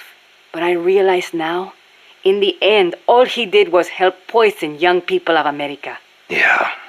I have made up my mind. Even when I leave Mother Base and return to La Revolucion, I will never turn to drugs. Nor will I look to the KGB for help.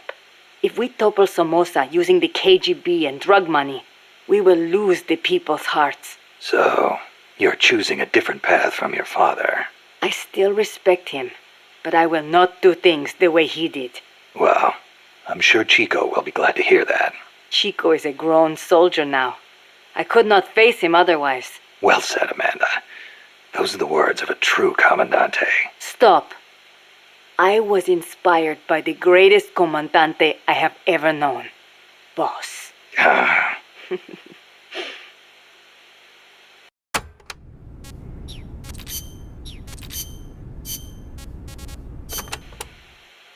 But you know, there's something I've never been able to figure out. Is the Cold War really a war, or is it really peace? Doc, what do you... People called it a Cold War, but I disagreed. Sure, nuclear stockpiles are increasing, threats are multiplying. The US and the Soviet Union have enough power to destroy the human race 100 times over. But nobody's actually being killed. Small-scale conflicts and proxy wars, maybe, but nuclear deterrence has averted another world war. The world's far more peaceful today than it was before. And the breakthroughs we've made in space exploration, thanks to Cold War competition? Fantastic, don't you think? No. We didn't need to rush into space like that. Going into space may have been mankind's dream, but good people were sacrificed in the scramble. Maybe so. NASA's definitely got some skeletons in its closet. Same goes for the nuclear arms race. Atomic testing has killed civilians and exposed thousands to radiation. Believe me, I know. And now, this. What peace was I trying to protect anyway? The more I think about it, the less I understand.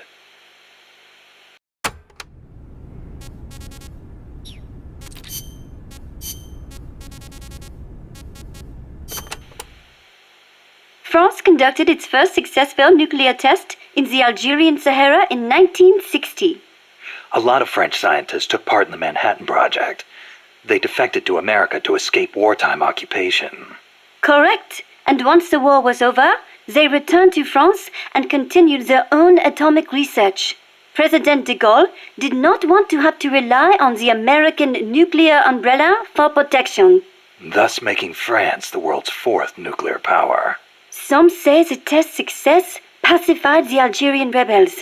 The civil war was undoubtedly held in check, but never have I equated nuclear weapons with peace.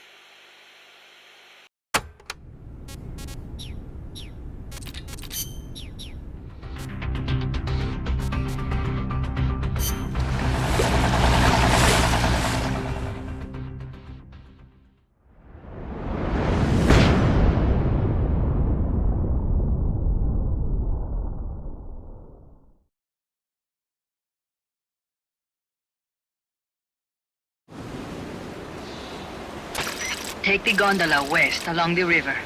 When you reach the northern bank, you are in Nicaragua. I've arranged for a guide to get you close. Snake! Chico. Sorry about the horse.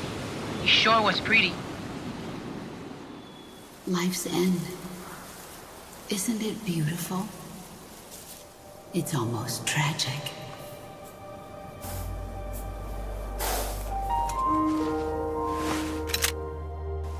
I've been waiting, Snake, for a long time.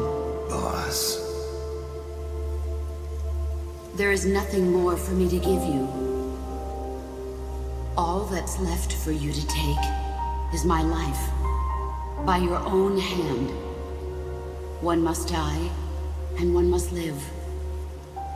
No victory, no defeat. The survivor will carry on the fight.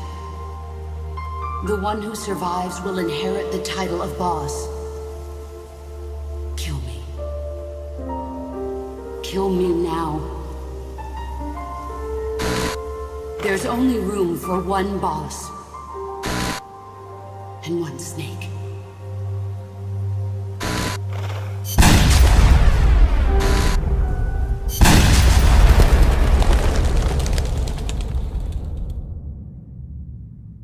The boss's defection was a ruse set up by the US government. But then something happened that no one could have predicted. Colonel Volgan fired an American-made nuclear warhead at Sokolov's research facility. So the operation itself was greatly expanded and revised. The authorities in Washington knew that in order to prove their innocence, they'd have to get rid of the boss. And that one of their own would have to do the job. The boss wouldn't be allowed to come back home alive. And she wouldn't be allowed to kill herself.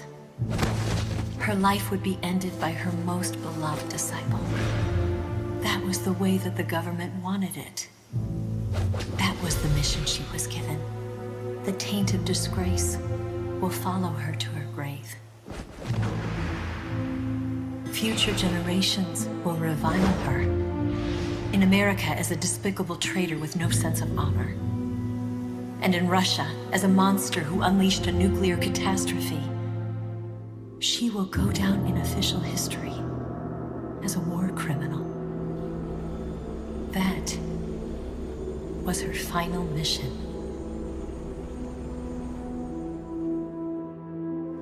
Snake, history will never know what she did. No one will ever learn the truth.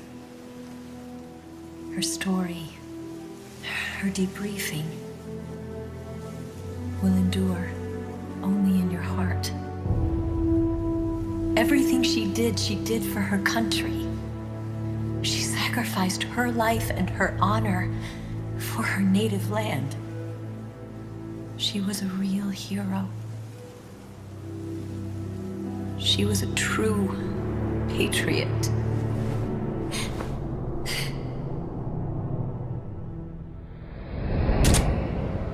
Something's not right. Key card doesn't look too bad. What do you think? Gonna need some help.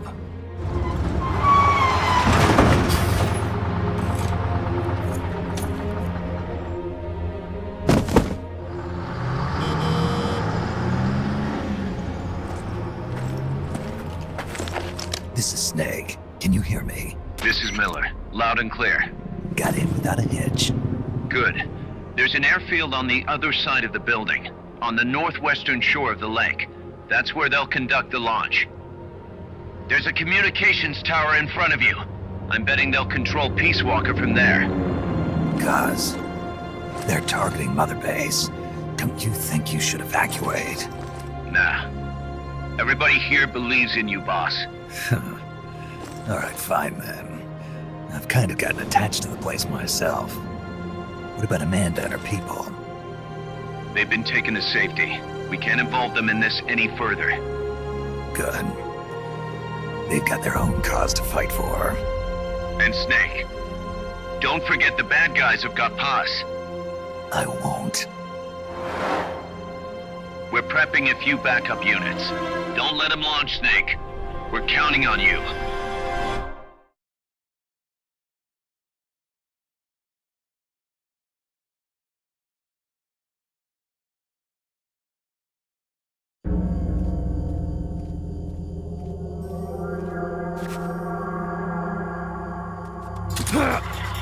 See the communications tower to the west? Head for that, Snake. Bridge. Is someone there? What? Guess not.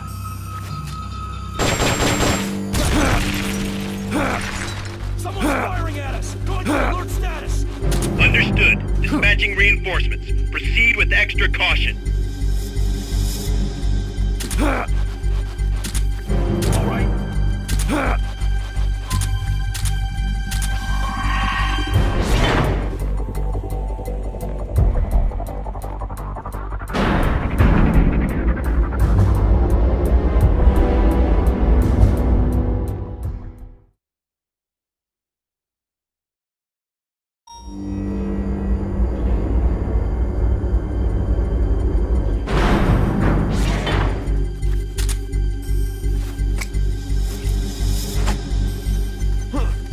What was that?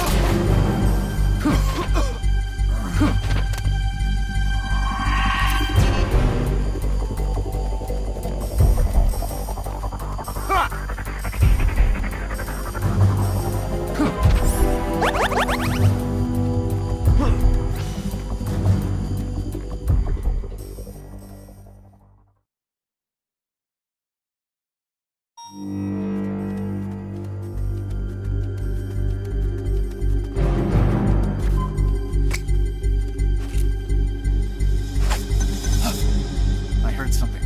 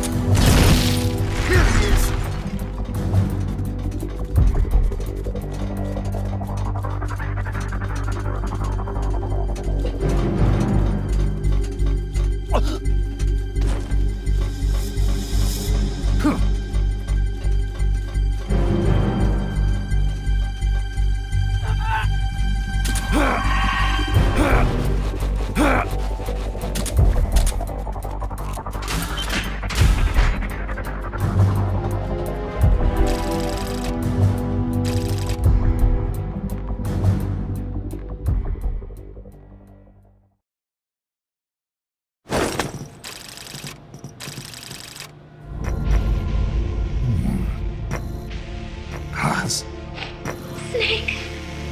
Can you hear me? See, I can hear you. Where are you? I am not sure. I don't recognize it. What about Coldman? He just left for the control tower.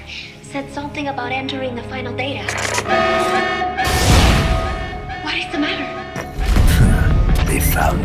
Snake! Guys. Snake, you okay? All MSFs ready to move out. They're headed your way on the double. Are you serious? There's a skeleton crew manning the base. Everyone else is en route to the base in Nicaragua. Snake, think you can make it to that control tower? Not sure why, but this place is crawling with Russian troops. Gonna have to force my way through. What the hell's going on? Damned if I know. Get over there quick as you can. You're almost there, Snake. Stay steady. Snake, I'm coming, Baz. do not worry about me. I am an angel of peace. I will be watching over you. Here goes nothing.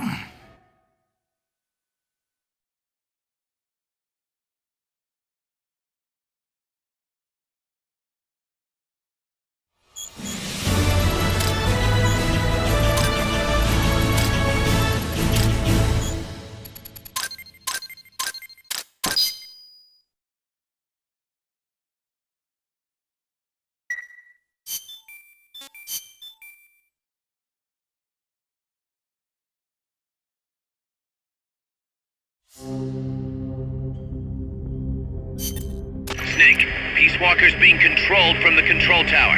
It's to the northeast. Get going. We'll be there to back you up.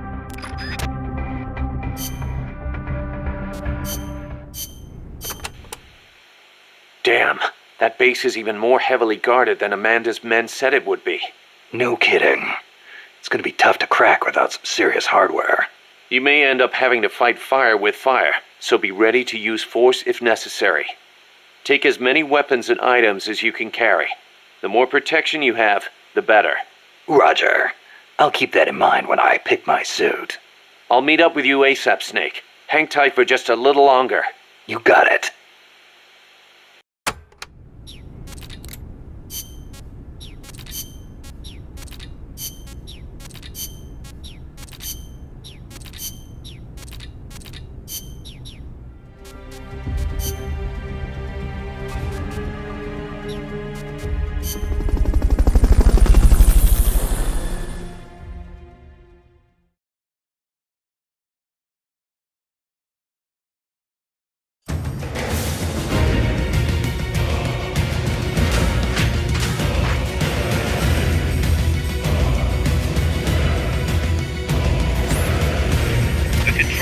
That's controlling Peace Walker is located...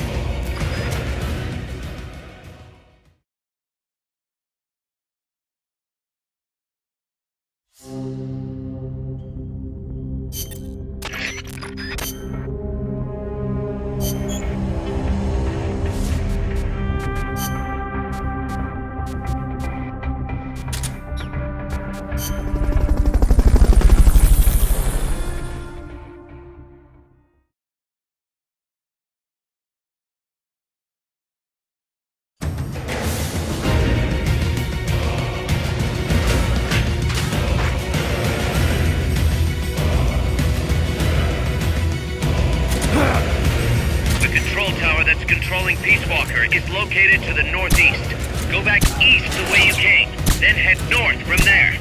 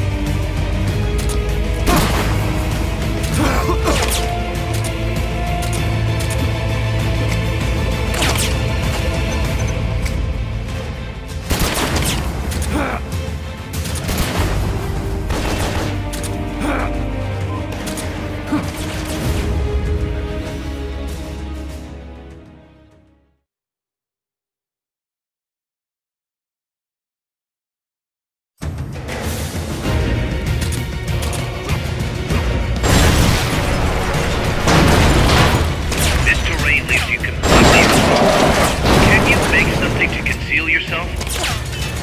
Go! Go, go, go, go!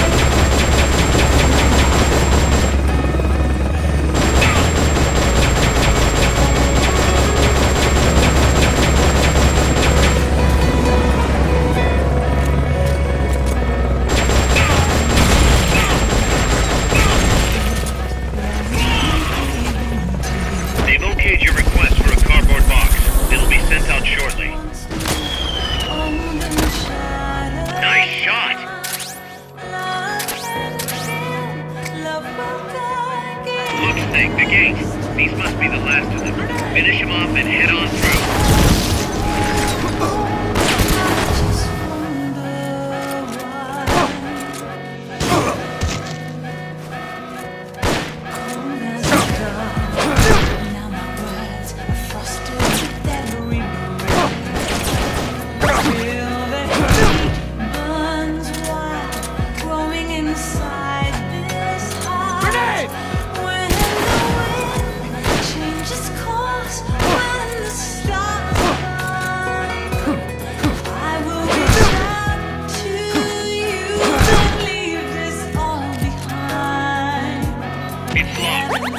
Take out all enemies before you can go up. Take out those soldiers.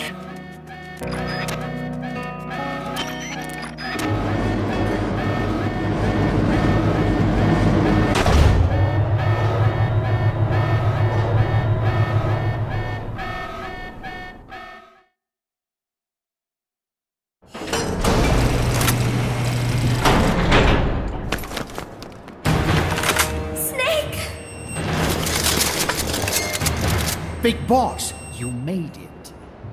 Too late, though. The false data's already in place. False data? That's right. Peace Walker is designed for deterrence, nothing more. She is incapable of initiating a nuclear attack on her own. She will only awaken and attack when it's time to retaliate. Peace Walker is a weapon of peace, after all. First, we'll enter data for an imaginary Soviet nuclear strike on the U.S. homeland. After assessing the data as a threat, Peace Walker will automatically enter retaliation mode, selecting the optimal target from a predefined list. For this scenario, we have reverse engineered the false data so that she'll inevitably end up choosing the Caribbean Sea as her target. You're really gonna do it, aren't you? Know this. Peace Walker's retaliation will be the first and last of the Cold War. It is the only way we will ever come close to achieving true peace. All that is left is to enter the code. No! Stand down, Big Boss. You're late. Professor. Professor? Yes, well, taking over the base took longer than expected. But I brought the technology. What? You provided the money and land. Center alone could never have accomplished so much in so little time. Zadornov, you backstabbing son of a... Backstabbing? Correct me if I'm wrong, but were we not enemies all along? Do you really think my comrades were working for the company? Do you truly think we'd faithfully serve a pack of depraved capitalist dogs? What are you going to do? Launch a nuke. Target Cuba. Have you lost your mind? What would you possibly gain? We won't be the ones launching it. You, the Americans, will attack our ally, Cuba. What? Think, Coldman. We're on an American base, eagerly endorsed and supplied by a pro-American regime. What's the international community to think? The world will burn with anti-American sentiment. Communism will spread across Latin America unchecked.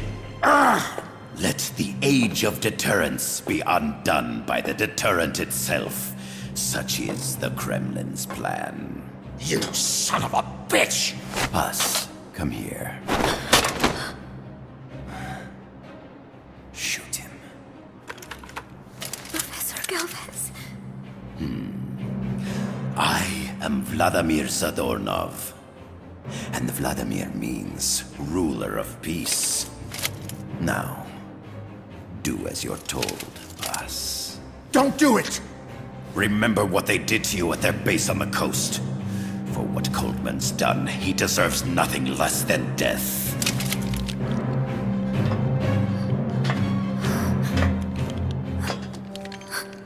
Boss, I'm sorry.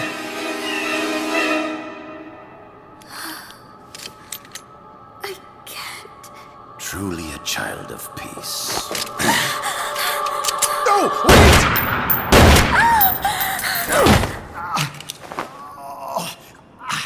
Only fitting that retribution be delivered by a dead hand. You missed on purpose. Your part in this isn't done. I need you to enter the code. Doctor, the target is now Cuba. Please make the necessary modifications. And don't even think of resisting. I'll crush you, but only after I crush your beloved first. No. Not that! Cuba is now the retaliation target. Very well. Good. It is done. As for you, Big Boss, I've been watching you all along. You've performed beyond even my highest expectations. A true commandante. What are you talking about?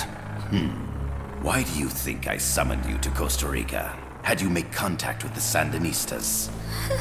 A true intelligence operative never gets his hands dirty. Need a revolution? Manipulate the locals into doing it for you. You mean Amanda and the Sandinistas? You've done well.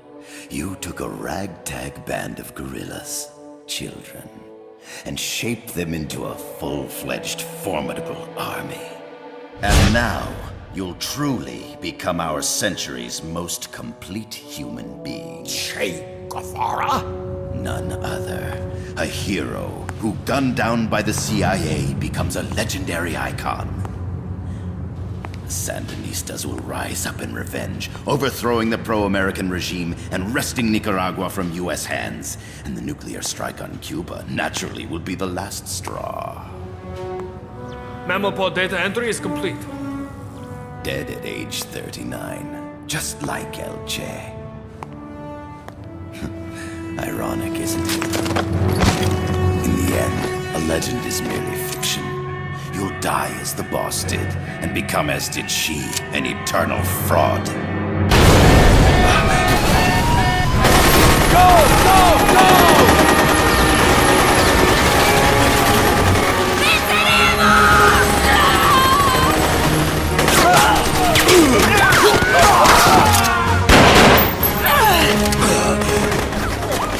Freeze! Dare point your gun at a comrade?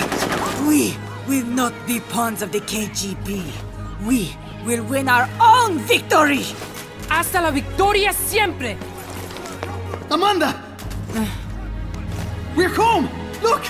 We're back in Nica! We did it, Amanda! I mean... Comandante! Boss, you hurt? I'm fine. Big boss. Big boss! Big boss! Big boss! Big Big boss! boss! Big boss! Big Big boss! Big boss! Big boss! Big boss! Big boss! Big boss! Big boss! Big boss! You're a regular Joan of Arc. Nonsense. You're the hero here. You saved my life. You're the heroes here. I never figured you for a softie, Snake. Thanks. It's good to see you.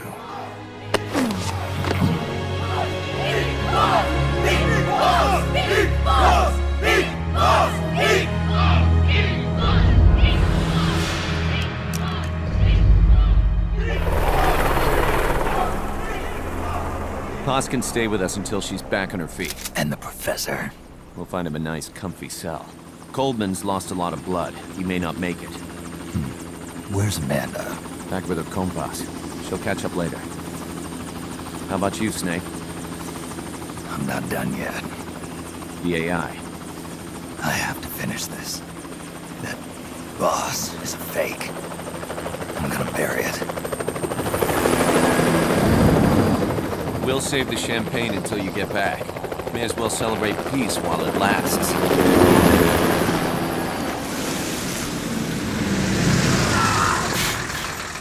I didn't bring her back to life because I was forced to. I wanted to know how she really felt. How it really ended. The boss is dead. No, she's alive. Some truths are better left buried. You don't mean that. Be honest. You want to know too, don't you?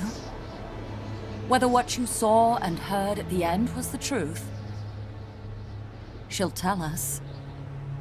I know she will. Thank you for stopping them. And I'm sorry. I can't imagine how it hurt. I'll live. I'm used to shock therapy. You are? Well, it's very kind of you to say. Let's go meet her, shall we? Get in, boss.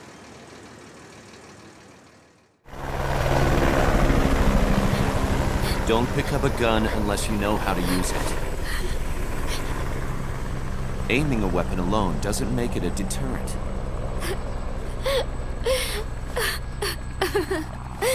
You're the angel of peace.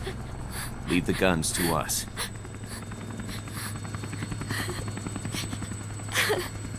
That was our agreement, remember?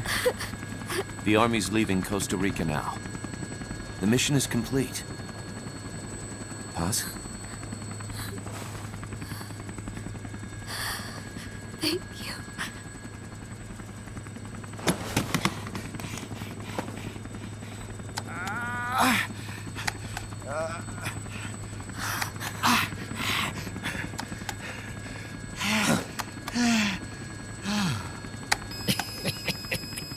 What's that noise?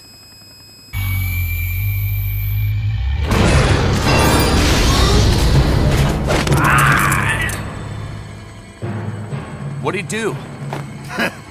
I should have killed you when I had the chance. NORAD's nightmare is about to begin. What?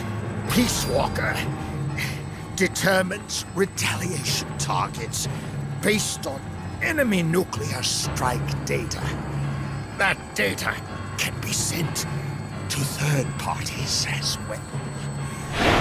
We got big problems, Snake. Coldman's activated the nuclear launch switch. What? And the target's Cuba? Yeah, but that's not it. The son of a bitch has screwed us all over. When Peace Walker was activated, it started transmitting the false data sent to NORAD. It's using a spread spectrum MLF signal. It can't be blacked out, even by EMP. There's no way to tell the difference between false data and the real thing on a radar screen. NORAD will have no idea it's all a ruse generated by Peace Walker. They'll think it's a real Soviet attack. They'll pass on the data to the National Military Command Center. And Washington will have to choose whether or not to retaliate. This could get ugly.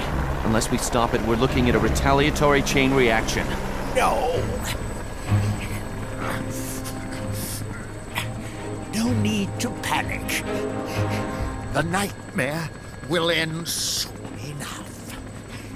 What do you mean? Coldman's aim is for the bureaucrats in Washington to see the importance of a machine like Peace Walker. He's trying to prove that humans don't possess the will to launch nukes. Everything will be fine. They'll never retaliate. They're only human. Kaz, where's the president? Last I heard, he was in the middle of SALT II negotiations in Vladivostok. With the president gone, Nuclear Launch Authority passes to the next person in the chain of succession. The vice president's gone too. So after him comes the speaker. President, vice president. Not one among them has the courage to push the button. No one willing to enter history as the great destroyer. In the end, it's not their lives that people value most. It's their reputations. The bureaucrats in Washington may not be able to retaliate. Peace Walker, on the other hand, she's loyal to the mission above all. And she's well aware that guaranteed retaliation is essential for nuclear deterrence to work. Peace Walker is the perfect deterrent. Cuba would not have been my choice of targets. But you can't make peace without breaking a few eggs. Now that Peace Walker has the false data, retaliation is inevitable. Are you insane? You think it'll end there? You're about to unleash all-out nuclear war! Somebody find out what's going on at NORAD. Mammal's got a connection to NORAD. We could monitor it with the right equipment. I've got you covered. I've got NORAD on the line. Sir, we're tracking unidentified targets. Current apogee 20 degrees. Estimated time of re-entry is 2250 Zulu. Have you contacted the president? Coverall is not responding. Warning system checks out. No corresponding natural signatures. Data is assessed as reliable. Cut the data transmission. We can't say for sure Washington isn't going to retaliate. The only one who knows the abort code is proven right.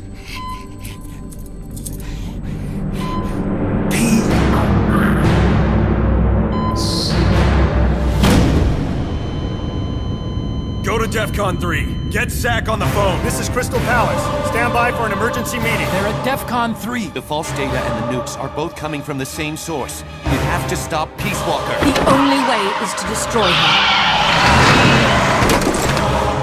her. She's entered launch mode. Peace Walker's rendered her judgment.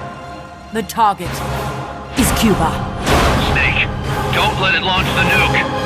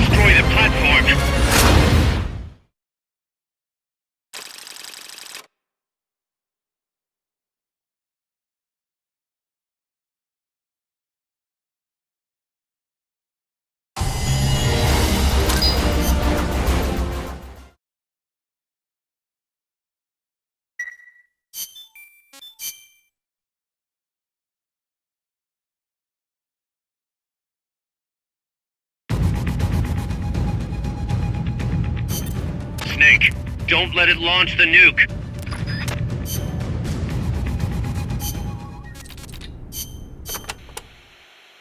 Snake, you have to stop the launch. It's going to strike Cuba. I know. The situation's changed completely now that it has been upgraded. I do not know if your old tactics will work, but the basic strategy remains the same. Try to anticipate what it's going to do before it does it, so you probably won't have as much time to stand around staring. Wasn't counting on it. I'll manage somehow.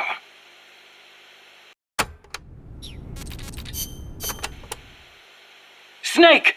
You have to stop Peace Walker from launching that nuke. Calm down. What do I need to do? To tell you the truth, I don't really know. The mammal pod has probably enhanced both its thought patterns and mobility. The S-mines, rockets, flamethrowers, they're all the same, but I don't know what else to say. You'll just have to stay sharp and watch for how it behaves before each of the attacks. I'll give it a shot. There's no time for anything else. Sorry I can't be more helpful. You can do it, Snake!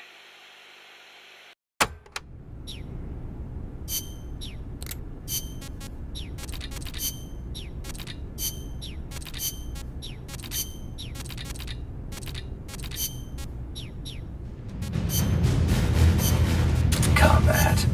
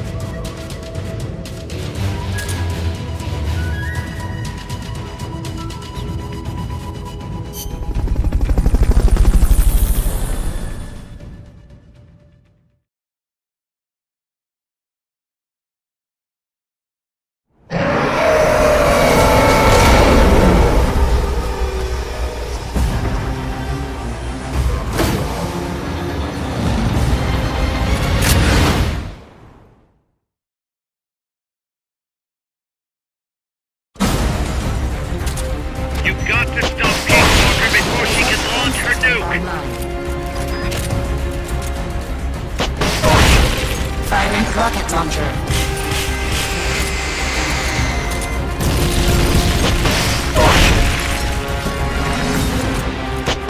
One unit firing rocket launcher.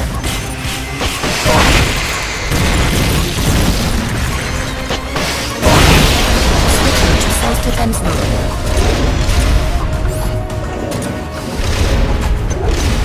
They've okayed your request for a cardboard box. This will be sent out shortly. Jump engaged.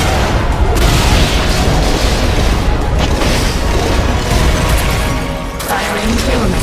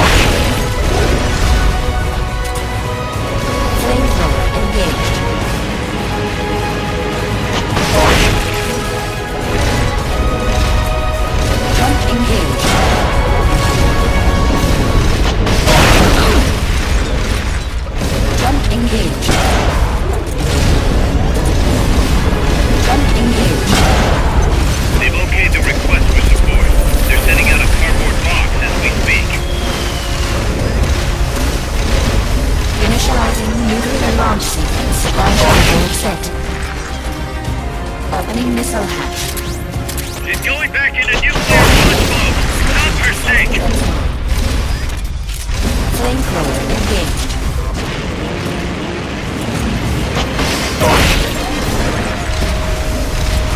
Tyrant rocket launcher.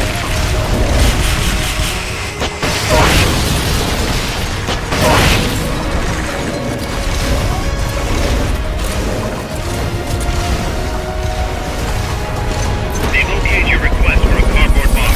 This'll be sent out shortly. Face me. Jump engaged.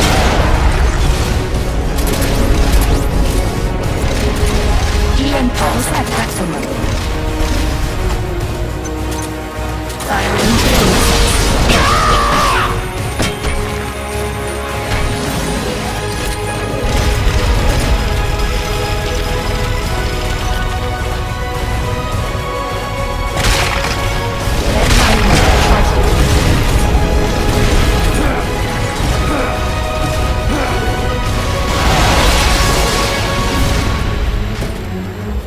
Firing tail missiles.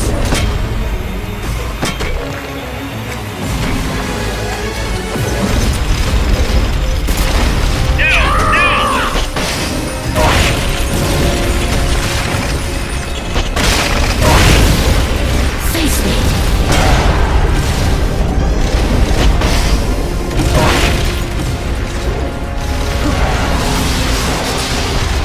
Bank line motor charging.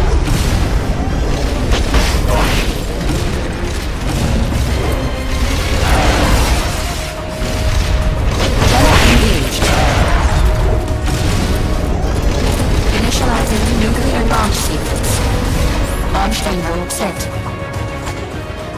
They've okayed the request for support. You've got to stop Peace Walker before she can launch her nuke!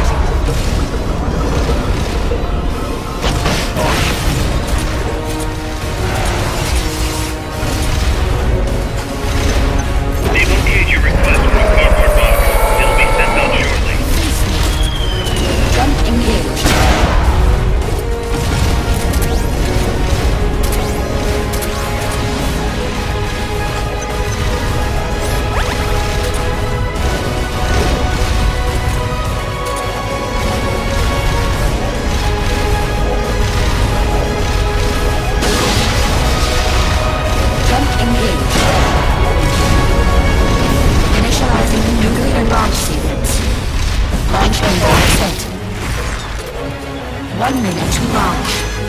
You've got to stop Peace Walker before she can launch her nuke!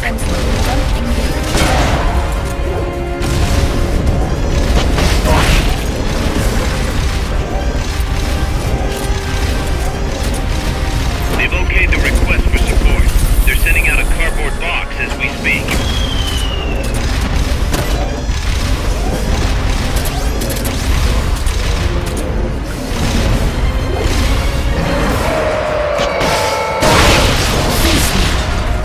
Jump engaged.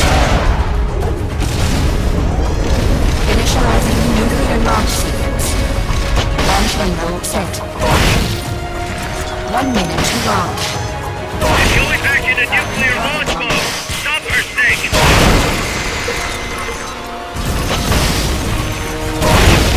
Switching to self-defense mode. Jump engaged. They've okayed your request for a cardboard box. It'll be sent out shortly.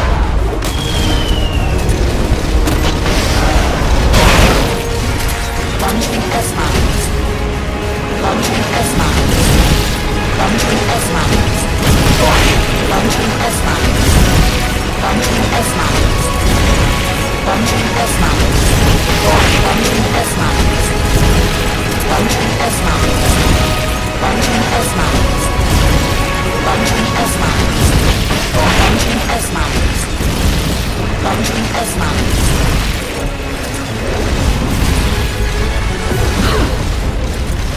Okay, now's your chance.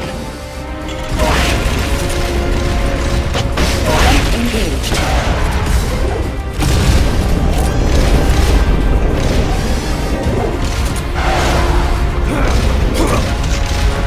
Jump engaged.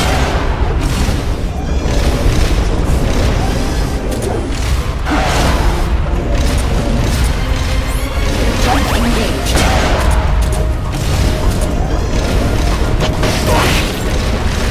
EM pulse at maximum. Firing rockets on.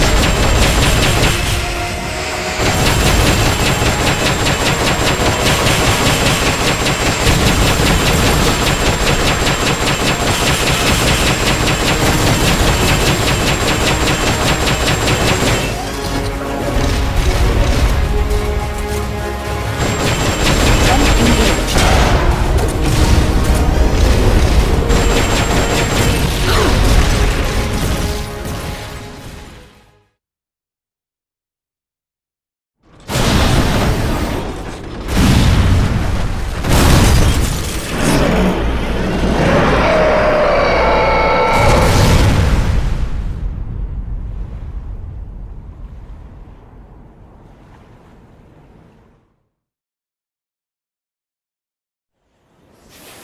It stopped moving.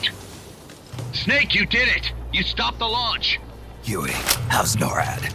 Not good! Beam-Use continues to track the targets on radar. The SP satellite status is green. Still assessing as reliable. Chairman of the Joint Chiefs, a representative of the Secretary of Defense and Congress have arrived at NMCC. You've only damaged the drive system. The data uplink's still intact. We've got 1,500 Soviet ICBMs crossing the North Pole. Target region is confirmed as the west coast of the United States. Go to DEFCON 2. Prepare to launch ICBMs. How do I make it stop? Peace Walker is a fully autonomous system. Unlike the other machines you fought, its command authorities are all located inside its cerebrum, the mammal pod. We've got to stop the mammal pod. I don't have the abort code either. Coldman was the only one. Snake, destroy the AI inside the mammal pod.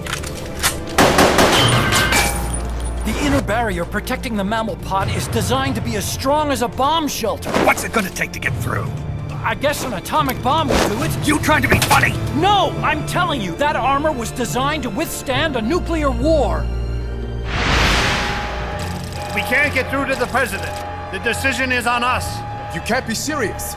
There's no way I'm gonna wipe out the human race. This is the President's call. There's no time for that. We need a decision now. Huey, call NORAD. We have to tell them the nukes aren't real. I'll give it a shot. Forget the order of succession. If we're all going to hell, let's take those bastards with us. We have 12 minutes to impact, sir. May God have mercy on our souls. Jesus. Coleman guessed wrong. They're gonna go through with it! The platform sustained a lot of external damage. All we need is some pressure. Pressure? Sink it in the lake. With that much water pressure, even the tiniest crack should be enough to flood the innards. The AI pod is a mass of highly sensitive electronics. Short the contacts and the signal will stop. How much does that thing weigh? 500 tons. It's hopeless. We can't move that thing. Get NORAD on the phone. Incoming MIRV warheads have separated. Estimated time to impact now, 11 minutes. Sir, we've got a call. The President? No, sir. Then who? He, Spit it out! He claims to be Big Boss. Big Boss? Patch him through. Mr. Chairman, I'll get straight to the point. Cancel the retaliatory strike now! What? The radar blips you're seeing are all fakes. No one's launched any nukes. How do you know? The launch data is fake, part of an experiment that leaked. You weren't supposed to receive it. Your radar is showing missiles that don't exist. If you're lying, then we've got 10 minutes till we're toast. We have to retaliate or more Americans die. The experiment was planned and executed by the CIA station chief in Central America. Then put him on! He's dead. I can give you his name, though. We need more than the authentication code you gave the switchboard. We need proof you're actually Big Boss. Do you have any? All right. If you know the name Big Boss, then maybe you were there at the ceremony when I received the title from President Johnson. Indeed I was. We don't have time for this bullshit! Hold it! Let's hear him out. You were saying? At the ceremony, the DCI tried to shake my hand. I refused. What happened in that room is classified, top secret. Only a handful of people would know. He's making it up! Don't listen to him! Wait! Why did you refuse to shake his hand? Because I knew where my loyalty belonged. Everybody, listen to me. Those Soviet missiles are fakes. What? You're actually going to believe him? He's right. This is some sort of commie trick. No, it's the real Big Boss. Trust me. How can you know for sure? Because I was the Army Chief of Staff back then, and I was standing right next to the DCI when it happened. I saw everything.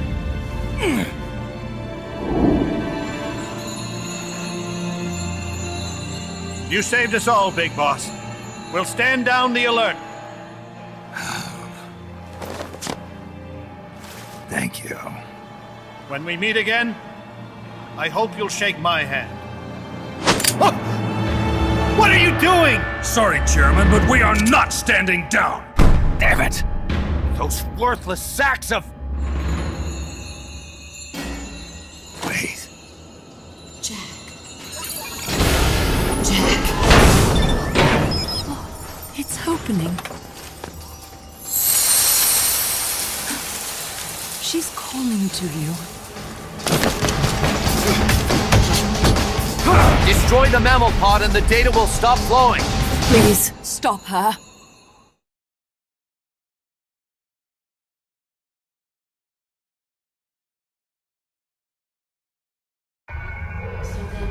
I've been waiting, Snake, for a long time. Waiting for your birth, your growth, and the finality of today. Boss. I didn't raise you and shape you into the man you are today, just so we could face each other in battle. A soldier's skills aren't meant to be used to hurt friends. So then, what is an enemy? Is there such thing as an absolute timeless enemy?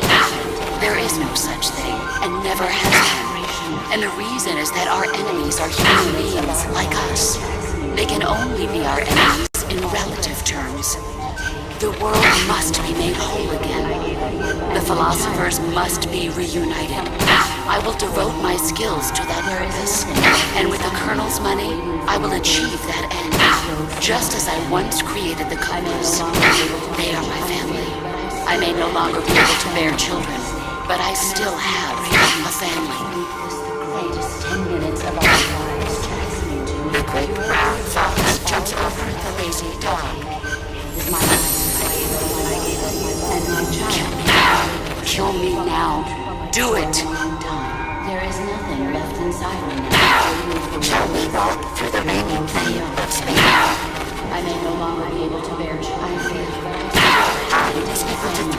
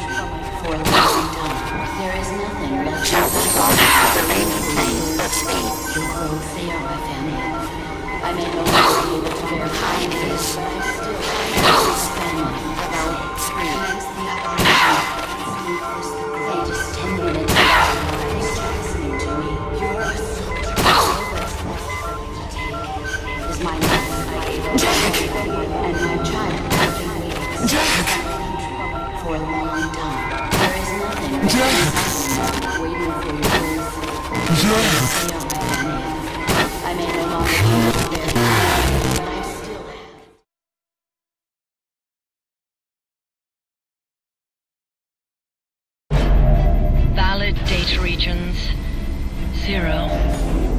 Exit all done. It stopped.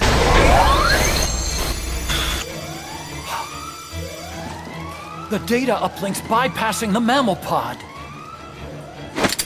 Put down the gun! Come to your senses, man! The fate of the world, the fate of the Earth is at stake here! Why? I don't understand. Answer me!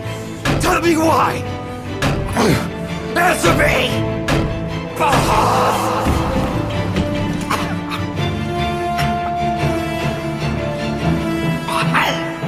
6 minutes remaining. Wait. Authority rests with me now. I'm ordering a retaliation! No! Don't! It's the end of us all! Who gives a damn? I'm not gonna sit here and die like a dog! If the Russians are gonna kill my family, destroy my country, I'm taking them with me! You see now, Chairman. Deterrence is just a fool's dream! Why? Why won't it stop? Sometimes the body continues to live even after the brain is damaged. The boss AI isn't doing this. I think it's something rather more primitive. Reptile has taken up Mammal's dying wish. No. Stop it. Don't just sit there. Stop it!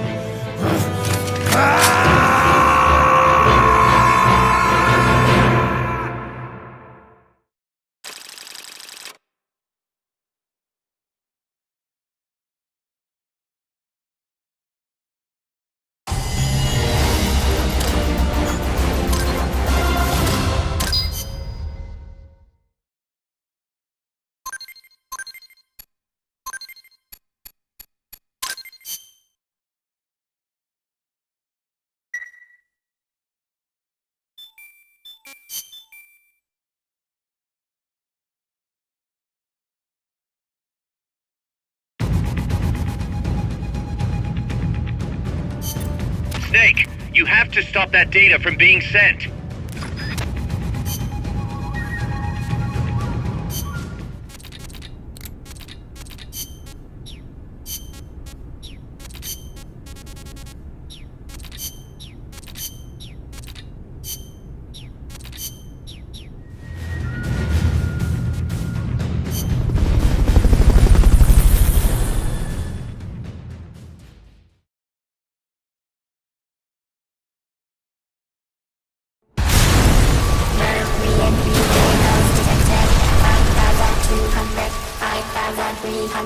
Entering terminal phase.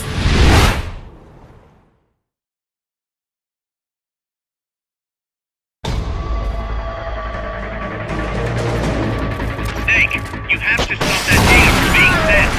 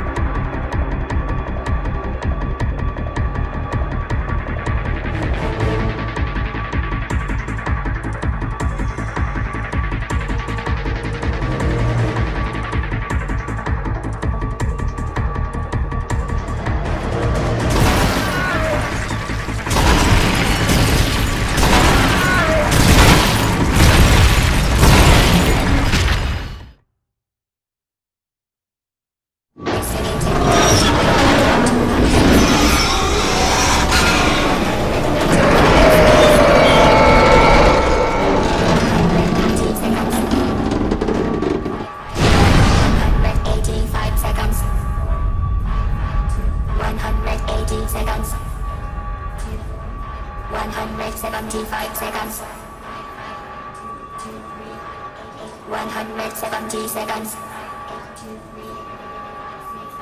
165 seconds. 160 seconds. 155 seconds. 150 seconds. 105 seconds.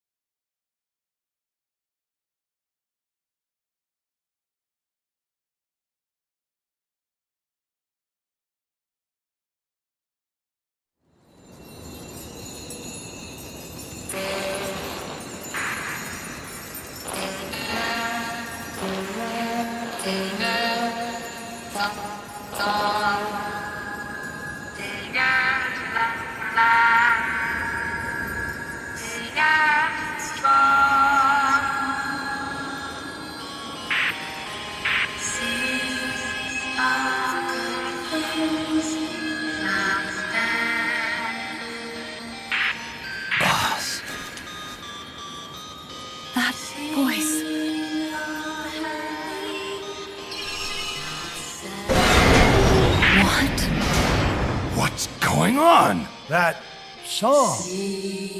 Boss, is that you? How in the...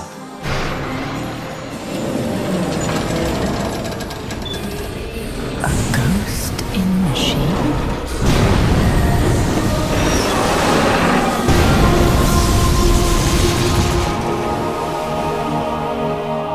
She's drowning herself to stop the transmission. Look!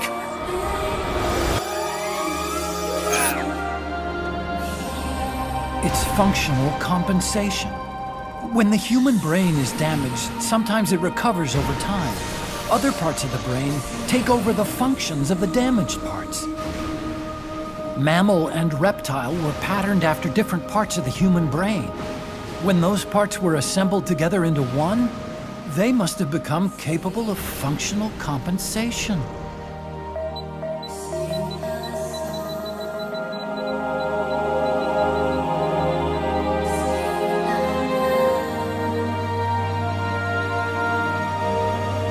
Her memories remained with her. Is this her answer?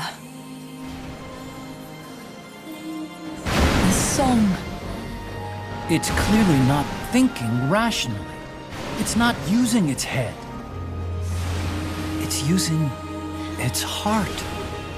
This is the fate she chose for herself.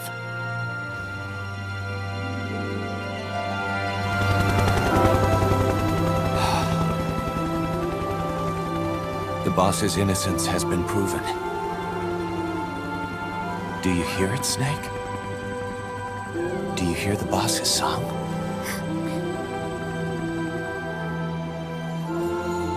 You saw it, didn't you? When you went to space, that there's beauty outside of battle.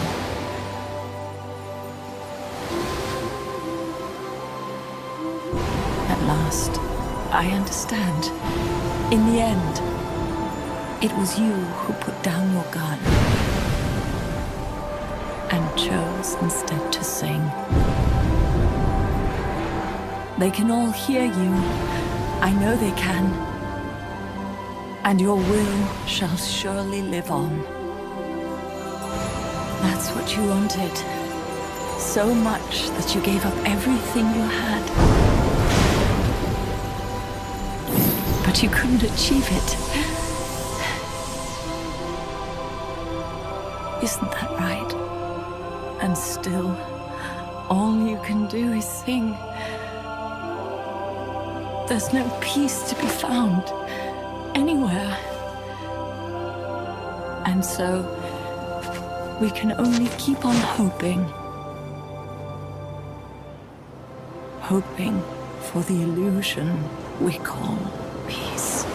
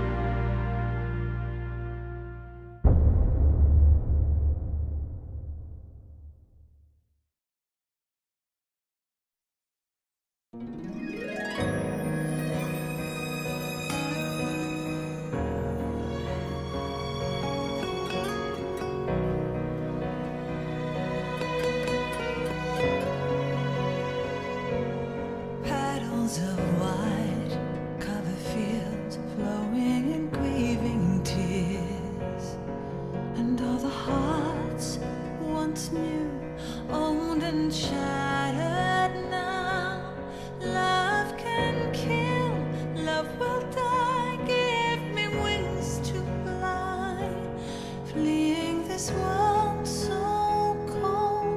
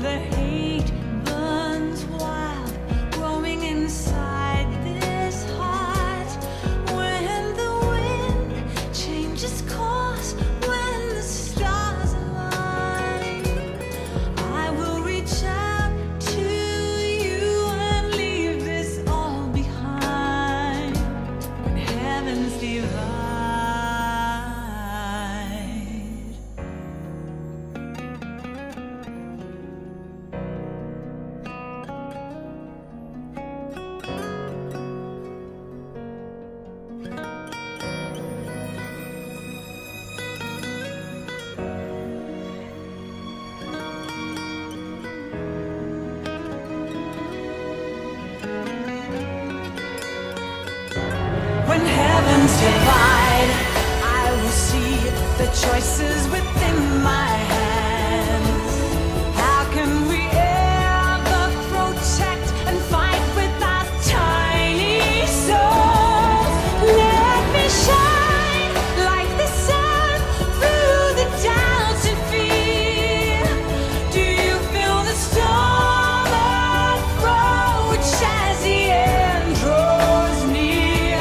When heavens divide, time will come to softly lay me down. Then I can see a face that I long to see. And for you, only you, I would give anything, leaving a trace for love to find a way. When heavens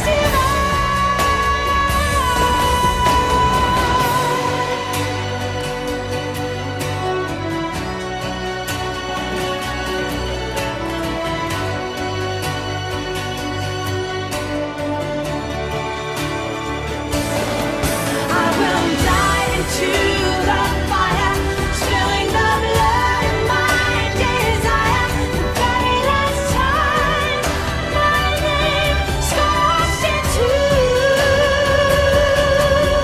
the sky. When heavens divide, I will see the choices within my hands. How can we ever protect and fight with our tiny souls? Let me shine like the sun through the doubts and fear. Do you feel the storm approach as the end draws near? When heavens divide, time will come to softly lay me down. Then I can see a face that I long to see. And for you, only you, I would give anything, leaving a trace for love to find a way. When heavens and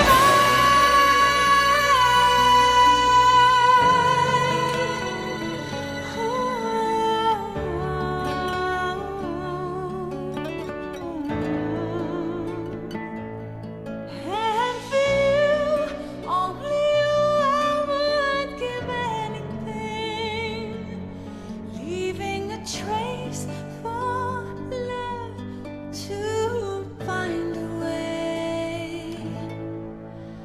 When heavens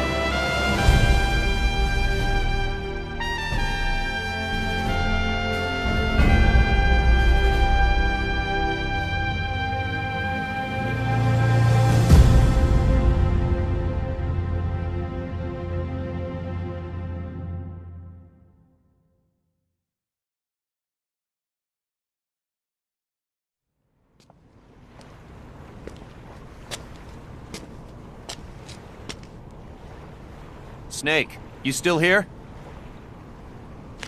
Come on. Let's go back. I'm not going back. Huh? I'm done.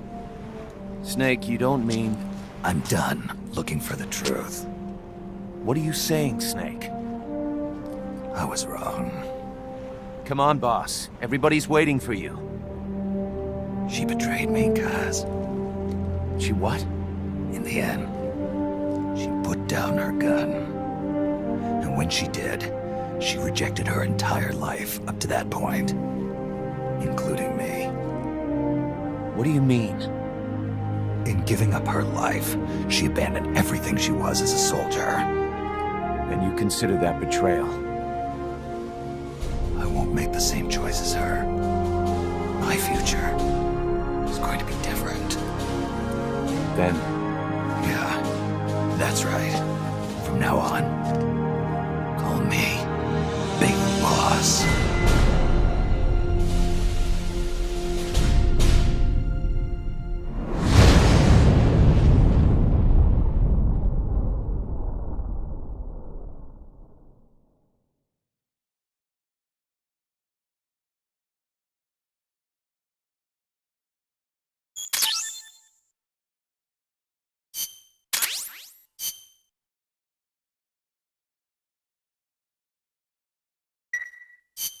Got a sec, Snake? What's up? It's about Paz. You know she doesn't have any family. She got a scholarship thanks to Zadornov and was living at the dorms, but he was KGB. All signs are her scholarship came from the KGB too. Even if they let him go, she's not going to be seeing any more money. It wouldn't have been much anyway. So, I was wondering, what about letting her stay here for a while? What does she think? She says she wants to help out. It would only be temporary. She's still in shock. Right now, no one understands her better than we do. Okay, but Kaz, don't take your eyes off her. What do you mean? It won't be easy getting used to this kind of life. I know, Snake. I'm not trying to turn her into one of us. You should talk to her yourself later. Okay. And, Dr. Strangelove wants to come too. Strangelove? Well, she's out of a job now, and she'd have a problem returning to England. You can talk to her about it. Anyway, you don't need me to tell you how good she'd be for R&D.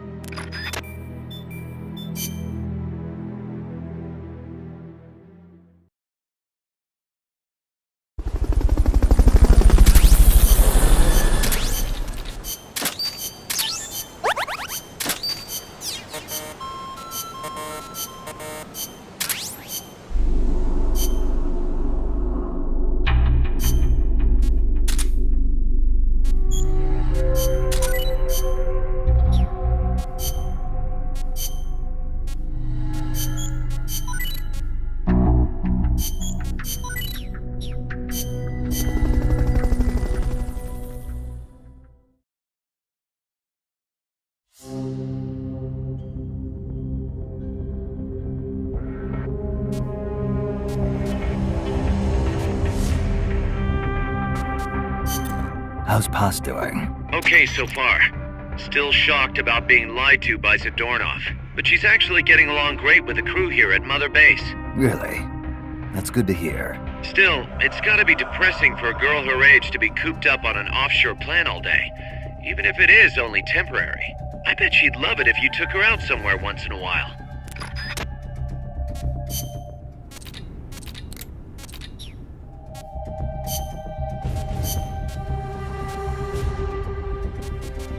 Tuxedo.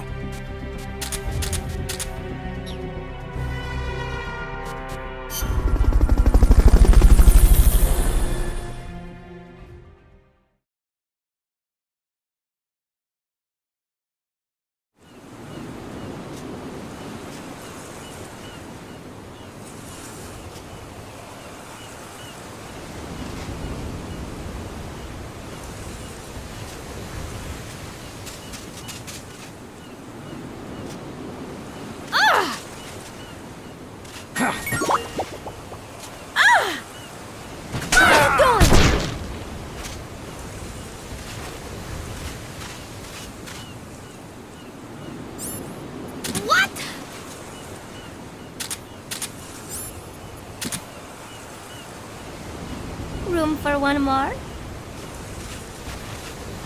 Aha.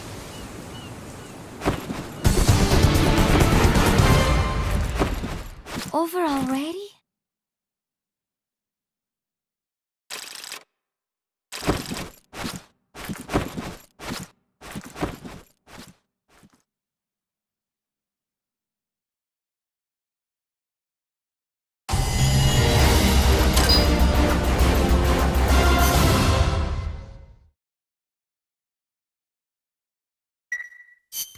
Snake, we fitted Zeke with its own AI pod.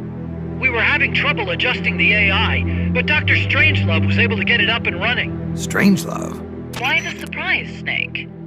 Whoa, we're an army without borders. We need a deterrent against foreign intervention. That's what Zeke is for. It may even prove necessary to... I'm not against deterrence itself. The problem is when a nation comes to rely on it. All that does is force a burden on its people. The same people that constitute the nation itself. The existence of nations is detrimental to man. That's why I, one without a nation, see potential in MSF. But power is required for you to distance yourself from nations. I will do whatever I can to assist with that. Glad to hear it. And I merely lent Huey a helping hand. I will not give Zeke an AI like hers. I wouldn't expect you to.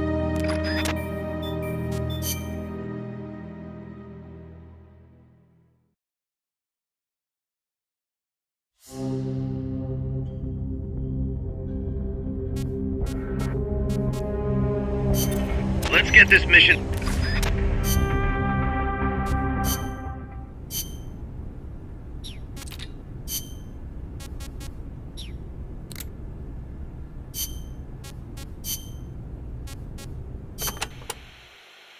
By the way, Kaz, who do you think's our queen bee? Good question.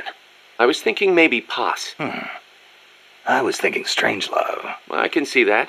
Or maybe Cecile. On second thought, I might go with Amanda. How about this, Snake? We'll have an army of queen bees. Sure. Why not?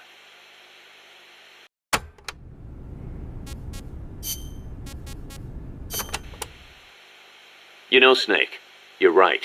As long as we're soldiers without borders, we're going to be a target. We need our own deterrent. Yeah, we're going to be stepping into a lot of different conflicts as we roam the world, each one unique, and with its own set of geography, ideologies, and politics. If we're going to intervene in those kinds of situations, we need the threat of a Metal Gear. Unless we want to end up like Che Guevara did in Bolivia. Well said. Our army without borders doesn't have a land to call home. We're nomads, wanderers. What we need now is a sheepdog to guard our flock. Right. Maybe it's not the way the boss would have gone about it, but there are places in this world that need us, and soldiers that need MSF. And as long as we're needed, we'll keep on moving. Ours is a journey that never ends. We're the real Peace Walkers.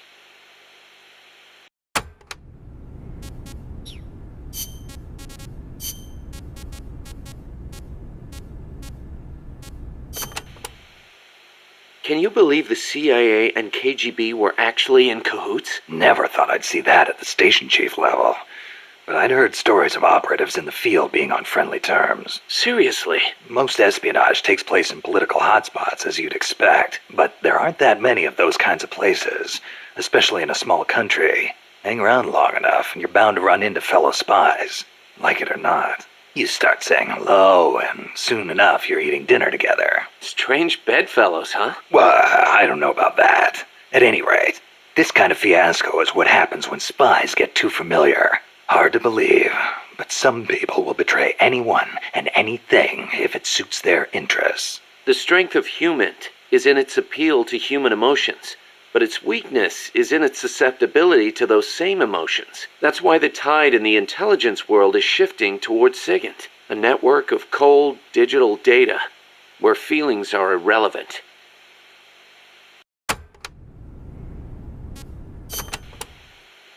Snake, you got a sec? What's up? Prime Minister Gary of Grenada is asking the UN to set up an agency to study the UFO problem. Grenada? That island in the Caribbean? He gave the press a bunch of photos. Says they prove the existence of UFOs. One of them caught my eye. That's the... Yep. The weapon Huey called the Chrysalis. Kaz, This is the photo I gave to Chico. He said something about selling it off as a photo of a UFO. Looks like it found its way into the pages of a magazine. But why would the Prime Minister of a country believe tabloid trash like that? There's been reports all over the Americas of abductions and cattle mutilations lately. You think that true? I think the CIA might be involved. If they are, then Gary could be. I know. If he digs too deep, he's gonna get himself into trouble. But Grenada's right next door to Cuba. I guess that would make it tough for the CIA to intervene, in a sense. Upsetting the domestic balance of power could cause it to go red all of a sudden. True. Well, in any case, it's not like we can do anything about it. Just wanted to let you know. Gotcha. I'll be careful not to let any more photos leak.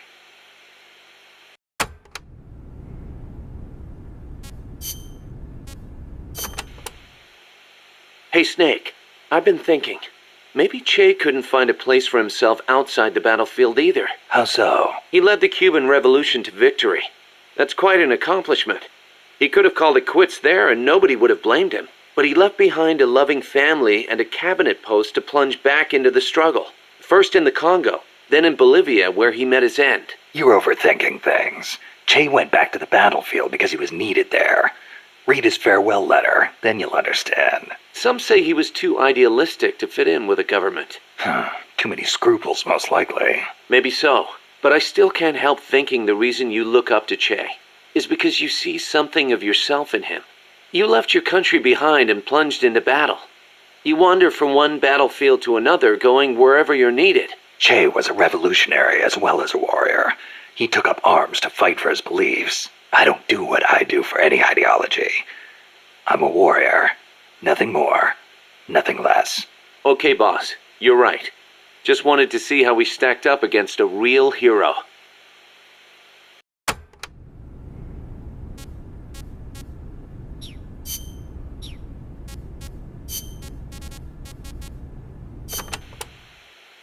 March 10th, 1945. 381,300 cluster bombs were dropped on Tokyo. Japanese houses at the time were almost all made of wood. In that single day, a third of Tokyo burned to the ground. My mom lost her family and home in that raid. She had to move to Yokosuka and live with her cousin. The B-29s kept on coming, razing other major cities throughout Japan without mercy. Then, in August, they dropped atomic bombs on Hiroshima and Nagasaki, and Japan surrendered to the United States at last. After that, Yokosuka was flooded with American soldiers come to occupy the country. My mother was still in her mid-teens, and she learned from her cousin how to survive in that town, by servicing the troops. That's how she met my father, and how I was born. My father was an officer serving with the government section of Allied GHQ under General Whitney. Whitney was known as MacArthur's shadow, and my father rode his coattails to a pretty high rank. While he was in Japan, he treated my mom like a wife. After he went back to the States, though, she never heard from him. I wasn't born until after he went back. My mom raised me as a single mother. She used the money my father left her to open a shop selling cigarettes and stuff to occupation troops. It was a decent living, but I didn't have citizenship.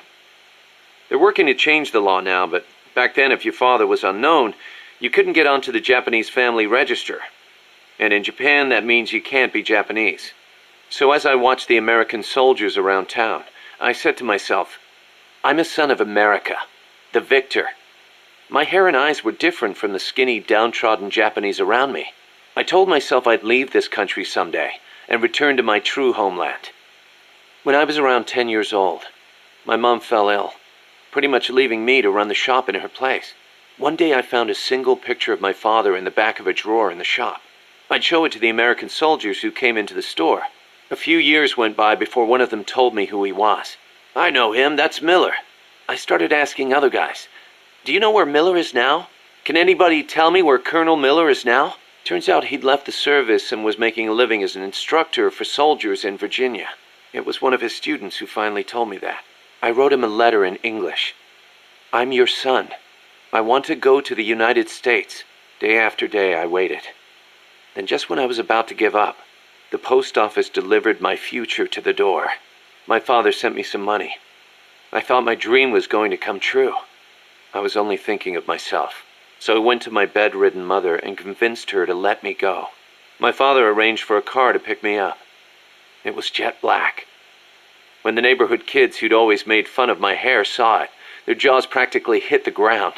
I put my mom in a hospital and went on my own to America. When I met my father for the first time, he was living alone in a big house. He told me he'd lost his son, his American son, in Vietnam. He showed me a picture of my older brother. I guess that and his divorce left my father feeling lonely, which is probably why he finally took an interest in me. He'd retired from teaching. He was stooped over, could hardly walk, but he gave me two things: the name Miller and money for school. I used it to learn English and then go to college. America was exhausted from years of fighting in Vietnam. They were waging war in a foreign land, while at home, people were screaming for peace. Right after I graduated, I went back to Japan, alone. My father refused to see my mom. It was the first time I'd seen her in years, and she wouldn't even look at me. At first, I thought she was mad at me, but that wasn't it. Disease had taken her mind. A disease she got while she was young and desperate. She didn't even know who I was. I said, "Mom, it's me, Kazuhira." As I spoke, the sound of my own voice rang in my ears. Katsuhira, the name my mom gave me. It means peace in Japanese. I was Japanese. At least, I was the son of this tiny Japanese woman. It was then, for the first time, that I understood the reason, the emotion that inspired my mother to give me that name. She'd watched her hometown and family go up in flames. Her body and her mind were ravaged by war. And yet she chose to have a child named Peace, with a man who was once her enemy. Japan lost the war. But what good is war as a measure of a country?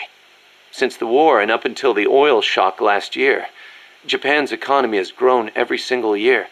It's on its way to becoming a stronger country than ever. I stayed in Japan and joined the JSDF. I was 22 at the time. I did it to pay our bills. But it wasn't just that. I could have found work anywhere. And I knew it. And still, I couldn't think of anything else to do with myself.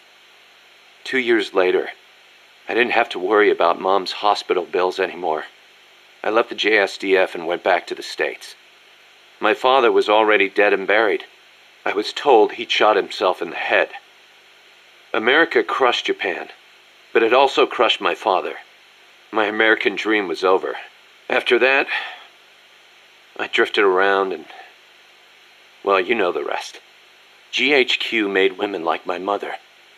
It made Japan's peace constitution and the JSDF. And it made me.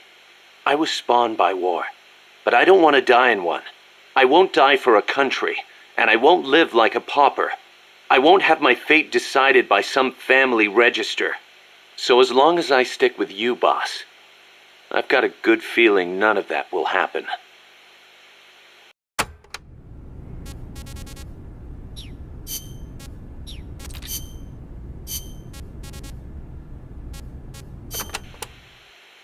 Professor Galvez was a KGB spy? I thought he helped me out of genuine concern for Costa Rica's future. You didn't know. How could I? Believe me, Snake. He introduced himself as a peace researcher at the university. He had an office and credentials and everything. They're masters at creating cover personas. They think of everything. ID papers, jobs, sometimes even families. Don't feel bad you didn't see through it. But you did? From the first time we met. I wish you had told me. Sorry. I didn't know if it'd be right. You might have gotten mixed up in things you shouldn't. That is impressive, though. Sizing him up at a single glance. He reeked. Reeked? He had this unmistakable air about him. The air of someone who's been given a mission and will see it through no matter what. Like me. I could just smell it. That is amazing, Snake. I'm just kidding. It was his prosthetic hand. Why would a professor from a peace university need a tool for assassination?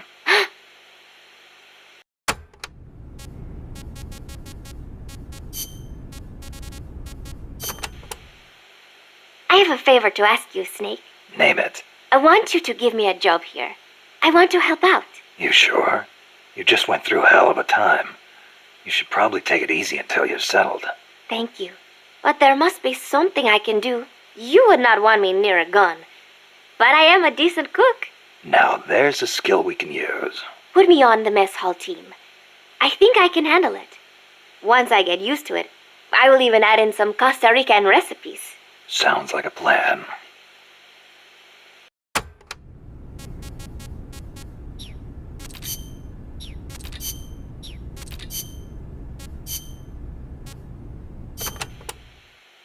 Nuclear deterrence means preventing the use of nuclear weapons in conflicts between states. But what about other situations? Like what? Terrorism has been on the rise in recent years, from separatist movements to far-left extremists. What would happen if nuclear weapons fell into terrorists' hands? Without a state, that is, without territory of their own, the chances of having nukes used against them are slim. They have no reason to fear a nuclear strike. Conversely, they have no reason to hesitate to use nukes against their adversaries. You've got a point. All the ICBMs and strategic bombers in the world amount to nothing against a terrorist group. Right. Of course, this is all still hypothetical. Countries keep their nukes under tight watch. There's no immediate danger of terrorists getting their hands on them. But the day may come when the proposition of nuclear terrorism makes nuclear deterrence theory a dead letter. Nuclear terrorism. Interesting.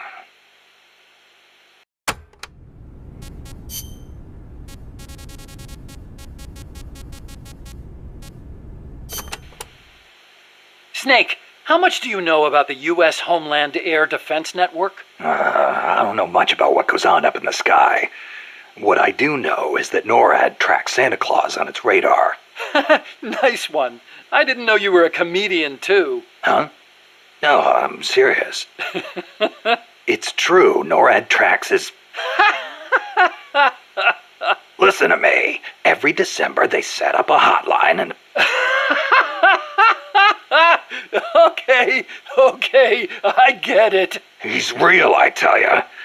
He used to bring me presents and...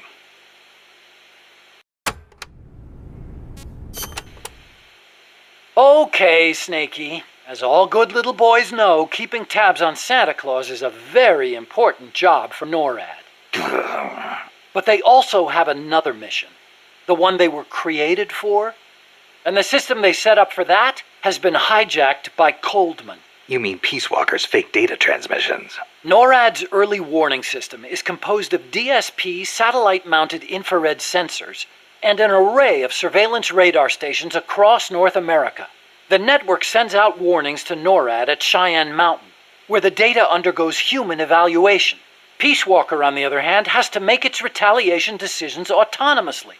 So it's set up to automatically receive the same data as NORAD through covert channels. Those channels were also used on the test platform to telemeter the AI's decision-making. Peace Walker reversed the system to transmit a fake warning about incoming nuclear missiles outside the usual exercise schedule. I mean, the system could have used better safeguarding. Nobody's going to argue with that. But cracking the AI? That seemed unimaginable. And you can see what happened.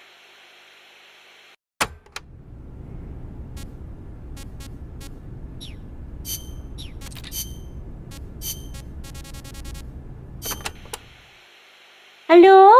Snake? Mon chéri? You been drinking, Cecile? Can't you please do something about this pest? Who? Monsieur Miller! What's he done now? Wine. Wine? He said he thought the soldiers might tire of having beer all the time, so he's brought in some wine instead. And then he gave me a bunch. Well, that was nice of him. But the past 2 years have been bad for French wine. Perhaps it is the bad weather we have had. But whatever the case, I told him the last thing you want to be drinking right now is French wine.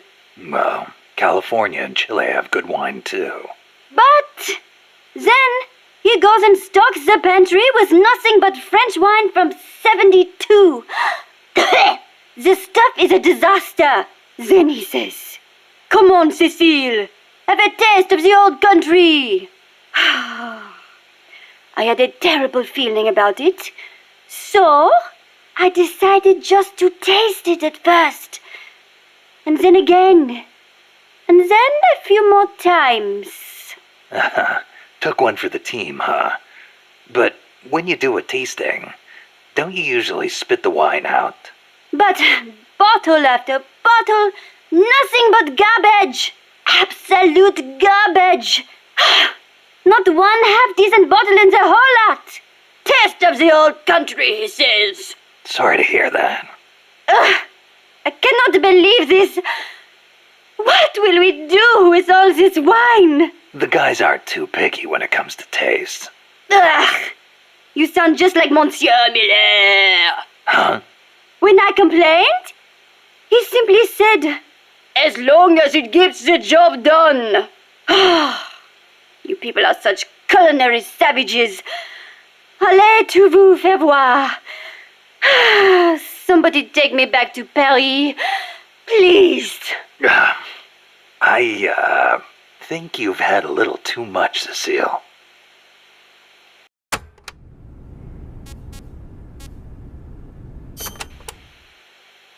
You seem like a very, how do I put this, uninhibited woman. You think so?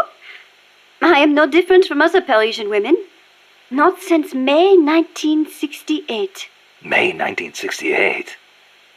The general strike that almost brought down the president? Right. But it was more than just a strike. It started with the student movement at Strasbourg University in '66. They did not want anything from the country, but instead sought reform at the school. That helped ignite a fire in the hearts of scores of dissatisfied young people. And the movement spread all over France. It was more than just opposition to Vietnam and the de Gaulle administration. People also called for free love and the breaking away from other old values. Looking back, I am not sure what the main goal really was. But whatever the case, it was more of a young people's movement than a strike or a protest. So, it was like the hippies or something? In some ways, perhaps. But we weren't blinded by mysticism, nor did we seek a return to nature. I see. So, while they wanted to retreat to their closed communes, We tried to change the world. And in doing so, we learned that when everyone comes together, it can be done. you had a lot more success. In America, hippies have just become a social problem, while I hear Japan's student movements crashed and burned. I wonder what was different. Good question. I'd like to know myself.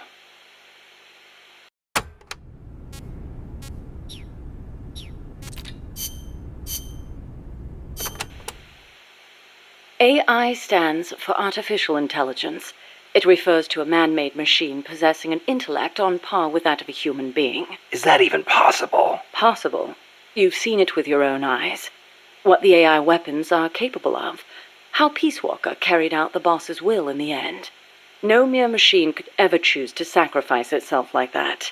I just can't see how a bunch of circuits and switches could have a will of its own. It's called the ghost in the machine, Snake. And it exists.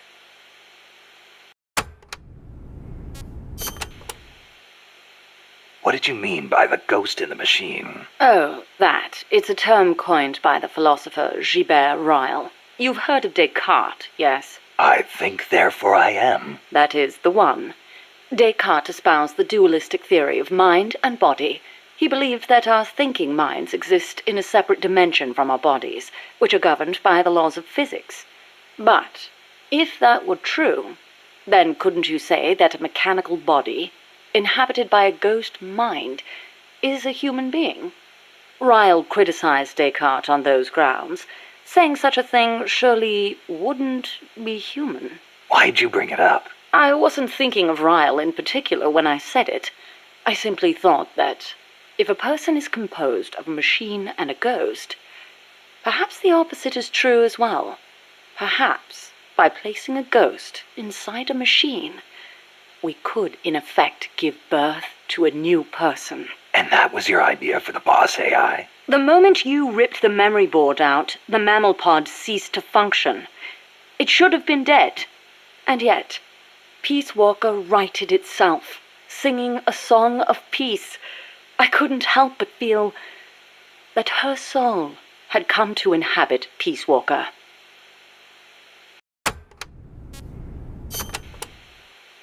Let's say, hypothetically, there really was an intelligent machine.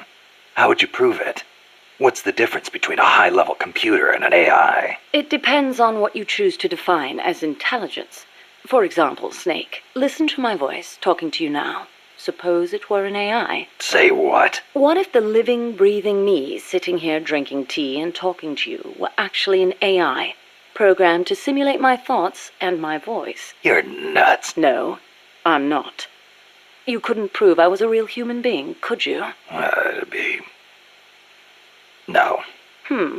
So if an AI is so advanced you can't tell it from the real thing, wouldn't you call that intelligence? I'm not quite convinced. But that's only one way to look at it. It's roughly how Dr. Turing explained artificial intelligence. The test I described is called the Turing test, in his honor. Yeah, well, sounds like a bad joke to me. That singing monster of yours put me through hell. If I never meet one again, it'll be too soon. Shame. And I was about to let an AI take my place in our conversation. Don't even think about it.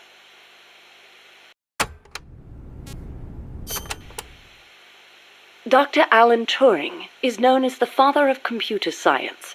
It was he who formulated the basic theory of AI. During the war, he worked for GC and CS. The government's cryptology school. The one that broke Enigma. The very same. Without him, they might never have been able to decipher the Germans' code. But then, they arrested him. Why?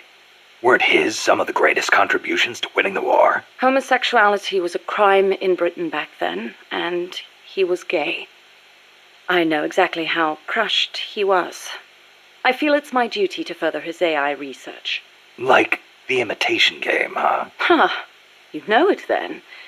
The clue that inspired the Turing test came from a trifling little party game. You exchange written notes with another person behind a screen and try to guess their gender, whether they're a woman or a man, pretending to be a woman. It's surprisingly difficult to tell the difference. Man or woman, human or machine. What do the differences even mean? Dr. Turing was fascinated by the differences between men and women. Perhaps that's what led him to formulate his test.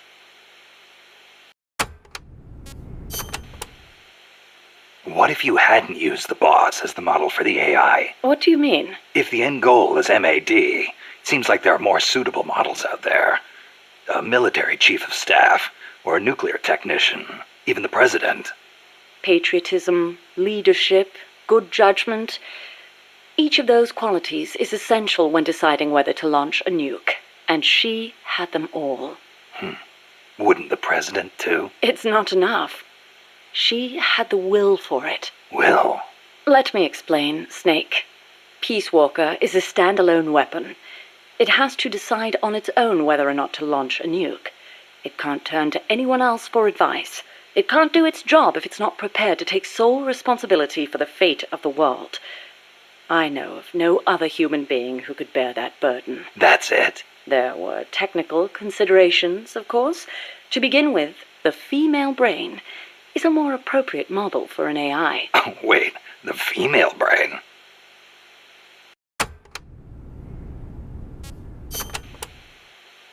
What do you mean by that, modeling your AI after the female brain? Snake, what is the human mind capable of that a computer is not? Being lazy? Interesting response. And not incorrect. But the answer I was looking for was empathy. Empathy? The ability to feel for others, to be more precise. Love for a child. Pity for the weak. Grief for the dead. All of these are particularly well developed in the female brain. That's stretching it a little. On the contrary, it's perfectly reasonable. The male brain, on the other hand, may be well suited for systematic thinking, but it's less able to empathize. In that sense, it's closer to a computer.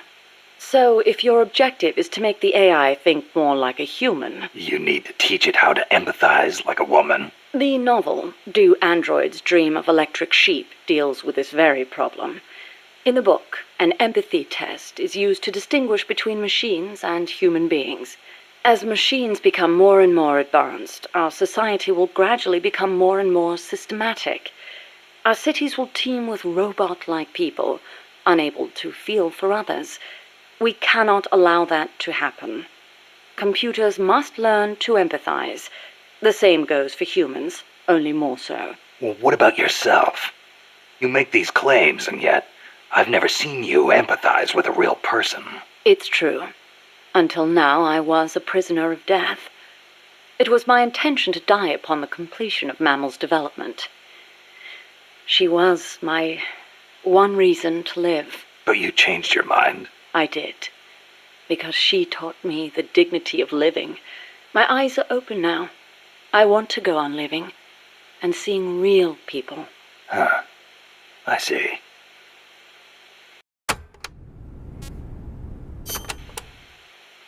Is it really necessary to make machines think like humans? I think empathy would get in the way of making the decision to retaliate. I admit, human thought may not be fully compatible with level-headed decision-making. Then again, is there such a thing as non-human thought? The moment computers became so advanced that they could calculate faster than human beings, a new dream was born. Dream? If we can create a machine that can do advanced mathematics, why can't we create one that can think like a human? The 19th century author, Auguste Villiers L'Isle-Adam, wrote a book called Tomorrow's Eve, in which the protagonist fashions an artificial woman to serve as his ideal lover.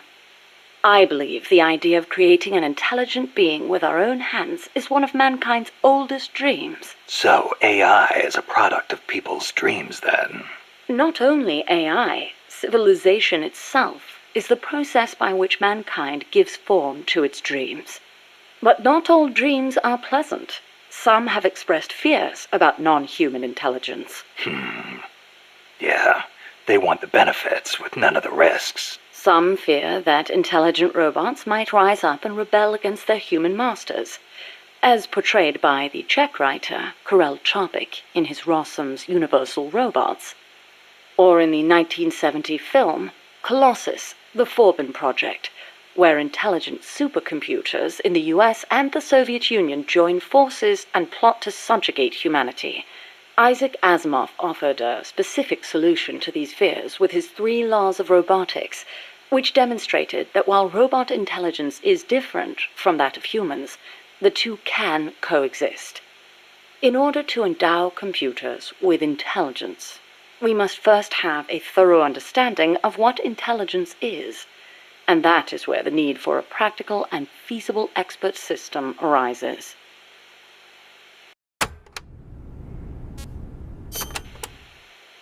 So what's an expert system? The AI housed within Peace Walker began development as such a system. An expert system is a type of proxy program by which a computer makes decisions as an expert would. The program, Mycin, for example, is a system that decides which kind of antibiotics to prescribe. The system asks the patient a series of questions to narrow down the range of appropriate drugs. So you program Peace Walker to prescribe live nuclear warheads instead of penicillin. What I realized, however, was that a simple expert system wasn't up to the task. You need more than expertise to launch a nuke. Indeed, expertise is a necessary prerequisite, but insufficient on its own. Deciding to launch a retaliatory strike requires consideration of a wider range of factors. In such a scenario, the entire global situation becomes the criterion for making a decision. Makes sense. You screw up the prescription and the whole world goes into anaphylactic shock. A weak AI that only has a limited range of knowledge upon which to base its decisions won't cut it. Therefore, I had the AI study the boss's thought patterns, thus creating a true expert system. A strong AI. You couldn't leave the world in the hands of something with anything less than absolute worldview. I could have built a simple expert system in no time at all. Say, how would you like a system that decides which guns you should equip according to the mission's parameters? I'll pass. I'm not going to leave my life up to somebody else's judgment. Especially not a machine.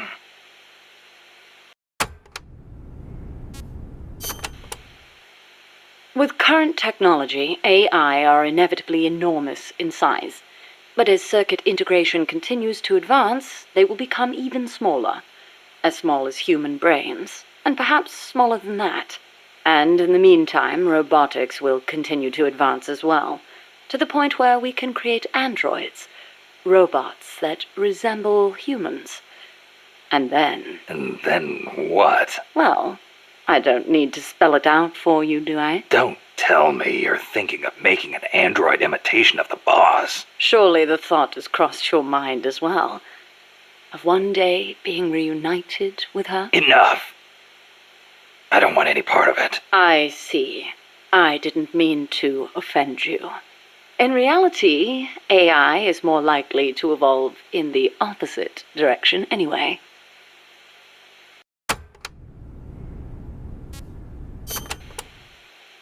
The opposite direction? What does that mean? More and more, AI are becoming systems that specialize in mass information processing, without human intelligence, thought, or emotion. A machine that has no individualism or sense of self, but rather behaves as a collective, exhibiting the qualities of a society. Like a beehive? Yes, it aggregates data collected by individuals and determines how the collective will act, just as honeybees travel between the hive and flowers. The key to achieving that will be networking AI together. I don't know how to say this, but that kind of gives me the creeps. But if your goal is to control society, it's the better model to use. It lets you filter data, disseminate only what you want disseminated. Of course, I myself have no interest in an AI without a shred of life to it.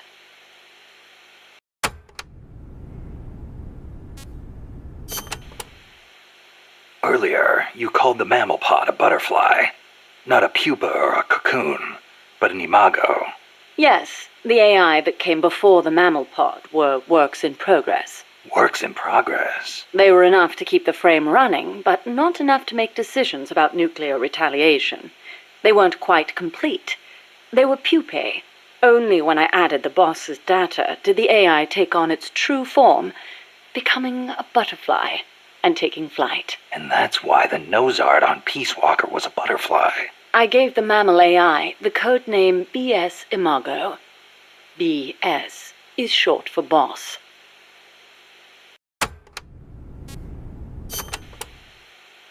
Huey called that gigantic unmanned chopper a chrysalis. Is that another one of your AI code names? Yes, you're referring to the TJ Chrysalis 6000. There's also the GW Pupa 5000, the TR Cocoon 7000. I get it. A hovercraft type and a treaded type. And those letters on the front.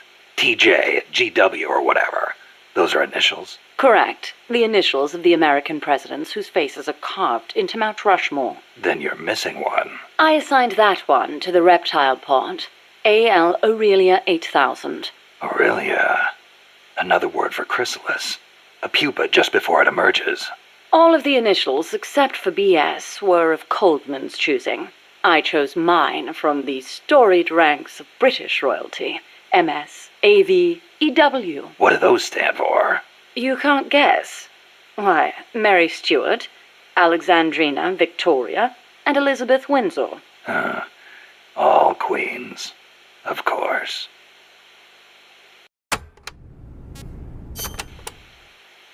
Are you familiar with the film 2001: A Space Odyssey? I've heard of it, but... Of course not.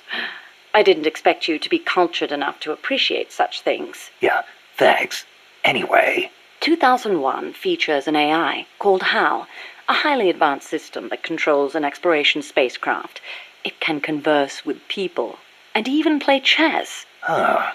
Now where have I heard that before? The way HAL was portrayed was truly superb. How so? HAL is given secret orders that not even the ship's captain knows about. Naturally, he's not allowed to divulge them to the crew. The stress of it causes HAL to crack. Crack? Go crazy. Though there are those who interpret it differently. One by one, HAL kills off the crew until the captain finally shuts it down. The film offers amazing insights into AI, their growth, their utility, their faults, and their fear of death. Well, you must have found it useful in your research then. Must you always be so utilitarian? It doesn't matter whether or not it's useful. What matters is that it inspired me. Then it was useful. Never mind. The portrayal of Hal wasn't the only wonderful thing about the film. It was full of hints about the future of human evolution. Truly, a film for the ages.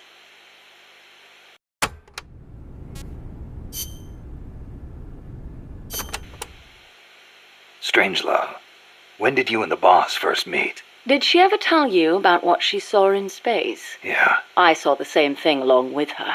The Soviets beat America into space with Sputnik, and so America rushed to be first in manned spaceflight.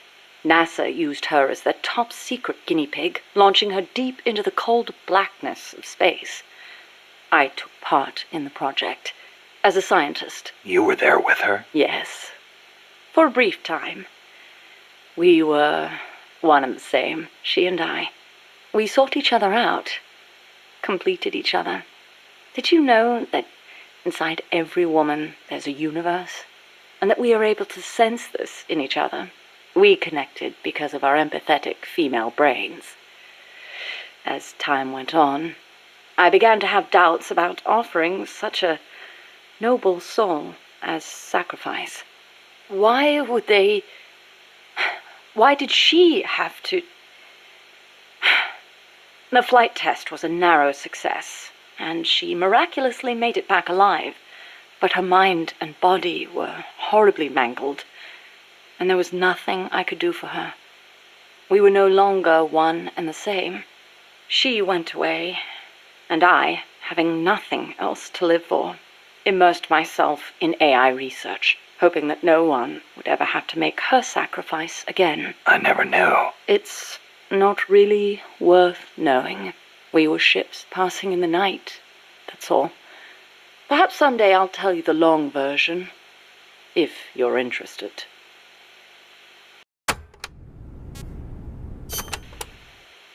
That was quite a warm welcome you gave me at the base in Costa Rica. Sorry about that.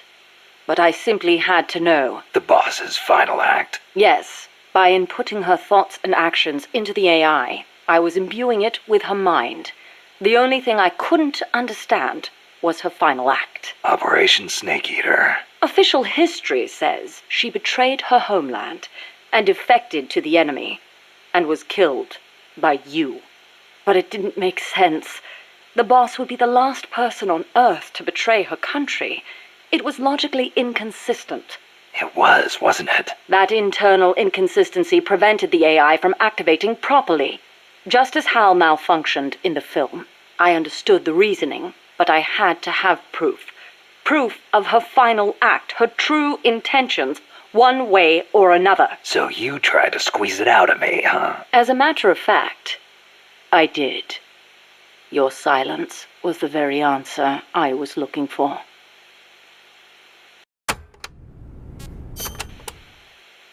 That white horse the boss rode. The Andalusian, yes. How'd it get to Costa Rica? I went looking for it. It was her final witness. Even if it couldn't speak, I found it and brought it here. Where? I thought for sure it'd be blown to ashes by those MiGs. I searched the ends of the earth for that horse, and found it at last in a horse market in Britain. Britain? Are you saying it came all the way over the Ural Mountains, through Europe, and across the English Channel? Who knows, really? Perhaps someone took it there. Wait, the thought never occurred to you that it might be a different Andalusian that only looks the same? I can't prove it. Or rather, I couldn't. What do you mean? You should know best of all. That horse wouldn't let anyone ride it. And believe me, I nearly killed myself trying. The only one it allowed on its back was you. That was the proof. Though I hate to admit it. And to think, I ran it to its death.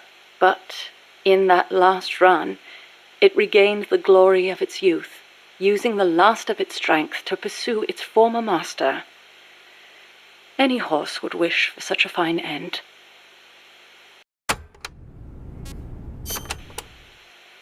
What do you make of Peace Walker's final act? I recreated her thought patterns exactly. It was exactly what she would have done. The world's most empathetic mind weighed the past, the future, and the entire world, and decided not to retaliate. Merely knowing that is enough for me. So, what you're saying is, we don't need deterrence to have peace? I didn't say that. What's important is that we wish for peace. MSF needs a way to protect itself from the might of nations. Survival requires pragmatic thought and action. But you must still retain your ideals. If the gap between reality and those ideals ever leads you to lose them, I doubt MSF will survive.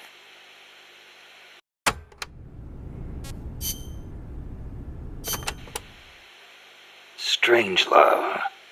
Is that a code name? No, just a nickname. Don't tell me you don't recognize it.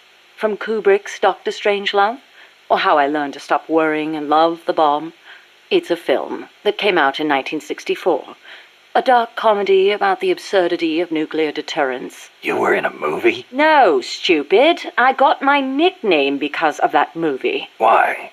Because you look like the doctor in the movie? No, that Dr. Strangelove was a man. So? Back when I was at ARPA, I kept a photo of the boss on my desk. I was totally engrossed in my research and showed no interest in the opposite sex. Plus, I had a photo of a woman on my desk. The fools around me turned it into a cruel taunt, calling me Strangelove. Even for a bunch of shut-ins who never went out to the cinema, that title seemed to ring true with them. Anyhow, in their eyes, homosexuality was something strange. They were incapable of seeing things outside the lens of their own standards. Being strange means you have your own unique point of view. I rather considered it an honor.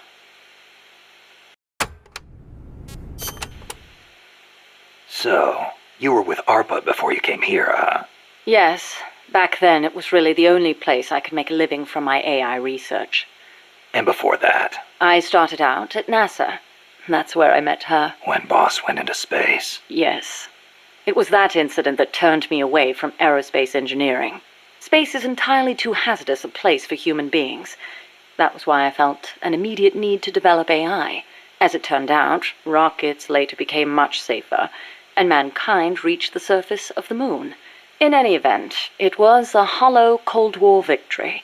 When you get down to it, a nuclear missile is just a rocket with a nuclear warhead strapped to it. Thus, taking the initiative in the space race was tantamount to a military show of force. But the budgetary strain was too big for Washington or Moscow to handle. Yes, and then there was the Cuban Missile Crisis and the Vietnam War, and then came détente. Having leapt ahead of the Soviet Union with its moon landing, America shut down the Apollo program in '72. It was around then that ARPA was downsized and renamed DARPA, the D standing for Defense. With few prospects for continuing my AI research, Coldman's invitation was a godsend. It was also a chance to have them collect data on her. The end result being this mess. But we did learn something valuable from her. The nobility of peace.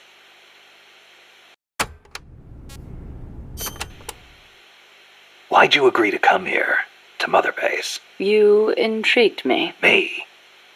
Hold on. You're not planning on modeling your next AI after me. Not a bad idea, but I have no intention of ever again attempting to transplant human thought into machines. Oh, that's a relief. You are the man who inherited the boss's will. You're gathering people around you, even now, shaping them, building a new organization. I'd like to see how it turns out. You're not planning to go back to AI research? I never said such a thing. Of course my work will continue. Here? In my eyes, the growth of MSF as an organization is analogous to the development of the nervous system. The way you become intertwined, stimulate each other, branch out in new directions. It's really quite inspirational. Interesting way to put it. Of course, I intend to repay you for your hospitality. The fruits of my research will be at your disposal. Why not assign me to the R&D team? I promise you won't be disappointed.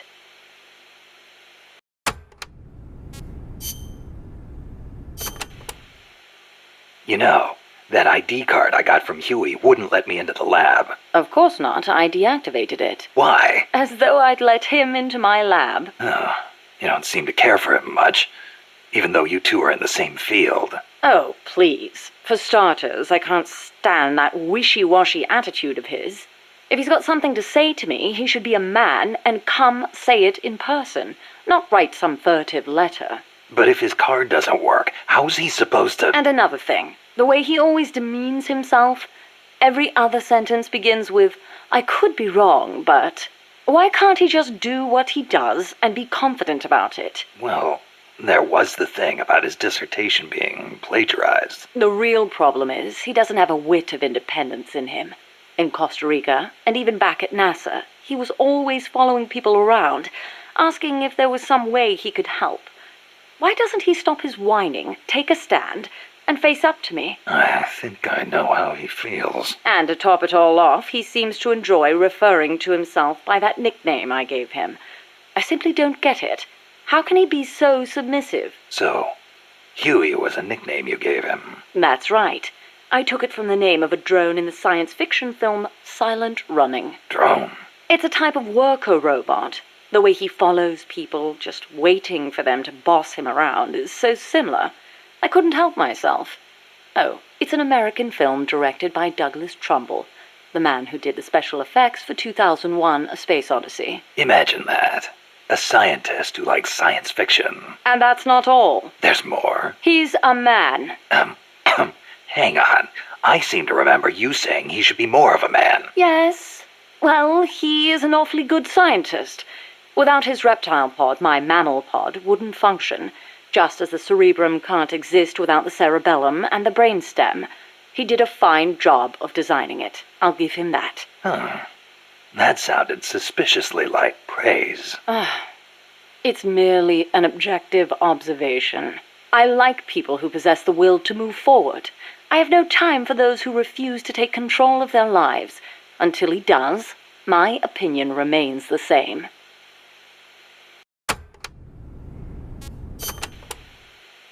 So, you and Cecile seem to be enjoying yourselves back at that lab. What are you insinuating? I only kept her because I didn't want our secret to be known. And the personal baths? You could have left her in there alone and locked the door from the outside. Yes, well, she seemed anxious, so I... Now, why would she be anxious? She was beautiful. I was only admiring her beauty. She was terrified. I never meant her any harm. She knew that. I know she did. But she felt like she was in enough danger to run away. No matter what I did, if Coldman found her, she would have been... You're right. The truth is, I wanted to save her. But not if it meant forestalling the completion of Mammal. So you made it easy for her to escape? Do you really think I am that soft? I'll admit security wasn't exactly tight. It wouldn't have been difficult for her to escape from the building. Seemed like she had a rougher time after she got out. At any rate, I never did anything to her to deserve any blame. Is that clear? Okay. I believe you.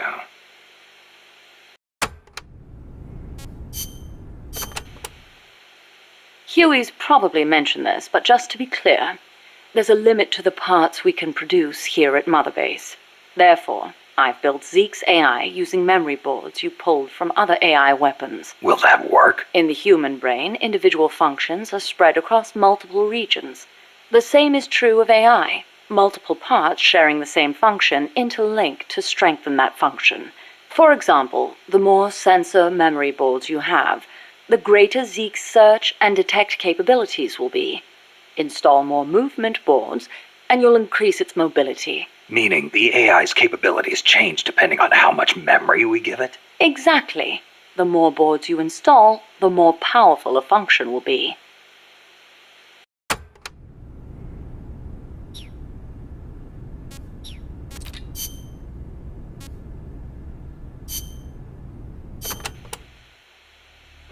Enter simulation date, August 24th. Location, Selinoyarsk, USSR. Mission, support a covert agent whose objective is the rescue of a nuclear weapons scientist. Who is the agent? Your student. Your Most beloved. Acknowledged. Define current mission progress. With your help, the agent has successfully made contact with the target.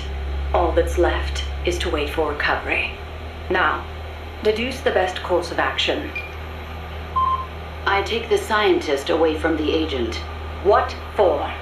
As a gift when I defect. Why are you defecting? To reform my special forces unit with my former comrades in arms. No, I don't want to know your objective. I'm asking for the reason. Why are you betraying your country? I do not defect in order to betray America.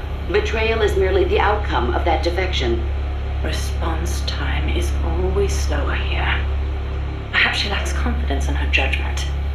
You're a hero in the West. Why should the Soviets trust you? In addition to the scientist, I provide them with a portable nuclear warhead in order to win the favor of a Russian GRU officer. And then you launched it. Launched? The nuke? Me? That's right. At a target inside Soviet territory. Nuclear weapons make my blood run cold. They blot out the future. How could I? Karma. Is it my karma? The karma my mistake has brought upon us? My... Attention. Discontinue forward reasoning. Cross-check with knowledge base. Affirmative. Cross-check complete. Revising conclusion as follows. I steal the new weapons developed by the scientist and then launch the nuke at the Weapons Design Bureau. Forward and backward reasoning are in conflict. Attention. Return to forward reasoning. Affirmative. Your apprentice returns for the scientist. I send him away. He doesn't give up. I send my comrades to defeat him. All of them fail. Even the GRU officer who oversaw your defection is defeated by your apprentice, along with the new weapon. Now, what is your course of action? I fight him. Why? With your GRU patron dead, there's no reason for you to fight. Why not just run away? I must fight him. I do not see the reason. With a soldier of your caliber on his side, how could the GRU officer be defeated to begin with? Did you betray him too? I've been waiting for a long time. You could switch allegiance from GRU to KGB and take the remaining nuke as a gift. There's no chance they wouldn't welcome a hero of your stature. Drift away. My place is with them now. I didn't ask you that. Give me the basis for your reasoning. Tell me the truth. Politics determine who you face on the battlefield. Why won't you answer me? It's like you were just waiting for him to kill you. I was disloyal. Betrayed my country. I deserve to die. How can you say that? You can't be a traitor. You're not that kind of person. Kill me. Kill me now. Stop it! Stop it! Attention! Discontinue reasoning. One must die, and one must live. Stop it, damn you! Discontinue! Life's end. Isn't it beautiful? Shut down! Always in the same place. Her reasoning goes haywire. Someone holds the key. Perhaps it's him. I'll get it out of him. One way or another.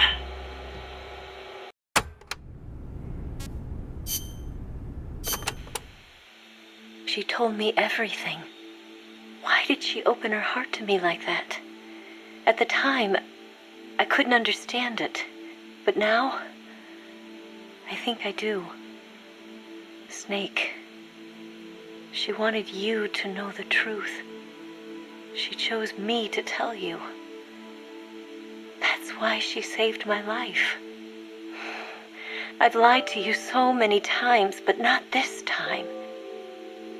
My orders from the government were to obtain the legacy and to eliminate everyone who knew the truth about what happened. In other words, I'm supposed to kill you. But I can't do it. Not because we loved each other, and not because you saved my life, but because I made a promise to the boss. And I intend to keep it. I just wanted you to know. And you have to live. Snake, listen to me. She didn't betray the United States. No, far from it. She was a hero who died for her country. She carried out her mission knowing full well what was going to happen. Self-sacrifice, because that was her duty. The boss's defection was a ruse set up by the U.S. government. It was all a big drama staged by Washington so they could get their hands on the philosopher's legacy. And the boss was the star of the show. They planned it so that they could get the legacy that Colonel Volgan inherited and destroy the Shagohod at the same time. Only a legendary hero like the boss could have earned Volgan's trust.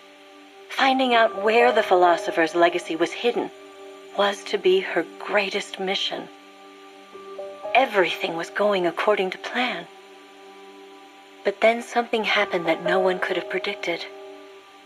Colonel Volgan fired an American-made nuclear warhead at Sokolov's research facility. Khrushchev demanded that the U.S. government provide proof that it wasn't involved. They couldn't just abort the operation to steal the legacy. So the operation itself was greatly expanded and revised. The authorities in Washington knew that in order to prove its innocence, they'd have to get rid of the boss. And that one of their own would have to do the job. The public couldn't be allowed to find out about it. Not ever. This, they concluded, would be the best way to keep the whole thing under wraps. The boss wouldn't be allowed to come back home alive. And she wouldn't be allowed to kill herself. Her life would be ended by her most beloved disciple. That was the way the government wanted it. That was the mission she was given. And she had no choice but to carry it out.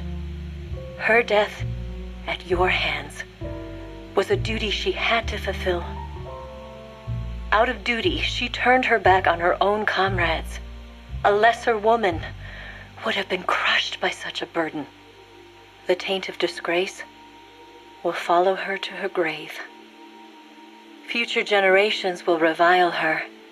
In America, as a despicable traitor with no sense of honor.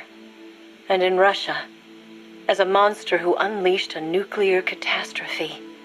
She will go down in official history as a war criminal. And no one will ever understand her. That was her final mission. And like a true soldier, she saw it through to the end. But I think she wanted you, of all people, to know the truth. She wanted to live on in your memory, not as a soldier, but as a woman. But she was forbidden to tell you herself. And that's why she told me. Snake, history will never know what she did. No one will ever learn the truth. Her story, her debriefing, will endure only in your heart. Everything she did for her country. She sacrificed her life and her honor for her native land.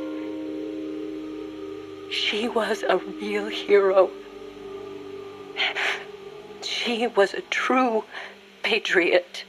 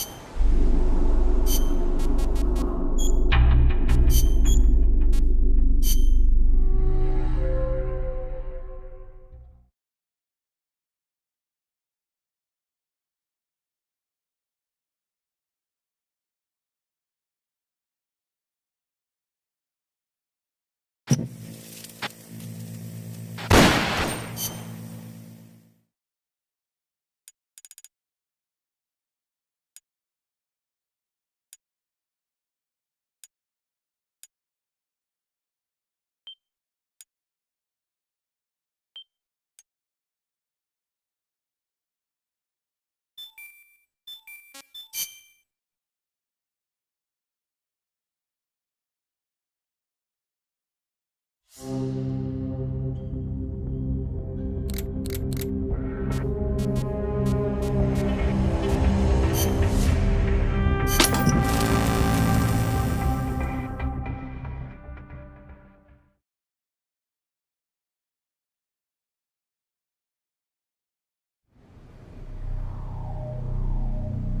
Boss!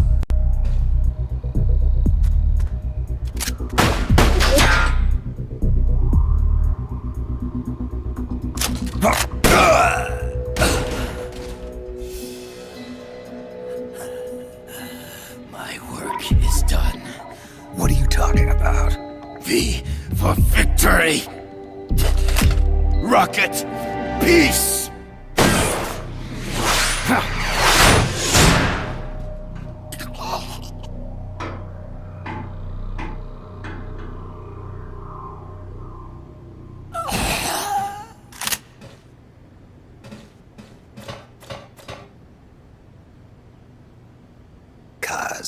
I found Zadornov. I had to kill him. Huh. So much for a fugitive. Something's not right here. I'm thinking he had a friend. Someone inside MSF. Huh? What's going on? It's Zeke. It's moving. What? There's somebody inside. I can see them. Snake, get up here. Pronto!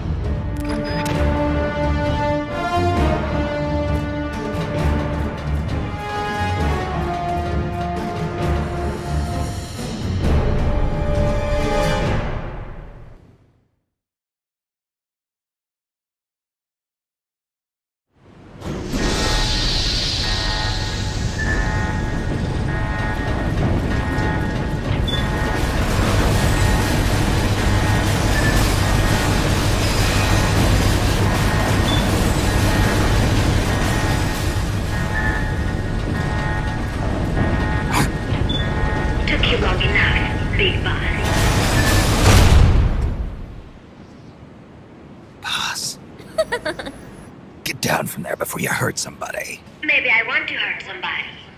What's going on? She's not herself. Oh, I am myself, all right.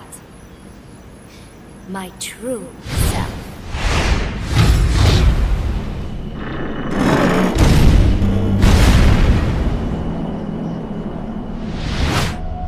Kaz, shut that thing down. I can't! The controls aren't responding! Then how's it moving? I made some modifications. This machine was meant to have a human pilot. Modifications? Paz, what are you... Never thought I'd be into machines, huh? Then Zadornov's escape was a diversion.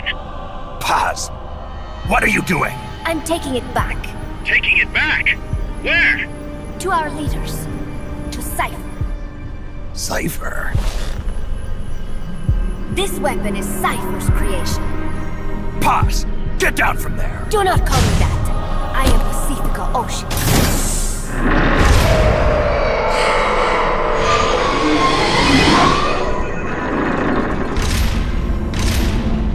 My name, my age, my mission. Cypher gave them all to me. My entire life has but one purpose. To carry out Cypher's plan. The nasty tobacco, the angel of peace crap, the whole teen with a dream routine. I am through with all of it. Paz, you can't. It makes me want to puke. Everything is gone exactly as we planned. Now the real Peace Walker project is finally about to reach its goal. The real project?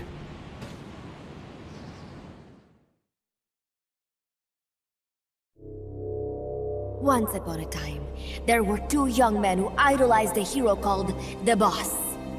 One day, they suddenly lost the point of origin. This Cypher, that was like a mother to them.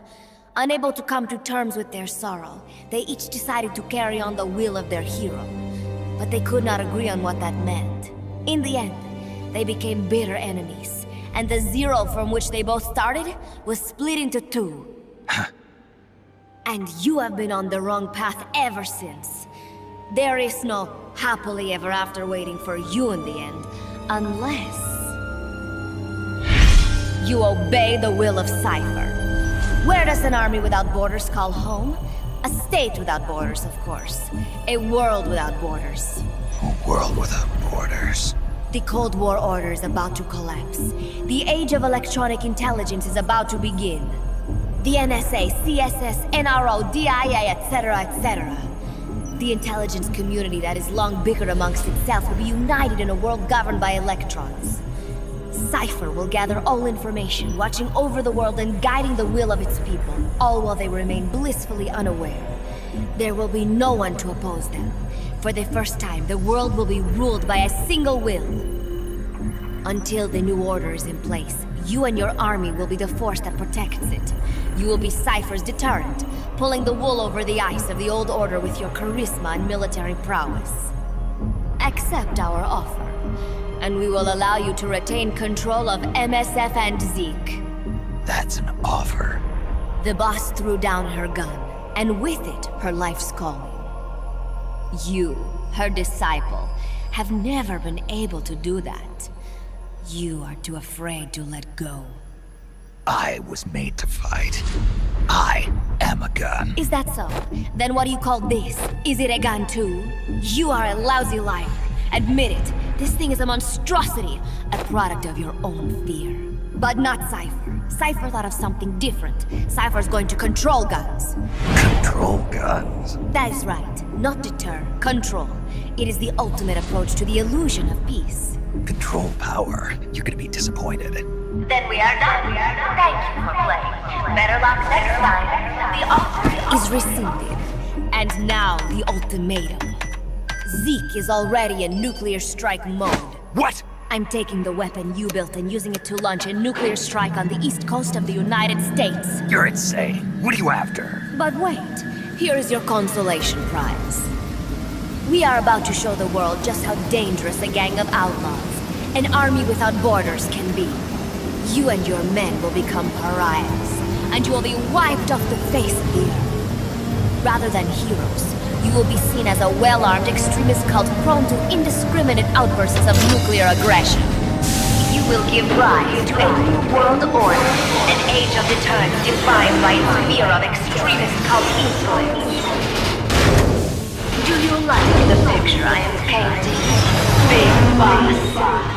When all is said and done, peace is nothing but a fantasy. A game is a game. You either win or you lose. All you can do is fight. Stop me if you can. The peace sign is the V of victory. Say, peace.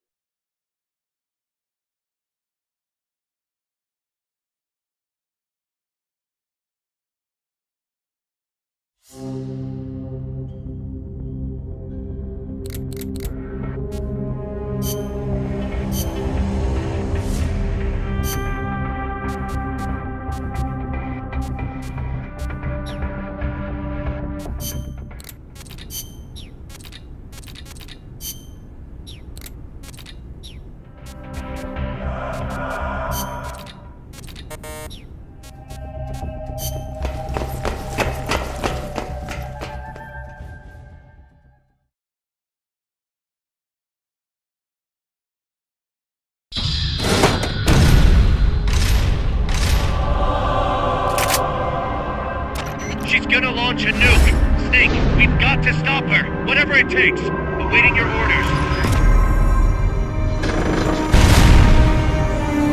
Stop me if you can.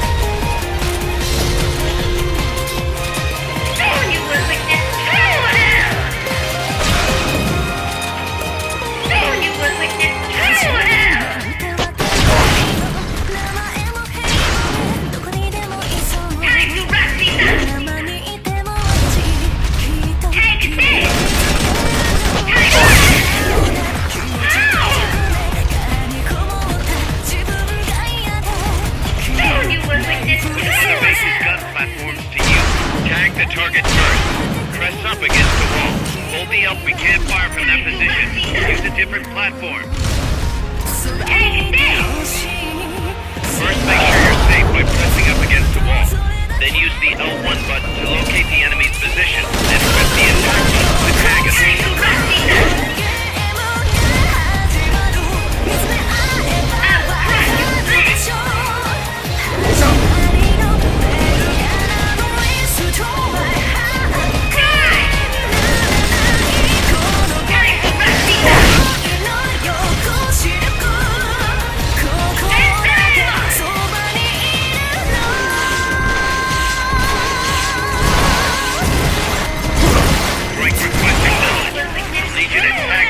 Directly. First, make sure target acknowledged. Bombs away.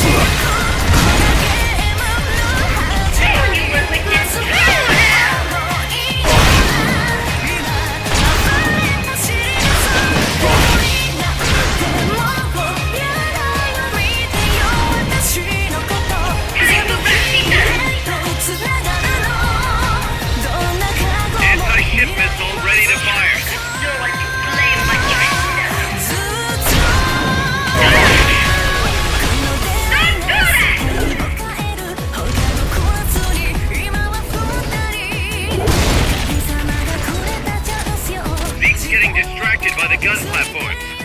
Now's your chance to attack. They've okayed the request for support. They're sending out a cardboard box as we speak.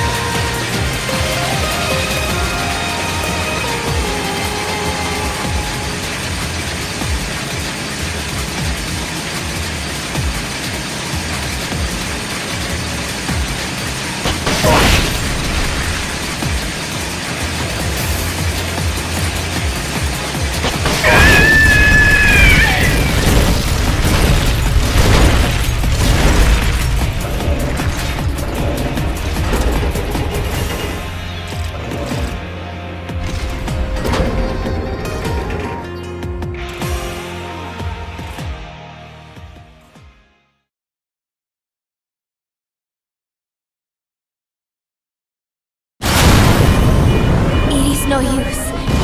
Zeke is out of my control. This is where it ends. Listen to me, Big Boss. As long as your army is needed, the world will never know true peace. The peace you will know will be fleeting, elusive. They will use you, disgrace you, and then finally discard you like they would a cancer to society. This is the path you have chosen.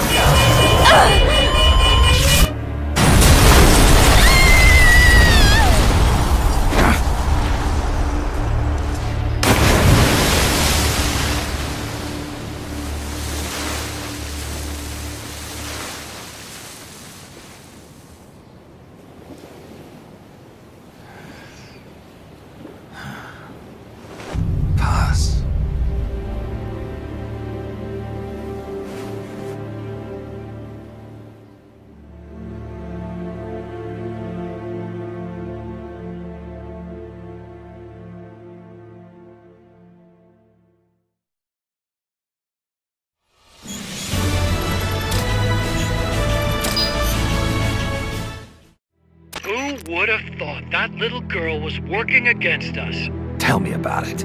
She had everybody fooled, me included. I can't believe I didn't pick up on anything. Snake, there's no point in beating yourself up over the past. But hey, maybe you should put in some practice against Zeke in case this sort of thing ever happens again. In any case, I need to go talk to Dr. Strangelove. Zeke still isn't ready. Huey!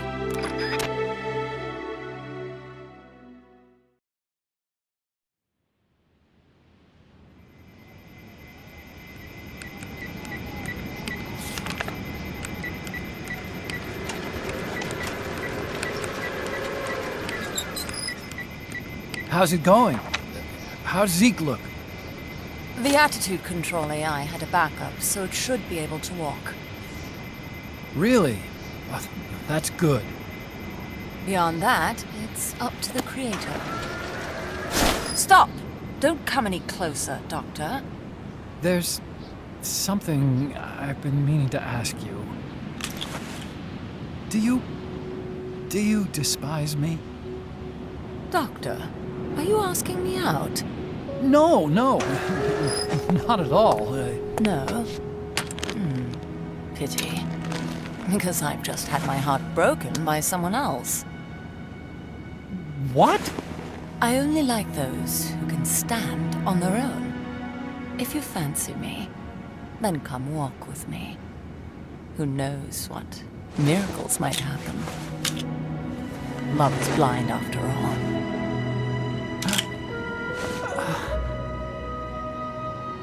Take your time. I'll be waiting.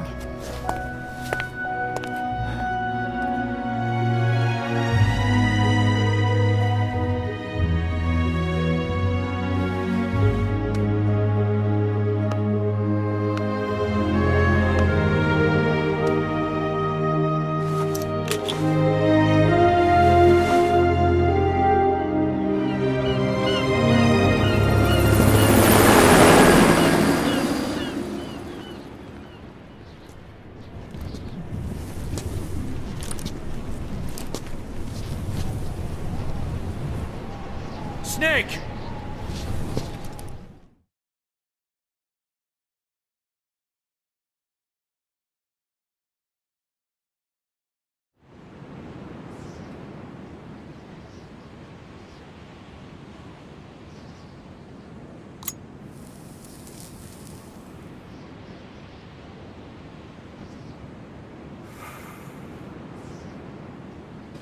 That name Paz mentioned at the end, Cipher, it's a code. It means empty. It also means... Zero.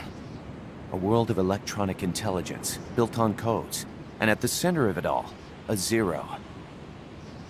Cuz. Look, boss. I owe you an apology. Hear me out, okay?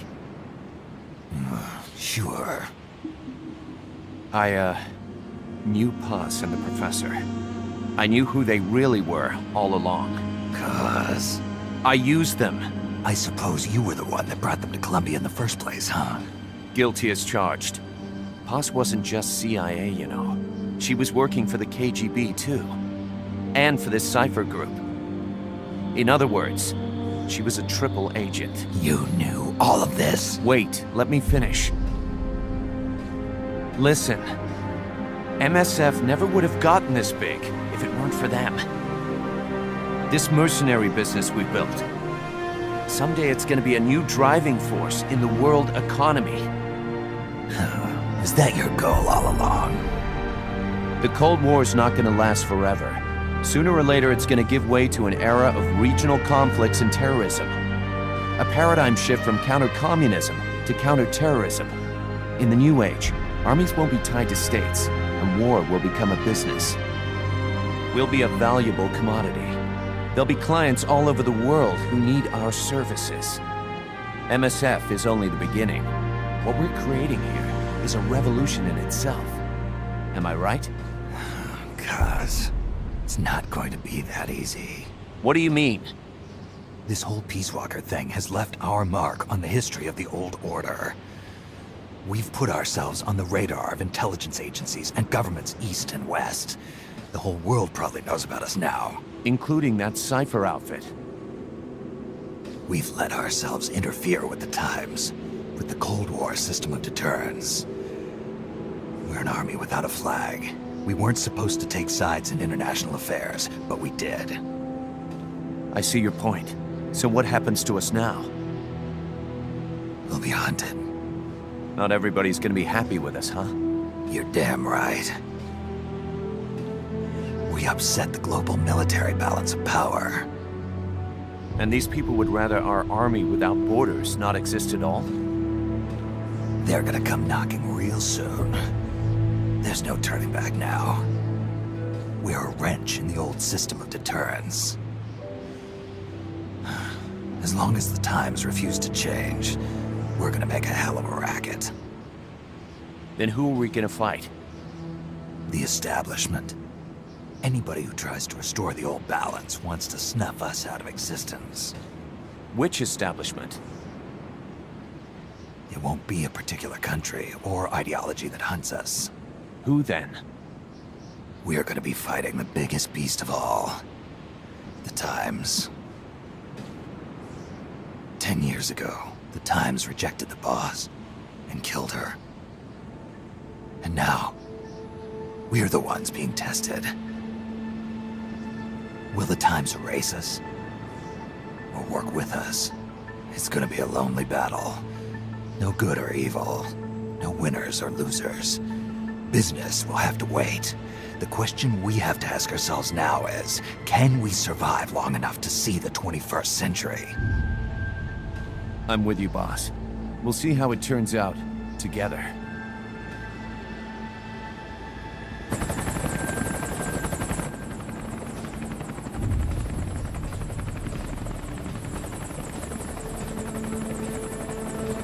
The hunt is on, Kaz.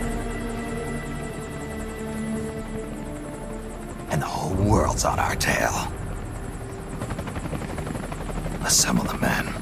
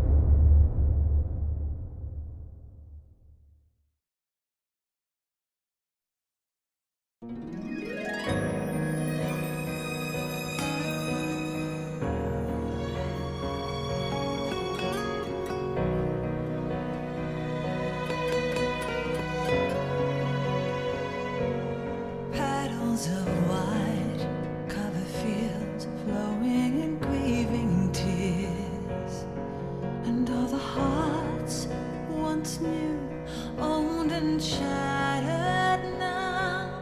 Love can kill, love will die. Give me wings to fly, fleeing this world so cold.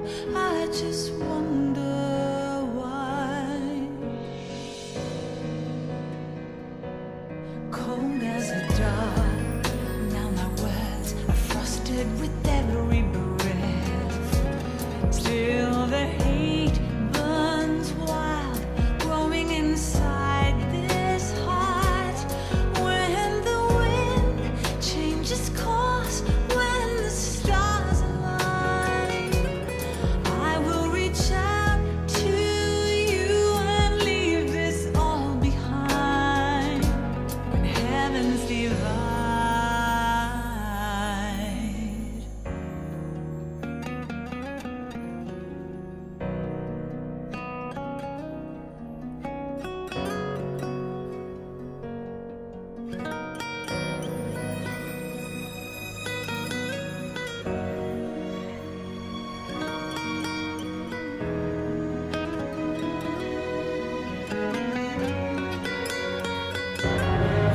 heavens divide, I will see the choices within my hands.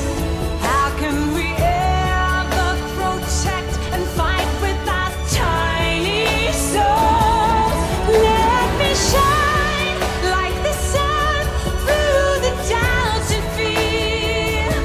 Do you feel the storm approach as the end draws near?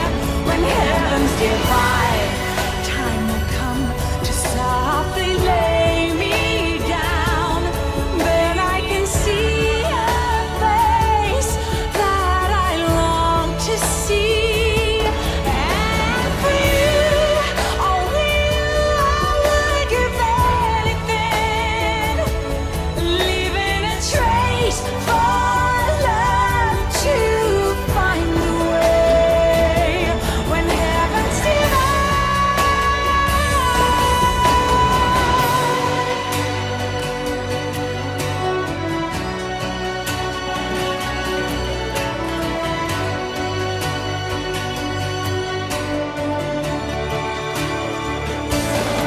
I will dive into the fire, spilling the blood of my desire. The very last time, my name scorched into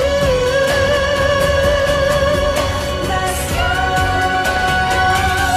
When heavens divide, I will see the choices within my hands. How can we ever protect and fight with our tiny souls? Let me shine like the sun through the doubts and fear. Do you feel the storm approach as the end draws near? When heavens divide, time will come to softly lay me down. Then I can see a face that I long to see. And for you, only you, I would give anything, leaving a trace for love to find the way. When heavens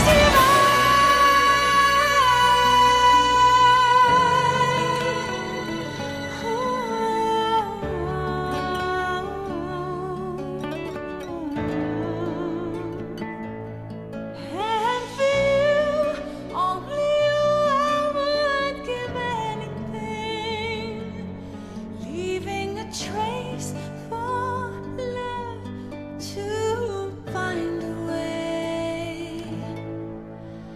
When heavens divide.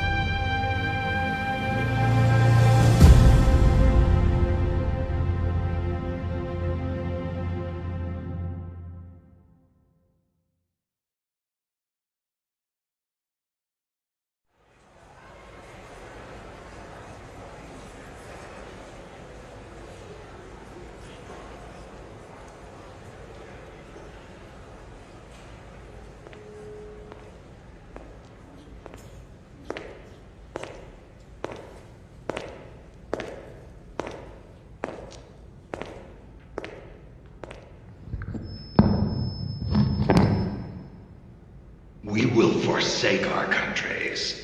We will leave our motherlands behind us and become one with this earth.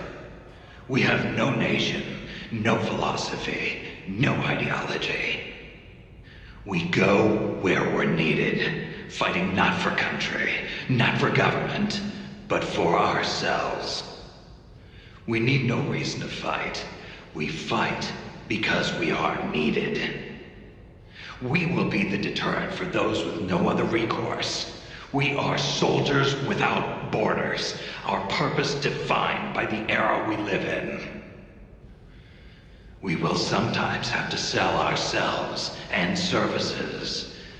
If the times demand it, we'll be revolutionaries, criminals, terrorists. And yes, we may all be headed straight to hell. But what better place for us than this? It is our only home.